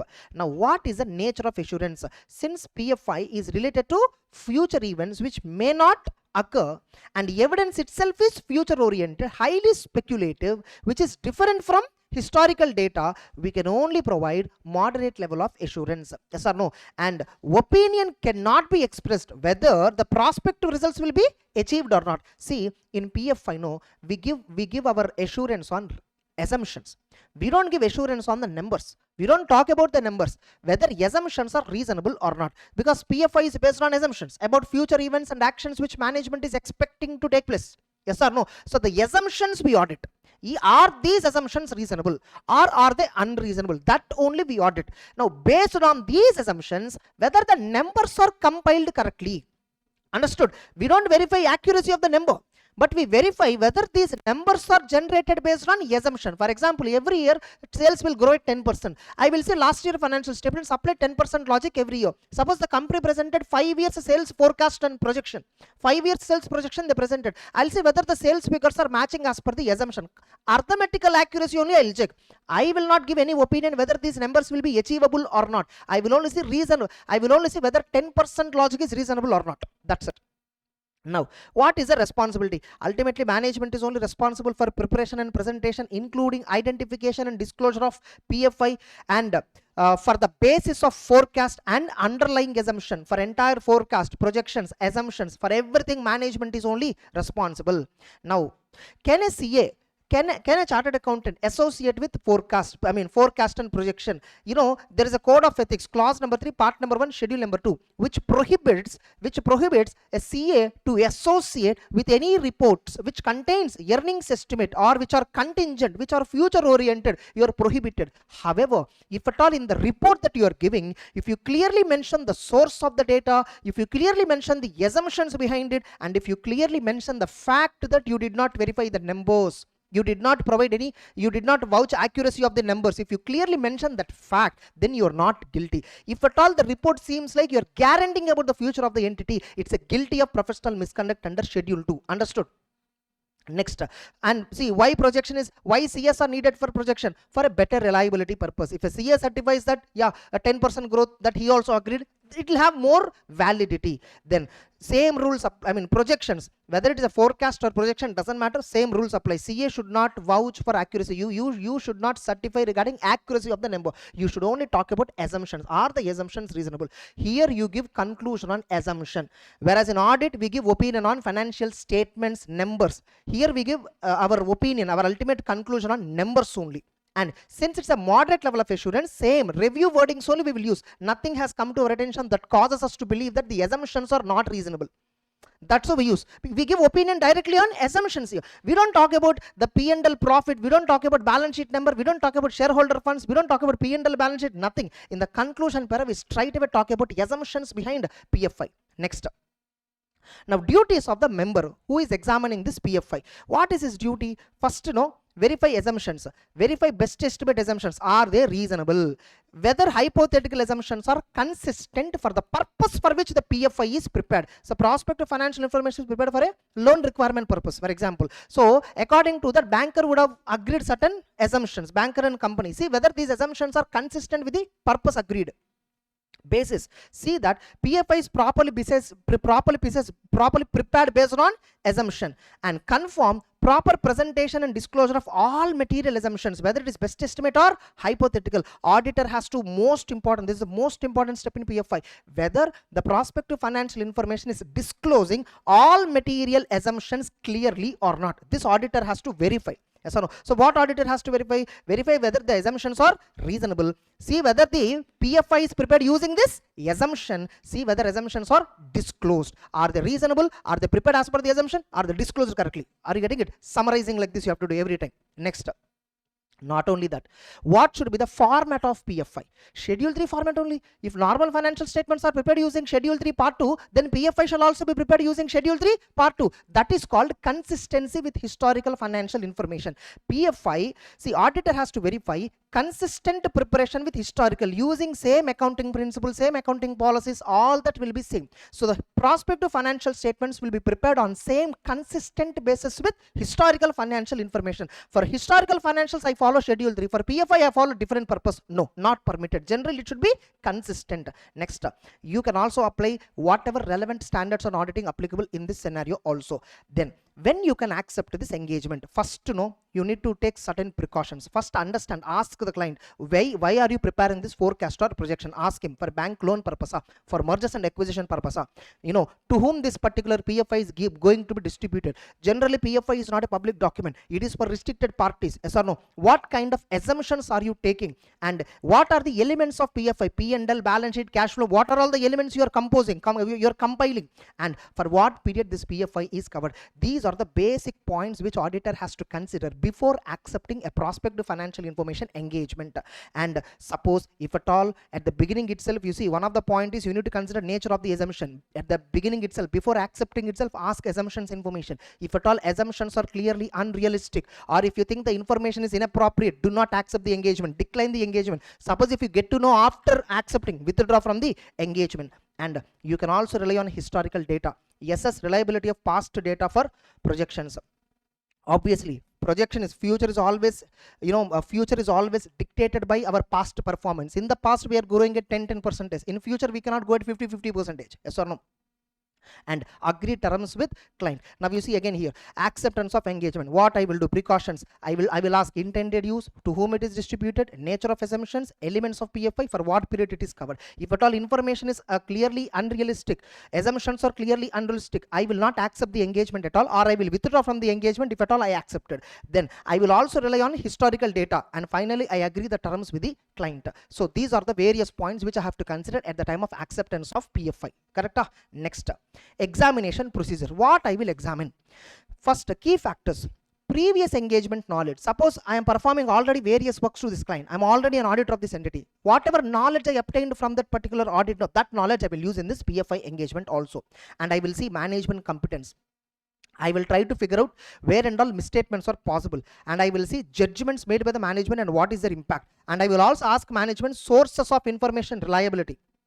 And I will see how far the business is stable and my team experience. All these factors influence me when I'm performing the procedures. Now, most important, data sources, from where the data has been obtained for PFI, because PFI is completely assumption oriented. For assumption, some data must be there. Statistical data, economics data must be there. Yes or no? The data like budgets, you know, loan agreements, industry reports, all that I will consider. And for hypothetical assumptions, if at all PFI is prepared based on hypothetical assumption, we will perform sensitivity analysis. Like we will consider what are all possible implications. And in PFI, sensitivity analysis report must also be mentioned. Next, consistency. Ensure hypothetical assumptions align with the purpose of the financial information and are not unrealistic. See, we don't say they are realistic, but we have to ensure that they are not unrealistic. They are not too vague. They are not too they are not too optimistic. Yes or no? Next, presentation and disclosure of PFI. Ensure that PFI is informative and not misleading. See that accounting policies are clearly disclosed in the notes. See that changes in accounting policies are correctly accounted and disclosed along with reasons. Disclosure of assumptions. Clearly state whether they are best estimate assumption or hypothetical assumption, and further disclose if assumptions carry high uncertainty. And date of preparation. See that disclosed and management confirm validity of assumptions are on this date. On which date you are preparing PFI? The date has to be clearly mentioned, because your assumptions are generally based on that particular date. Your assumptions, see, very simple. The COVID time is there, for example, 31st March 2020, for example, hoteling industry, when they go for loans, they presented the hotel is going to get returns in the next 1 year, that next 1 year, like that. As on 31st March, those assumptions are correct. But later, subsequent event might invalidate these assumptions. Yes or no? So that is why in PFI, date is most important. So date of PFI preparation, date on which these assumptions are used, that date is most important, because these assumptions are correct only on the date. Subsequently, these assumptions may not be valid. Understood? Next, report components. So you have to give a report on PFI, right? What are all the points you will include? Obviously, title, addressee, these are all nothing, nothing, not required. You need to mention statement. Examination on a test basis of evidence supporting assumption. You need to mention a statement regarding what processes you perform. You verify assumptions. You verify whether the amounts are arrived based on this assumption correctly or not. This is the procedure which you do. Opinion. You have to express whether PFI is properly prepared based on assumptions and presented as per financial reporting framework, which should be consistent with historical financial information. Next, negative assurance. You only provide whether assumptions are reasonable or not. That only you will give. Nothing has come to our attention that causes us to believe that these assumptions are not reasonable. Yes or no? Or these assumptions are unreasonable. Nothing has come to our attention that causes us to believe that these assumptions are unreasonable. To say they are unreasonable, I don't have anything. I did not get any evidence to say they are unreasonable. I'm not saying they're reasonable. I'm saying they are not unreasonable. Next, various alert points you should give. Like, you should clearly mention that achieving results is, may not be achieved. Even if at all, prospective financial information is given in the form of a range. Sometimes PFI may be a standard amount. You will find amount. Sometimes you will find a range bound. If at all the range is given, you should clearly mention that the actual results may not fall within this range. That is there anyhow. Disclaimers in the report. This itself can be asked as a 4 marks question. When you are reporting on PFI, what are various disclosures that you need to give? Various disclaimers that you should give in the report. These are all alert points. You have to highlight specifically these points. State whether anything suggests assumptions do not provide reasonable basis. This is what we give. Conclusion. Nothing has come to our attention that causes us to believe that these assumptions are unreasonable. And express opinion on whether the PFI is properly prepared and reported in accordance with frameworks. And state that actual results may be different significantly, and there is no guarantee that actual results will fall within the range. So you clearly have to mention in the report. Next, emphasize clearly hypothetical assumption. Okay, and you clearly tell them that this PFI is prepared only for a banker's purpose, not for others. Next, and presentation and disclosure. Suppose if assumptions are not presented clearly, not disclosed clearly, you will give a qualified opinion or adverse opinion, or even if at all required, you will withdraw. And unreasonable assumptions. If at all assumptions are completely unreasonable, you will give adverse opinion or you even withdraw. Next, examination. Suppose if at all your examination of PFI is affected by limitations, then also you will withdraw or you will disclaim because there is a scope limitation. And finally, you need to document all the supporting reports and examination. Documentation is important. That it's an evidence supporting the report given by you. It's an evidence that examination of PFI is done as per standards on assurance engagement. That's it. Over. 3400 over. You see the structure of the standard. First they spoke about what is a PFI. Yes or no? What is a PFI? Then they spoke about what is a forecast. Then they spoke about what is a forecast, projection. Then what is a best estimate assumption. Then what is the purpose of the PFI? They spoke. The nature of assurance. PFI is since relating to future. Evidence is future oriented. It is highly speculative. Assurance can only be moderate. And opinion cannot be expressed whether these results can be actually achieved or not. And the responsibility is of management for PFI preparation, for assumptions, for making sure it is as per applicable financial reporting framework. For everything, management is only responsible. And can a CA associate with PFI? Ethics related answer you need to write. Yes or no? And next, duties of the member. You need to verify whether assumptions are reasonable, whether PFI is compiled as per assumptions, and whether PFI is prepared as per assumptions, whether all these assumptions are adequately disclosed. All these 3 you need to confirm. Next, not only that, you should also verify whether PFI is prepared in historical basis consistency, and wherever applicable other standards also you can. And when you can accept this engagement, you need to check certain points. For what purpose it is going to be used, what is the nature of assumption, to whom it is distributed, what are the PFI elements, components, and the period for which the PFI is being covered. If at all assumptions are clearly unrealistic, do not accept the engagement. And you can also also take past historical financial data to check whether these assumptions are realistic or not. And all these terms of the engagement must be written on a engagement letter. And examination procedure, you verify likelihood of MMS, judgments you will verify information sources, you verify business stability, you consider team experience. All these points will impact your nature, timing, extent of examination procedures of PFI. Yes or no? So auditor has to do various examination procedures. It is influenced by various factors. What are the factors? This itself can be asked as a question. Understood?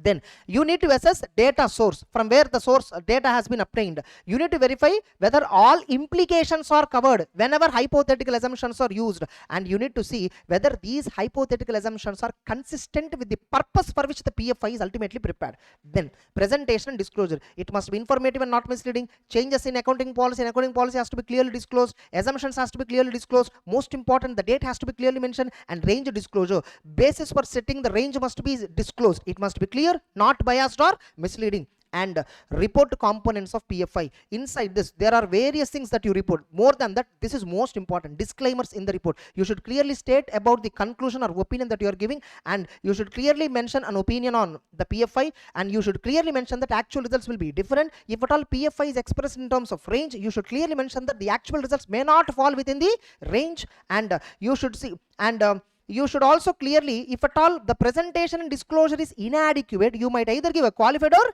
adverse. If at all assumptions are completely unreasonable, you will give adverse or withdrawal. If there is a limitation, you withdraw or disclaim, and document all this, because it's a support for your report. It's an evidence that you conducted audit as per standards on assurance engagement. That's it. Clear? Oh, 20 minutes. Fine. Confident until now? Yes. Now 3420. Then 402, 3402.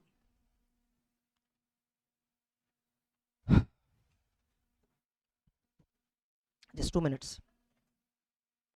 Yes, next one, 3420. Assurance engagement to report on compilation of proforma financial information included in prospectus. Proforma financial information is something like consolidated financial information. Like, I will link it with consolidation example. Very simple. In consolidation, what will happen? Standalone financial statements will be there of multiple companies. You will apply consolidation adjustment. Then the outcome will be consolidated financial statements. Proforma financial statements is the outcome. Before that, unadjusted financial information will be there of two different entities, or maybe one entity. There will be something called proforma adjustment. For unadjusted information, apply proforma adjustment, then what you get is proforma financial statements or proforma financial information. So what happens exactly in consolidation? Same you will see. What you will do in audit of consolidated financials, when you are specifically doing audit of consolidated financials, what you will check? You will verify whether the standalone financial source is correct or not. Then you will verify consolidation adjustments, you do audit, and then naturally you will understand whether consolidated financials are correctly prepared or not. Same way here also, you verify first unadjusted financial information which is correct or not. Then you will focus on proforma adjustments, whether are they correctly done or not. Then automatically proforma financial information will be correct. Now what is a proforma financial information? So proforma financial information, fine, first we'll discuss from the objective directly. Proforma engagements to report on compilation of proforma. Somebody only will compile. We will not compile. We only report on it. We only provide assurance. And remember, in 3400, if you see 3000 series, 3400, 3402, 3420. In 3402, 3420, in both the cases, it is a reasonable assurance engagement only. 3420, it's a reasonable assurance engagement. 3402, assurance on controls, is there, right? That's a reasonable assurance engagement. Only prospective financial information, moderate. The reason is very simple. It's future oriented. We don't know whether it can be achieved or not. So I cannot give reasonable assurance on future oriented. Whereas proforma is historical. Controls is also historical because controls are already implemented. Understood? So we are checking operating effectiveness of controls there. In a 3402 standard, we are checking operating effectiveness of controls which are already implemented, which are about present and past. Therefore, I can give reasonable assurance. Whereas in whereas in prospective financial information, since it is future oriented, assumption oriented, I cannot give reasonable assurance. So moderate level of assurance. Only 3400 moderate level of assurance. 3402, 3420 reasonable assurance. Now, so the heading, scope, reasonable assurance engagement. This is a reasonable assurance engagement on proforma financial information which is to be included in prospectus. Now, practitioner role is what? He has to report on responsible parties compilation of proforma financial. So who will compile? Management only will compile it. On that I will just give a report. Generally the standard is, generally this proforma financial statements are prepared when there is a requirement in securities law or maybe GAAP principle requirement like that.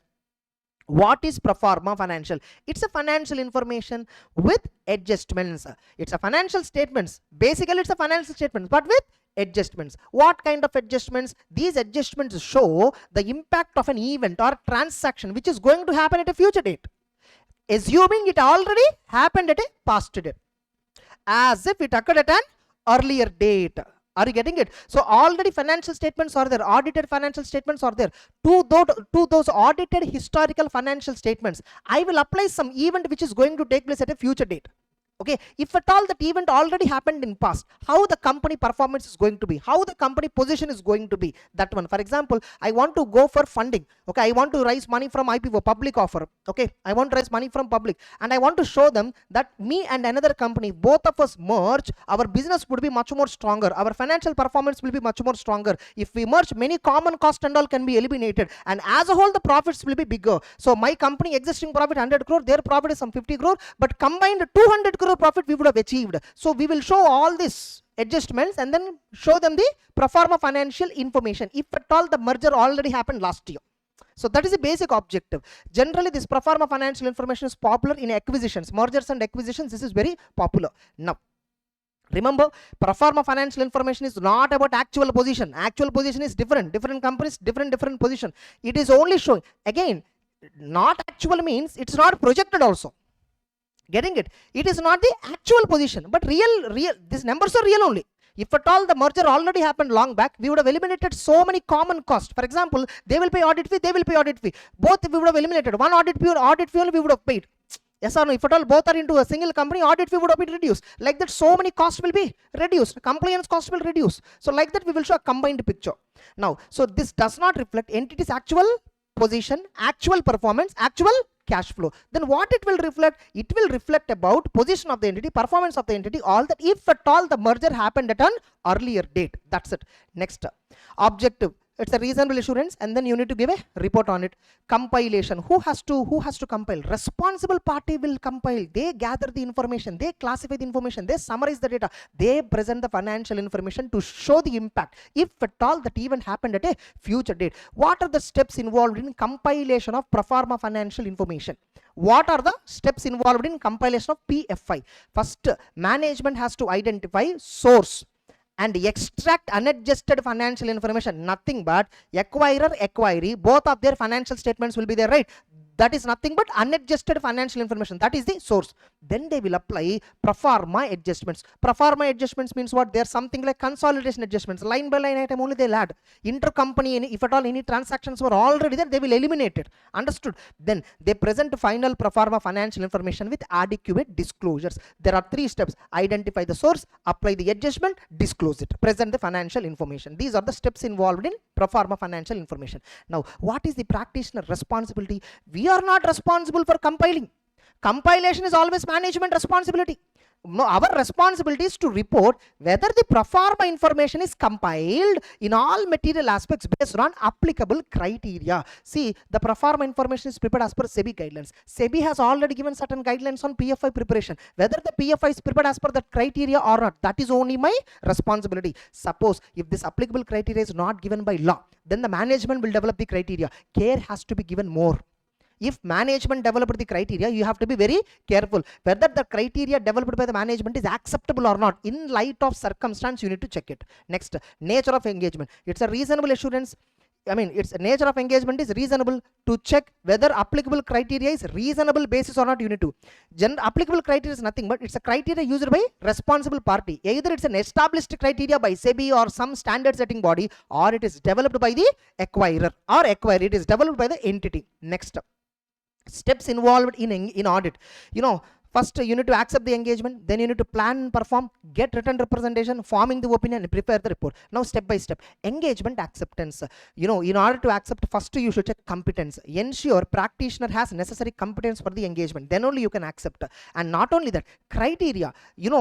See, in 210, acceptability of financial reporting framework we check. In 210 audit purpose, we first check acceptability of the framework. Here we need to check acceptability of the criteria. Okay, ensure applicable criteria is suitable for proforma financial information and not misleading, and evaluate opinion wordings required by law. The law under which I have to give an opinion ultimately, whether the wordings are they acceptable in light of 3420. Check out.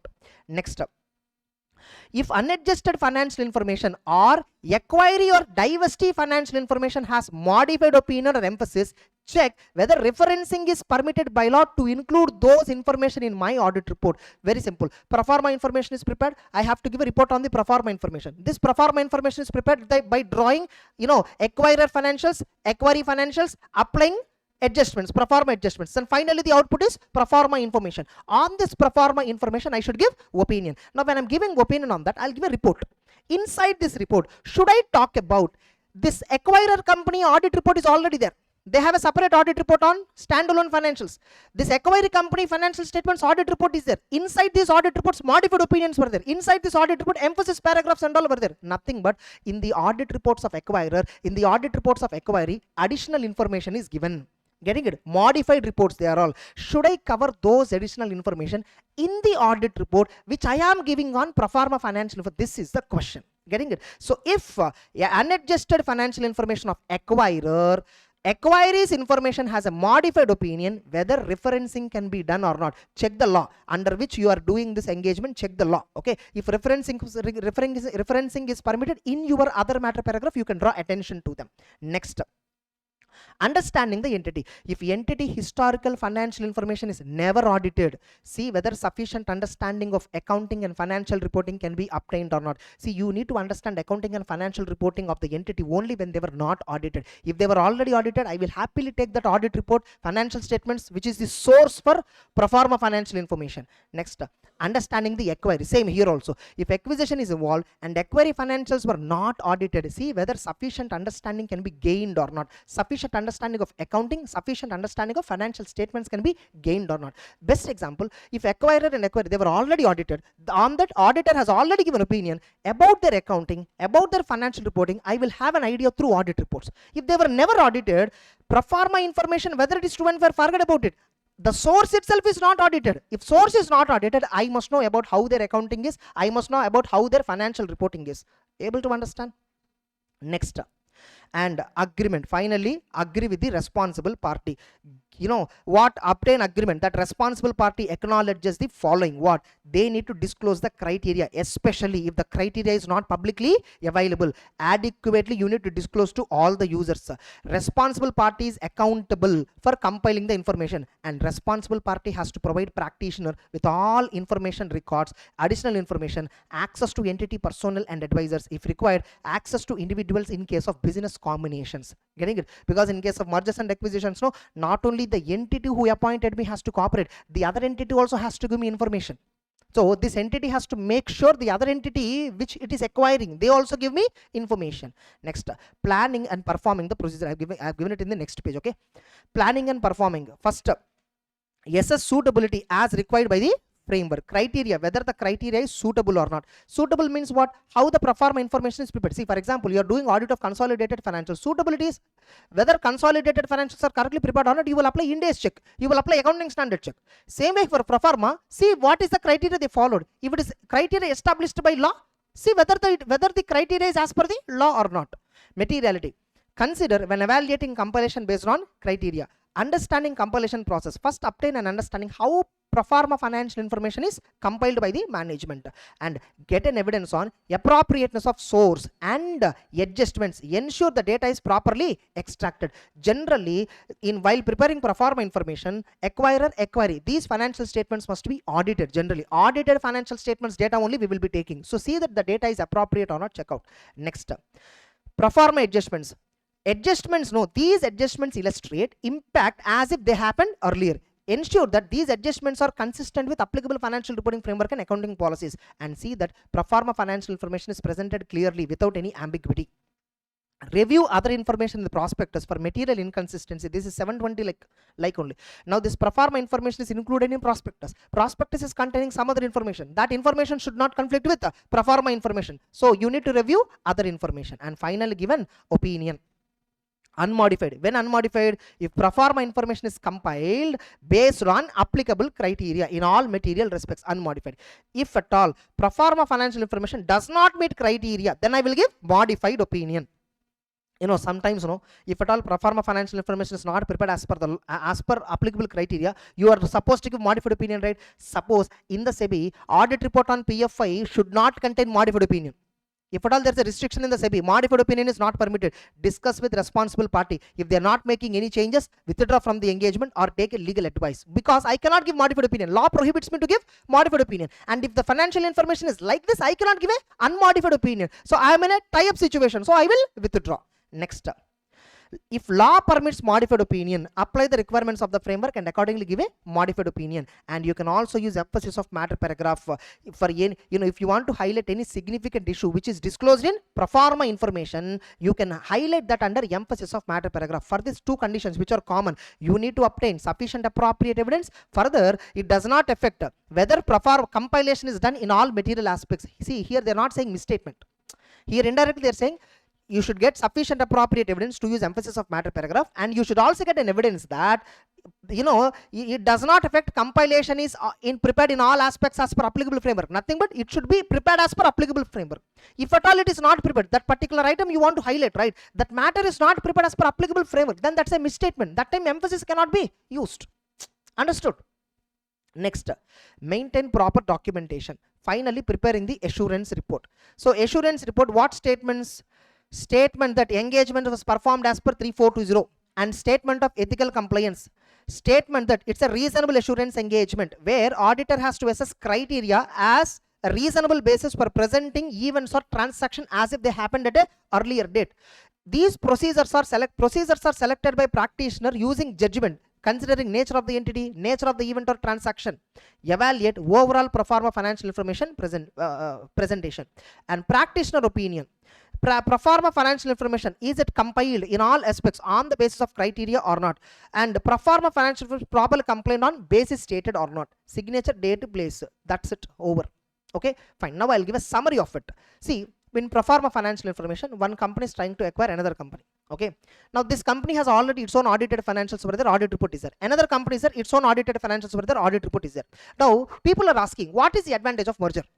How it will be giving us an advantage? Can you demonstrate with quantification? They're asking. So okay, fine, I'll merge these financials and then show you. I'll consolidate and then show you. It's actually consolidation. You're actually doing consolidation. Technically speaking, proforma adjustments are equal to consolidation adjustments. So you're preparing consolidated financials. Now, how are you consolidating it? Because yes, accounting standard Ind AS, they're not applicable for this kind of scenarios. Yes or no? So this is a special circumstance. So here you are taking two entities unadjusted financial. Why do we call it as unadjusted? From proforma point of view, it's unadjusted. Proforma is adjusted. Output is adjusted financial.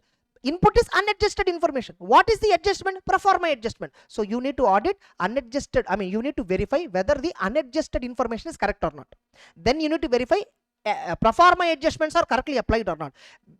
Now they compile, right, proforma adjustments. They compile the proforma information as per so and so format, so and so rules, right? Where are these rules? That is called applied criteria. So auditor has to check whether criteria is acceptable or not. That's it. This is what the background story. Understood?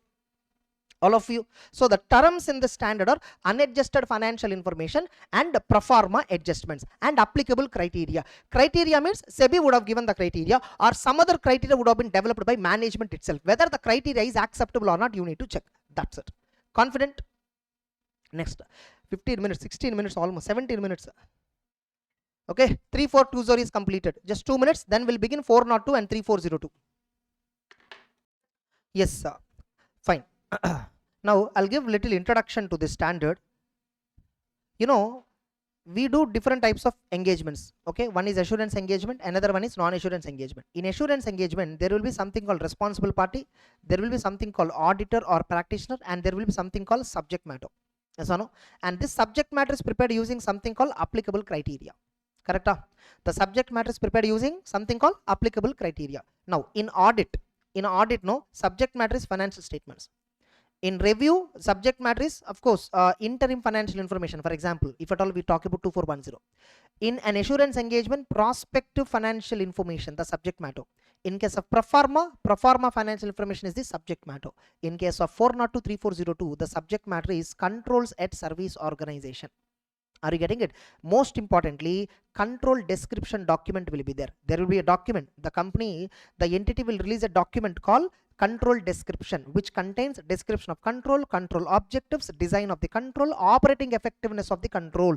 All these elements will be compiled in a single document. Get or no? I mean, the document may be 5 pages or 10 pages or 20 pages, doesn't matter. It's like a financial statements where the document will be mainly discussing about what controls are implemented, what is the objective of control, how the controls are designed, are they operating effectively. All this will be mentioned in that document. That is the subject matter. Okay, now who will prepare this entire subject matter? The responsible party, which is actually nothing but management of the entity. In financial statements we call him as management, whereas in controls audit we call them as service organization. Who will prepare this document? In case of controls related things, service organization will prepare this document. Now the person, auditor or practitioner, will express a conclusion or opinion on this particular subject matter. This is the first backdrop behind assurance engagement. But what is an assurance engagement is exactly. So this is what an assurance engagement. Now look at, you know, for example, ours is a FMCG company. Ours is an FMCG company.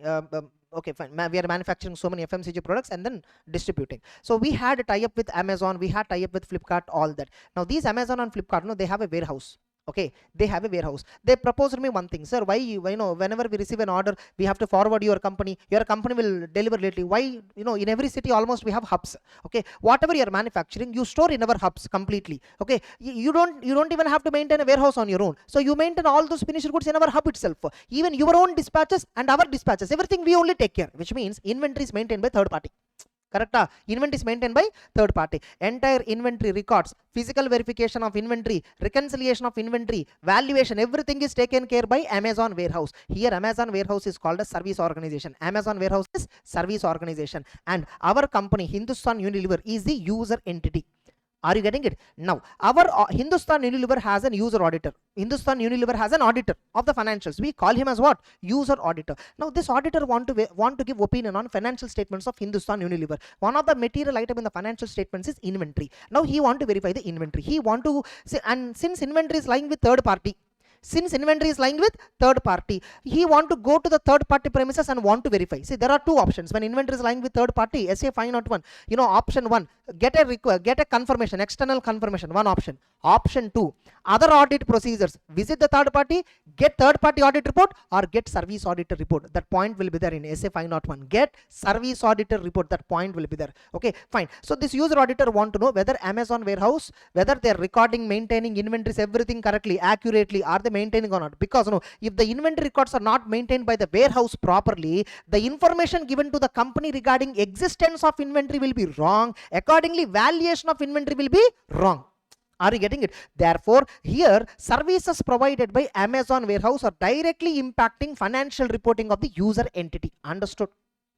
Everybody? Yes. Now regarding this, now in this situation, you see the point. Auditor, no, the auditor want to verify whether Amazon is physically, Amazon warehouse is properly maintaining inventory, everything. So we as an auditor we want to go there and physically verify. Now when we go and approach the Amazon warehouse rejected that. Sir, you can't come and verify like this, because for us like you, there are thousands of customers who are storing inventory in our godown. If every auditor comes and verify like this, when we do the business? Now this auditor concern is genuine. Yes or no? All the clients for service organization, these are all various clients. The client's auditor's request is genuine. Yes or no? They want to obviously know whether their client's inventory is correctly maintained or not, because this is impacting their financial reporting. So their concern is genuine, but it is not possible for them to physically come here and verify. Now all of them are looking for some assurance. All of them want an assurance that our inventory controls, our record maintenance controls, everything is proper. Our reporting controls are everything is proper. All these user entities and their auditors want to know this. That's why this service organization, even though they have a stat auditor, even though they have a financial auditor, they will appoint a separate auditor or same auditor. That is their choice. That is their choice. Ethical complaints that auditor will take care. You don't have to worry. Okay. So this Amazon warehouse will appoint another auditor where his duty is only to report on these controls regarding inventory maintenance. Dear auditor, I have so many clients who are storing inventory with me. Their auditors and all want to know whether I'm maintaining inventories properly or not. So I want your assurance on how are we maintaining the controls. So assurance auditor, service auditor, we call him as what? Service auditor. Since the auditor is appointed by service organization with respect to the services provided by the service organization, this auditor is called as what? Service auditor. This services are used by various entities. We call him as user entity, and their auditors are called as user auditors. Are you clear? This is the entire story. Now 402 standard. In 402, I am doing audit of user entity. I am doing audit of user entity. And this user entity is using services of service organization. Yes or no? Now, in this context, what I should do? That is what 402 is talking about. 3402, here I am the service auditor. Understood? Service organization appointed me as a service auditor so that I will provide assurance on control set service organization which are relevant for user entities and user auditors. So if service organization has to give an assurance report to user entities regarding control set service organization, they exclusively appointed me for their reporting purpose, then I am service auditor. Then 3402 standard is applicable to me. Understood the direction, like both? Yes or no? So this is the fundamental story for 402 and 3402. Now with that backdrop, you understand what is 3402, all that. Now look at again, what is the subject matter here? Service organization will prepare the subject matter. What subject matter? User entities want to know how the controls are designed and implemented and operated. User entities want to know this. Yes or no? So the service organization will prepare a description document, description of controls, design of controls, objectives of the controls, and the document may also contain regarding operating effectiveness of controls also. Getting it? Typically this is called as SOC audit, service organization and controls audit, systems and controls audit. That's actually called as SOC audit. We call it as SOC 1, SOC 2, nothing but type 1 and type 2. So in a type 1, suppose a service organization is there. Okay, I prepared entire control description document, everything. I forwarded it to all the user entities, all my clients. I forwarded this. They told, sir, okay, fine, you are talking about what you implemented, everything, but how do I know this is correct? Okay, fine. I'll do one thing. I'll appoint one assurance service provider. He will give an assurance report. Is that okay for you? They said okay. Now I appointed service auditor. What he did, he saw my entire document. In the document, I spoke about control description, what controls I implemented. I also spoke about control objectives. I also spoke about control design. Okay, all these three elements I spoke clearly. Service auditor, he will just come and verify whatever I described here, what is present in reality. He will check everything is matching. Understood? Service auditor, he gave a positive opinion. He gave an unqualified opinion on controls which are implemented at service organization. Now that report is called as type 1 report. Now this type 1 report we forwarded to the user entity. User entity saw, okay sir, auditor gave an assurance that whatever controls you are stating, the same is what implemented in reality also. But how do I know they are operating effectively? They are asking.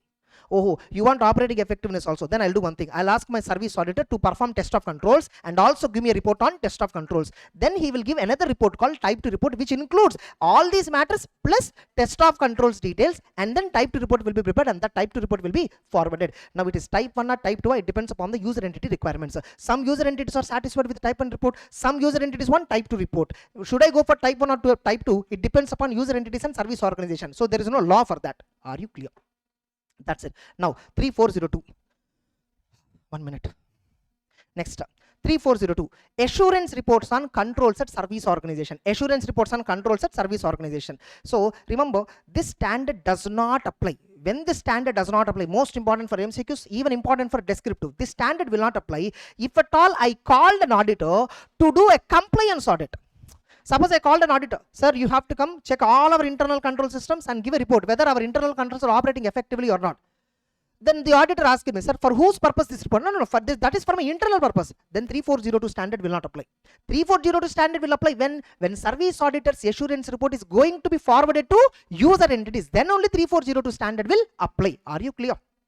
So if at all service auditor duty is only to report at controls at service organization, this standard does not apply. Or if at all controls are unrelated to user entity financial reporting, suppose now I appointed one auditor to check my laws and regulations compliances purpose. This report is exclusively for my internal purpose, that is nowhere affecting user entity financial reporting, then also this standard will not apply. This standard is applicable when service auditor is providing assurance report on controls where these controls are impacting user entity financial reporting, then only this 3402 standard is applicable. Are you clear? All of you. Suppose no, sir, I appointed one auditor appointed. His duty is only to verify controls and test operating effectiveness. That's an agreed upon procedure. What is it actually called as? Agreed upon procedure. If at all he is giving assurance report and that assurance report is being relied upon by third party, then only 3402 standard comes into picture. Otherwise, if there is no third party in the question, if there is no user of the report in the question, automatically it's not an assurance engagement, it's a non-assurance engagement, because management is using it for internal purpose. That's an agreed upon procedure. Are you clear? Next. So 3402 is applicable. 3402 is applicable only to satisfy needs of user entity or user auditor. For that only it is applicable. Now what is a service organization? It's a third party providing services to user entities which will affect their internal controls related to financial reporting. User entity, that is an entity which is using service organization services. User auditor, who is auditing and reporting on user entity financial statements. Service auditor, he is a professional accountant providing assurance report on service organization controls at the service organization request. Yes or no? Service auditor will not voluntarily go and beg and ask work. No, service organization will request him, so he'll come and accept and do the work. Are you clear? Next. Now, why controls at service organization are important to user entity? The same question is there in 402 also. In 402, which controls are influenced by service organization controls? Like what controls influence user entity financial reporting? So like that, different question will be there. Here, why controls at service organization are important to user entity? Because these controls impact on user entity internal controls. Service organization controls may be relevant to user entity financial reporting. If Amazon warehouse does not maintain proper controls on inventory, that leads to a material misstatement in user entity financial statements. Next up, includes controls over user entity information systems maintained by service organization, and relevance, whether a particular control is relevant for user entity or not, it's a matter of professional judgment of the service organization, service auditor. And next, objectives of the service auditor. What is the objective of the service auditor? Ensure service organization system and controls are fairly presented. You see, financial statements are fairly presented. Here controls are fairly presented. Nothing but service organization developed some document called controls document. This document is given to whom? User entities.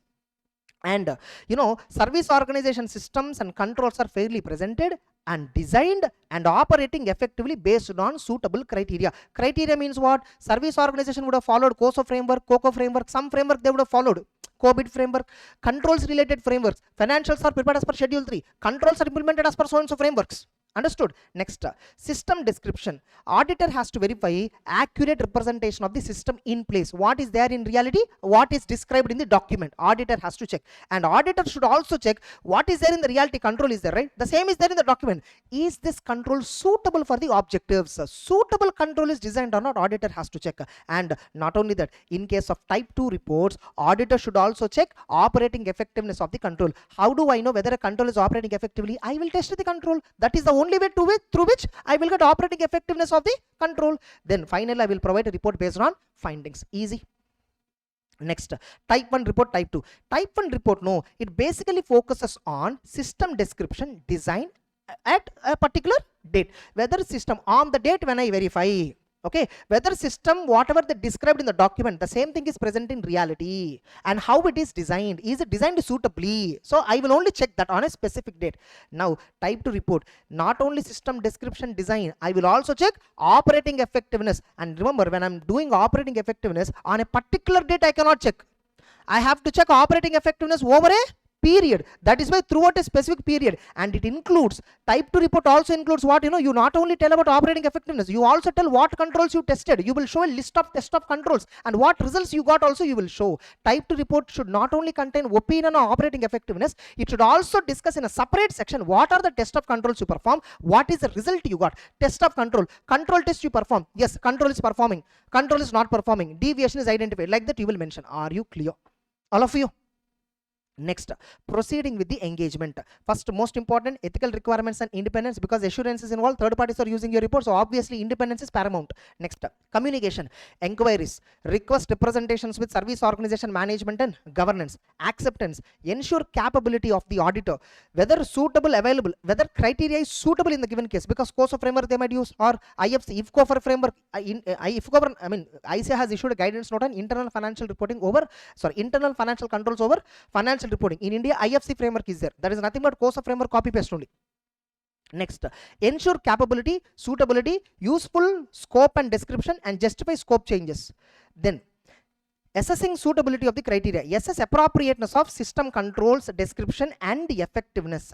Determine materiality, consider system description, control design, and control effectiveness. How the system is described, how the control is designed, how the control is effective in case of type 2. Remember, control effectiveness word whenever comes, it's only for type 2 report, whereas system description, system design, both will come in type 1 as well as type 2. Then, understanding the services, understanding the service organization systems. Get a clear understanding of service organization system and controls that are in scope of assurance engagement. Next, get an evidence for system description and control design and operating effectiveness. Get an evidence, system description, what they defined and what they implemented, really cross check, yes or no. And see, system design means what, see, for every control there is some objective. For example, no, purchases has to be, purchases should not be missed. Suppose purchase, whatever purchase that we are recording, there should, or else take inventory itself, there should not be any missing inventory. For that, what we will put controls, physical access controls. Physical controls will be there, like for every inventory, yes, inventory tagging will be there, yes or no. Inflow and outflow will be monitored. See whether these controls are there or not. If in order to ensure existence of inventory, controls must be suitable, yes or no. You're taking promise from every employee that you will not steal, that is not a suitable control, yes or no. You have to implement controls. There must be like exit, entry, control, checkpoints, everything. Cameras must be there. These are all controls suitable for protecting existence of inventory. So that's what we check. Suitability means what? What process they are following? What is the control objective? Next, written representation. Obtain confirmation from service organization on various assertions, information access, non-compliances, frauds, deviations, design deficiencies, control failures, and even subsequent events. In all these cases, get a written representation. This itself can be asked as a 4 marks question. And identify subsequent event. Inquire about any significant subsequent events that are impacting the service organization's report. Next, service auditor assurance report. Service auditor assurance report. In this, I will mainly talk about service auditor responsibility. Service auditor has to give opinion on description of the system, controls design, effectiveness of the control in case of type 2, and the audit is conducted as per 3402, and he has complied with the ethical requirements, and he has obtained a reasonable assurance. And if possible, what are all the brief procedures you perform, briefly describe, and also confirm whether you obtain sufficient appropriate evidence, and clearly mention that inherent limitations are there in controls. Next, opinion of the service auditor. Type 2, description fairly presented, control is suitably designed. Not only that, controls are operated effectively. That also you should check throughout the period. Next, date. The date of service auditor's report shall not be earlier than the date of sufficient appropriate audit evidence obtained, and place and signature. And there is something called additional reporting requirement in case of type 2. Suppose if it's a type 2 report, you need to put a separate section where test of controls performed you have to describe, and what is the result. Result of test of control is what? Control is effective, control is not effective. Only these two results. Then which controls tested, and sample of all the tests you have to mention. Report deviations, specify the sample size, how many samples you tested, and what is the nature of deviations. Any deviation must still be reported even though objectives are met. For example, physical access controls are not effective, but there is no theft happened during the year. Since there is no theft happened, you cannot say control is effective. So you must report those test of control results even though objective is still not violated, even though there is no fraud, you still have to report deviations. Just because control deviation means what? Control is not effective, yes or no. If control is not effective but objective of the control is fulfilled, in the sense there is no theft happened during the year, since there is no theft happened, you are not exempted from reporting deviation, you still report deviation. That's it. Next, finally, modified opinion and documentation. Suppose if the system description, you say description means what? Financial statements is a description of books of accounts. Yes or no? System description means service organization has implemented a system. That related description. If system description is not fair, or if controls are not suitably designed, description is fair, but the control is not suitably designed, or they are not effective, auditor has to give a modified opinion. And finally, you need to document. How you should document? You should document in such a way an experienced auditor will understand how you planned and performed the procedure, what results you obtained, what evidence you gathered, what significant matters you verified, what conclusions you have taken, what judgments you have taken. All these points an experienced auditor has to understand. In such a way you should maintain documentation. That's it. 3402 over. Clear? Understood? Next. Now similar to this 402 standard is there. If 402 also, if you read, no, you will get more command on this. Okay, system description, control design, control operating effectiveness. Okay, these are the three elements. These are the three words.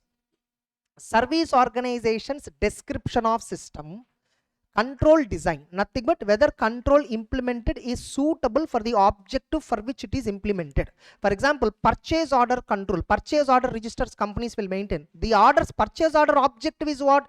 There should not be any understatement of purchases.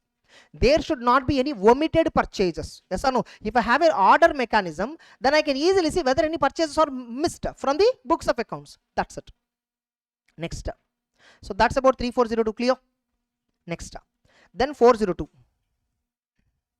Then 402.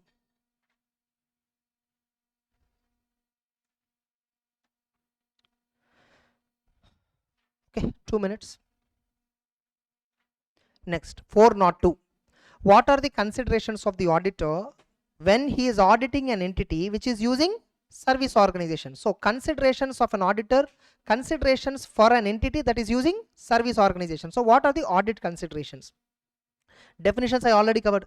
When you are reading also, first read 3402 and then come back to 402. Don't read 402 then 3402. First 3402 and then 402.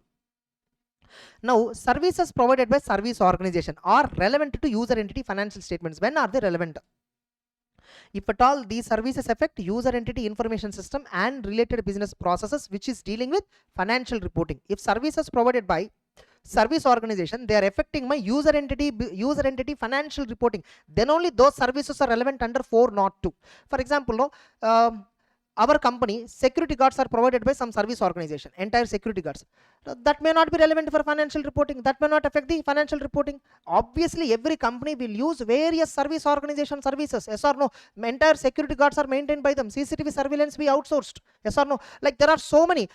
Electricity is there, power consumption, power backup, data backup, data restoration policies. Companies are using OneDrive, Google Drive. These are all service organizations only. Are you going to ask assurance report for all the services? No. For which services provided by service organization you ask for assurance report? Those services which will impact financial reporting, for that only you will ask. Next. So services effect. Service organization services are relevant under 402 if they impact class of transactions or the procedures in accounting records or event capturing. The way you are capturing events and transactions, no, that is impacted, or financial reporting process is impacted, like estimates and disclosures, or there is a control over journal entries. In all these cases, services provided by service organization are important. So how do you know whether they are relevant? If they are impacting journal entries, if they are impacting financial reporting process, if they are impacting your accounting records, if they are impacting any class of transaction, the way it is executed, or if it is impacting the procedure in which transaction is executed. In all these cases, services provided by service organization are important. Next. So user auditor work, it depends upon significance of the service organization services. Next. So types of service auditors report. Actually this matter is there in SAE 3402 also, but since here it is already covered, I'm not giving there. Okay. Next. Type 1 report. Service organization management description of system, control objectives and controls at a specific date. Service auditor opinion on description, control objectives and suitability of the design. Whereas in type 2 report, service auditor opinion also includes operating effectiveness plus service auditor's test of controls and results. Next, understanding the services provided by service. This was asked in November 24 or some May 24. Okay, for 4 marks question or 5 marks question it was asked. Understanding, what you need to understand, what is the nature of service provided by them? Is it like security guard service, or is it like inventory management service, or is it like a payroll service? What exactly the nature of service, and what is its significance? Suppose inventory only, but this is company, software company, inventory is very less for them. What inventory? Stationary inventory only maintained at third party, for example, very minor, it may not be significant here. Are you getting it? So nature and significance of services, and what is its effect on user entity internal control. You can identify all that from contracts, manuals, various reports. So what are the services provided by service organization? Look at the manuals, look at contracts, look at reports, and not only that, what is the materiality of transactions and accounts that are affected by service organization services, and to what extent interaction will be there between the entity and service organization. For example, if it's a payroll, monthly interaction will be there. If it is inventory, almost 3-4 days once in 3 days or once in 4 days interaction will be there. See the data exchange mechanism. If there is a huge data exchange between this and that, there is a high amount of involvement. Work has to be more in depth. And is there any relationship between the user entity and service organization? Just check that. What is the relationship? Are there any holding subsidiary company relationship? Are there related parties? That also you check. All these points you need to understand when you are trying to understand what services service organization is providing. So because this will impact your auditor's risk assessment. Understanding the services provided by service organization, so that you want type 1 report or type 2 report, you also understand you need to perform any additional work. Sometimes type 2 report may not be sufficient. Auditor may also decide to go for additional work. Next, so obtaining understanding of internal control relevant to audit. Evaluate, design and implementation of relevant controls at user entity related to service organization. User entity has to implement certain controls so that service organization services will be effective, and those controls are called as complementary user entity controls. These controls are called as what? Complementary user entity controls. For example, we outsourced entire payroll mechanism to one service organization. Some service organization is there, ADP, there is a company, we outsourced the payroll entirely to that company. What they need to do, we will give them we will give them employee data. They will compile monthly payroll amount, deductions, provident fund, ESI, TDS, everything they will consider deductions, and they will arrive the final amount where we just approve it by a check, and the amount will be credited to employee. Now here, salary computation accuracy is based on attendance records. Attendance record is a control which which user entity has to maintain. If user entity maintains proper attendance record, then computation by service organization about payroll cost will be accurate. Now attendance record, everything is there, right? That is complementary user entity control. Are you getting it? Now look at complementary user entity control definition. Complementary user entity controls are the controls where service organization assumes that user entity implemented. Yes or no? Which are implemented by user entity, so that control objectives will be achieved. Are you clear? Next, again, understanding service organization controls and impact. User auditor must have a sufficient understanding of what services service organization is providing and what is their effect on user entity internal control for risk assessment purpose. Suppose you are not able to understand the you are not able to understand what exactly services provided by service organization. You are talking to user entity, they are not able to explain, the accountant is not able to explain what exactly the impact. Then get a type 1 report or type 2 report. That will give you entire information about what service organization is dealing with, what controls they implemented, how these controls impact user entity. Everything will be there in type 1 or type 2 report. Or if type 1 type 2 report also does not give you clarification, then contact the service organization. Even if they are not responding at all, then you can visit the service organization, or you can send another auditor. Next, now if at all, suppose here you have 4 options, right? If at all you are unable to obtain understanding from user entity regarding services provided by service organization and their impact on user entity financial reporting, if you are unable to obtain this understanding, there are 4 options. Type 1 type 2 report you can use, contact them, visit them, send another auditor. Suppose you decided to go with type 1 type 2 report, for example. Now in type 1 and type 2 report, what you need to check? See service auditor's competence. Okay, type 1 type 2 report sent,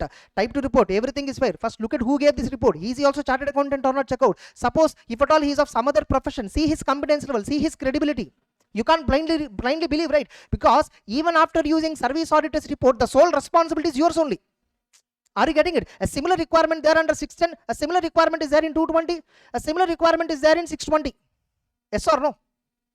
So ensure service auditors professional competence and independence and adequacy of standards. Suppose by using which standards is performing, this particular service auditor, when he's performing the audit of controls, he'll be using some standards for that. IFC guidance note he might be using, we don't know. So using which standards he performed that work.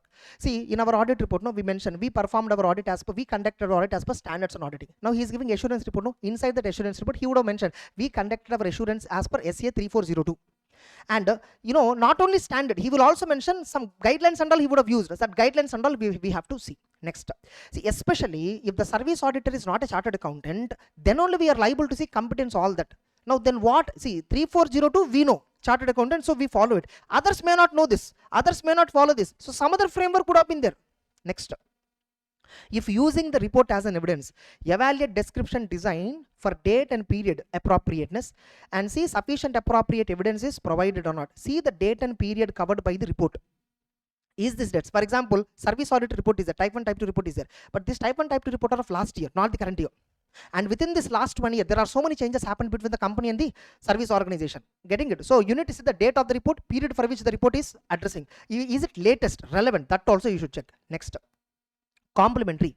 See, are there any complementary user entity controls in the user entity? Check out, see how far they are relevant, understand whether user entity designed and implemented them correctly. So what is the relevance? I mean, is there any controls which user entity has to implement? Identify. If so, have they implemented, have they designed correctly? Check out that also. And if at all the auditor want to know operating effectiveness of controls, type 2 report he will obtain. Complementary user entity controls nobody will test, you should only test. Understood? User auditor only will test operating effectiveness of complementary user entity controls. That will be there in the next part. And responding to assessed risk of MMS in relation to services provided by service organization. Now you see, once you obtain an understanding, once you see all this, you will have a risk understanding. You will have you would have already assessed a risk. Now responding, now you assessed already risk, you are in a position now to respond.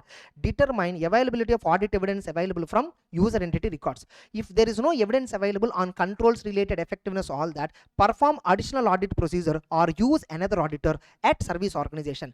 Test controls. If risk assessment expects effective service organization controls, gather evidence via type 2 report or directly perform test at service organization or use another auditor for test of controls. Suppose if at all your risk assessment there is an expectation that you have to know operating effectiveness of control, get type 2 report or you perform the test, all that. What do you mean by risk assessment expecting operating effectiveness? For example, we as a stat auditor in user entity have to comment on IFC operating effectiveness in 143.3i. Yes or no? We have to comment on operating effectiveness of control, which means there is a legal requirement for us to check operating effectiveness of the controls that are impacting financial reporting. So naturally, I will insist service organization to give me you type 2 report. Clear? Next, using a type 2 report as an audit evidence. Evaluate description, design, operating effectiveness for date and period suitability. So type 2 report they gave, first to look at the date of the report, period for which the report is given. Is that period relevant for our audit period? I am doing audit of 24-25. They gave report belonging to 23-24. That may not be relevant. Second, complementary. Determine are there any relevant user entity, are there any complementary controls which are relevant? Understand how they are designed and implemented. Test operating effectiveness of complementary user entity controls if needed. Whenever we are taking type 2 report, we simultaneously test complementary user entity controls and evaluate the time period covered by test and time elapsed since last time testing. Then availability, assess relevance or sufficiency of service auditor test for user entity assertions and user auditor's risk assessment. Service auditor type 2 report contains test of controls, right? Service auditor would have done some test of controls. He gave that list in the assurance report. Whether are those tests adequate for your audit objective? Check out.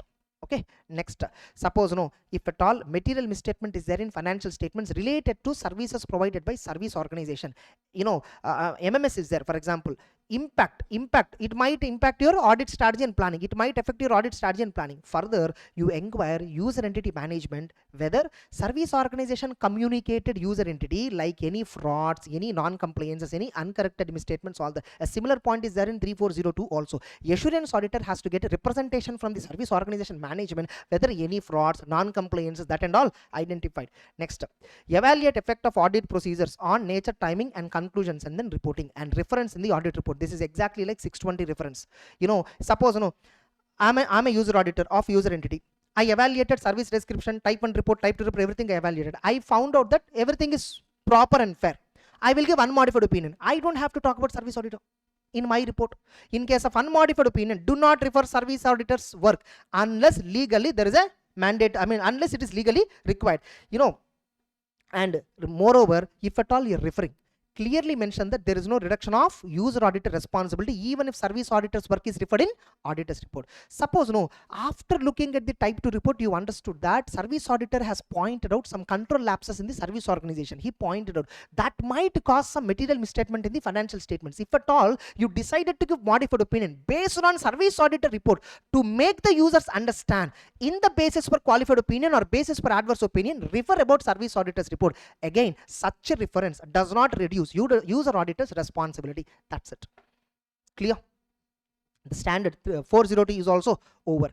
I think both put together. No, this itself is almost like 35 minutes. Oh my god. Okay, fine. Only 4 not to 35 minutes it took. It's okay. Clear, all of you? No, not 35 minutes. There's 402, 340 put together. Yeah, fine. Thank God. Okay. Yeah. Clear? Now your duty is you need to revise today itself. After you go home, immediately revise. Otherwise you will forget tomorrow. Yes, professional ethics, one of the easiest chapter. Okay. Just that little vagueness will be there in this chapter. At multiple places, some confusion will be there. Okay. But I'll clarify that. What I'll clarify? I'll clarify that there is a confusion. Okay. Yeah. Next. Fundamental principles. Integrity. Remember, many students will straight away start ethics with 5th page onwards. Number 24. Professional competence is asked. Sorry. Confidentiality is asked. Something. May 24. Professional competence is asked. And all the students got 1 mark only for that. Because they only write first line only. They won't write the inside answer. Okay. Now, so integrity. What is integrity? Honesty and straightforwardness in all business and professional relationships. Correct? You need to avoid misleading information. You should not sign anything that is materially false. You should not sign misleading statements. You should not give information recklessly. Yes or no? Or if information is omitted or it is giving misleading, you should not associate with those kinds of reports. And if at all you are giving a modified report, then there is no breach of integrity. If at all information is wrong and you are giving a modified opinion on that, then there is no breach. Objectivity. You must not compromise professional judgment due to bias, conflict of interest or undue influence. Avoid biased relationships. Relationships, if at all influencing your judgment, should be avoided. That's why independence requirement is there. Next, competence and due care. Maintain knowledge and skill for professional service. It is your moral responsibility. And due care means you need to act. You need to act diligently. You need to act diligently. Yes or no? If at all you are not acting diligently, you are guilty of gross negligence. Clause number 7. Part number 1, schedule number 2. Yes or no? Next, professional competence. Attainment and maintenance. You need to attain the competence and you need to maintain. Maintain means update it continuously. And you must provide services with sound knowledge, judgment, skill and continuous awareness of TPE, technical professional business developments. And diligence. You need to act thoroughly. You need to act carefully and ensure, you need to give service on time. You promised the client you will file ITR by due date and you didn't file it. That's nothing but due diligence. Diligence you violated. Due care you violated. And supervision for staff. Next, confidentiality. Comply with confidentiality of information acquired via professional employment relationships, whether it's a current employer, future employer, past employer, it doesn't matter. Then disclosing to outsider is completely prohibited without the consent of the client unless there is a legal requirement or professional duty. Using a third party, nothing but using a third party test, you can decide whether information can be disclosed or not. Next up, even you should maintain confidentiality in social surroundings. You should not discuss client matters with your family members. Next up, post relationship, you have to maintain confidentiality even after the relationship ends. Next, factors for disclosure. Can I disclose or not? What are the factors you will have to check into? First, legal considerations. Suppose legally there is no information, yes or no, what points you should see whether it will harm to any party. If I disclose this information, will it affect any party? And is that information substantiated with evidence or not? And type of communication, orally or written, and is the recipient eligible to receive this kind of information or not? All these factors you will decide before you communicate information belonging to client to a third party. Then exceptions, required by law, permitted by law and authorized by the client, or there is a professional duty like for example peer review, regulatory investigation, technical standards complaints. For these reasons you can disclose even without client consent. Clear? Next, Professional behavior. Objective, you should not engage in any work that harms integrity, objectivity and reputation of the profession. Okay, be honest. Don't put exaggerated claims. Don't put disparaging statements on others. Advertising guidelines, all that. And wherever there is a conflict in fundamental principles, but there you see consultation and exercise professional judgment or disassociate from that particular activity. These are all fundamental principles. Then coming to independence. Independence means what? Judgments of the auditor are not subordinate to the others' wishes and directions. Yes or no? So with respect to independence, you need to identify first threats, evaluate them, address them by eliminating it or reducing it to acceptable level. Threats are divided broadly into 5 categories: self-interest, self-review, advocacy, intimidation and familiarity threat. Self-interest, because of financial and other interest that influences your judgment, that is called a self-interest threat. Self-review, earlier you only worked on a particular assignment and that you are now reviewing it. Self-review threat. Advocacy, see, that is why a director is prohibited for 2 years to become an auditor. Yes or no? Next, advocacy threat, promoting client opinion without any logical bias. You are blindly supporting the client. That is nothing but we call it as advocacy threat. Familiarity threat, long relationship with the client or close relationship or being too sympathetic to the client. This is a familiarity threat. That's why 7 years once rotation is mandatory in case of engagement partner in SQC. Yes or no? Next, intimidation. Intimidation means what? The client is deterring you from acting objectively. Yes or no? Either he is bribing you or he is blackmailing you. So that is intimidation. Next, evaluation. See, obviously in every engagement threats are common. See whether are they within acceptable low level or not, you need to check. So professional accountant using a reasonable and informed third party test would conclude compliance with professional. See, what is acceptable level? You tell the situation that you are facing with the client to a third party who is a knowledgeable third party and ask him whether are you independent according to him. So that is called reasonable third party test. Then, and what is a reasonable third party test? Accountant considers if another party would reach same conclusions, this party weighs all facts, possess relevant knowledge to evaluate impartially, unbiasedly. Are you clear? Next, addressing the threat. How to address the threat? Suppose threat is there. I identified threat to independence. How should I address? I should reduce it to acceptable low level. If I'm unable to address it, I should withdraw from the engagement. If threats are not acceptable, eliminate circumstance, apply safeguards or decline the professional activity. If threats cannot be eliminated to acceptable level, decline the activity. That is the only solution in that case. If at all threat cannot be eliminated or it cannot be reduced to acceptable low level, you cannot continue the engagement. So you have to withdraw. Now, safeguards to threat. There are various safeguards. So these are safeguards means nothing but what? Activities, actions in order to reduce threat to acceptable low level. So what are various actions? Give an example. This itself can be asked as a 4 marks question. Write about safeguards. What are the actions a firm has to take? Examples of safeguards. For example, assigning additional time and qualified personnel. For example, I found that client is putting unbrief pressure. Unreasonable time pressure on me that I have to complete audit. So put additional resources and do the audit. Independent review of work. Separate partners for different works. For assurance works, I will the auditor can also provide non-audit services to the client. Okay, provided they do not fall under 144 under Companies Act. So any other non-audit service which does not come under 144, you can provide. In Big Four and all, what they do is audit, there will be separate engagement team. For non-audit, there will be a separate engagement team. Next, engaging another firm to perform or re-perform part of the engagement. Separate teams for various confidential matters or significant matters, all that. All these actions make sure you are independent. That's it. Next, NOCLAR. See, the NOCLAR versus 250. What NOCLAR says, I will simply straight away tell you. First, applicability, I will tell you clearly. It is applicable to senior professional accountants in service. NOCLAR is applicable not only for the auditors. For example, you see SA 250, it is applicable only for the auditors, nothing but external auditors. But suppose I'm a CA who is working as an employee in an organization. Is SA 250 applicable to me? No. There, NOCLAR is applicable. Now, senior professional accountant, that too listed entity. NOCLAR is applicable only for listed entity clients. Listed entity client. Suppose if I'm a director of finance and also a chartered accountant. See, chartered only if the person is a chartered accountant and member of the institute, then only NOCLAR everything is applicable. If at all you are not a member of the institute, NOCLAR is not applicable. So NOCLAR is a guidelines issued by Code of Ethics. NOCLAR is a guidelines as a part of Code of Ethics which is issued by ICA. Now, so it is applicable to senior professional accountant. Who is a senior professional accountant? They are directors, they are officers, they are senior employees with significant influence. Yes or no?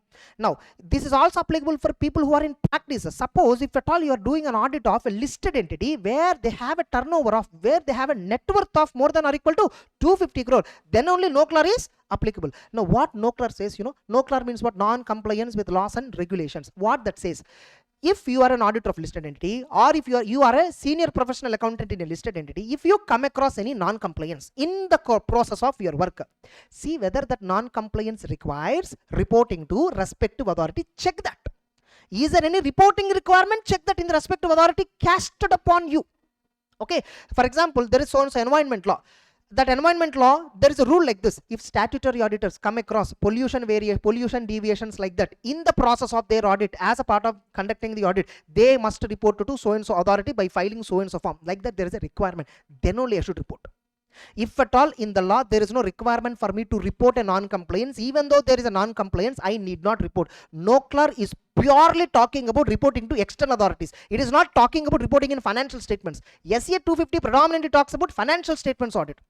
Are you getting it? See, suppose I identified a non-compliance, and non-compliance is clearly disclosed in the financial statements. That only I will see in 250 standard. Whether should I report this to enforcing authority, third party or not, no CLAR will guide. Now, what no CLAR is also saying, in that law, do you have a duty to report? Check out. If you have a duty to report in that law, then report it. If there is no duty, if the law is silent, you don't have to report. This is what even SA 250 also says actually. In SA 250, one of the point is reporting to legal and enforcing authorities. Inside that first one, check whether there is a reporting requirement. If so, report it. If you don't have a reporting requirement, you need not report. Are you clear? Entire no CLAR is that. Now, what is a non-compliance? Non-compliance means it's an act of omission or commission contrary to laws and regulations which are committed by client or professional accountants of employing organization, top management, other individuals working under the client. And no CLAR does not include employees' personal misconduct. Okay, that is not covered. Now, exclusions do not cover personal misconduct which are not related to the business activity of the company or the client. Then various examples of non-compliances: fraud, corruption, bribery, money laundering, all this banking related laws, money laundering, binary transactions, whatever, all this. Very simple. If the respective law says auditor has to report, then only you have to report. Otherwise, you don't have to report. Objective and key facts of no CLAR. Objective. Important facts. This you see. Important facts alone you see. During the service applies if at all you identify or if you are aware of during the service. Okay, you don't have to investigate for full compliance. If you identify any non-compliance, report it. There is no requirement for you to do a full investigation. You don't have to sit and do a compliance audit all together. The professional accountants apply knowledge and judgment, not extensive legal knowledge. Inconsequential matters, nothing but immaterial non-compliances, they are outside the purview of the no CLAR. And disclosure not required, again is the law. Disclosure of no CLAR to appropriate authority not required. Then also this is no need to report. Then no CLAR versus SA 250. This you can study on your own because I already told. Next, steps and documentation for no CLAR. Whenever you identify no CLAR, whenever you identify non-compliance, first understand what is the non-compliance. Apply professional judgment. Take a legal opinion, determine what additional action you have to take, decide whether to disclose to appropriate authority or not. How you will decide whether there is a requirement? The lawyer will tell you whether you have to report it or not. And mitigate imminent breach, document all actions and decisions. What is appropriate authority depends upon the issue. SEBI for fraudulent financial reporting, RBI for frauds identified in a bank. Understood? For example, in a bank, a bank auditor or internal auditor, if at all they come across any fraud in the bank, they have to report it to RBI. There is an RBI guideline. Okay, failure to report to RBI any fraud, that's not only RBI guideline failure, that is also a no CLAR non-compliance. It will amount to guilty of professional misconduct. Understood? Next, and remember, no CLAR will override. No CLAR will override confidentiality requirement. If at all there is a requirement in law for you to report a non-compliance, you have reported accordingly. It's a legal requirement in law. Therefore, there is no non-compliance. Next, documentation. Document management response, what actions and judgments or decisions they have taken. Satisfaction of public interest, how do you know that it is a public interest? Compliance with standards, significant matters, discussion with management, all these are all various things that you should document. If at all the paper setter is a statistic person, he will test a question from this. Okay, membership of the institute, clear? Membership, members, types of membership. We have two types of membership, ACA, FCA. First 5 years after your name is entered, you are a ACA.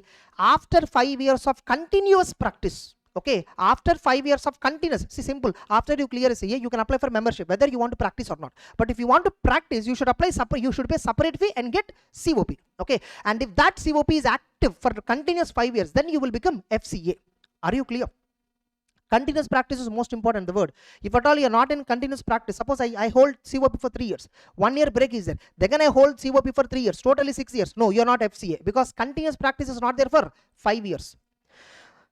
Or more than or equal to 5 years of membership with prescribed equivalent experience. What is equivalent experience? If you are working with armed forces, that is considered as equal to, deemed to be in practice. Or you are working as an employee in an audit firm, you are working as a full-time paid assistant, you are a CA and working as a full-time paid assistant in a CA firm, that is also considered equal to practice. So if at all after qualifying CA you are working 5 years with some big four or somebody, yes or no, under firm payroll, not big four, they will have some consulting companies and not their payroll, under their payroll. Under firm payroll, if you are working for 5 years or more, automatically you will become FCA. Later if you apply for COP, you will directly become FCA. Are you clear? Simple. You must be in practice for 5 years or more than 5 years. Whether you are practicing as an employee or you are practicing as a partner, doesn't matter. Clear? Next, disqualifications. Who are disqualified for membership? Below the age of 21 years, unsound mind, undischarged insolvent, or you are discharged insolvent and you did not get innocent certificate. Understood? Innocent certificate means court will give you a certificate that your insolvency was caused by misfortune. Okay. Next, convicted of an offense of moral turpitude with imprisonment or non-technical offense, okay, in professional. Any offense other than technical nature, they use the word actually. So that is nothing but non-technical offense. Technical offense means very simple. I am filing ITR. Olden days these mistakes used to happen. Without digital signature, I filed, for example. By mistake, digital signature I didn't put and I filed the ITR for a particular client. Tax audit client, I filed an ITR without digital signature, for example. Okay, that's a technical mistake. These are all technical mistakes. There is no loss for the client. Able to understand? Negligence, these are all negligence, these are all technical offenses. Next, for technical offense and all, you will not be disqualified.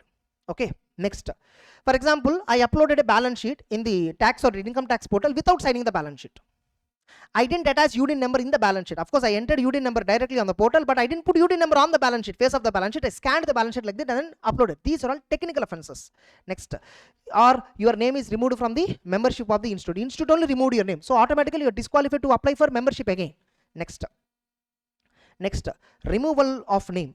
Under what circumstances your name will be removed? A member is dead, his name will be removed, and upon member's request, member only requested to remove their name, or non-payment of fee, or subject to any other disability, or removal can be by disciplinary committee, board of discipline, that order. Next, restoration of name. Again, no, suppose no, if at all your name was removed because of non-payment of fee and you paid the fee within 31st March. Generally, for a financial year, for example, ongoing financial year is 24-25. Okay, and this is the financial year, 1st April 2024 to 31st March 25. For this, the due date is 30th September 24. 6 months. 6 months from the beginning of the financial year is the due date for paying annual fee for membership as well as COP. You must pay within time. Okay.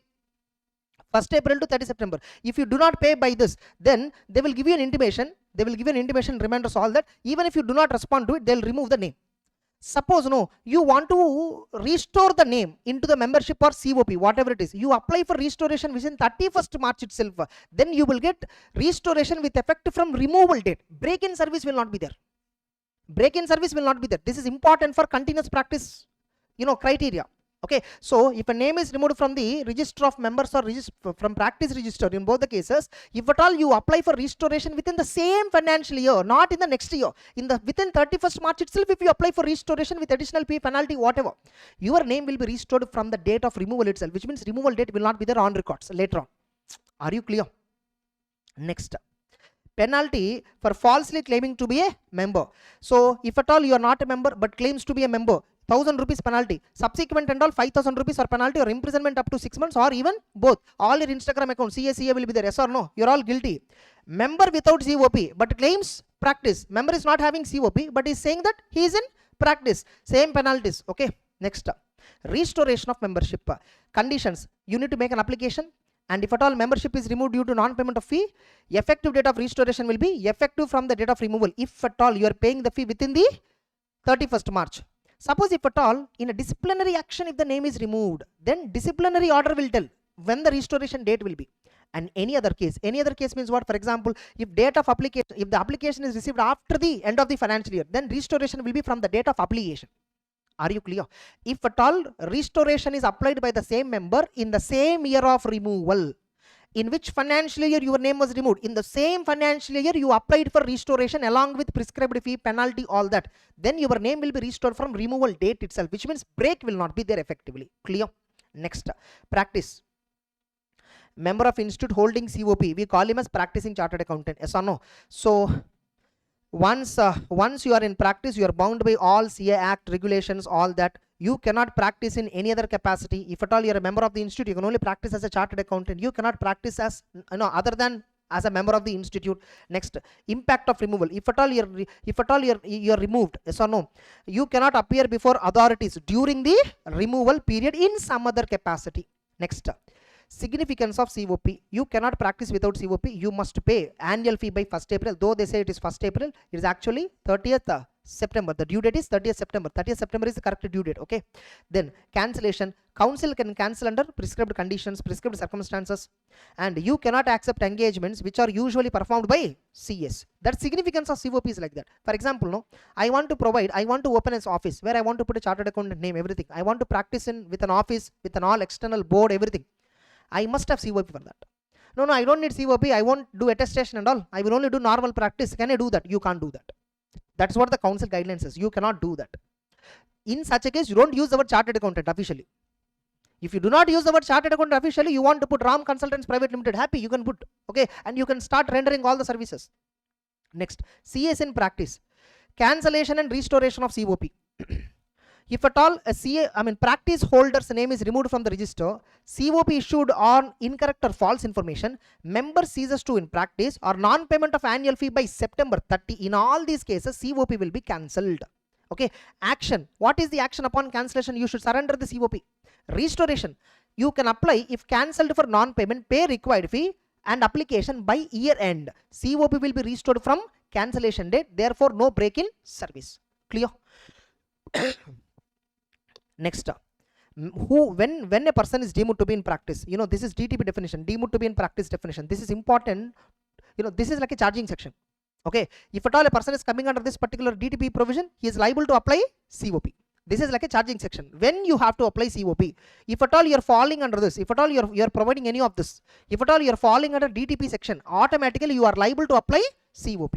Next, if at all you are getting remuneration for engaging in accountancy practice or for performing verification of financial transactions and records or providing any services relating to accounting procedure, presentation, certification of financial facts, or you are rendering any other services which council thinks only a CA in practice can render, or you are setting up an establishment where you are offering accounting services even though there are no clients, doesn't matter. Invitation to offer is an offer. Render services with armed forces, salaried associate or fellow working under CA firm, they are also deemed to be in practice. This one, salaried person under CA firm, full-time paid assistants in CA firm, they are deemed to be in practice. That's why for 5 years count they will also be considered equivalent to practicing chartered accountant. Understood? Next, MCOS. Now here is the main twist. Now you see, can a CA in practice, can they provide management consultancy and other services? Yes, you can provide, absolutely, no problem at all. A CA in practice can absolutely provide management consultancy and other services. The question is, can you provide these services to the audit client? Suppose I am an auditor for one company. Okay, I am an auditor, stat auditor, external stat auditor under Companies Act. The same company is asking me to provide management consultancy and other services. Can I provide that? Yes, you can provide, subject to it should not come under 144. There are various MCOS services. Among these MCOS, there are few services which are coming under 144, except that remaining all other MCOS services you can provide to audit client, subject to the fees charged for MCOS should be less than or equal to the fees charged for audit, like certain ethical guidelines for that. If as long as you are complying with that, you can provide management consultancy and other services. Whether practice or non-practice, that and all is not there. Anybody can provide consultancy services. You need not be CA for that. A CA can provide, other than CA can provide, anybody can provide consultancy and other services. Are you clear? Next, now who can practice?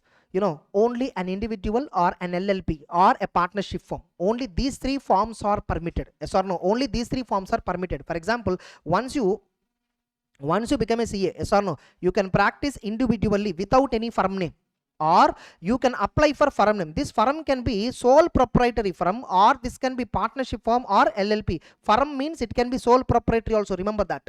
Yes or no? Firm means what? You have a firm registration number.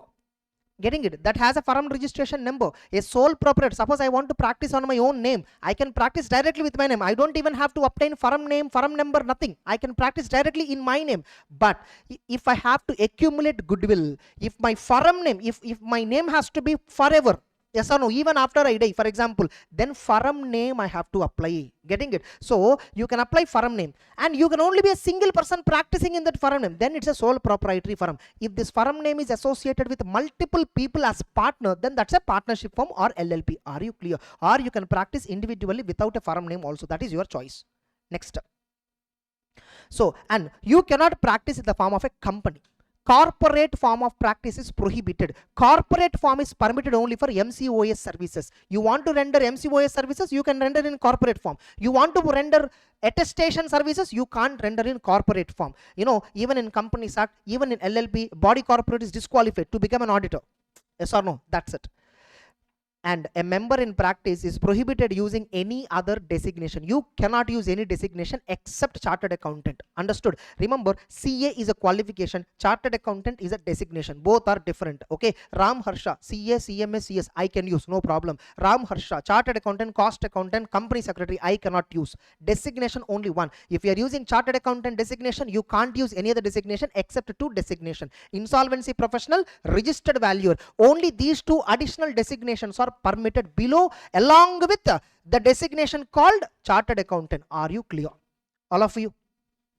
Next. So you are prohibited to mention about directorships, you are prohibited to mention about your positions in MLA, MP, all that. Yes or no? So can practice as a CA, CMA if eligible, cannot use both designations simultaneously. Suppose you got practicing certificate from CA Institute as well as CMA, and you printed visiting card, one common visiting card, cost accountant, chartered accountant. No, not permitted. You put two separate visiting cards. So wherever cost accountant practicing related work, you give that visiting card. For this visiting card you give. Understood? If at all both the bodies permit you to practice simultaneously. Generally there is no permission like that. Okay, if you're practicing as a CA, it must be full time here. If you're practicing as a cost accountant, you must be full time there. If you're practicing as a company secretary, it must be full time there. Are you clear?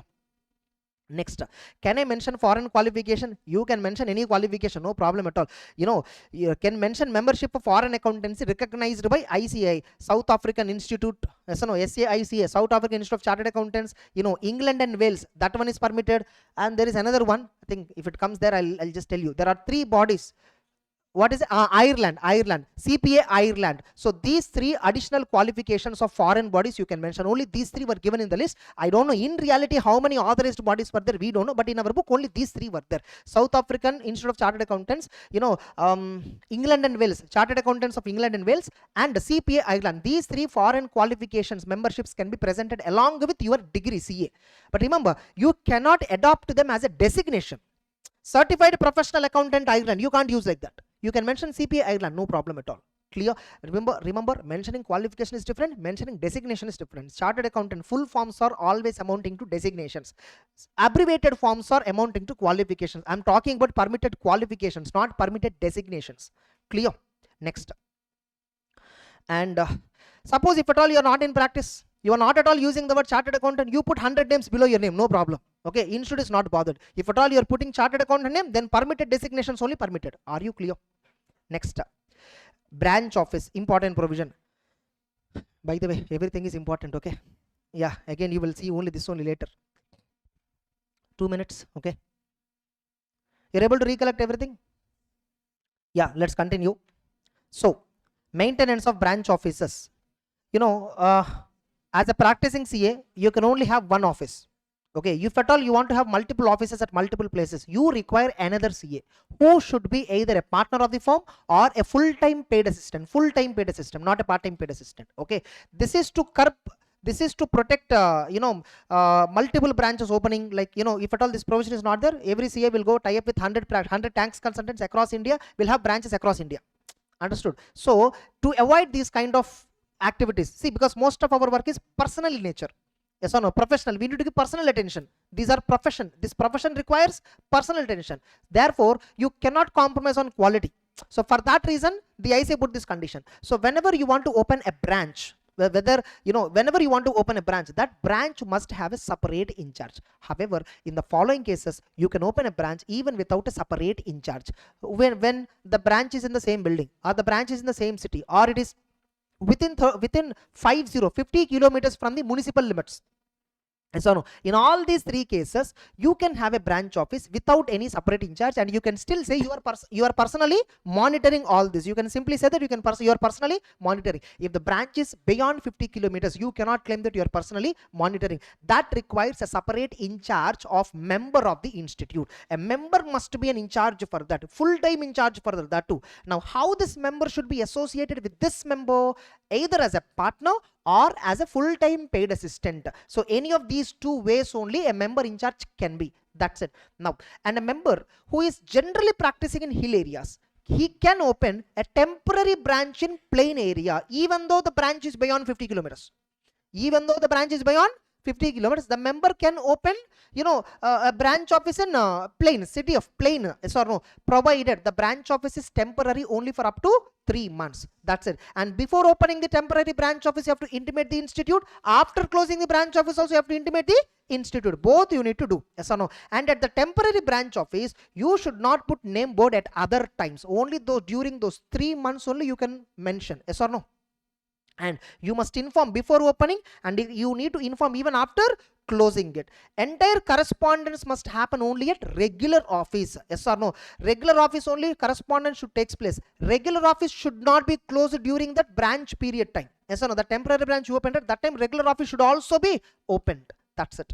And can a member be in charge for more than one office? Yes, if at all it is in the same building or in the same city or within 50 kilometers from the municipal limits. This 50 kilometers will be calculated as aerial distance, not Google Map distance. Understood? Next, name board. Now, can a member show name board with the word chartered accountant at residential address? Absolutely no problem at all. For residential, at a residential premises, you can show no problem. Then chartered accountant in service, those who are working in, those who are not in practice, everybody else is called as chartered accountant in service. Remember, you are called as a chartered accountant only when you have a membership of the ICA. If you don't have membership of the ICA, even though you cleared CA final exam, you are not a chartered accountant. That's it. Next, disciplinary procedure. Number 24 question has been asked. Everybody will ignore this. Number 24, you saw a question on this? Appellate authority, everything they tested. This entire provision is tested. This entire provision tested. This entire appellate authority point is tested for 5 marks in the compulsory question. That too. Okay. Next. So, disciplinary directorate, what is disciplinary procedure? You have a website called DISA, disciplinary.ica. There is a website. Anybody can file a complaint with 3,000 rupees on a CA who is torturing you. Okay. Next. So, disciplinary directorate, prima facie. So, when you put on a complaint, prima facie, first the person who is receiving the complaint, that person who is monitoring this is disciplinary directorate. He will see primarily based on the complaint, not guilty or guilty. He will just see that.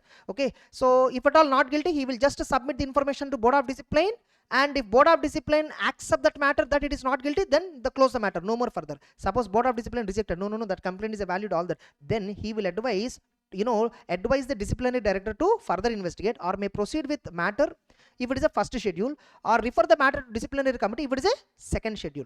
Now suppose prima facie he felt it is guilty. Now which guilty? First schedule or second schedule? Okay. If it is first schedule, place the matter before Board of Discipline. If it is second schedule, disciplinary committee. See, there are 3 words: disciplinary director, Board of Discipline, disciplinary committee. Disciplinary director is the person who will root this, yes or no. So it's like a rooter. Okay. Then disciplinary Board of Discipline will handle all first schedule offences. Disciplinary committee will handle all second schedule offences. Then the same process. They will accept the case. They will see the case. Prima facie, they will investigate. If at all there is a guilty, they will go take a punishment. If it is not guilty, they will close the matter. Now, if it is a first schedule and Board of Discipline feels that the member is guilty, then it will warn the member. Reprimand means warning. Or they will remove the member name up to 3 months. Or they can also impose fine up to 1 lakh, or all the 3. Yes or no? Suppose if it is the second one, warn the member, remove the name without any particular duration. Schedule 2 is more severe, and impose fine up to 5 lakh.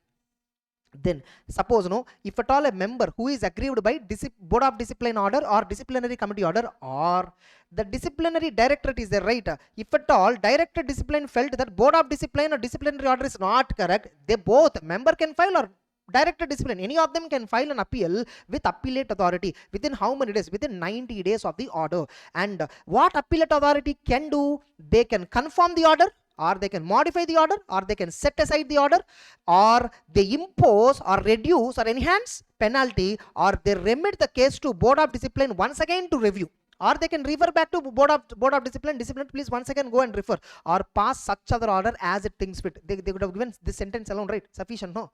Why they gave all this? Next, clear all of you?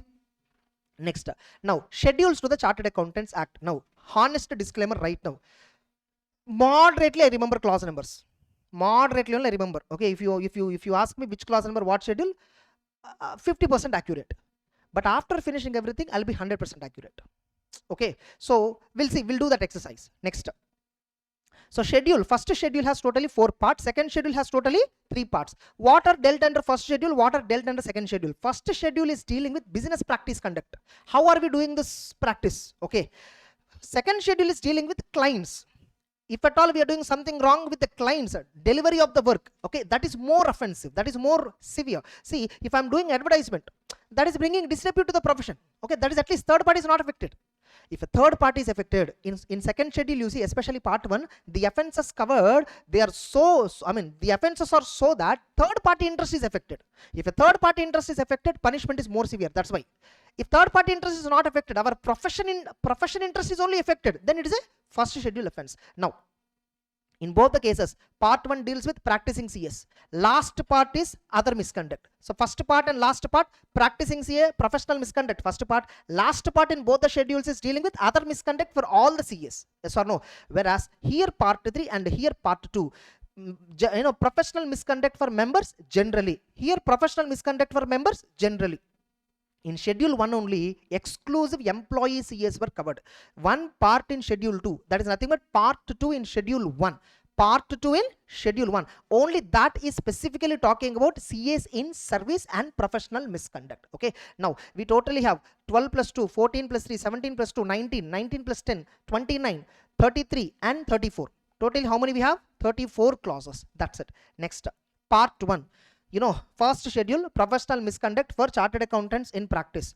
Clause 1, if at all you are allowing any person to practice in your name as a chartered accountant, then you are treated as guilty. However, you can exception is there. If the person is also a CA in practice and he is a partner with you or employee with you, then he can use your name. That's why branch office separate in charge, there also same, our name will be mentioned. Yes or no? In a branch office, our firm name will be mentioned, and the branch office is headed by one chartered accountant. He is associated with me as a partner, he is associated with me as an employee and using my name, so no problem.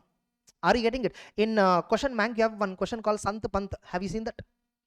There is a question on Sant and Pant. There is a chartered accountant called Pant or Sant, somebody, okay. He allowed another CA, okay, who is his client's son, okay, to sit in his office, to take up some independent works, to sit in his office and take up some independent works and practice in his name. He allowed him. Okay, and that new qualified CA, he learned all the works, everything, and later he want to open his own office. Is the person who allowed Pant, Sant allowed Pant, right, to practice in his name, is it valid? Invalid. Clause number 1, guilty. Because I allowed another CA to use my name, even though he is not my partner, even though he is not my full-time paid assistant. If at all he is my partner or full-time paid assistant, I can allow him to use my name. Otherwise, I should not allow my firm name to be used by others. Easy. Yes or no? Next. Can I share profits to a non-member? You are prohibited to share profits to a non-member. You are guilty if at all you are paying or agree to pay or allowing or agree to allow any commission, brokerage or profit in the professional fee that you are receiving. If at all you are paying to somebody any share of profit, you are guilty straight away. However, you can share profit with another member of the institute or a partner or a retired partner or legal representative of a deceased partner or member of other professional body or qualification which is having recognized. Okay, like what are the recognized qualifications? CS, CWA, Bar Council, Engineers, Technology, Architect, Actuary, MBA. Yes or no? MBA from recognized universities. MBA from recognized university. In the recent May 25 exam, MBA from local university they mentioned. They told it is guilty.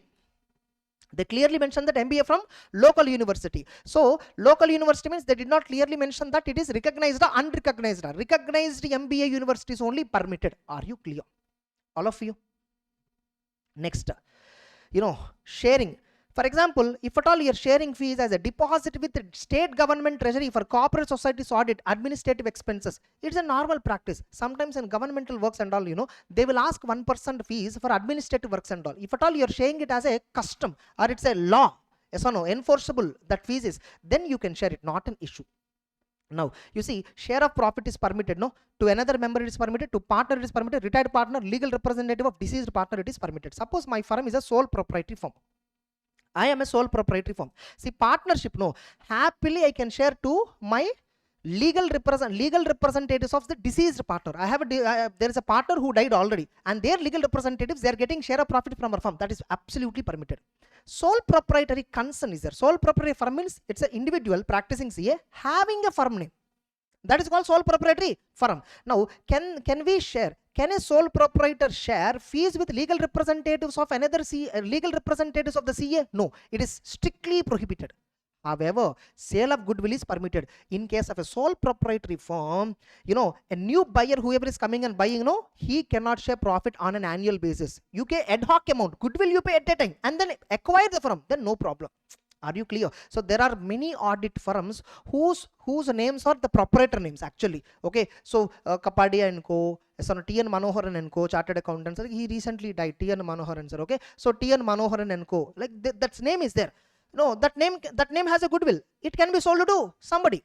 Even though the proprietor died, the name has a goodwill. You can sell it to somebody and then get it. Suppose if it is a partnership firm. Then deceased partner legal representative can happily receive the share of profit every year. If it is a sole proprietary concern, only one option. If the proprietor dead, there is only one option. Close the firm. One option. 2. Sell the firm to somebody. Don't participate in profits later on. Are you clear? Now, sale of profit. Clause 2 continuation. Okay. Conditions for sale of goodwill. If the proprietor died before 1998, not relevant for exams. Okay. Now, if the proprietor died on or after 30th August 1998, then legal heirs, they need to first take permission within 1 year of the demise, and sale has to be completed within the same 1 year of the death. Firm name will not be removed until 1 year. In the ICA records, the firm name will be there, and buyer, whoever is purchasing this firm, the buyer can continue using the firm name because it has an established experience, all that. Next, in case of partnership firm, if all partners die at a time, then sole proprietorship treatment will apply. That's it. Next, you are prohibited to accept profit or fees from a non-member. Clause number 2 says you should not say to others. Clause number 3 says you should not accept from others. Kickbacks, nothing but. Kickbacks are not permitted. Okay. You are guilty if at all accepting or agreeing to accept any profit or fees from professional work from a non-member. However, that non-member can be, permitted to accept from whom? Another member of institute can accept. Suppose, my friend is a stat auditor in one company. My firm is also a practicing firm. My another friend whose firm is a stat audit. They want internal audit. They referred me. Okay, and whatever the fees I'm getting in internal audit, I'm sharing to my friend who referred me. So that is permitted. No problem. He can receive from me. I can share him, he can receive from me, not an issue for both of us. So I can share him. Clause number 2 guilty does not apply. He is receiving from me. Clause number 3 guilty does not apply. So member of the institute or another partner or member of other professional body or qualification. Now, that is what? Allowed to charge referral fee from another CA referring a client. That is very common, not an issue. And prohibiting CA to enter into partnership with non-members. You see, clause number 1, don't allow your name with 2, don't allow your name to be used by others. Clause number 2, do not share profit to others. 3, don't accept any profit from others. 4, do not enter into partnership with non-member. Yes or no? Now, guilty. So when, if at all you are entering into partnership with anybody other than CA, if at all you are entering into partnership with any other person other than CAs in practice, you are deemed to be guilty of professional misconduct. However, you can be a partner with CS, CMA, advocate, engineer, architect, actuary. So with these respective body members, you can be a partnership. Now, whenever you are forming a partnership with multiple disciplinaries, that's called as a multidisciplinary firms. Right now, multidisciplinary firm is not permitted because guidelines were not yet ready. Are you getting it? So right now, all the CA firms are unidisciplinary firms mostly. They are all unidisciplinary, means only same profession will be there as partners. Even CA, CMA together will not practice because guidelines were not yet issued. Here, guidelines will be issued not only by ISA, other professional body also should issue a similar guidelines. Then only multidisciplinary firms can be formed. Clear? Next, clause number 12. Clause number 12.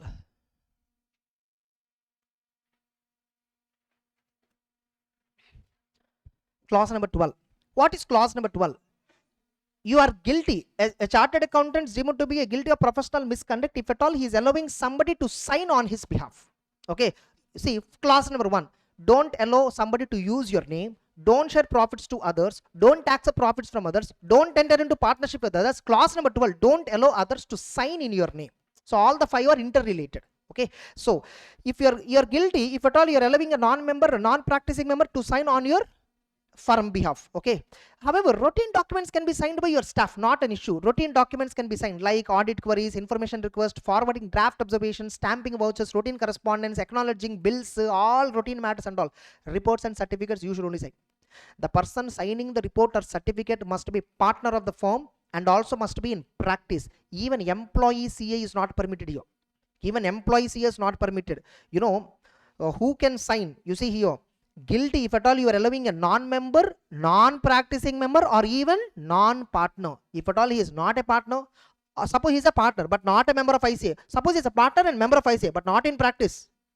Getting it? So he must be a member of ICA, he must be a partner of your firm, he must also be in practice. Only then you can allow them to sign in your name, not an issue. In your name is firm name. That's what the meaning.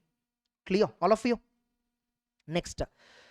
By the way, just because you're delegating work to somebody, your responsibility remains same. That is what even SQC standard also says. Correct?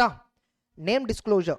You know, in financial statements and all, members will disclose the name. If there is no statute requirement, individual name can be disclosed. SA 700 mandates, MRN, FRN, UDIN guidelines, all that. So with this, clause number 12 is also completed. Confident? Yes. 2 minutes. Okay, we'll just continue. Yeah, let's continue. So 5 clauses we completed. Then clause number 11. A CA is prohibited to engage in any other business. Okay, you should not engage. If you are in practice, you should not do any other business. But there are some, you know, general permissions where you don't have to obtain any permission from ICA, and this is an inclusive list. Sorry, no permission is required. No. This is actually exhaustive list. This is actually exhaustive list. Just a minute. This is inclusive list. Yeah, that's actually correct. Wherever you don't require permission, that's an exhaustive list. So like, what are all the cases where you don't require permission? Only in these cases you don't require permission. Now, where and all special permission is required, they have given some examples. Not only them, any other case also, if at all you want to go for, okay, you must obtain permission. So special permission list is inclusive list, and general no permission list is an exhaustive list. Understood? See, they don't have to define two lists differently. Exhaustive list they define. See, where and all you don't require permission, if that is told, remaining all other cases, permission is automatically required. Yes or no? So, but they created confusion by giving two separate lists. So that's creating confusion. That's why I gave this meaning. No permission is required is an exhaustive list. Special permission required is an inclusive list. Understood? Next. So no permission is required when if I want to join below another CA, okay, if I want to be a paid assistant in another CA firm, I don't have to obtain any permission. I want to do private tutorship where per week 25 hours only of lecture is there, then I don't have to. Authorship, I don't have to get a permission. LIC agency only for renewal commission purpose. Okay, I'm not for new business purpose, only for renewal commission purpose. If I'm having insurance agency, permitted. And attending classes and attending exams, foreign courses, Indian courses, doesn't matter, permitted. And you can be an MP, MLA, MLC, honorary office, notary public, all that is permitted. Part-time tutorship, paper valuation, examiner, permitted. Editorship of professional journal, not retail journals. Okay, professional journals is permitted. You can be a surveyor, loss assessor, recovery consultant, all that. And you can own an agricultural land and do agriculture activity. You can do equity and currency derivatives also, no permission is required. This is there in one question bank, that's why I kept here. Okay, whereas for commodity derivatives it is not permitted to a CA. Okay, so trading in currency derivatives is permitted, equity derivatives is permitted, but not in commodity derivatives. Okay, next.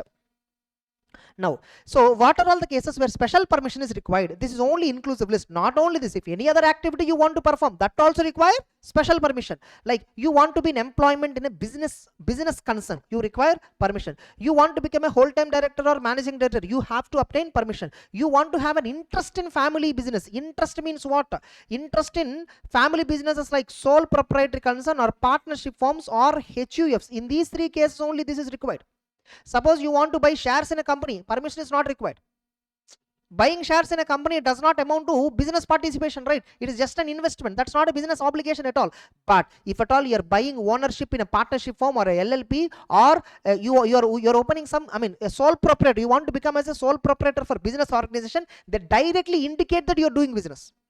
Understood? So if you want to get interest in family business, whether through inheritance or succession or partition or whatever the reason, if at all you want to get interest in a business concern, you require permission. If that business concern is a company, you are just investing in that company, that doesn't require any permission. Clear all of you? Next, interest. If I want to have an interest in education institutions, I want to run an academy, require permission.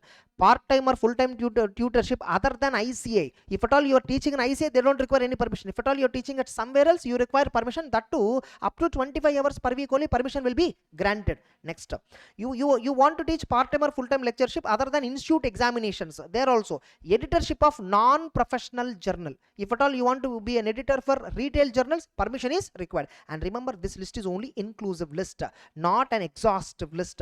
Any other activity you want to perform, permission is required. Can I be a director or promoter in a company? Can I be a director simpliciter? Yes, it is directly permitted. No need to have, you don't have to obtain any special permission, all that. See, that's actual original clause itself is like that. If at all a CA in practice is guilty, if at all engages in any business or occupation in addition to chartered accountancy in practice, exception, you can enter into any business or occupation permitted by council, or you can be a director other than a managing director or whole-time director. You can be a director, clause itself permits. You can be a director simpliciter, nothing but non-executive director. You can be a non-executive director, independent director in a company. That's not an issue. Next. So can you be a director simpliciter regardless of interest, all that? Yes, you can be, no problem at all. You can have huge amount of ownership in a company. You can be a controlling owner. Yes or no? You can be a controlling owner, but you must not actively associate in that company affairs. You must be a normal simple director, then it is no problem. Next, auditor of a subsidiary cannot be a director of the holding company. This is a common requirement. Promoter or signatory to AOA, MOA. You are just a signatory to AOA, MOA. No problem at all. MD or whole-time director requires special prior council approval. And remember, in all these cases, wherever permission is required, before entering into that activity, you should get the permission. It's not after entering into activity. Okay. Next. Clarifications. Council can refuse permission on individual cases. So there is no, even the special permission list is not a guarantee. So a member, whoever is applying, sir, I want to become a managing director, whole-time director, special permission you will give, right? In my case, they may not give. Understood? On a case-to-case basis, they may not give. Now, relative means what? Husband, wife, brother, sister, linear ascendant, linear descendant. 5-finger logic. Understood? Next, HUF. HUF business means HUF. Can a member acquire interest in family business like proprietor, partnership, HUF? You are permitted, provided special permission from ICA is required. Moreover, you should prove that active participation is not taken. Prove interest is devolved by succession, inheritance, partition, and not actively engaged, not created by self. You should not incorporate proprietary concern. You should not buy partnership firm share. You should not buy LLP firm share. Understood? It comes through to you by inheritance, succession, like that, then permission will be given to you. Remember, if at all I want to buy a partnership from one share, for that if I specifically apply to ICA and if they permit me, then I can go for it. Are you getting it? That's why I told these are all inclusive list only. These are all various judgments under different case laws. These are all different cases. That time this judgment was given. Some CA would have been there. He got ownership through inheritance in a partnership firm, and somebody complained on the CA to ICA. They passed a judgment in case of inheritance, partition. If at all you are getting ownership where you are not actively participating, the CA would have told, I am not actively participating. Since he is not actively participating, ICA would have told him he is not guilty. Yes or no? That they made it as a rule here. It's not a rule. These are all various judgments. These are all not rules. Clear? Next. That's it. Clause number 11 over. Confident everybody? Clause number 11. Next. Clause number 10. You are prohibited to accept fees as a percentage of profits of the company. Okay, like a CA is guilty if at all he is charging or offering services or accepting fees based on percentage of profit or which is contingent upon findings or result of employment. Nothing but if at all you are charging fees which is contingent in nature, or if you are charging fees as a percentage of an activity rendered, that is prohibited. However, there are exceptions. Okay, there are exceptions. Receiver or liquidator, if at all you are acting as a receiver or liquidator, you can accept fees as a percentage of assets distributed. Yes or no? Corporate society auditor can charge fees as a percentage of work. Valuer for direct access. Okay, management consultancy services like internal audit, operational audit, cost audit, sorry, not cost audit, internal operation, environmental audit, energy audit, all these various types of audits, you can charge fees as a percentage of value addition created by you.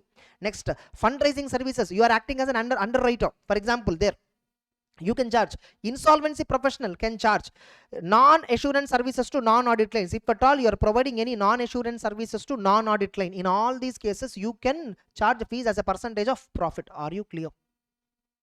For example, no, there is a CA, you know, in income tax appellate tribunal, some income tax pending case is going on, and the CA agreed with the client fees as a percentage of demand reduction. As a percentage of demand reduction. It's a non-assurance service to non-audit client. Okay, so if client demand is reduced by 10 crore, a client promised me that he'll pay 10% of the demand reduced. 1 crore is paying me. It's a non-assurance service I'm providing to a non-audit client, which is covered under exception, therefore permitted. Understood? One question is there in question bank, so that I covered. Clear? Next, that is clause number 10. Then clause number 9. You know, you are guilty. A CA is treated as guilty if at all he is accepting an audit of a company without checking compliance with Companies Act provisions. If at all you blindly accepted the audit of the company without checking compliance, then you are treated as guilty. Remember, that's why SQC says acceptance and continuation of client relationship, integrity, then competence, capability, eligibility. Point 3, ethical requirements. Ethical requirements means what? Nothing but law, regulation, code of ethics, everything you need to check before you accept an engagement. So if at all you are accepting audit of a company without verifying Companies Act provision blindly, where your appointment itself is wrong, you are first guilty, because client is not aware of all this. Only you are the service provider. You are aware of all the complications involved. So when somebody appointed you for any work, you need to legally see whether are you eligible to do it. Not only for company audits here. This clause can be adapted and applied for all other scenarios also. Understood? Next, incoming auditor must verify correct appointment or change procedures. And what you need to verify here? You need to verify board resolution, you need to verify general meeting minutes, you need to verify notice, whether it is sent correctly, you need to verify central government approval, if at all previous auditor was removed, so no, before expiry of term. You need to see qualifications and disqualifications. You should see you should obtain certificate, you should give certificate of compliance to the client, and you must communicate with outgoing auditor. These are all various formalities which are given under Companies Act itself. Next, unjustified removal or resignation. Suppose if outgoing auditor sends a communication with reasons to board and a copy to the institute, incoming auditor must consider those communication as well. Then 140 subsection 4, if outgoing auditor, okay, he filed a representation with the company. See 140 subsection 4 and all, I think you know the background story, I hope so. Okay, 140 subsection 4, term expired. Okay, we are not reappointing him, somebody else we are reappointing. This somebody else we are reappointing not at the interest of board of directors, but at the interest of the members through a special notice. This is the background. Okay, so through a special notice, another CA was appointed by replacing old CA, that too not before expiry of term. After expiry of term he was replacing. Okay, now the outgoing auditor can give a representation to the company. That representation will be distributed to everybody. That representation also the auditor, incoming auditor, has to consider. That's what the meaning here. Next, then that's about clause number 9. Actually, regarding clause number 9, no, in CA ICS study material there are multiple pages matter. Like they have given, for example, if at all you are accepting as a first auditor for a non-government company, what points you should check? If at all you are accepting as a subsequent auditor for a non-government company, what points? For government company first auditor, what points you to check? For government company subsequent auditor, what points to check? You are appointed under casual vacancy other than resignation, what points to check? You are appointed to fill casual vacancy caused by resignation, what points you check? If at all you are appointed to fill casual vacancy by removal of auditor by central government earlier, what points you should check? Like that, so many combinations and all were discussed in CA Institute books, study material. Okay, so we have given a reference in our GOAT notes also regarding the same. So there is a possibility that can also be asked. One time reading is recommended. Those points, one time reading is recommended. In ICA book, some 3 pages it is there, the matter. Next. Then communication with previous auditor. What is it? Communication with previous auditor. So a CA is deemed to be guilty of professional misconduct if at all he accept appointment as an auditor without first communicating with the previous auditor. So guilty if auditor accept position previously held by another CA without first communicating. Why? What is the reason? Professional courtesy, to protect interest of another member. The client should not feel if I remove this member, somebody will come. No, he should not feel that. Okay, he should properly send him out and then take somebody else in. Yes or no? So that's why they put a restriction on the incoming auditor. Don't accept if outgoing auditor was removed in an unjustified manner. So that client will not have any option. So he will treat the auditor fairly. Understood? Next. Common reasons for change of auditor. Obviously, it's a client right. Which auditor he want to appoint, that's client right. Absolutely. Yes or no? Clients can change auditor at any time, provided statutory requirements are met. If the change is as per law, no problem. Specific reasons, generally sometimes change will happen because of business venue change or retirement or death or temperament clashes or dissatisfaction with the work done. Okay, auditor's conduct. The retiring auditor should accept the situation with good grace and regardless of the reason. If at all a client says that, sir, we want to change the auditor for genuine so and so reasons, retiring auditor has to accept with good faith. Okay, he should not object it here. Next. Generally, one common, whenever there is a change of auditor is happening, there will be a dispute for fee. Fees dispute should not be a reason to reject.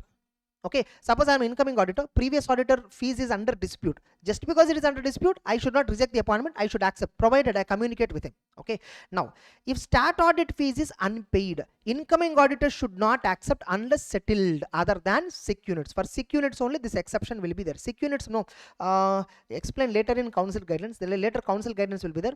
I think the net worth is negative, okay, and they have been registered for more than 5 years. SEC unit is a unit which is already registered in existence for more than 5 years and having a negative net worth. Net worth is either 0 or negative. They are called as SEC units. In case SEC unit changed the auditor, I can still accept the audit even though the SEC unit did not pay the fees to the previous auditor. Remember, which fees I am worried about, not disputed fee. Undisputed fee I am worried about. Undisputed fee means what? The fees which client and auditor already agreed. For example, auditor is demanding 10 lakhs. Client is paying only 7. Originally agreed terms also 7 only. Okay, that 7 lakhs is undisputed fee. The extra 3 lakhs which auditor is demanding, no, that's a disputed fee. Regarding disputed fee, I am not worried about. I am only worried about undisputed fee. Whatever the client agreed to pay originally, that he need to discharge to the previous auditor. So I need to use all my influence so that the previous fees will be paid to the auditor. This communication is required for all types of audits: internal audit, concurrent audit, stat audit, any type of audit. Then for government audits, no, if the time is insufficient, you can give a conditional acceptance and start the work immediately. And in the acceptance letter, you can clearly mention that final acceptance will be subject to objections from previous auditor. Suppose if a governmental authority appointed you, 10 days only time limit is given, and previous auditor will reply somewhere around 15-20 days as per business practice. For example, it will take some 15-20 days, for example. So you can accept conditionally that, okay, I will start the work, I'll accept, but my final appointment report and all will be subject to communication received from previous auditor. Next. Professional reasons for not accepting. Generally, why we don't accept the appointment? If there is a non-compliance with Companies Act or non-payment of undisputed audit fee or previous auditor gave a modified report, all that. Next.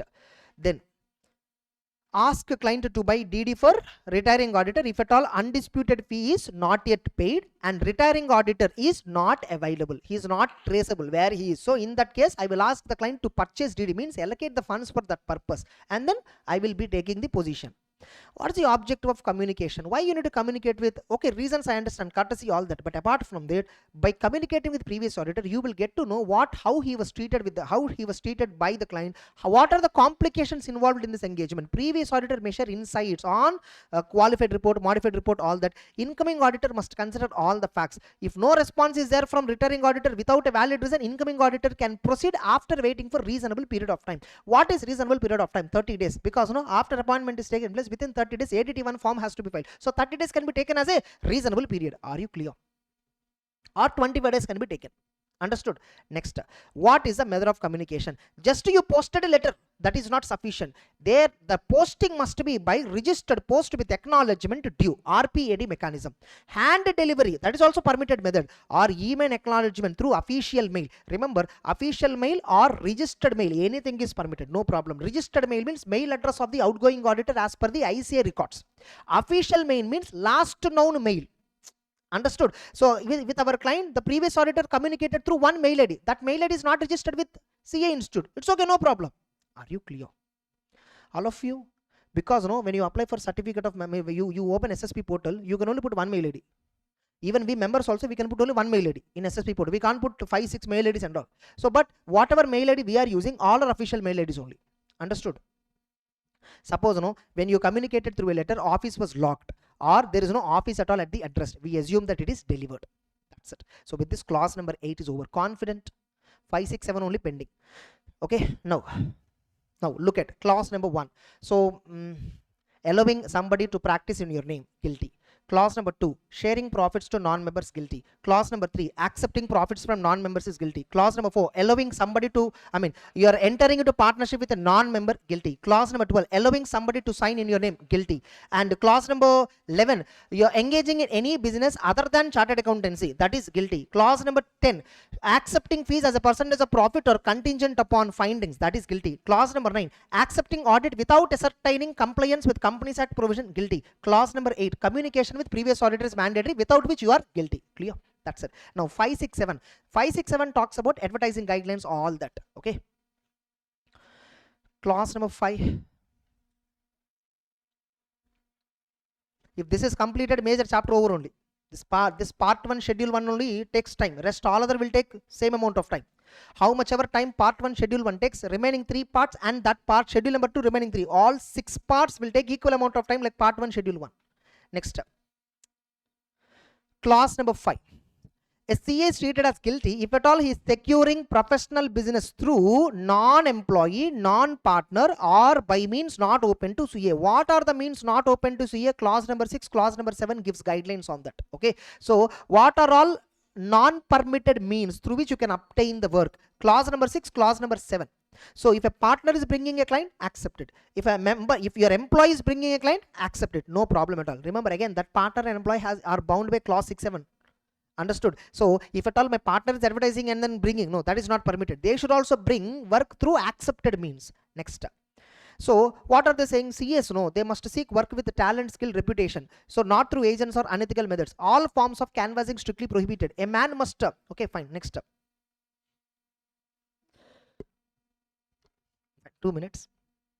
Yes, clause number 6. A CA in practice is prohibited from soliciting clients or professional work directly or indirectly through circulars, advertisements, personal communication, or interview, or by any other means. Now, exception. You can request work from another CA in practice, or you can even respond to tenders and inquiries subject to ICA tender guidelines. What are the tender guidelines? You generally should not respond to tenders where the services are exclusively reserved for CS. Suppose if the service is open for anybody, you can happily respond. If at all service is exclusively reserved for CA, you can respond only when the fees is quoted. Yes or no? So tender prescribes minimum fee commensurate to the work, or tender is open to any other profession, then only you can respond. Now, can a CA give EMD like earnest money deposit or security deposit? Council does not interfere unless the deposit is exorbitant and influencing the judgment of appointment.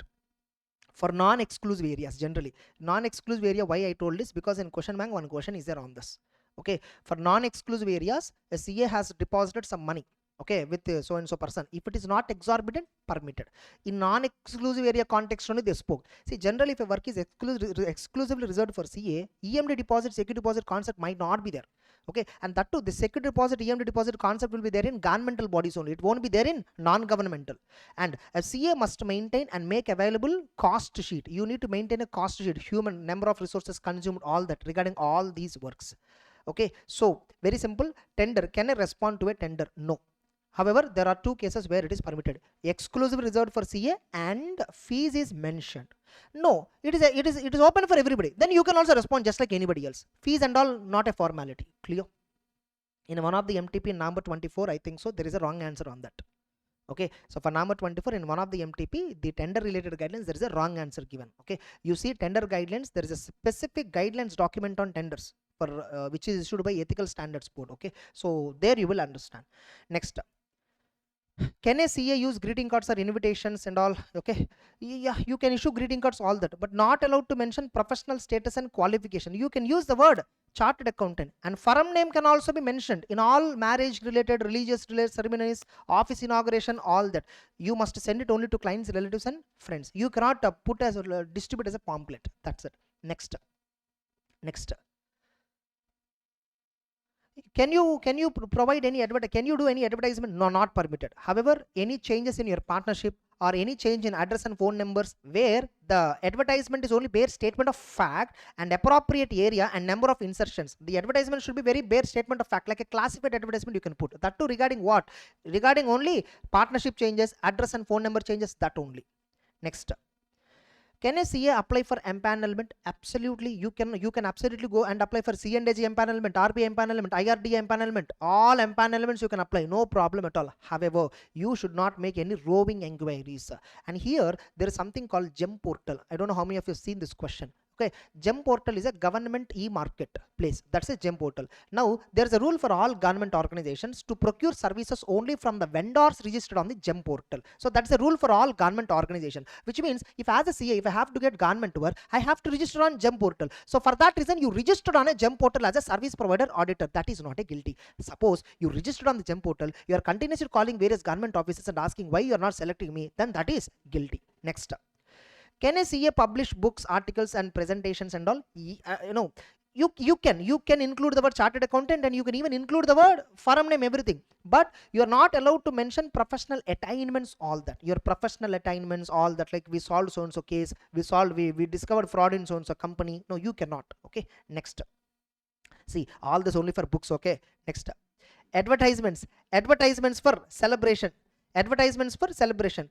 Firm cannot advertise events like silver jubilee, golden jubilee, all this. No, you can't stream YouTube streaming and all, you can't do. Okay, silver and golden jubilee celebrations can be published in newspaper, that too in a normal size. Okay, like bare statement of facts, all that. Remember, these are all various judgments at various timelines. Okay, so this is not a rule here. These are not rules and regulations. These are all various case law judgments. I hope you have seen that. These are all case laws actually. In ICA book, you see case law will be there, name will be there for everything. So these are all the judgments given in that. Can a CA firm sponsor any sporting events, sponsoring any activities? You should not sponsor. However, if it is an ICI program organizing unit, if ICI will organize cricket, all that you can sponsor. There you can mention individual name and with a logo CA, but firm name and logo should not be mentioned. Next. Can a CA share their firm profile with prospective client? Yes, you can share if he requests it. Okay, if you cannot distribute to all the client mail IDs, you obtained MCA list of all the companies and their official mail IDs and you send your firm profile. That is not permitted.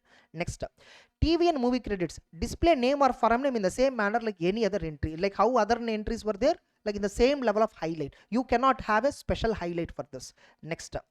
And can you solicit, you cannot send letters or emails, circulars to potential clients without they ask. Okay, you can only respond to them. You cannot send them for asking for work. And can you ask from professional colleagues? Not allowed by advertisement or circulars unless permitted. You cannot ask from anybody, only from another CA. Only from them you can accept. Next. Can you give a representation under 144? For example, the company told me, sir, we have received a special notice that you should not be reappointed. Somebody else has to be reappointed. Somebody else has to be appointed. So now I asked the company, can I give my reply to all the shareholders who raised a special notice objecting me as an auditor? Company said, yes, sir, you can give representation. You can give a representation where you just mention about, for the allegation you can respond. You cannot say, I have identified all the deficiencies in internal control. I contributed a lot to the company. Won't you recognize my service? No, you should not do all that. Okay, there is a question on this in question bank. Next. Acceptance of work from clients. You should not accept original professional work from client introduced by another member. If directly approached, ask a client to go via original member. For example, my friend opened an office. For example, he called me. Okay, and his clients are also coming there. I should not grab their clients. Simple logic. Next. Through him you can, with his permission, you can take the you can take his clients. Public interviews, it should not result in publicity. It should not highlight any professional attainment. Only factual responses are allowed. Next, advertisement under box number. This is a very olden days. This used to be in a very olden days. No, we give so and so firm specialized in filing tax returns 299 ITR1 399 like that you mentioned, for example. Okay, now contact post box number 52. Now the person who read that news, no, he will call the post, that particular newspaper agency. Post box number 52 means what phone number, they will give that. Understood? You don't directly exhibit it, you don't directly advertise it. Olden days they used to create just bare advertisement, they don't mention contact details, anything. That's a box advertising, we call it as. Next, nowadays it is not popular. Can a CA do educational videos? Yes, you should not refer to the firm name, you should not refer firm contact details, you should not refer firm website address. Here website contact means firm details. Getting it? Next, clause number 7. Can a CA advertise professional attainments and all? No. Guilty if at all you are advertising professional attainments or services or uses any designation other than chartered accountancy or on professional documents, visiting cards, letterheads or signboards. This is similar to section 7 which we already discussed, using other designation. Now permitted to mention university degrees you can mention, ICA membership titles like ACA, FCA, DISA, other central government or council recognized institutions like CACMA. You can also mention insolvency professional and registered valuer. Can a CA advertise through write-up? Olden days write-up used to be popular, not now, it is not. Okay, may advertise through write-up outlining services offered subject to ICI guidelines. Next, foreign qualifications, you can mention membership of recognized foreign institution like CPA Ireland, South African Institute, Institute of Chartered Accountants of England and Wales. These three you can mention. This was asked once in 2022 or 2023 exams. In one of the exam it was asked.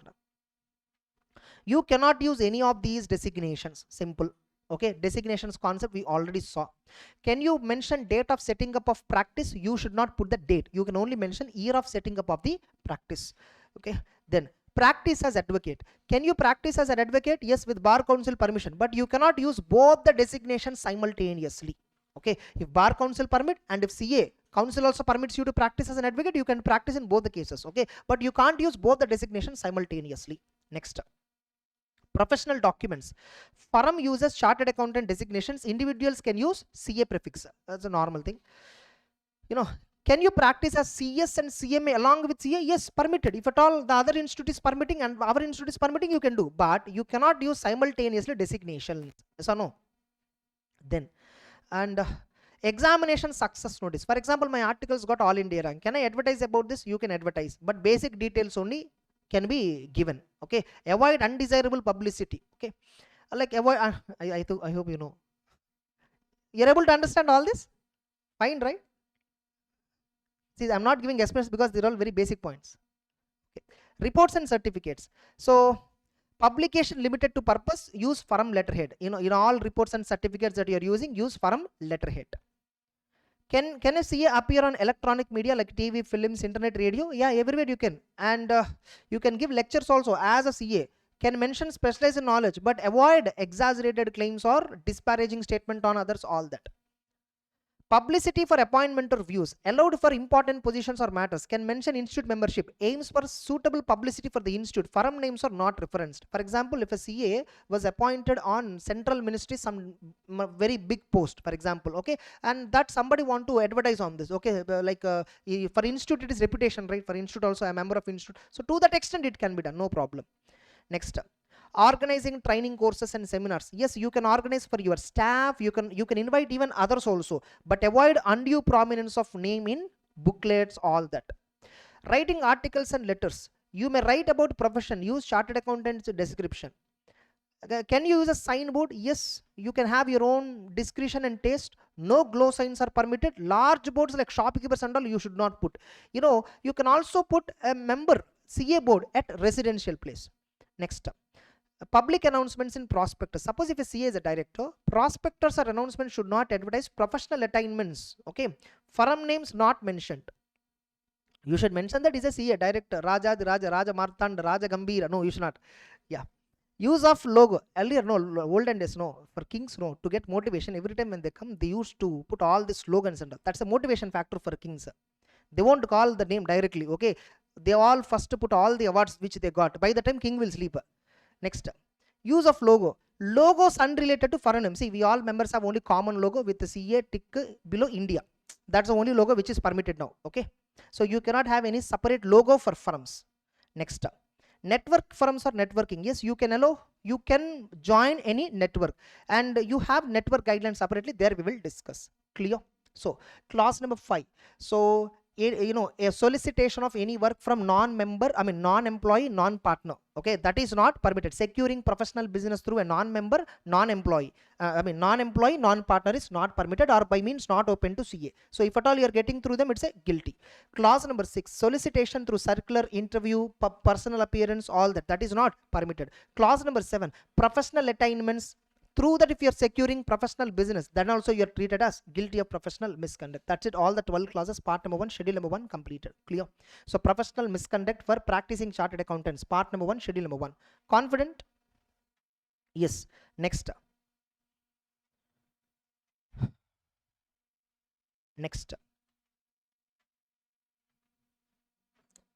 Part number 2, first schedule. Professional misconduct for member in service. 2 clauses. You should not share to somebody, you should not accept from somebody. Simple. Okay. Clause number 1, prohibits a CA employee to share his emoluments to others. Like he should not pay for procuring the job. That is the objective. Okay. You can share it to your family members, friends, all that. That is not an issue. Guilty if an employee pays or allows or agrees to pay any part or share of emoluments directly or indirectly. Suppose a job consulting agency secured me one high profile job in a company. I am paying 2 months salary to them as a commission. Guilty of professional misconduct if at all discovered by institute. Exceptions. It will not apply if at all you are sharing among relatives or dependents or friends, if at all it is not related to job procurement related. Okay. Principle. Procurement of job or retention of the job should be based on your capability, not based on financial deals. This is the objective. Clause number 1. Then clause number 2, kickbacks. You are prohibited to accept fees or gains from certain individuals. So if a CA a member in service is treated as guilty if at all he is accepting any part of the fee, profit from a lawyer, from another CA, from a broker, engaged by employer or agent or customer of the employer by commission. You see here CA is also permitted, which means a CA in employee cannot accept referral fee from another CA also. Here you are an agent of the company. You have to be loyal to the company. Are you getting it? You are not a principal to principal here. You are working as an employee. So you have to be loyal to the client. That's it. That's the logic behind. So purpose, employee maintain high ethics, receives only entitled amounts. Because if at all you're getting unauthorizedly, that is not permitted. Suppose if client itself told you, so you refer internal auditor, you take 10% commission. That comes under emolument, salary. That is permitted, no problem. If client authorizing it, no problem. If it is unauthorized from the client, kickback you are getting, that is prohibited. Understood? Next. Key principles. Guilty regardless of whether you're a full-time employee or part-time employee, whether you have a COP or not COP, doesn't matter at all. Next. That is part number 2. Guilty of professional misconduct for members in service. Then there is some professional misconduct for members generally. Okay, whether you are in service or in practice, doesn't matter. This guilty will apply. Suppose you are not a fellow of the institute but acting as a fellow. You are not an FCA but pretending as an FCA, then you are deemed to be guilty of professional misconduct. Clause number 2. ICA is asking for some information. You failed to supply the information asked by ICA. You failed to supply. You didn't respond. Non-response is a professional behavior violation. Fundamental principle. Professional behavior is violated. Moreover, if you are not responding to ICA, like to whom you didn't respond, either the ICA, council, committee, director, board of discipline, disciplinary committee, quality review board, appellate authority, to any of them, if you are not responding, if you are failing to send information which they are asking, you are guilty under clause number 2. Now you see, if at all you are giving false information, means you responded, but you are giving false information to ICI and its related persons. Related persons means this only. Then you are guilty under schedule number 2, part number 2, clause number 3. Understood? Whereas here it is schedule number 1, part number 3, clause number 2. Understood? Exactly ulta. Clear? So schedule number 1 talks about no response. You're not giving the information to institute and its related persons. So that's a schedule 1 offense, part number 3, clause number 2. If you're giving false information to the institute, that's a schedule number 2 offense. Not giving information is a small offense compared to giving wrong information, false information. That is the logic. Clear, all of you? Okay. So if you're giving false information, schedule 2, part 2, clause number 3. Suppose you are giving false information to others, not to the institute. You see, clearly I mentioned it is not to the institute, but to others you are giving false information. Then schedule number 1 only is applicable still. Okay. So guilty, if at all you are providing knowingly any false information while inviting work from another CA or responding to tender or advertising via write-up or generally giving information knowing to be false. Something you are giving information to somebody, knowingly you know that it is false information, still you gave that, you are guilty under schedule 1, clause number 3, part number 3. If at all you are giving wrong information to ICI, schedule number 2 it will go, and part number 2. Are you clear? Schedule number 2, part number 2, clause number, sorry, what is it? Yeah, part 3 and clause 2. Correct. Schedule, I mean the part 2 only, part 3 not, part 2 only. If at all you are giving false information to ICAI, part 2 misconduct, schedule 2 misconduct, and clause number 3. In schedule 2, part 2, 4 clauses we have. Totally 4 clauses we have. We'll do that. Mind mapping will do that. Next. So that's it. This is regarding part number 3, first schedule. Totally 3 clauses. 1. Not a fellow of the institute but acting as a fellow. Clause number 2. Not providing information to ICI or related persons. Clause number 3. Providing false information to others but not ICI. Yes or no? If at all you are providing false information to ICI, part number 2, clause number 3, schedule number 2. Clear? Next. Then finally the part number 4, first schedule, other misconduct. Other misconduct for members generally. There are 2 clauses. First one, if at all you are held guilty where you are punishable with imprisonment or transportation, whatever, for a period not exceeding 6 months, then it is guilty under schedule 1. If the punishment is more than 6 months, then guilty under part number 3, sorry, part number 4, part number 3, second schedule. Yes or no? Second schedule has only 3 parts. That's it. So last part has only 1 clause.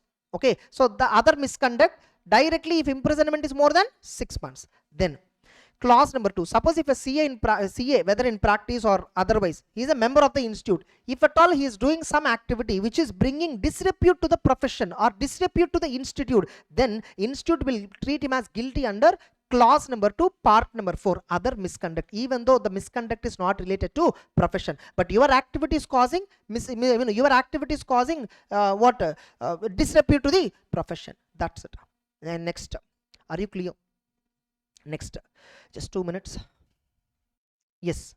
Now in above, in the above, there are so many places where firm name can be used, where firm name cannot be used. That confusion will be there generally for many. Yes or no? In almost every case, you can happily mention your qualification CA, or even you can use the word chartered accountant also. In almost in every, there is no place where CA word is not prohibited. So whether you are sponsoring event, whether it is a greeting card, whether it is a residential praise, everywhere. Yes or no? CA is permitted. Chartered accountant designation you can use anywhere, even in the prospectus, everywhere. The question comes on about firm name. Can I refer firm name? Or where I should refer firm name, where I should not refer firm name? Based on judgments, we have given one last, you see here, we have given one small diagram here at last of this book. So where and all firm name is permitted. So for publication of books, articles and presentations, greeting cards and invitations, TV and movie credits, and firm website, obviously. In all these cases, firm name is permitted. Okay. Where it is not permitted to mention firm name, sponsoring activities, okay, and announcements in prospectus, where CA director, yes or no, his firm name should not be mentioned there. Online third-party platforms, on company portal where the CA is a director. Suppose company is showing about director's details, CA fact they can mention. They should not mention the firm name. So in all these cases, firm name shall not be mentioned. These are the broad places where firm name discussion came. So I just gave it at one place. So to avoid confusion. And remember, these are only judgments at those points of time. These are all judgments on a specific case base. These are not rules actually. Okay, this is not rule. Here it is permitted, here it is not permitted. That is not a rule. It is just based on judgment. Okay, in so and so judgments, it is not permitted, they said. In these judgments, it is permitted, they said. Tomorrow, a similar judgment might come where it is not permitted. So we don't know that. The book is not updated. Ethics, Code of Ethics book, no, clause number 6, 7, judgments and all not updated. There you see 1965, 1975, 1980, those cases only main. Where is after 2000 cases? After 2000 cases, you will find 20, 30. Before 2000 cases, you will find 150. You just see clause number 6 and clause number 7, you will find more than 150 case references. All with before 2000 scenario. Understood? Next. Then. என்ன பசிக்குதா?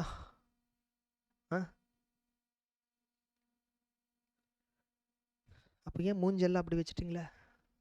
Fine, no? Yeah. Part number 1, second schedule, professional misconduct for CA in practice. Now, before this, no, schedule number 1, 3 parts we will recollect.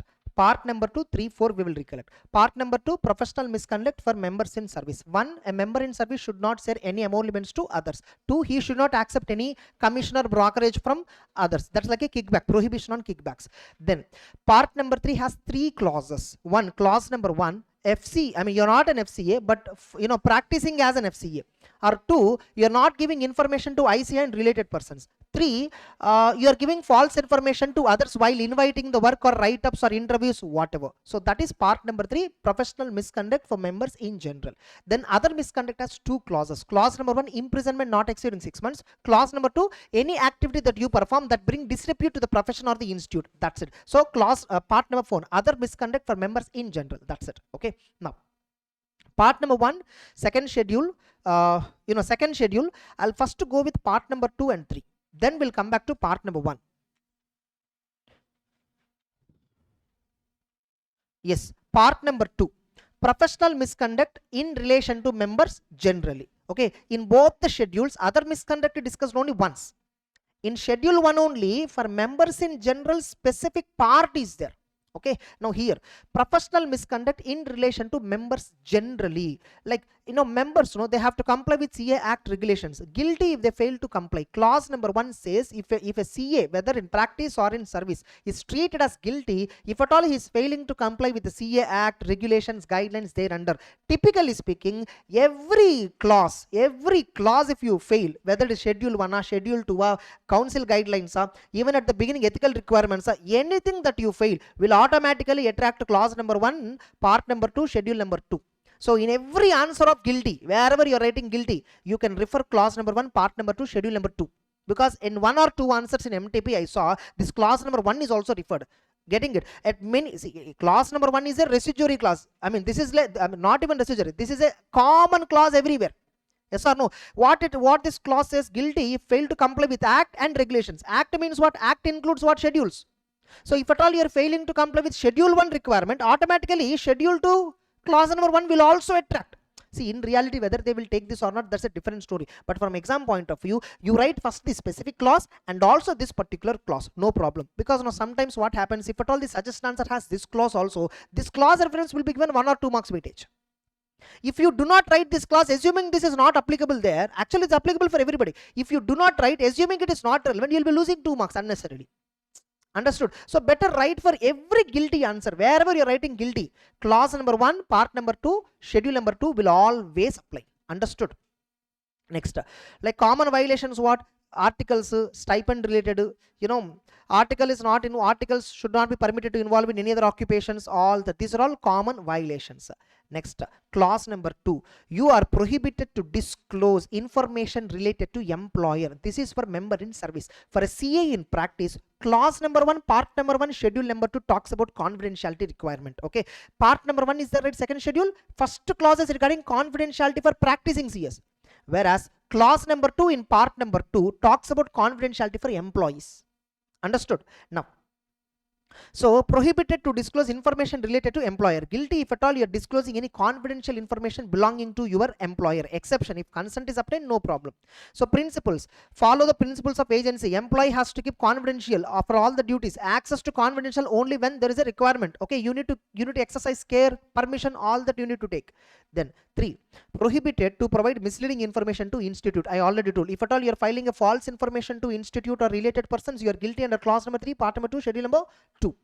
Guilty furnishes any returns, reports, statements or forms which contain any false information. Yes or no? That's it. Next, defalcation of money received. Guilty if at all you are embezzling any money received in professional capacity amounting to fraud. Client money you are misutilizing. So you are treated as guilty under part number 2, schedule number 2 and clause number 4. Now in schedule number 2, same schedule part 1, there is a clause 10.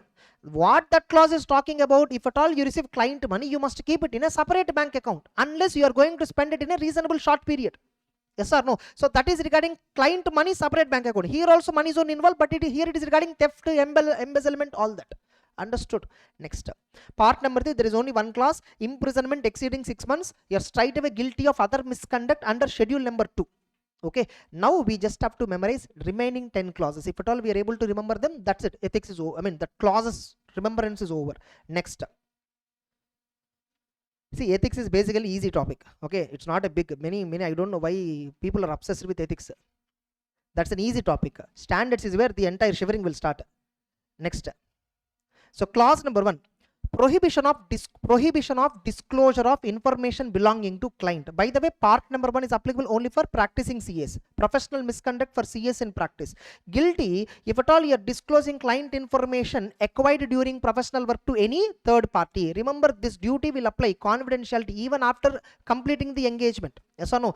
Exception, with consult of the client you can disclose, or if there is a requirement in law you can disclose. This duty continues even after completion of the work. And what about working papers? Working papers are property of the auditor. If at all he want to share it to the client, he will share it. Next, sharing information can be shared with the client or regulatory bodies only with the client consent. Legal compulsion can disclose if there is a legal requirement and get a legal advice. Unlawful act. Suppose if client has committed any unlawful act, nothing but some non-compliances, all that.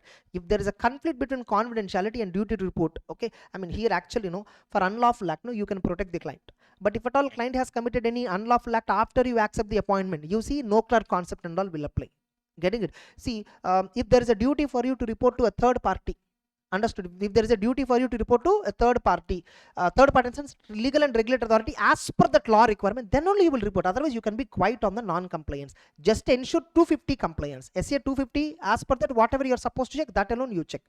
And fraud reporting, confidentiality overriding. If at all client committed a fraud where amount exceeding more than 1 crore, it must be reported to central government within 60 days. That's it.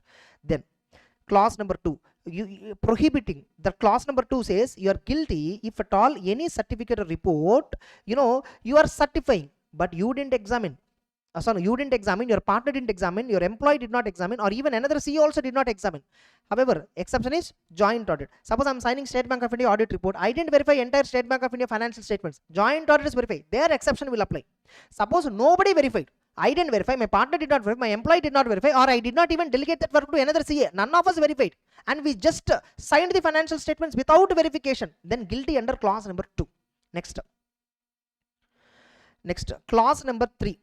A CA is prohibited to use his name in earnings estimate, a forecast, a projection, prospective financial information. You are prohibited to sign. You are guilty if at all you are if at all you are allowing your name or firm name on a report where earnings estimate is given, which is contingent upon future transaction. Exception, if at all you are clearly mentioning sources of information, what is the basis for forecast, underlying assumption, and a statement that you did not vouch for accuracy of the forecast, then you are not guilty. This is applicable for projections as well as forecast. Guilty if at all issued projections without verifying basic documents leading to, and this is regarding one judgment related. Okay, some client bank has given a loan based on projection, CA certified it, and bank is not able to recover that related summary. Okay, that's not required. Next, a CA is prohibited to express opinion on entity where the CA has substantial interest. If the CA has a substantial interest in any entity, I should not be audited for that entity. Okay, guilty if expresses opinion on financial statement of business entities where he or his firm or partner has substantial interest. Even if your relative has substantial interest, there also you are prohibited to give. So it is applicable for reports, certificates, attest functions, all that. Independence concept, you have to interpret strictly. Avoid any compromising situation. Avoid conflict of interest. For all attest functions, this rule is applicable. Examples of conflict. For example, liquidator should not audit the accounts. CA in employment, you should not certify employer financial statement. Lecturer not auditing the college. You are a lecturer in a college, you should not audit the college. You should not write books of accounts of the client. Internal auditor cannot undertake GST or IT audit of the same. Yes or no? GST or income tax audit, that's what the meaning. Cannot accept company audit for 2 years after serving as a director or resigning from the company as a director. Cannot undertake certification for a relative. Stat auditor cannot be internal auditor. Partner is an employee or a trustee of a trust, not auditing the trust. Member or partner relative is a director or employee, holds securities or interest in the company, cannot audit the same company. Simple. Me or my partner is a trustee, I cannot audit that. Okay, me or my partner or somebody is a director in the company, we cannot audit that. Simple. Next, here you see, concurrent auditor cannot be stat auditor, and stat auditor cannot be stock auditor. Stat auditor cannot be ASM. ASM means agencies for special monitoring, something like that. Agencies for special monitoring, nothing but banks, they'll give huge amount of loans to some companies, big loans, okay, 250 crore, 300 crore above loans, okay. There, they'll appoint CA firms where they will go and do credit analysis of that particular customer. It is something like stock audit only, okay. Agencies for specialized monitoring, that's what agencies for specialized. It is there in the last one. Ethical standard board guidelines will be there now. Decisions, recent ethical standard board decisions will be there now in the last page of the ethics book. There it will be there. This point I missed to add here. These are all points taken from that only. So at respective places I inserted, but this point is also latest insertion. So any CA firm who is working as an agency for specialized monitoring, they should not be stat auditor. If at all they are stat auditor, they cannot take up ASM works. Agency for specialized monitoring means what? In case of large lending arrangements from banks to some customer, okay, those customers will be audited frequently. Those customer entire profile will be audited, not just a stock audit. The customer business audit will be done by some CA firm. Banks will delegate that work. This is in addition to stat audit. Understood? So if an audit firm is providing ASM services to a bank, the same audit firm cannot act as a stat auditor for the branch. Clear? Stock auditor, ASM audit, concurrent audit, these are all internal assignments of a bank. These are all internal control activities of a bank. That's it. Next. So that's it. So you are prohibited to express opinion on entity where you have a substantial interest, various related contents and all we have seen. Next. Suppose clause number 5. A member is, failure to disclose a material fact known to a CAP in the financial statements. You are treated as guilty if fails to disclose a material fact known to him, not disclosed in financial statements as per applicable financial reporting framework. Financial statements are omitting something, and that omission and in spite of it you didn't react. Then you are treated as guilty. Remember, omission of disclosure is a misstatement, right? Then clause number 6 also talks about misstatement. Yes or no? That's why this entire schedule to this part number 1, duplication. The clauses are just a duplication. Okay. Clause number 2, guilty if at all failure to report MMS known to him. Remember, it's not just a failure to report MMS. It's about that there is a material misstatement in financials, but you gave an unqualified opinion. Then only guilty will attract in clause number 6, clause number 5. Next. MMS must be proven. Next, clause number 7. Once I finish this clause, I will tell you the integration of all these clauses, because in exam you will see sometimes clause number 2, 5, 7 which clauses I have to mention. That confusion is there. I will tell you one trick. Now clause number 7, a CA is treated as guilty if he does not exercise due diligence or is grossly negligent in professional work. So when you're taking up any work, you must use appropriate skill, care, caution. You're not a watchdog, not a detective. Okay, investigate suspicious items. Professional misconduct, here if at all you are grossly negligent, then only professional misconduct. Suppose minor errors, generally not a misconduct, but it is to be noted. If at all there are any minor errors, you just note it down. The institute may not treat you as a guilty. Technical offenses is there, right? That may not be treated as a gross negligence. Then clause number 8, guilty if fails to obtain sufficient appropriate audit evidence which is necessary for expression of opinion. Without obtaining evidence, you gave the opinion. Clause number 2 also says the same. What clause number 2 says? Without examining the financial statements, you are signing. Without examining means what? Without obtaining evidence. Correct? If unable to obtain, you deny opinion. Failure to deny the opinion will amount to gross negligence. State limitations are clearly stated in certificate. Disclose whatever the non-performed checks. What are all activities you didn't check? That also clearly disclose. Here no, there is one circulation. I mean, there is one guideline. Newspaper figures, no, some CA firm has certified it without verifying accuracy of the circulation figures. Okay, the CA is held to be guilty. That's it. Clause number 9. Failure to invite attention to any material departure from GAAP. In the recent May 25 also this question was coming. This question came. GAAP related requirement. So fails to invitation any material. CA is treated as guilty if at all he is failing to comply with GAAP. If at all you are unable to comply with audit GAAP, you have to clearly mention that in the report. Then here there is something, yeah, for listed companies, no, peer reviewed auditors only can be appointed. The firm must have a valid peer review certificate. Without a valid peer review certificate, you cannot accept. If at all you are accepting without a valid peer review certificate, it's a guilty of professional misconduct under clause number 9, because that's a GAAP principle you violated. So automatically clause number 9 will attract. GAAP means what? Simple. Auditing standards you didn't comply when you're providing any service. Assurance standards you didn't comply when you're providing service. In all these cases, wherever engagement and quality control standards you didn't follow, they all attract clause number 9. Sometimes they'll give you so and so work CA was appointed, so and so processes he need to perform. He could not perform these procedures. What is the consequence? Comment in light of CA Act they will tell. Then you should not write standard related answer. CA Act clause number 9 answer you should write. Understood? Next, and obviously in all the reports and attestation works you need to mention MRN and FRN. UDIN also must be mentioned for all types of works. Yes or no?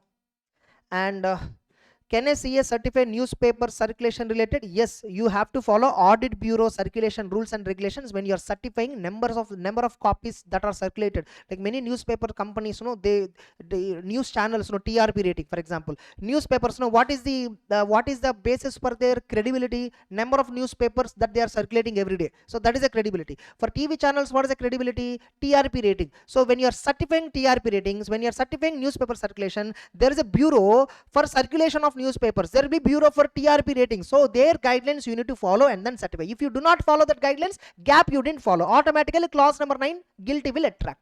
Understood? Then clause number 10. So fails to keep money of the client other than fees. If you're getting a fees, you keep the fees wherever the bank account you want. Next. Money received from client must be kept in a separate bank account and it must be used only for the stated purpose, for ROC filing fee, for income tax purpose, for various purpose. No client will transfer money to auditor. You must keep it in a separate bank account because it is not your money. Next, advance fees you can keep it in any bank account. Money received for expenses like statutory fees, all that, you know, which are to be spent in reasonable period of time, you need not keep it in a separate bank account. Money received as trustee, executed, liquidated, they must always be kept in separate bank account. Are you clear? All of you? That's it. With this, clause number 9 is also completed. Now just once check like all the 10 clauses in part number 1. Okay, fine. Part number 1, schedule number 2. Yeah, clause number 1, confidentiality. A CA in practice is deemed to be guilty of professional misconduct if it discloses without the consent of the client any information obtained during the professional work to third parties. Yes or no? Clause number 2, a CA in practice is deemed to be guilty if at all he certifies any financial statements without examining them. Clause number 3, if at all he is associating his firm name or his name with any reports of earning estimate or forecast or projection, that is guilty. Exceptions will be there. Okay, leave it. Clause number 4. A CA in practice is deemed to be guilty of professional misconduct if at all he is certifying financial information or reports where he is having substantial interest, he or his partner or relative.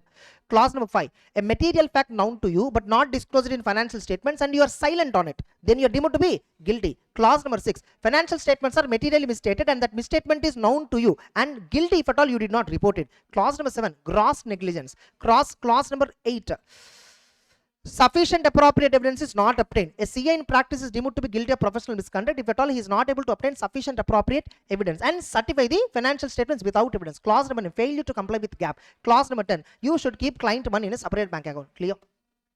Easy? Yes. All clauses. Once will then take a break. Yeah. Then part number 1, schedule number 1, clause part number 1, schedule number 1, guilty of professional misconduct for CAs in practice. Okay.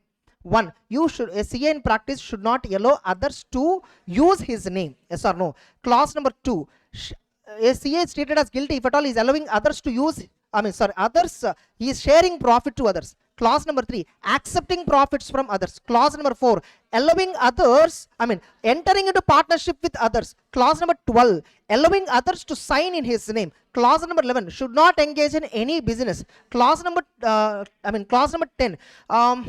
do not accept fees as a percentage of profit or contingent upon nature. Clause number 9, do not accept the audit of a company without ascertaining compliance with Companies Act. Clause number 8, do not accept the audit without first communicating with previous auditor. Clause number 5, do not secure the business through a non-member, through a non-partner, or by means not permitted to a CA. Clause number C, don't do solicitation through all these prohibited means. Clause number 7, you should not use professional attainments, designations, all that. Then part number 2, for members in service. Clause number 1, a member in service is prohibited to share emoluments with others. Clause number 2, he is prohibited to accept from others any commission, brokerage, kickbacks. Then part number 3, professional misconduct for members in general. There we have totally 3 clauses. 1, an FCA, a person who is not an FCA cannot practice as an FCA. Clause number 2, 1 minute, not giving information to ICA.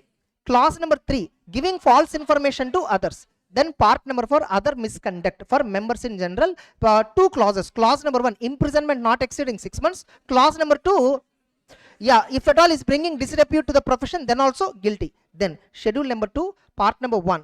Part number 2, 4 clauses we have. First clause,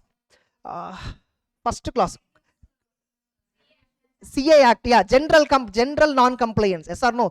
Clause number 1, part number 2, schedule number 2. If a CA in practice or member in service, whoever it is, because part number 2 is applicable for all members, if they fail to comply with CA Act regulations made thereafter, they are guilty.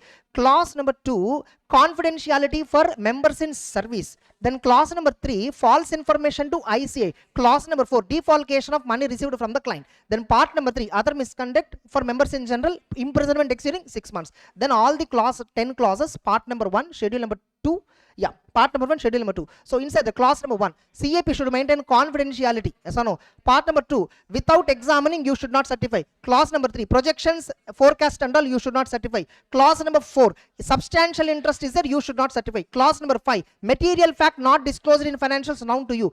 Clause number 6, material misstatement known to you but not reported. Gross negligence, clause number 7. And clause number 8, sufficient appropriate evidence was not obtained. Clause number 9, GAAP not followed. Clause number 7, money has to be kept in separate bank account of the client. Now here, clause number 2, if you see, not examined but certified the financials. Clause number 5, not examined. Clause number 8, did not obtain sufficient appropriate. Both are interlinked. If clause number 8 of part number 1, schedule number 2 is applicable, automatically clause number 2 is also applicable. Are you clear? Now, if clause number 6 is attracted, clause number 5 is attracted, automatically clause number 6 also will be attracted. And further, without examining your certifying means how negligent are you? 7 is also attracted. Yes or no? If 2 attracts, 7 and 8 attracts automatically. If 8 attracts, 2 and 7 attracts automatically. Are you clear? 2, 7, 8 are interlinked clause. Because 2 says without examining you certified. 8 says without getting evidence you certified. 7 says negligence. Without evidence you are certifying. That means it's a negligence. Are you clear? So 2, 7, 8 interlinked. That's it. Predominant topic is completed. We are left with council guidelines and certain advertisement guidelines, telephone directory, all that guidelines and all. Okay, third party platform, aggregator platform, that and all. So we'll discuss after a break. Confident? That's it. 1 hour 15 minutes. We have still another 15 minutes. That's it. 2 hour 5 minutes. Ethics is completed technically. So council guidelines. So this council guidelines are applicable for all members, whether in practice or in service. It doesn't matter. If at all is a member, council guideline is applicable. And for CA in practice, gross negligence is covered in part number 1, schedule number 2, clause number 7. But for an employee who is negligent, council guidelines is covering. Okay, so if a CA is an employee, member in service, if at all he is grossly negligent in providing services, council guidelines violation it will be. Next up. And maintenance of books of accounts, irrespective of limits under income tax law, it doesn't matter. Every practicing CA must maintain reasonable books of accounts like cash book ledger for all entire his practice.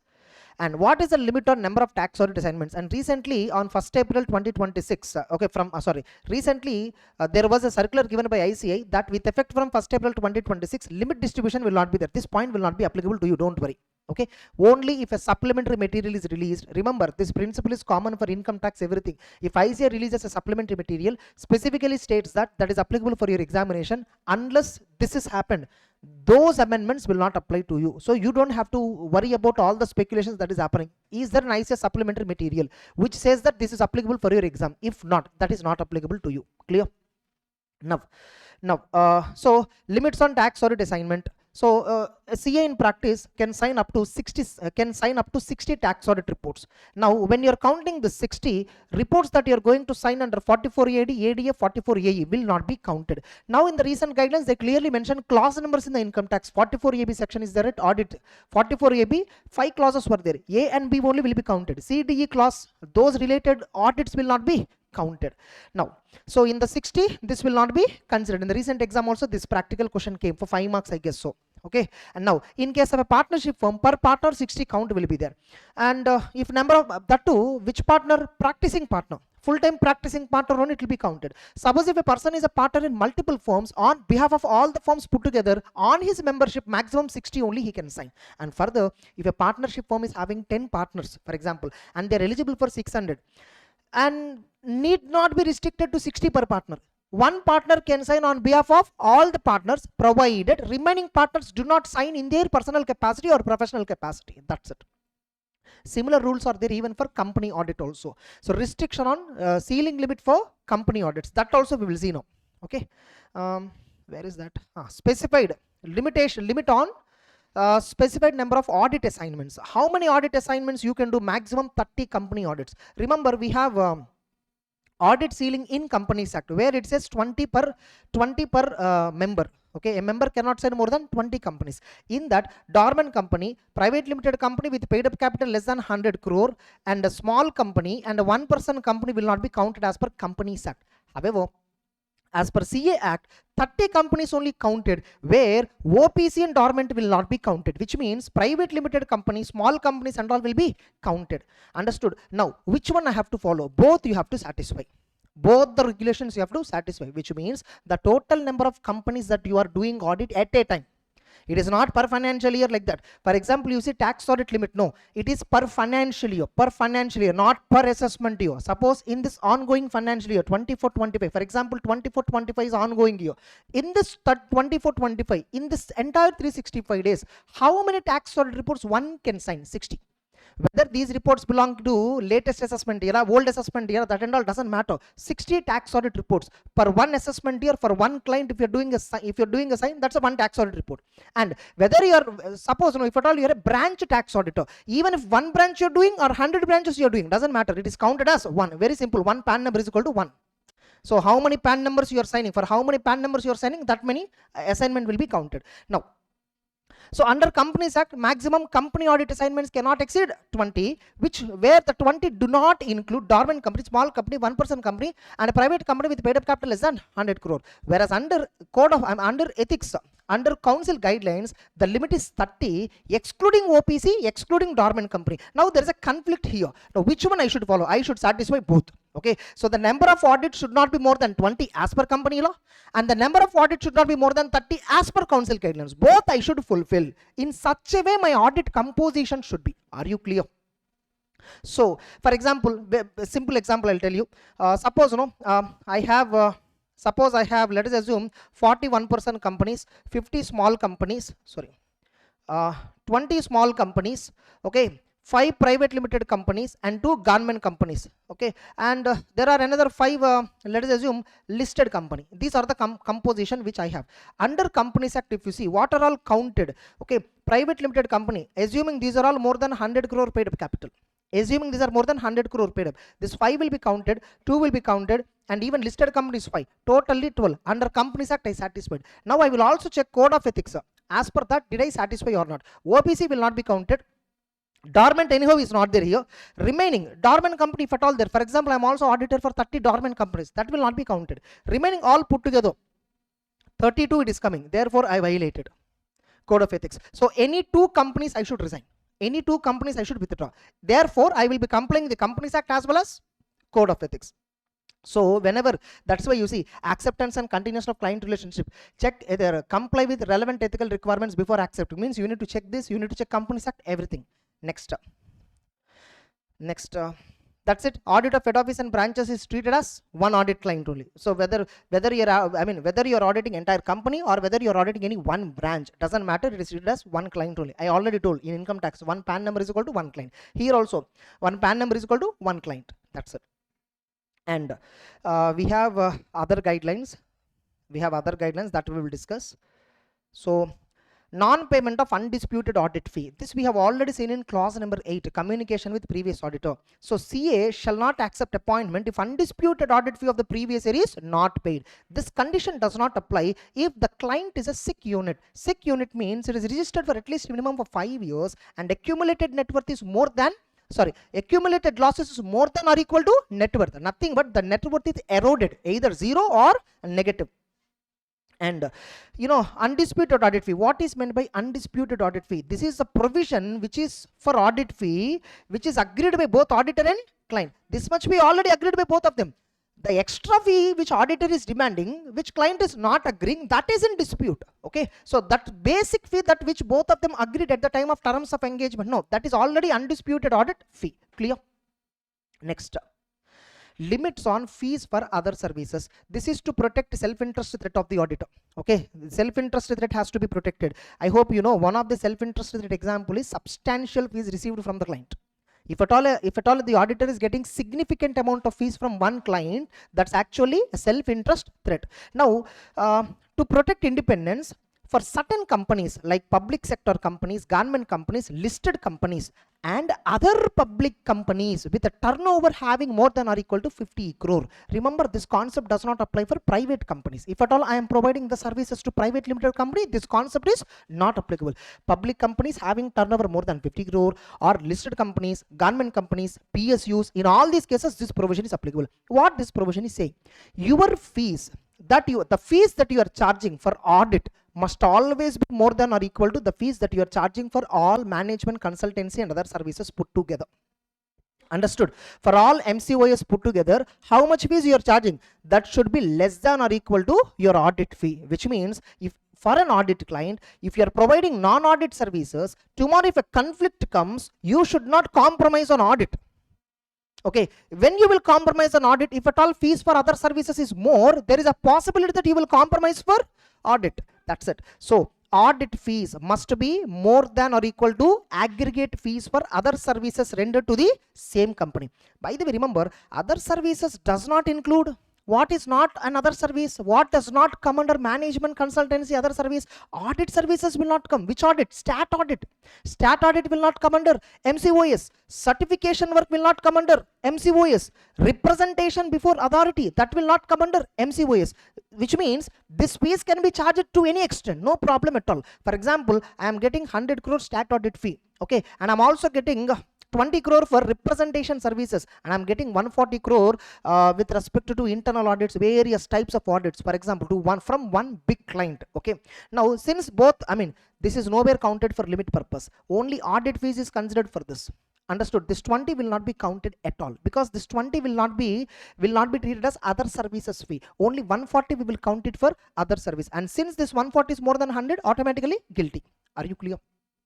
Next, and other works and services means what? What does it mean? It includes all MCOS and all professional services which SCA generally provides. But MCOS does not include. Other services won't include audit under statutes, certification works required by statutory auditors, especially certification works required by stat auditors means bank audits. Stat auditor has to give so many certificates. Insurance companies, stat auditor has to give so many certificates. So in all these cases, along with audit report, various other statutory certifications you will do, that will not be counted. Normal certification works will be there, that will be counted. Clear? Next. And can a person be appointed as an auditor where he is indebted? No. The limit for indebtedness is 1 lakh. Or the limit fixed in the law. For example, company law, you take 5 lakhs is the indebtedness limit. So up to Companies Act limit, or if at all there is no law for it, then 1 lakh is the limit. In an entity, it may be a sole proprietary concern, it may be a partnership firm, it may be a company, or it may be a society, it doesn't matter. Okay, so how much indebtedness I can have to an entity where I am doing audit? Maximum 1 lakh. If at all there is a specific law guiding that, then only 5 lakhs. For example, Corporate Societies Act, it says 1000 only. Indebtedness exceeding 1000, you are disqualified. So limit specified in the act or 1 lakh, whichever is lower or whichever is higher. That way you can compute. Okay, but actually higher or lower, that interpretation is not correct. So limit specified in the statute, that you need to check. If there is no limit in the law, then 1 lakh limit is applicable. This is correct interpretation. Are you clear? Next, disqualification. I mean, indebted to a concern, obviously you are disqualified. Exception. However, if you are receiving fees on progressive basis, that's not a indebtedness. Suppose if you are receiving fees completely in advance, that's again indebtedness. Next, directions for unjustified removal of auditor. Incoming auditor shall follow council direction not to accept appointment in case earlier auditor were removed in an unjustified manner. That's normal. And guidelines on tender, which I already discussed in class number 6. And UDIN, we already know. Okay, UDIN I'm not covering. Guidelines for networking, I'll come back to this networking guidelines at last. Guidelines for logo, we know that this is the latest logo, and CA in blue. Okay, tricolor upside down tick. Blue is equal to creativity, integrity, knowledge, trust, stability. Tick, wisdom, value. India, you know, commitment to Indian economy and public trust, all that. Usage, there should not be any alteration of font, color, bold or size or spacing, nothing, no change at all. And no rotation, shrinking or distortion. The image has to be used as it is. You can enlarge it or you can reduce it, but the proportion has to remain same. Next, guidelines for corporate form of practice. Corporate form of practice means what? I will run my practice by incorporating a company. But you can do that. You can run your practice by incorporating company. But in the name of the company, you should not do attestation audit services. In the name of the company, complete management, consultancy, other services completely can be provided. Now, when you're incorporating company for providing MCOA services, that company must be approved by ICA. Okay, and you need to get an approval from ICA for this particular company. Now you see, and in this company, you can be a managing director, you can be a whole-time director, no problem at all. The moment you apply for application, for incorporating company, there itself you will be granted MD whole-time director permission directly. So you need not get a separate permission for MD whole-time director in a MCOS company. So in an MCOS company, if at all you are acting as a managing director, whole-time director, first of all that MCOS company is permitted by ICA, right? So it's a deemed permission for being MD or whole-time director in consultancy services company. Clear? I hope you know this provision. Yeah. So members in practice can hold MD or whole-time director or even a manager in a body corporate only if the company engages in exclusively management, consultancy and other services. You can still hold full-time COP in spite you being a whole-time director here. No restriction on equity holding, and it is still regarded as full-time practice, and you can train articles, all that. Company name must be approved with institute, then only this registration must be there with institute, then only you can be a whole-time director there, then only managing director there. If at all institute records that company is not registered with the institute records as a management, consultancy, other services, and if you are a director in that company, you are guilty. But again, if you specifically obtain a permission and then becoming a director in any company, no problem. And ethical compliance, the individual or firm which is a stat auditor, the management consultancy company cannot accept prohibited assignment. This is something we know. We already know 144 section, 141 subsection 3 disqualification clause number J. Yes or no? An auditor or his associate entity or his subsidiary entity cannot accept prohibited assignments where the firm is acting as an auditor. Associated entity means what? Management consultancy service company. For the audit firm, MCOS is an associate entity or a subsidiary entity. Yes or no? So if at all you are acting as an auditor for one client, prohibited service not only you, even your company should not provide. And now we have seen ceiling limit on remuneration, right? Ceiling limit on the amount to be charged, right? There what we learn, how much fees that you are charging for audit, that fees should always be more than or equal to fees that you are charging for other services. Now fees charged by you as well as this MCOS company together we will count. Are you getting it? So fees for other services. What do you mean by fees for other services? The fees charged by the firm directly for other services plus fees charged by consulting company for other services. Both put together, total fees for other services. This fees shall be less than or equal to total fees that you are charging for audit for the same client. Clear? Next. Then we have and of course company is also liable to comply with CA Act, advertisement guidelines, all that. So the corporate company that you incorporate, it should also comply with entire council guidelines, everything. Next, Then networking.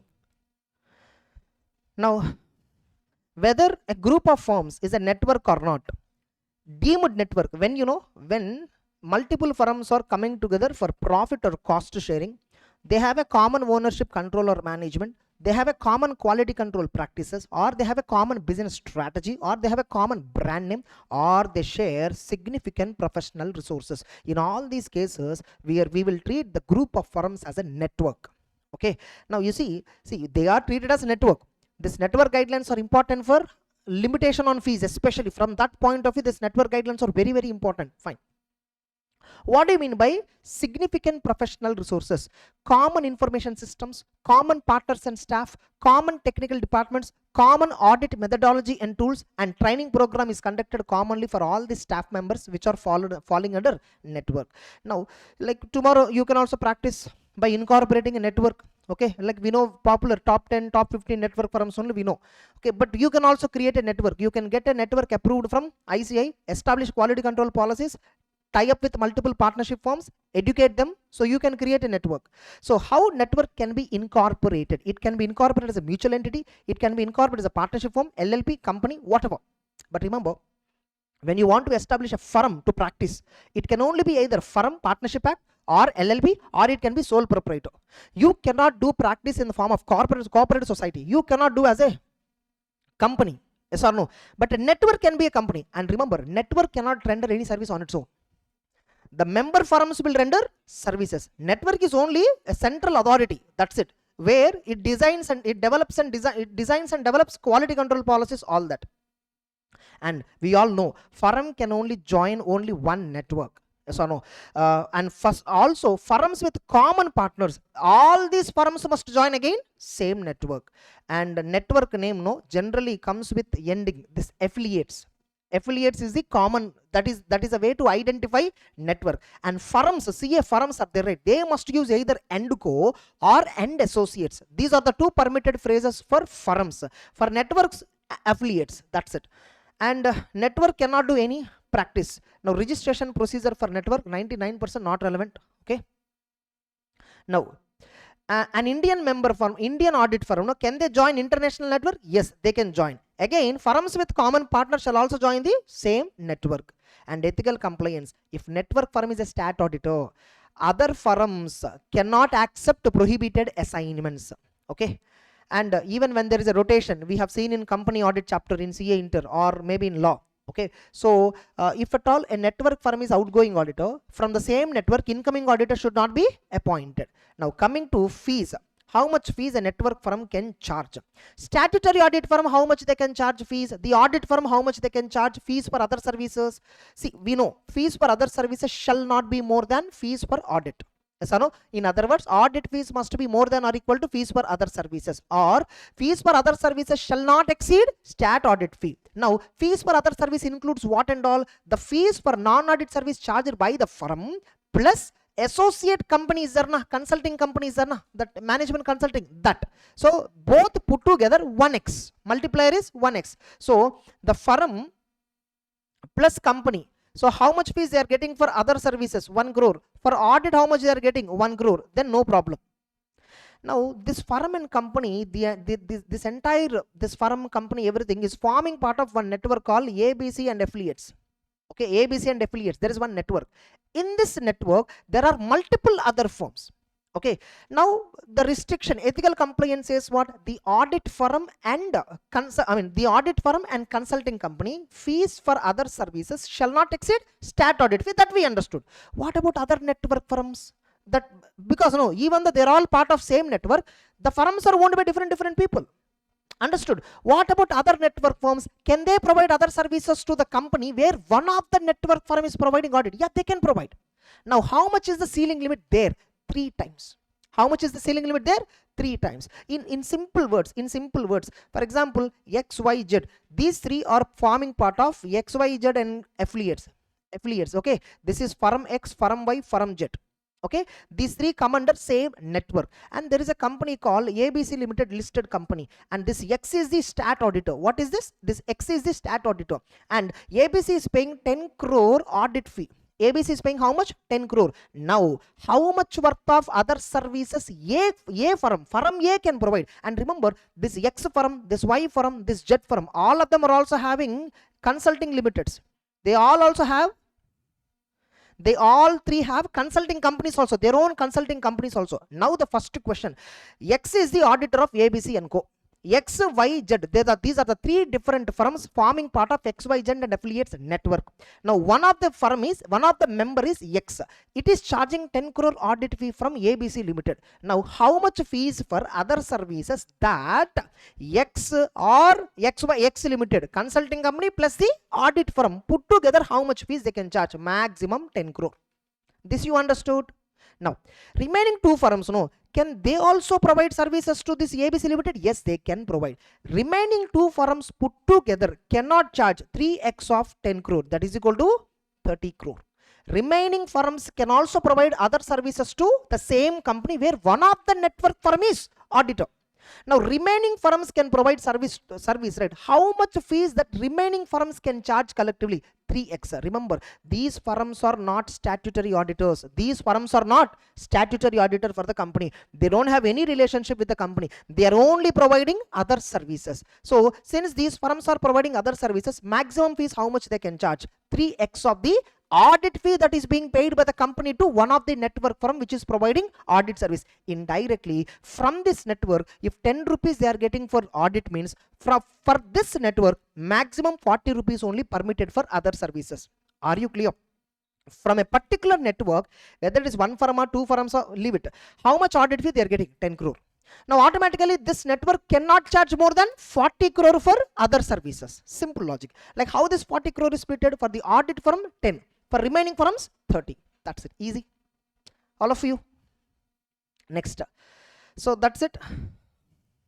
And every network must have certain operation bylaws. Every network must establish operation bylaws, like there must be managing committee, how much fees must be charged for network, how much fees must be charged by the network so that a new firm can enter into it network, engagement partner ID, dispute settlement, database, training, newsletters, software, libraries, technical directories, resource methodology, compensation, peer review, all these bylaws a network has to formulate. That's it. This is network guidelines. Clear, all of you?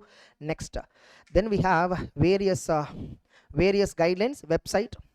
Website has to work only on pull mode. Yes or no? Best audit firm, your website coming up? No, it should not. Okay, it should come on pull mode. Only full address is typed in the website only. Your website should be accessible, otherwise it should not be accessible. And in the website, in your website, there should not be any advertisements. Okay, a third party advertisements and all should not be there on the website. And no distribution of content via email unless requested. Cannot use circulars or ads to invite website visits. Website address on professional stationery and all is allowed. Remember, you should not advertise separately. Client names and fees disclosure permitted only if there is a requirement in the law. Otherwise you should not mention client names, you should not mention fees charged for them. Yes or no?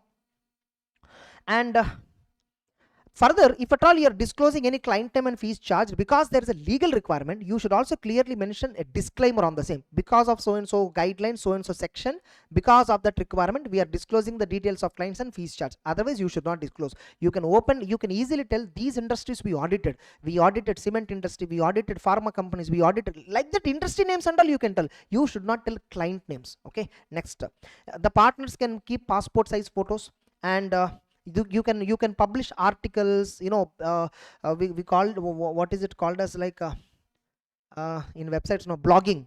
Okay, yeah, you can develop blogs and all that and all you can do. Okay, but remember, it should always on pull mode. It should not be working on push mode. Then chat rooms and all also you can enable, and so document management system also you can have on the website with a secure login. Document management system means client can submit data on the website by login into the website. That and all can be done, no problem. And you can have link to social networking page, but cannot solicit likes and visit. Like in the website now you can mention Instagram pages of partners, all that you can mention, but it should only work on pull mode. And online advice to clients only upon request. No banner ads, no advertisements. The website must reflect dignity. No inappropriate material on the website. And links can be there for ICA website, government website, regulatory bodies, almost in every CA audit firms and all website you see, income tax website link, everything, links will be there. Website address must be as near as possible to the firm name, and information must match ICA records without any variation. That's it. With this, website guidelines is completed. Clear, all of you? And website color font can be your choice. No conditions on that. Next.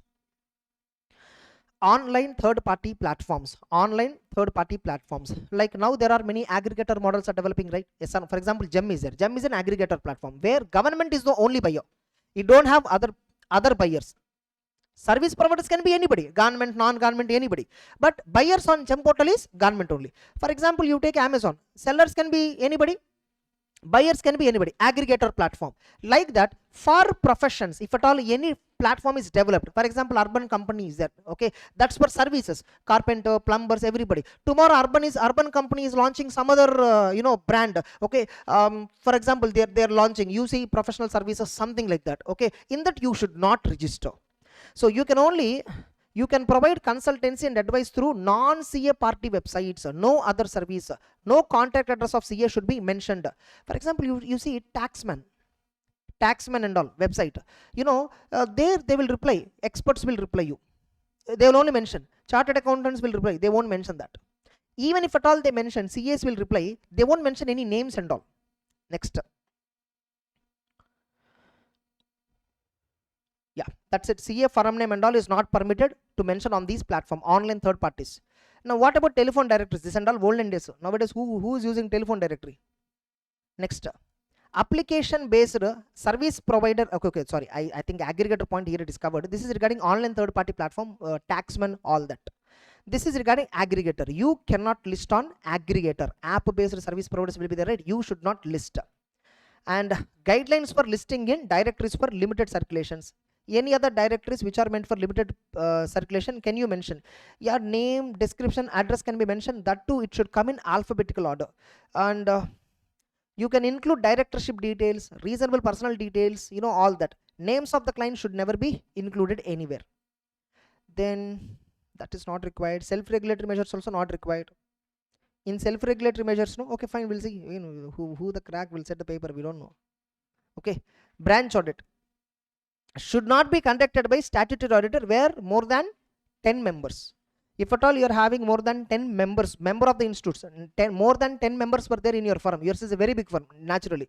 Yes or no? Preferably tell company to allocate a separate branch auditor. That's what. These are all self-regulatory measures so that other firms also will get opportunity. Other new qualified enroll members also get opportunity. Should be done by local firms with less than 10 members. So you should encourage the client to appoint an auditor separately for branches where the auditor will be a small firm. Next, you should not restrict statutory audit just because this requirement is there is no restriction on the stat auditor to visit branch. That's it. However, you see, branch audit is not possible if accounting records are maintained at head office. Obviously, branch audit is possible only when branch is maintaining separate books of accounts. Centralized accounting, suppose if there is a centralized accounting, branch audit concept itself is not possible. Then, joint audits, encourage associating practicing firm with less than 5 members as joint auditors for large companies. Senior firm should not object if the client is desiring to appoint a joint auditor. Ratio between unqualified staff and unqualified staff. There must be at least one member of the institute for every 5 non-qualified people. Non-qualified people means what? What is excluded? Articles, typists, peons, these are all excluded. So which means paid assistants, if you take for every 5 paid assistants, there must be one member of the institute in charge. These are all self-recommendatory measures. Okay. Self-regulatory measures which are all recommendatory, they are not compulsory. Remember, council guidelines is compulsory, CA Act is compulsory, Schedule 1, Schedule 2 is compulsory. Next, and disclosure of interest by auditor in other firms. Auditor should disclose payment received through other firms. That and all they need to disclose to ICA. And minimum scale of fees, so, like ICA has given minimum scale of fees guidelines based on cities, class A, class B, class C cities, minimum guidelines have given. And if you see that guidelines, if at all that is really followed, every CA would have been super rich now. Okay, next.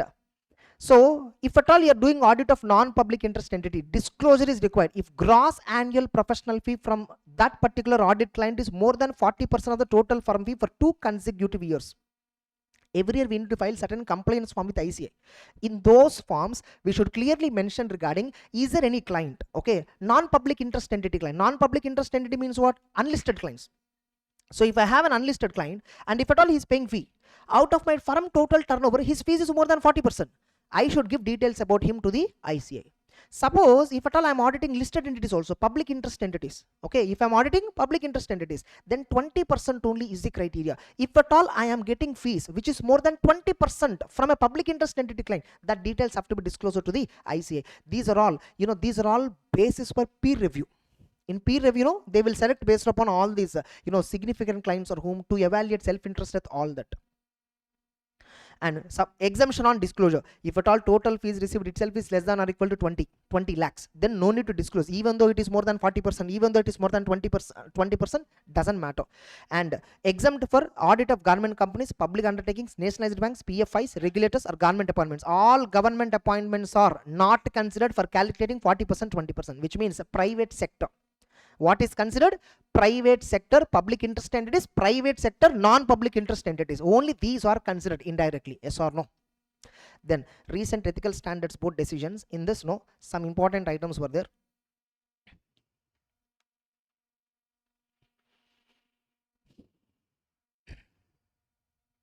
Yeah, you see here. Fees on a percentage of education institute grant utilization is permissible. Suppose education institute got a grant. Okay, and the education institute has to submit a copy to the government which gave the grant regarding utilization of grant. Now a CA is appointed for giving a certificate on utilization of grant, and the CA is charging fees as a percentage of grant utilization. Yeah, permitted, no problem at all. Generally, as per clause number 10, fees you cannot charge as a percentage of any activity. Next, statutory auditor of a society is not permitted if immediate family member holds honorary position in the managing committee. If at all the family member, immediate family member means spouse, children, so they will come under parents. Okay, immediate means that immediate, direct. Grandfather and all indirect. Understood? They're not immediate. So if at all immediate family member is participating in managing committee, they may be participating in honorary role. Honorary role means what? Non-executive role. It is not a executive role. Still, you cannot do stat audit of that society. Okay. See, remember, under Companies Act disqualifications are there, under Societies Act disqualifications are there. There is a society, there is an act called Multi-State Corporate Societies Act. Even their disqualifications will be there. LLP Act has disqualifications. All these disqualifications are minimum only. You need to understand the spirit of the law and accordingly implement it. Yes or no? Sir, in Companies Act, no, grandchildren is not covered. Can I accept the audit of a company where my grandson is a director? Really, grandson is not covered in Companies Act definition. You see, Companies Act definition, grandchildren is not covered in relative. Since in a company, my grandson is a director, can I accept the auditor? Since relative definition does not include grandson, I can accept. No, that is not correct. You need to apply whether threat to independence is there or not, whether your judgment can be influenced or not.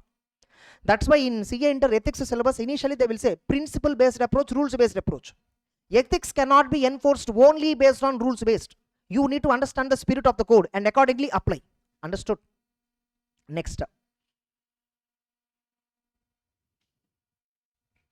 CA, a CA can be a member as well as auditor of a trust, provided there is no conflict of interest.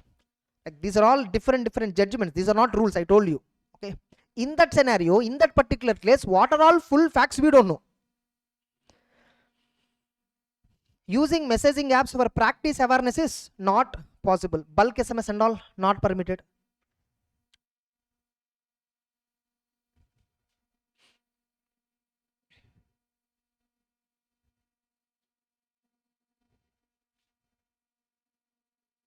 Yeah, a firm is not permitted to publish vision, mission statement on letterhead visiting card, but in website you can have. In website you can have vision, mission, all that. Statutory auditor of a bank cannot accept ASM of the same bank customer simultaneously.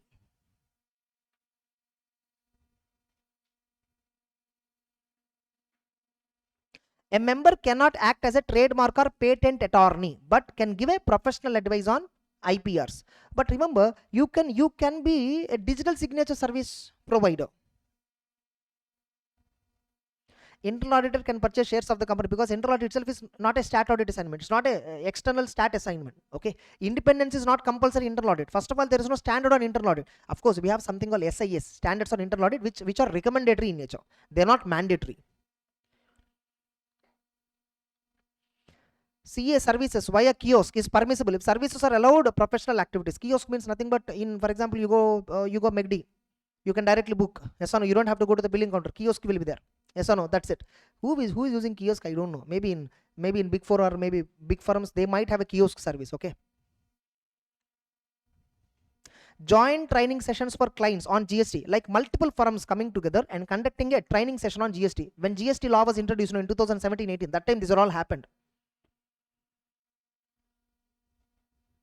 Member can be a non-executive or independent director in a cooperative bank, and not involved in day-to-day activity and not an auditor. Obviously, this is a common sense point. Yes or no? If at all you're an auditor, you can't take the position as a director. If at all you're taking as a position as a director, you can be a simplicitor. Yes or no? This is not an issue. Director simplicitor cannot sign ROC forms. This is most important. Okay, this can be tested many times. You can be an authorized representative of a foreign company, but not an auditor at a time. At a time, you can't act as an auditor for the foreign company and also authorized representative. Representative means you're insider.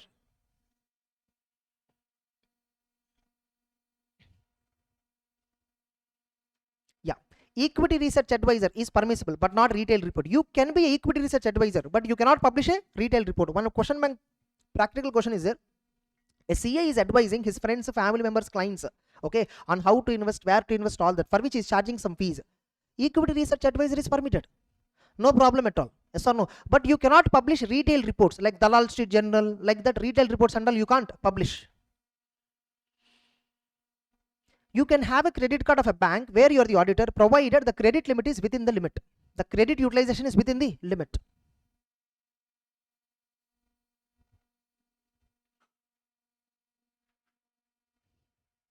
You can be a tax representative for employer, no problem at all. For example, you are working in a big company, you are a CA, and company is facing some tax litigation. You can be a representative.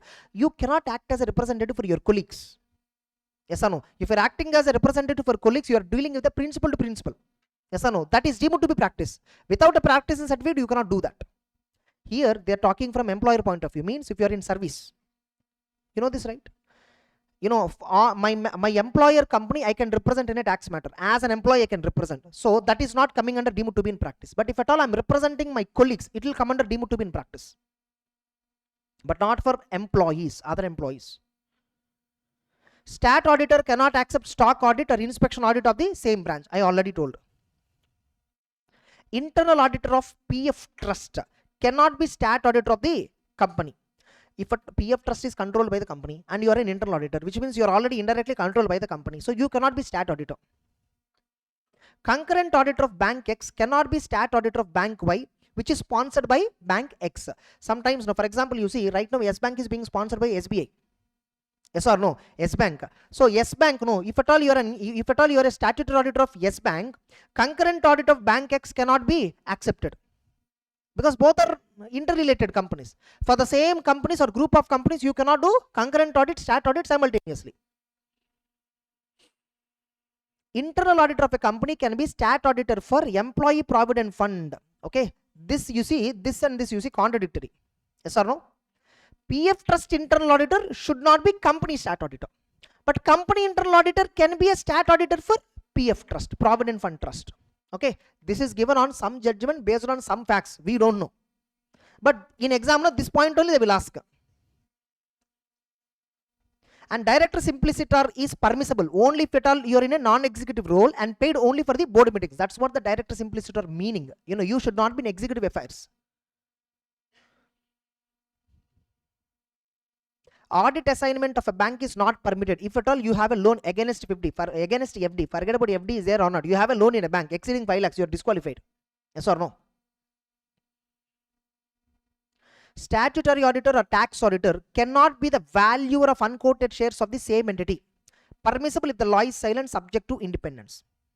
Okay. Suppose in income tax, if there is no prohibition like this, in income tax also we have disqualifications in 288 section. Okay, we have disqualifications for tax auditor, all that. If at all there regarding valuationer or regarding tax auditor, if any disqualification is there, then only you will have to follow it. If there is no disqualification, you can be a tax auditor, you can be a valuer also simultaneously for the same company. And once you become a director in a company, after coming out, 2 years of cooling period you need to have. Okay, remember recently one circular also came on this recently, very recent. This is not compulsory to follow. They told very recently not compulsory to follow, but that is not mentioned in CA Institute book, so you have to feel that it is compulsory.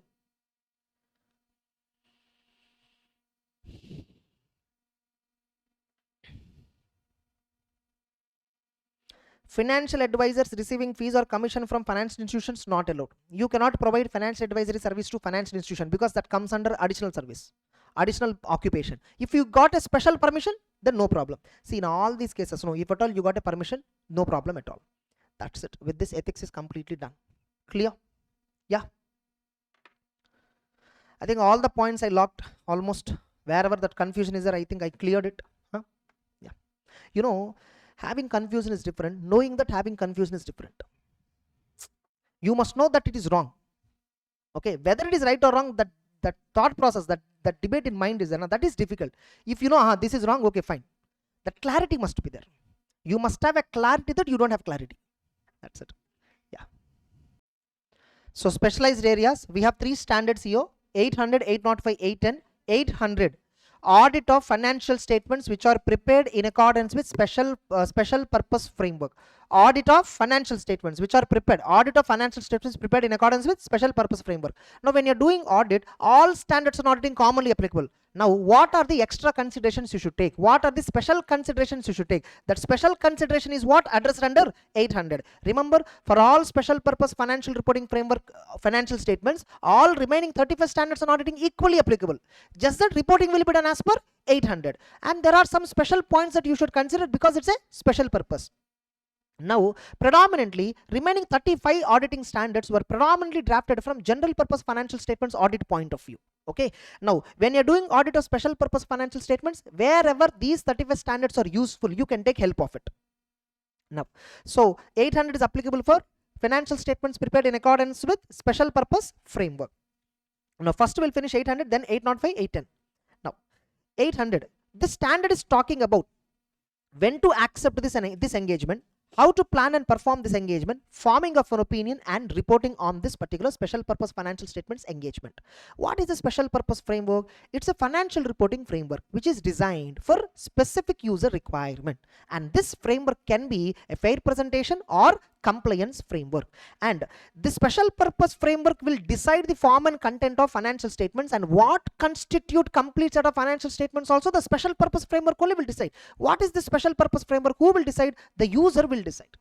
Okay, for what reason you are preparing this financial statements, the user will decide what rules to follow, what format to follow, what content to follow. What do you mean by complete set of financial statements? Generally, under Companies Act, complete set of financial statements means 5 components: balance sheet, P&L, cash flow, statement of changes in equity, and notes.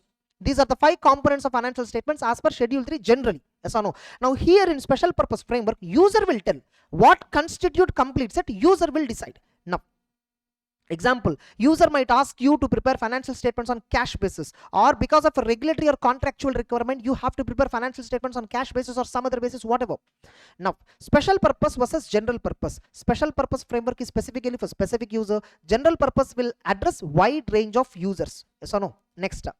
Financial statements, in this 800 standard heading is there at audit of financial statements prepared in accordance with special purpose framework. Financial statements means what? Complete set of financial statements prepared in accordance with special purpose framework, and it also includes related notes, summary of significant accounting policy, and other explanatory information. Next, what are the considerations when accepting that an engagement? Important question. What are the considerations when accepting? Most important, intended user needs are important for financial reporting framework. Acceptability, even in 210 standard, if you see engagement, general purpose, acceptability of financial reporting framework, you should see here also. Whenever a client approaches you to audit special purpose financial statements, what framework he followed, what framework the client followed for preparing special purpose financials, is that framework acceptable? Acceptability of the framework is influenced by user requirements. In a special purpose framework, who will decide the framework? User will decide what rules to follow for preparing financials, what constitute financials, what format to follow. Everything is decided by user. So user needs are most important when you are preparing special purpose financials. So in light of the user requirement, we decide what is the In light of the user requirement, we decide whether special purpose framework is acceptable or not. Sometimes there will be a recognized organization which will be giving guidelines on special purpose framework. Okay, for example, for NPOs, I mean non-profit organizations, there might be some international body which talks about special purpose financial statements. Okay, generally for special purpose financials, there won't be any standard setting body, there won't be any specific organization, because the purpose for which we are preparing is not known to anybody. Every client's purpose, every user requirement is different. Yes or no? See, the very basic purpose why a special purpose financials are prepared is because general purpose financials are not able to address the requirement. Because user requirements are not being addressed by general purpose financials, that is the very foundation why there is a requirement for special purpose. A banker want to see your real profit, in a cash basis. He don't want to include non-cash expenditure in P&L. He want to treat capital expenditure, revenue expenditure based on cash flow. Okay, not based on usability, periodicity, all that. A bank want to analyze your cash flow pattern predominantly. So he is asking you to prepare financial statements on cash basis. For that, who will issue which organization will issue a specific standard for it? Understood? So if at all, in a hypothetical scenario, if there is any authorized organization setting standards for special purpose framework, then you can take it as acceptable. Third one, sometimes a law and regulation might be giving a special purpose framework related guidelines. If law and regulation itself came forward and gives special guidelines for special purpose framework, then that law is presumed to be acceptable. Ultimately, framework will be what framework the special purpose financials has to be prepared. You need to derive it from the contract. You need to ask the user, yes or no. And if at all, suppose contract says some guidelines, and if there is a standard setting organization where that gives guidelines for special purpose, some law is also giving some special purpose guidelines, special purpose financial statements related guidelines. If there is a conflict, auditor has to check for conflict and take prescribed action. And finally, professional judgment. What attribute is important? Whether law is important, regulation is important, user requirement is important. Ultimately, it's a matter of professional judgment. And remember, there is no law and regulation, there is no recognized standard setting body that is dealing exclusively with the special purpose frameworks. There is no standard setting body. These are all hypothetical scenarios. Only if you understand this, you will understand this particular concept. Clear? All of you, in the standard, this is only the point where many students don't understand. This is a hypothetical scenario, or this might be real scenario in some country.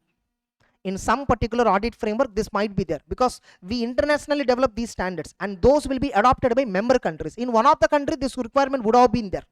Understood? In future, in India also, this requirement might come.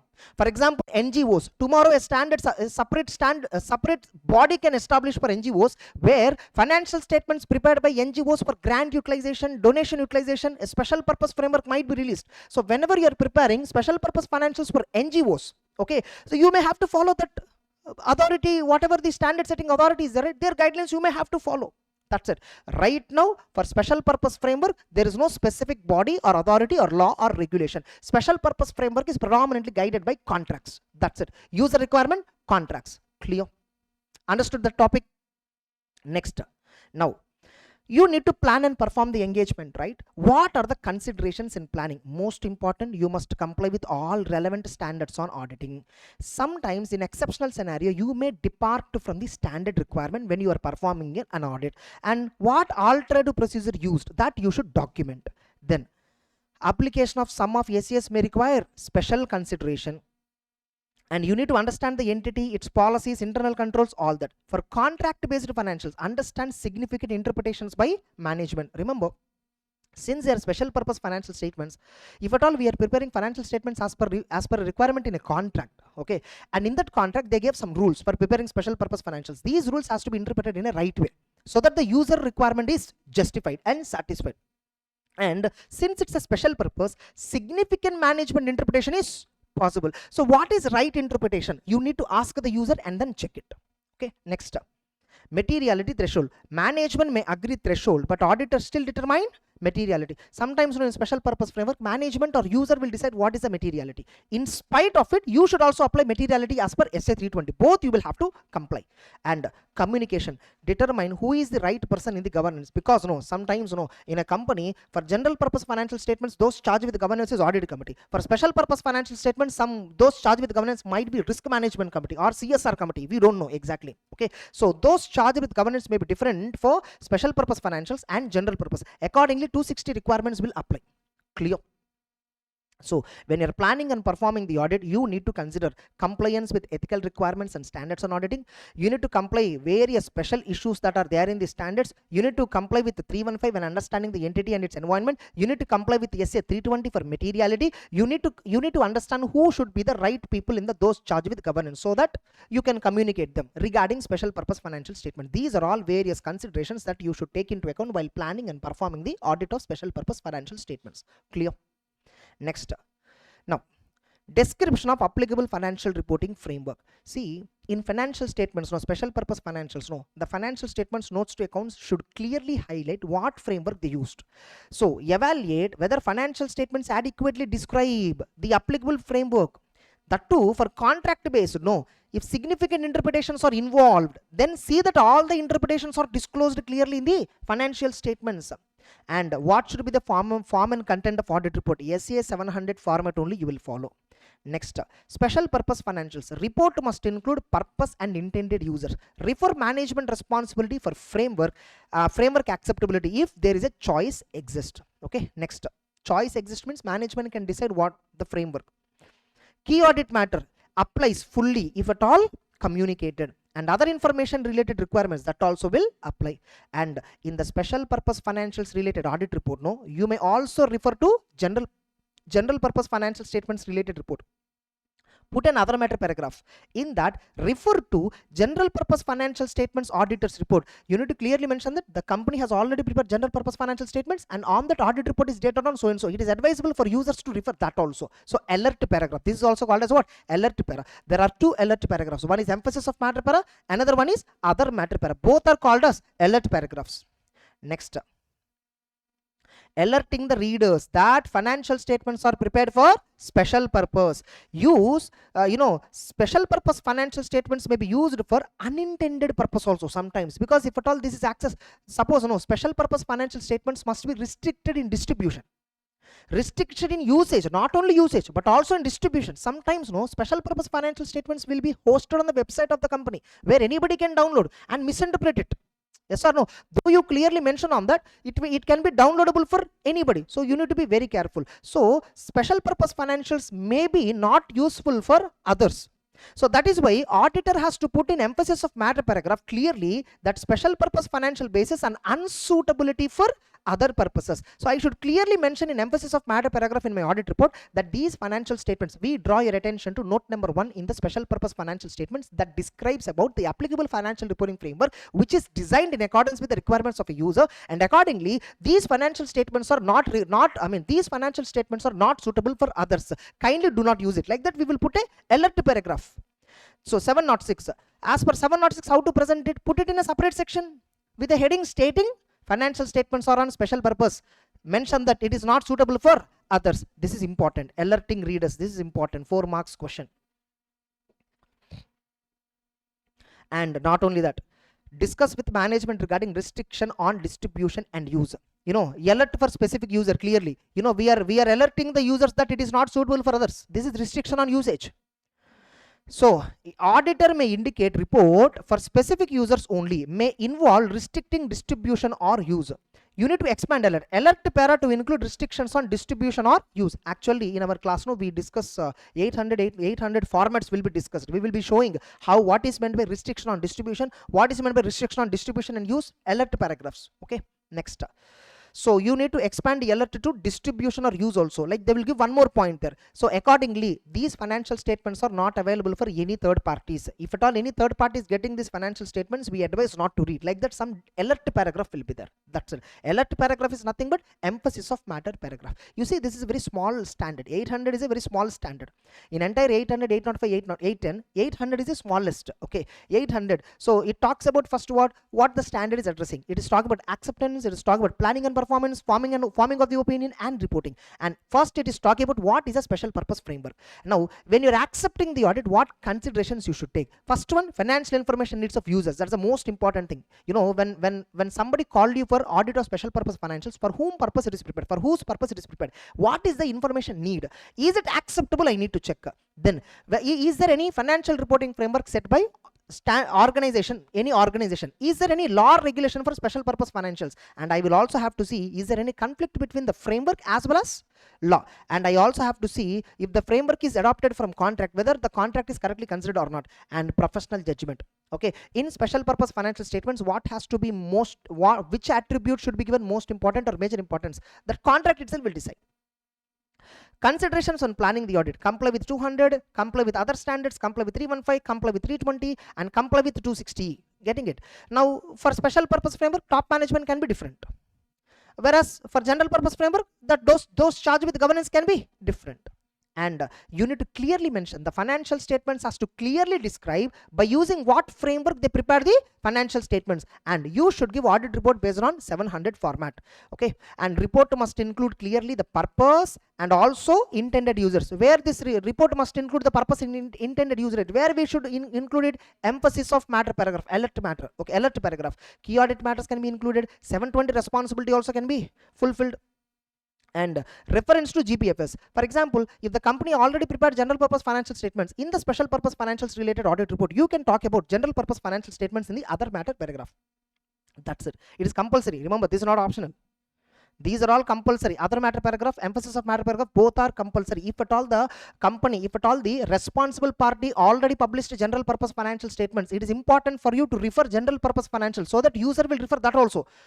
Getting it? See, ultimately, in any assurance report that we are giving, we should think from user point of view. Okay, I know he is asking for special purpose financials, we are giving special purpose financials, we are giving audit report on that, and we should also tell him, please, it is advisable for you to read general purpose financials before you proceed taking decision.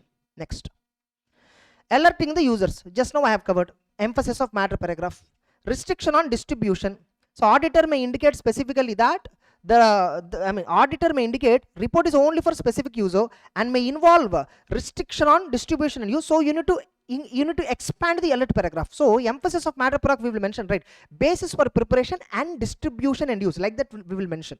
See, actually, we don't put the word emphasis of matter paragraph as a heading. We put a heading called basis of preparation. Basis for preparation, distribution, and usage. Like that we will add wordings also. Sometimes we only mention basis of preparation, and then we highlight, we draw attention to note number 1 that talks about what is the framework that is followed.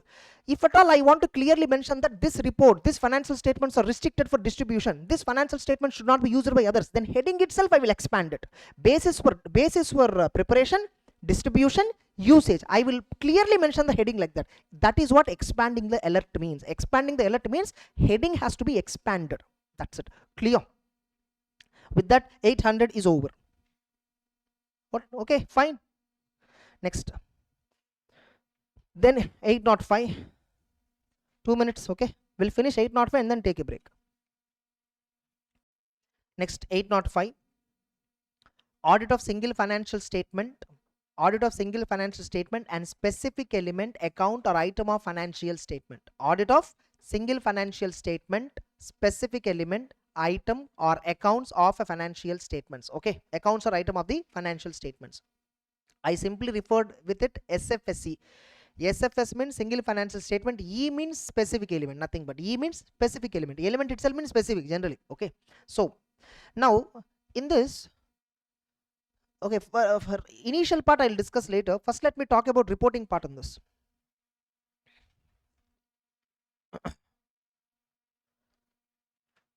Forming of an opinion and reporting consideration. The report format is same, 700 format only we follow. 700 format only we follow. And further, if the single financial statement specific element is prepared using special purpose framework, then 800 alert paragraph requirement and all also will apply. Like if someone asks you what is exactly the amendment in 800, what exactly the amendment in 800, this one only, alert paragraph point is there, that is amendment. And second amendment, most important, is the format of audit report. The format of audit report is as per now 700. Earlier 800 has a different format which is not aligning with 700. That's it. Now, Suppose I am doing audit of single financial statement and element. The single financial statement and element, no, it must be clearly differentiated from complete set of the financial statements. There is a different term called complete set of financial statements. Now, before I again cover this, statutory auditor who is doing audit of general purpose financial statements can also do the audit of special purpose financial statements, no problem. The statutory auditor who is doing audit of complete set financial statements, general purpose financial statements, can also do the audit of single financial statement and specific element, no issue. And 810 summary financials, only the auditor has to do it. Summary financial statements is not audit. You see, the standard heading is not an audit. Reporting on summary financials, because we don't do any audit there. Whereas here we do audit separately. SA 800 audit separately we do. 800, 805 are separate engagements. 810 is also, 810 is only a reporting engagement. It's not a separate audit engagement. We don't do audit specifically, but we only verify summary financial statements, whether the summary is prepared as per applicable criteria. That only will verify. Okay, fine, I'll come there. Now, so when a company is preparing complete set financial statements and single financial statement and element, which are two different set of financial statements, both are two different sets, they are not one and same. Okay, complete set of financials, balance sheet, P&L, cash flow, notes, everything, that is a complete set, general purpose financial statements. And the same company is preparing a single financial statement or specific element, either following general purpose framework or following special purpose framework. This is a different set. Okay, and if at all companies publishing them together, they need to clearly differentiate it. This is the first requirement. Okay, next up, auditor must also see, obviously you are giving separate opinion, separate report on complete set general purpose financials, and you are giving a separate report on single financial statement or specific element. So auditor must differentiate opinion and should not use the report, okay, until the differentiation is ensured.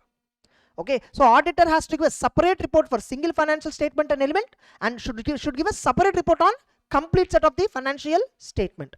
See, you will be either asked to do audit of single financial statement, or you will be asked to do a specific element audit. Some companies, no, they'll ask a single financial statement audit you need to do, specific element audit you need to do. Two things you need to do. Then you can give a single report for that, considering that entirely as a separate engagement. Or the client might request you consider them as a two different engagements, and then you give a two different reports. Understood? Now, suppose, no, I gave a modified opinion on complete set financials. Complete set financials means what? My regular financial statements. Suppose I gave a modified opinion on complete set financials, whereas under this standard, I am now giving a report on single financial statement or specific element. Now, what is my reporting responsibility in this scenario? If at all a modified opinion or emphasis of matter, other matter para, ME or GC or uncorrected MMS is there in the complete set financial statements, what is its impact for single financial statement and element audit, and what is its impact on audit report? Auditor has to consider. Okay, preferably what we do, you know, in other matter paragraph we highlight. Sir, why not emphasis of matter paragraph? Emphasis of matter paragraph is used to highlight matter presented or disclosed in the respective financial statements. Here I am not auditing complete set, I am auditing single financial and specific element. Inside that I don't have anything to highlight. I want to talk about complete set financial statements and my audit report thereon, which means I will talk about this in other matter paragraph in the audit report, which I am giving on single financial statement or specific element. Understood? Now, okay, so I need to consider, understood, I need to consider, okay, I will understand, I will report them in other matter paragraph. Suppose on complete set financial statements, no, we gave an adverse opinion or disclaimer of opinion, and the, you know, there is 705, there is a requirement. 705 standard, there is a requirement. In the same report, unmodified opinion should not be given. In the same report, unmodified opinion should not be given. That's why I wrote this point in our GOAT notes as like this. Okay, if at all you are giving adverse opinion or giving disclaimer of opinion in an audit report on some financial statements, you should not use emphasis of matter para. You should not use emphasis of matter para, because your emphasis of matter para is contradicting with adverse opinion. See, what is adverse opinion? Everything is not true and fair. The financial statements are not showing true and fair. You are clearly saying that they are not showing true and fair. Emphasis means what? Again, what you are saying, we draw your attention to so and so, and last line you see, our opinion is not modified. Is this not contradicting with your adverse opinion? Yes, That's why 705 recommends what, in the same report where you give adverse opinion, where you give disclaimer, do not express unmodified opinion on single financial statement or specific element in the same report. You are doing audit of complete set of financials. On entire complete set, you give an adverse opinion. Regarding a single financial in that, regarding a specific element in that particular complete set, don't try to give unmodified opinion, because your unmodified opinion on a single financial specific element in the same report will weaken adverse opinion which is given in the same report. Are you clear? Understood? However, sir, complete set of financial statements I give adverse opinion. Inside that I will not use unmodified opinion. Nothing but inside that I will not use emphasis of matter paragraph. I agree. I agree. What if the company is asking me to give a separate report on single financial statement, separate report on specific element, separate report. It's not a same engagement, same report. No, that's over. That matter is closed. Now a separate report I'm giving on specific element, a separate report I'm giving on single financial statement. What is my responsibility here? And remember, on the complete set I give adverse opinion. On the complete set I give disclaimer of opinion. Now on the single financial statement, specific element, what opinion I can give? Specific element you take, for example, I audited specific element. That specific element is true and fair. And even in the complete set financials, we gave adverse opinion, right? I saw basis for adverse opinion section. Inside that, auditor listed out the reasons. Those reasons are not dealing with this element. Those reasons are not dealing with this element. And moreover, this specific element is not a major item in that financials. The specific element is not a major item in the financials. And framework is not prohibiting this.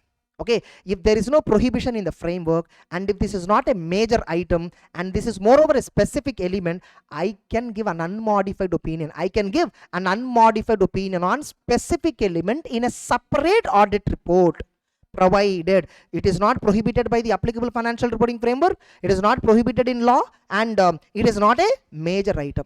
This is regarding specific element treatment. Understood? Then, suppose P&L audit I am doing. Okay, the complete set financial statements were there, right? Balance sheet is at materially and pervasively misstated, that too with respect to some investments only. Okay, there is a pervasive misstatement on investment, and but since in a general purpose framework we don't give opinion separately on balance sheet, we don't give opinion separately on P&L. Since we don't give separately, we give as a whole opinion. Yes or no? The auditor gave an adverse opinion. P&L related issue is not there. Okay, P&L is true and fair. Technically speaking, P&L is true and fair. Investment is what went wrong. Okay, now I am doing audit of P&L. I am giving a separate report. I am giving a separate report. Now, can I give an unmodified opinion on the P&L? Not permitted. Because single financial statement by default presumed to be major item. A single financial statement is presumed to be major item in the complete set. Therefore, on the complete set, if the auditor gave an adverse opinion, on a single financial statement also, you must give adverse opinion. That's rule number 1. Rule number 2. What if it is a specific element? You can give an unmodified opinion, provided not prohibited in the law. Okay, and it is not a major item. If these two criteria are fulfilled, on a specific element I can give unmodified opinion, where this specific element was already forming part of complete set, on which the auditor already gave adverse opinion or disclaimer of opinion. Clear, all of you? That's it, over. 805 predominant topic is this only. Understood? Remaining all is very simple. Now look at, so adverse opinion or disclaimer of opinion on complete set financial statements. Unmodified opinion on same report is not permitted. Like, you cannot include unmodified opinion on single financial statement or element in the same report as adverse opinion or disclaimer is given on the complete set. Are you clear? If it is same report, you cannot contradict. But if it is different report, specific element, you can contradict. Single financials, you should not contradict. Clear? Now, sir, what if it is can I express unmodified opinion on a single element through a separate report? Yes, you can. If there is no prohibition in the law, and the single financial, the specific element and complete set of financials, this audit report and that audit report not published together. Most important question I missed. Okay, so it is not published together, not prohibited in law, and most importantly, the specific element is not a major portion of the complete set financials. Then on the specific element, if you have obtained sufficient appropriate evidence, if you have evidence that it is free from MMS, you can still give unmodified opinion. What if it's a single financial statement? You know, adverse or disclaimer only, even if it is a separate report. Yes or no? You cannot express unmodified opinion on single financials, as it is by default considered as a major portion of complete set, on which we give adverse or disclaimer of opinion. Easy. reminders. Okay, obviously here there is some reminder. You should not override other standards on auditing. You need not cover all special considerations and all. That's it. Now we'll come from the beginning. You got this point clearly? In the recent one of the exam it was asked. In November 24 or May 24, somewhere this was asked. Single specific element or single financial statement, somewhere this was asked. And the May 25. In May 25, I think not this question. May 25, summary financials, no. I didn't remember. We'll see anyhow. We'll see later. Next. So I hope 805, that reporting you understood. That is where the entire crux lies. Now, what is the scope and objective? Objective of 805 is same. It guides about acceptance of the engagement. It also guides about planning and performing the engagement. It also guides on forming of the opinion and reporting on single financial statement, specific element, account, or item of the financial. Single financial statement is something different from complete set of financial statements. What is an element? It may be an element, or it may be an account, or it may be an item. For example, trade receivables, tangible assets, segment information. These are all what? Specific elements. And whenever I say single financial statement and specific element, naturally it also includes related notes to accounts. Next. Now, what are the considerations when accepting such an audit engagement? Most important, you must comply with all relevant standards on auditing, even though you are not auditing complete set of the financial statements. See, I may be doing audit of segment information. I have to give a report on segment information, whether it is true and fair or not. Now, in segment information, there are so much of information is presented: sales, revenue, purchase, assets, everything. I need to get sufficient appropriate evidence on all that. So I need to apply 200 standard. I need to apply 210. I need to apply 230. I need to apply 240. Everything I have to apply. All the relevant standards on auditing I have to apply, even though I am doing audit of single financial statement, even though I am doing audit of specific element. And you should always see practicality of applying standards. If at all you have not audited complete set, it is very difficult for you to audit single financial statement or element. So see whether it is practical or not, especially sales audit. For example, you have to audit sales. Revenue audit is ultimately decided by going concern. For example, fixed assets audit. Yes, fixed assets audit is influenced by going concern. Suppose a company is asking you to give a report on fixed assets, whether disclosure requirement, impairment, everything is correctly there or not. Only for fixed assets they are asking you. Fixed asset value is substantially influenced by going concern aspect. Yes or no? Now, tell me, if at all I have to give a report on fixed asset, I have to assess going concern. If I have to assess a going concern, it's again a big process. So see whether practically it is possible or not to do the specific element audit, single financial statement audit or not. Next. Compliance with ethical requirements. Whenever you are accepting this audit, you must comply with all ethical requirements. Okay, next.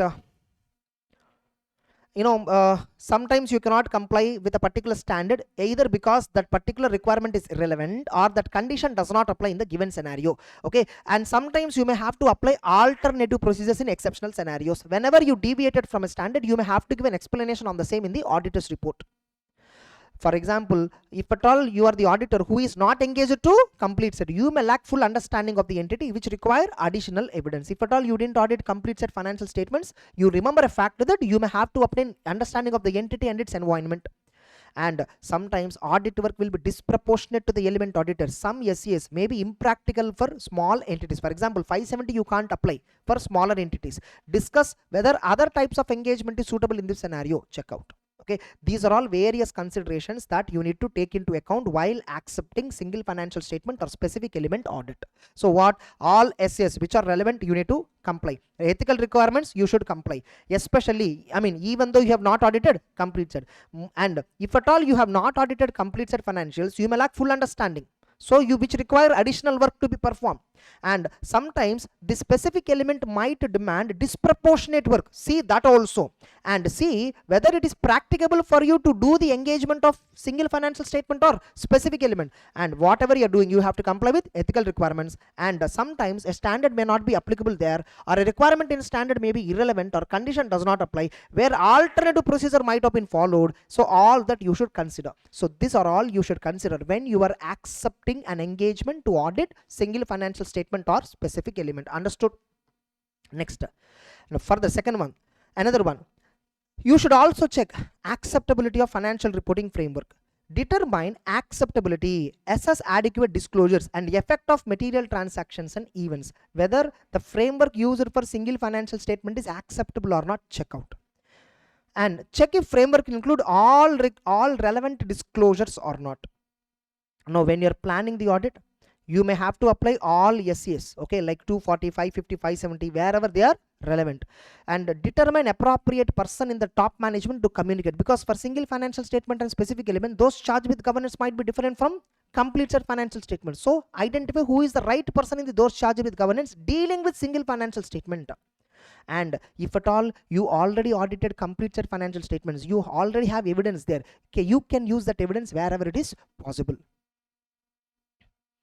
And by the way, along with that evidence, you must obtain sufficient appropriate evidence which is specific to single financial statement and specific element. That is still required. Next, interrelationship. Single financial statement or element sometimes cannot be considered in isolation. So perform procedures for interrelated items. For example, whether fixed asset value is correct or not, you may have to verify depreciation. You may also verify impairment, all that interconnected items, all interconnected items you have to verify. For example, a company is asking you to certify provision for bad and doubtful debts. You need to verify sales. You need to apply cut-off procedures. You need to verify inventory verification. Only then sales value will be figured out correctly. Only then debtors will be figured out correctly. Only then provision for bad and doubtful debts will be figured out correctly. Understood?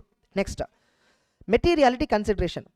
Materiality for single financial statement or element may be lower when compared with complete set financial statement, so affecting your audit procedure. For single financial statement and specific element, lower level of materiality might be required. So no, same overall financial statements materiality may not be required, a lower level of materiality might be required. Even if you see SA 320, specific materiality discussion is there.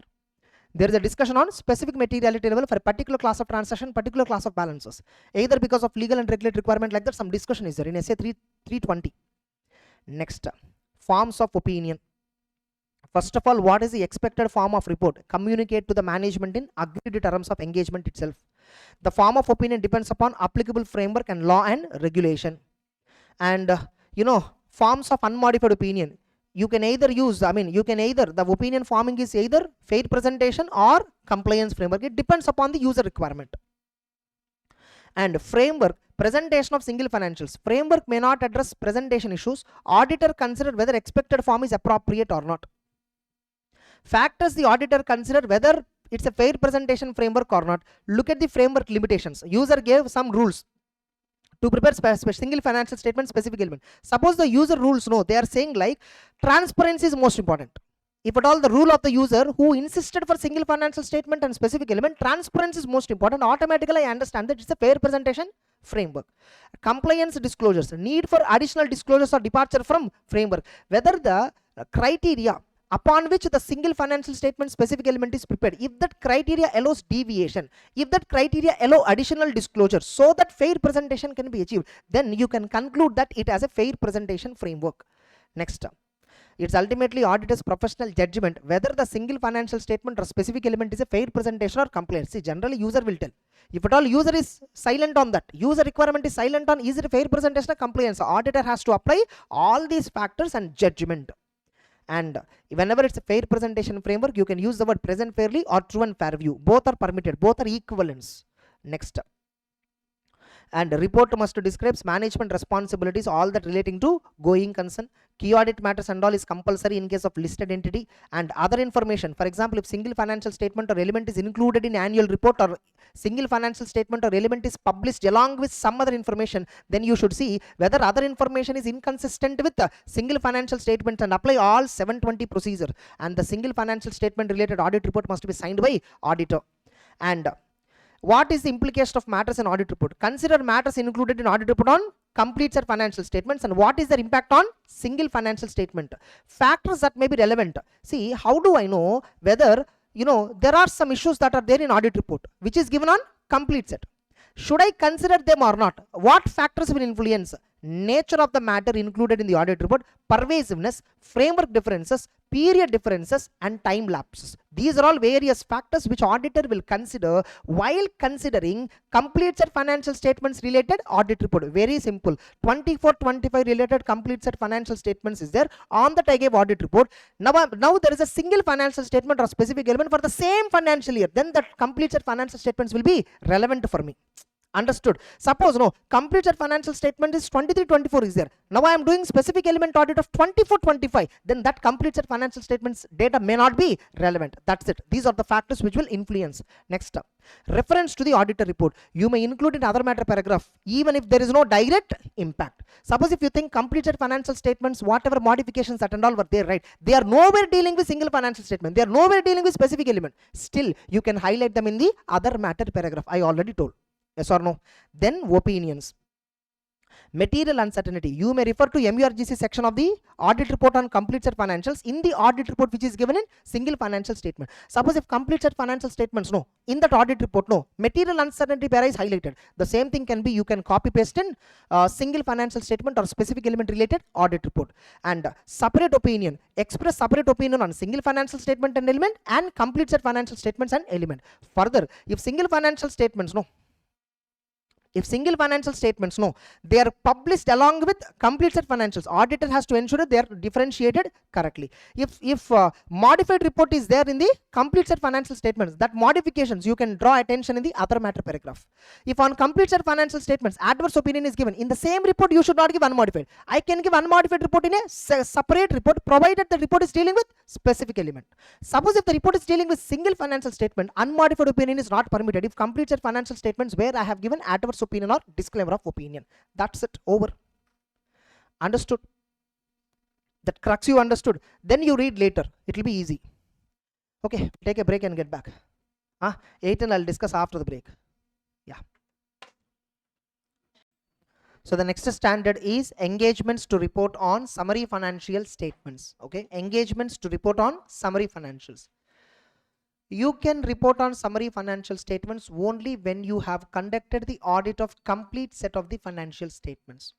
In this standard, complete set of financial statements is referred as audited financial statements. They were referred as audited financial statements, nothing but complete set. In 805 it is called as complete set financial statements. Here it is called as audited financials. So which auditor can report on summary financial statements? Only the auditor who reported on audited financial statements. The same auditor can report on summary financial statements. It's just an additional reporting requirement. It's an additional report. That's it.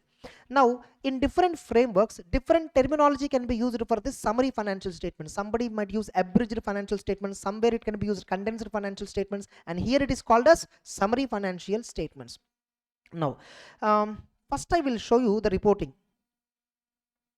You know, like ultimately, see, if I have to report on summary financials, first I need to verify summary financials. When I'm verifying summary financials, I will see various points, like what format they followed for summary financial statements, because by default it's a summary, which means it is not that detailed when compared with audited financials. So summary financial statements are basically summarized nature compared to audited financial statements. So I will see first whether summary financials are prepared as per applicable criteria. Some criteria would have been there for that, which might be a criteria given by a well-established organization, or it might be a criteria developed by management, whatever it is. Ultimately, for whose purpose the summary financial statements are prepared, is it serving their needs or not? First I will check. Okay, fine. Summary financial statements are prepared as per applicable criteria. Good. Not just that. You should also check. See, you are saying it as a summary, which means whatever main financial statements, audited financial statements were there, the same picture, the same position, the same performance, the same cash flow should be represented in summary financial statements. The audited financials contain a different profit, summary financial statements containing different profit. No, not possible. Accounting policies, everything is ditto, no change at all. Profit, turnover, expenses, assets, liabilities, every number will be same. Just that in an audited financial statements, the information will be more detailed. In a summary financial statements, information will be compressed. In the sense, it will be abridged. In the summarized nature we give. Except for that fact, there should not be any other difference in the summary financials and audited financials. Even in 810, the standard is asking us to give a report, right? We need to give an opinion, right? What we need to give opinion, we just have to tell whether summary financial statements are consistent with audited financials or not. That's it. Indirectly, the standard is asking, is it really a summary or is it altogether something else? Is it really a summary or different altogether? That is what the standard is also asking.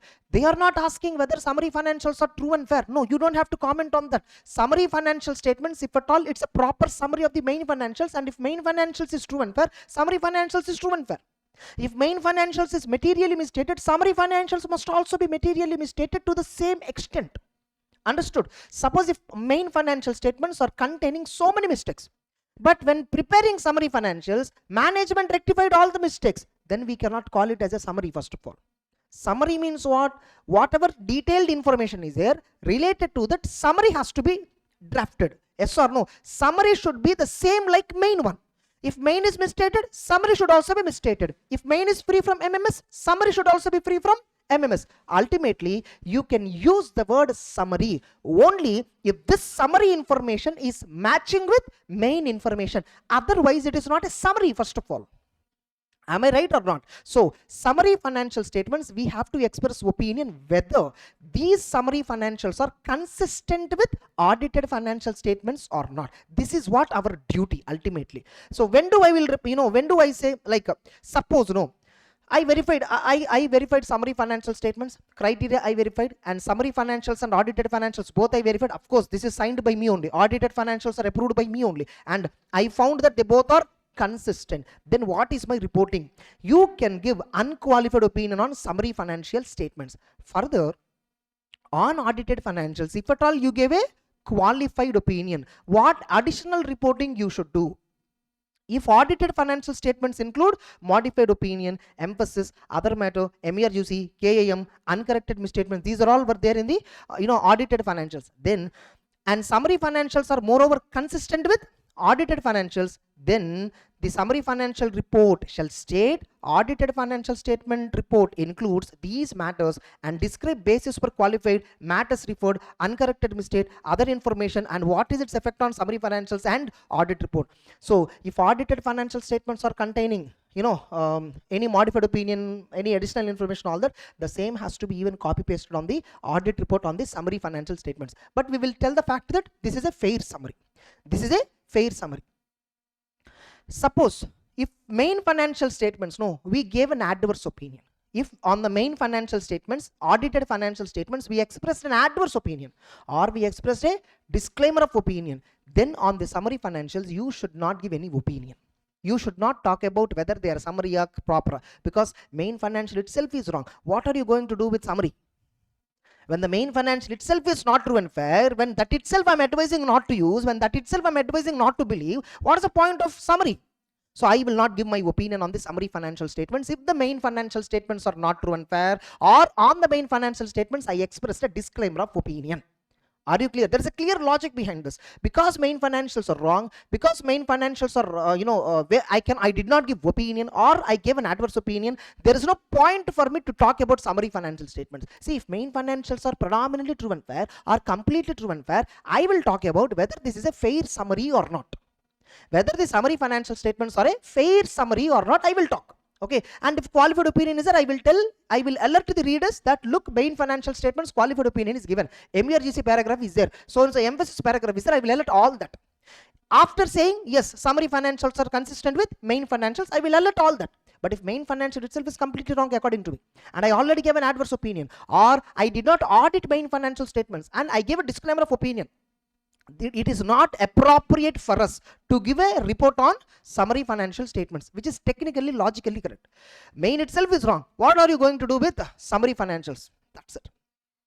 Suppose if summary financial statements are inconsistent with audited financials, for example, audited financials are containing material misstatement, but summary financial is free from material misstatement, which means summary is not a proper summary. First of all, it is not a summary. How can you call it a summary? Because main financials are giving some information, summary financials are giving some information, which means I should say that they are inconsistent. That is adverse opinion, nothing but. So on summary financial statements, I will give unqualified opinion or adverse opinion. Only two opinions possible. If I am giving a report on summary financials, I can either give unqualified opinion or adverse opinion. Unqualified when I will give when summary financial statements are consistent with audited financials, then I will give unqualified opinion. Further, if audited financial statements related audit report contains modified report, It's a modified report, modified opinion, emphasis, other matter, whatever. Then I will draw attention of the same in the summary financial statements related audit report. Suppose if summary financial statements are not at all matching with main financials, I'll directly give an opinion that it is not a fair summary. I will simply write that it is not a fair summary. So if inconsistent and management is refusing to change, auditor may express adverse opinion on summary financial statements. Easy, all of you. Now, on summary financials, there will be restriction also on distribution and use, because summary financials are prepared for some specific user requirement generally, or maybe summary financials are prepared for mentioning in the prospectus, or summary financial statements are prepared for the purpose of mergers and acquisition. Anything could be the reason. If audited financial statements report has restriction or alert, especially in case of summary special purpose financial statements, then summary financial statements must also include a similar alert, especially if at all audited financials are special purpose framework, then summary financial statements also must contain that alert paragraph. Suppose if audited financial statements are having a it's a general purpose framework, no restriction, but summary financial statement are prepared for a particular user, and if I want to restrict the distribution on usage, I can apply 800 principles here also. Clear? Next, now we'll discuss from the beginning. So engagements to report on summary financial statements. What is a summary financials? Summary financials are also historical financials only, yes or no, which are derived from audited financial statements but with less detail. Still, they provide a structured representation of resources and obligations at a point in time or changes during the period. Laws and regulations use different terminology to describe this kind of historical financial information. Some laws may say that it's an abridged financial statements. Some laws may say condensed financial statements. And here in the standard, they say about summary financial statements. Okay, so summary financial is a historical financial information, but with less detail. They still provide structured representation of economic resources and obligations at a point in time or changes therein over a period of time. That's actually financial statements definition as per SA 200. There's a definition for financial statements. Definition means don't say components. Definition is different from components. Components are balance sheet, P&L, cash flow, all that. Definition, a structured representation of historical financial information of an entity with a view to communicate entity's economic resources or obligations at a point in time or changes therein over a period of time, and including related notes. That is what financial statements definition. Next up. Acceptance of engagement. Well, I can accept this engagement only if you audited complete set of the financial statements. In this standard, we will say that it is audited financial statements. Okay, usually accept only if auditor has audited AFS at first. Auditing precedes summary. This requirement exists because without auditing the financial statements at first, you may not have necessary knowledge to report on summarized financial statements. Audited financial statement is nothing but what? Complete set of financial statements. Now, so before accepting this engagement to report, auditor has to check first acceptability of criteria. This is common in every type of engagement you see, even in assurance engagements, PFI, 800 series, all types of engagements, reviews also you see, we need to check acceptability of the framework used. So first one, and management's agreement on the responsibility. Who is responsible for preparing summary financials? Management is responsible. Only if management agree, I will proceed further. Agree with management on form of opinion to be expressed. I need to give opinion as per 810. So I need to clearly tell the management that this is how I'm going to give an opinion. This is how 810 is what I'm going to follow. Management has to acknowledge on that. Next, acceptability of applicable criteria. First, determine whether the criteria is acceptable. Assess the criteria for preparing summary financials. Refer guidelines for summary financial statements to ensure fair representation of AFS. So what guidelines management followed for preparing summary financial statements? Refer them once. Okay. Next, increased risk of misleading summary financial statements due to limited disclosures if criteria is not well defined. Suppose if the criteria based upon which summary financials are presented, if this is not by a well established organization, or if it is not a well settled criteria, then there is a high possibility that summary financial statements might be misleading.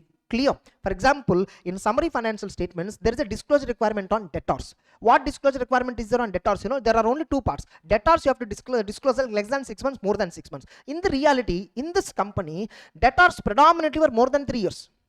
Debtors outstanding, predominant major debtors were more than 3 years. For example, company has 100 crore debtor. Less than 6 months, 20 crore. More than 6 months, 80 crore. Okay. So as per summary financials, less than 6 months, 20 crore, more than 6 months, 80 crore. People may not get any doubt here. But if they see audited financial statements, it shows more than 3 years, 80 crore, which will have a high impact. Yes or no? So auditor has to ensure the summary financial statement, the criteria should not be misleading. Okay. Next, so what are the factors affecting determination? What is the entity nature? What is the purpose for which summary financials are prepared? What is the information needs of the user? Criteria ensuring that it is not misleading. Suppose I saw summary financial statements criteria document. I saw inside that criteria document, more than 6 months, less than 6 months only, they are asking breakup. But as per audited financials, more than 3 years is major amount, which means the criteria is not acceptable here. Able to understand? Next, so acceptability of applicable criteria, 4 marks question. Acceptability of applicable criteria, 4 marks question. Write about acceptability of applicable criteria for auditor for reporting on summary financial statements. Next, now this criteria, no, it can either be set by an established standard setting organization, or the criteria would have been given by law or regulation, or the criteria would have been developed by management based on the industry practice. If at all the criteria is unacceptable, the auditor should not accept this engagement to report on summary financial statements if the criteria is unacceptable or unjustified. Next, for further, audit report must not state audit as per this standard. The terms of engagement should mention. Fine. Here, for example, no, there is a requirement in SEBI. A listed company has to prepare summary financials also as per the criteria. For example, so criteria is there. Listed company must and should prepare summary financials as per that criteria only. But I felt that this criteria is misleading.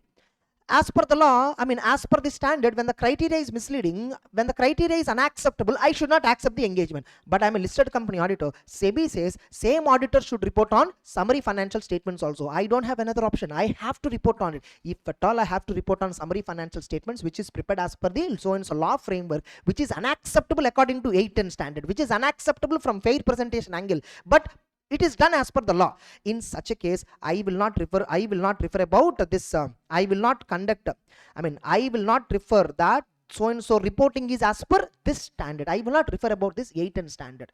Next, most importantly, the summary financial statement should clearly adequately disclose the fact that they are summary financial statements prepared from audited financials. That's why you see balance sheet P&L, they'll have a heading summary balance sheet, summary P&L, summary cash flow statement, summary notes. Like that, everywhere they'll clearly give indication that it's a summarized nature, not a full-fledged balance sheet. They clearly indicate that. Next, management responsibility. Auditor has to get an acknowledgement from management that they are responsible for preparation of summary financial statements as per criteria. Not only preparing summary financials as per criteria, people whoever is having access to summary, they should also be given access to audited financial statements, making AFS available to the user. So management must ensure AFS is available without any undue difficulty. If law prohibits, describe the same in the summary. Suppose law itself specifically told AFS need not be made available. If law specifically says that audited financials need not be made available, then that fact has to be mentioned in summary financial statements notes to account. So in the notes to account in summary, there is no requirement for under the law, or the law specifically says not to give audited financials, only summary financials, then that fact has to be mentioned. Otherwise, if law is silent, then whenever you are giving summary financials to all the users, audited financial statements must be made available without any undue difficulty. How do I know? How do I check whether audited financials were made available to them without any undue difficulty? How do I know? Whether management clearly stated from where audited financials can be downloaded, from whom audited financial statements can be obtained. Is it on a public domain? Is it easily accessible? I need to check that. I need to see whether it is available on a public record like company website, or did company clearly mention in summary financial statements how to extract audited financial statements, and see the process easiness. So no, by seeing all this, you will understand whether audited financial statements are made available at ease or not. Next, inclusion in the audit report. Management is responsible for including audit report on summary financials or indicating auditor reported on summary financials. And regarding this, there is one point below. Whenever management is saying that summary financials were considered and reported by statutory auditor or somebody, reported by auditor, then audit report on summary financial statements must also be attached to it. Like that is what below it is there. Okay, now what is the nature of procedures to be performed? 4 marks question or 5 marks question. What procedures you will perform on summary financials? First, I will evaluate whether summary financials clearly disclosing their summarized nature and are they clearly identifying audited financials. So I will first verify summary financials, are they clearly disclosing that they are summary, and are they clearly identifying where full set is available. Second one, if audited financials are not accompanied, I will check whether summary financial describe from where AFS is available. Suppose if AFS need not be available because of some exemption in law, then that exemption point has to be stated. Then disclosure, evaluate whether summary financial statements adequately disclose applied criteria. Then whether SFS agree with AFS. I will compare summary financial statements with AFS, whether they are in agreement. I will also recalculate totals, current asset totals I'll recalculate, non-current asset totals I'll recalculate, all that. Then, and I will also evaluate whether summary financial statements are ultimately prepared in accordance with applied criteria. Then I will also verify, I will also evaluate whether summary financial statements contain necessary information at appropriate aggregation level to ensure it is not misleading. Appropriate aggregation level means what? For example, more than 3 years is there, more than 6 months is not an appropriate aggregation. When debtors are predominantly outstanding for more than 3 years, summarized financial statements are asking less than 6 months, more than 6 months, you aggregated the data. See, in normal notes you will give less than 6 months, more than 6 months, more than 1 year, more than 2 years, more than 3 years, disaggregated information. Whereas in summary you will aggregate it. What you will aggregate it? Less than 6 months, more than 6 months. This is not correct. Yes or no? If in the given scenario predominant debtors are more than 3 years, so evaluate whether summary financial statements contain necessary information at appropriate aggregation level. The aggregation level, is it appropriate or not? That also you should check. And finally, C, evaluate whether audited financial statement is available to users without any undue difficulty unless it is exempted. Now read once again. Nature of procedures to be performed by auditor. First, summary financial statements has to disclose their summarized nature. Okay, and audited financial statements, if at all not accompanied, if audited financial statements are not accompanied, evaluate whether summary financials are clearly indicating from where AFS is available, and see that summary financials are adequately disclosing applied criteria. Not only disclosing, it must be prepared as per the criteria. Both the points, applied criteria. What is the difference between them? This is about disclosure of criteria. This is about preparing summary financials as per the criteria. Further, not only this, you should see summary financials are agreeing with AFS or not. You should check yes or no, and appropriateness of information, appropriateness of aggregation done, and finally whether audited financial statements are made available without any undue difficulty. These are the procedures you need to check. Easy. Yes or no? So whether summarized nature is clearly mentioned, audited financials are made available easily, disclosure of criteria, preparation of financials as per the criteria, is summary financial statements matching with AFS, and aggregation is correctly done or not. Over. Easy or not? Any 5 points you can write in exam. Next, form of opinion. How will I give opinion? There are two options. The accompanying summary financial statements are consistent with audited financial statements. The accompanying summary financial statements are consistent. This is unqualified opinion. And another way of giving unqualified opinion is the accompanying summary financial statements are a fair summary of audited financial statements. The summary financial statements are a fair summary of audited financial statements. Any of these two can be used. Suppose the opinion wordings are given in the law itself. Suppose summary financial statements are prepared as per the law. The auditor opinion wordings should also be as per the law, not these two. Then auditor has to check whether users of the summary financials might misunderstand the opinion, because the opinion wordings are given by law. Whether users of this report might misunderstand if I use those wordings, because these wordings anybody can understand easily. Suppose if law has given different set of wordings where the wordings are might make the users misunderstand about my opinion, then I need to think whether additional explanation is necessary so that this misunderstanding can be mitigated. For example, if at all we cannot avoid misunderstanding even with additional explanation, that law, whatever it says, whatever the law here, the law is saying that opinion has to be given like this, and as per the law we have have to blindly follow, then do not accept unless legally required. Suppose law is making mandatory, you should only report on summary financials. Wordings are also given in the law. You felt that wordings are misleading. You felt that additional explanation cannot give any sort of clarification. Then do not refer about 8 and in that report. That's it. Are you clear? Next, engagements not complying with this SA should not state compliance with this SA, because now generally in all our audit engagements, basis for opinion, we clearly mention we conducted our audit as per standards on audit. That point we will not mention.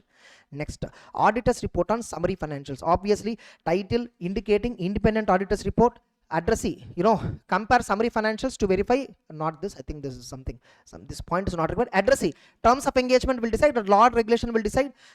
Identify summary financial statements. Identify clearly where audited financials are available.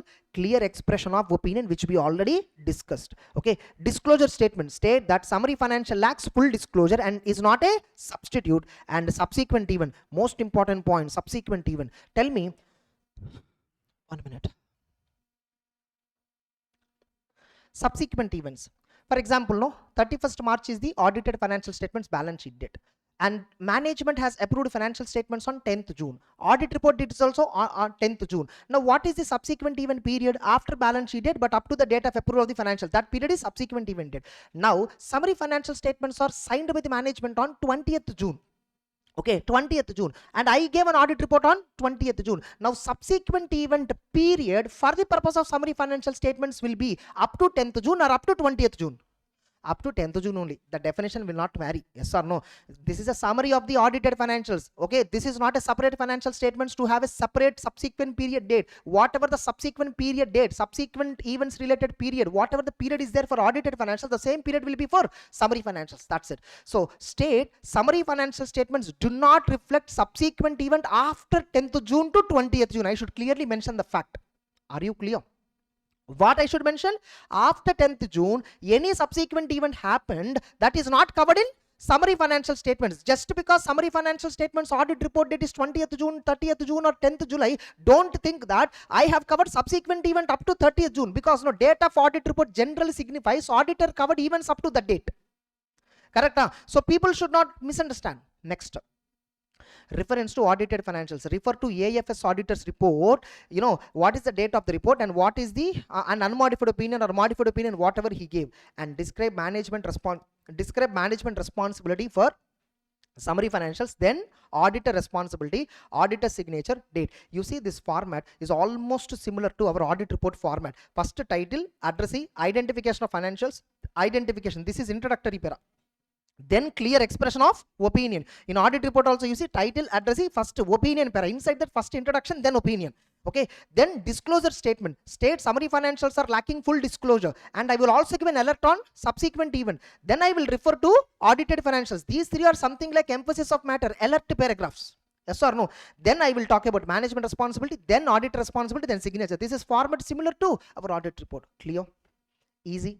That's it, over. The standard. Oh, we have still. Okay, fine. Comparatives. Comparatives is a normal thing. 710 requirement is as usual applicable. Okay, if comparatives are given, summary financial statements, if at all they are including, if summary financial statements also contain comparatives, then whatever SA 710 reporting you did, right, the same thing will be applicable even in summary financials. Unaudited supplementary information presented with the summary financial supplementary information. You see, evaluate whether it is clearly differentiated from summary. And if not differentiated, ask management to change. Management is refusing. Explain in the report that this unaudited supplementary information is not covered by auditor's opinion on summary financial statements. And further, information in documents containing summary financials. Suppose there is a big document, inside that summary financials are also included. Auditor has to apply 720 procedure. So summary financial statements, and for example, summary annual report they released. Summary annual report they released. Inside that annual report, the summary financials were mentioned. So you need to apply this conflict check. You should verify this conflict check. So read the document, check for consistency, discuss with management if summary financial statements need to be revised. Okay, and if management is refusing, consider the impact on summary financials and take appropriate action. Next, auditors report association. if entity plans to state auditor reported but does not include the report along with summary, request inclusion. Please tell the management wherever you are sending summary financial statements, and if you are also mentioning a fact that it is reviewed, reported by auditor on the summary financials, auditor reported, don't just say reported, mention our report, attach our report also. I need to tell them. Suppose if management is refusing to include auditor report, take appropriate action so that people, whoever, especially this is required when summary financials are not consistent with main financials. And suppose if at all you have not engaged, you are not engaged on summary, ensure reference is to AFS report only and not implying report on summary financials. For example, company prepared summary financial statements, but you didn't report on that, and the summary financials and audited financials both are published, and company clearly mentioned that audited financials are audited. It should not indirectly in any way convey that summary financial statements were also reported by auditor. So that one clear. And management, if at all they are not meeting with any of the above requirement, request to change of the wordings. Alternatively, entity can can engage the same auditor for summary. Suppose if at all management is giving an indication that, impliedly an indication that summary financials were also reported by auditor, ask the management to change the wordings, okay, or appoint me, I will report on summary financials, give me little fee extra, that's it. Next, management refuses. If management is refusing, take appropriate action. That's it. Over. 810 is over. Clear? Easy or not? If at all you're having clarity on all these concepts, you can easily revise. The speed of revision is decided by the clarity. Next, timing of the work. Timing of work and even subsequent.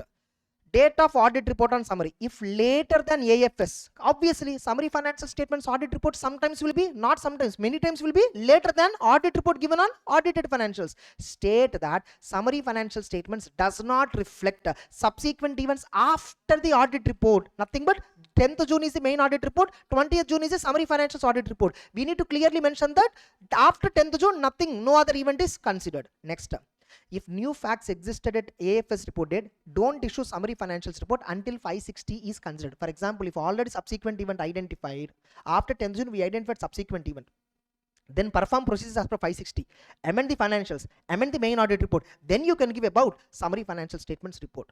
Now, no need of additional audit evidence on AFS or report on subsequent events, as summary financials are derived from AFS. You don't have to perform any additional work for events happening after 10th June.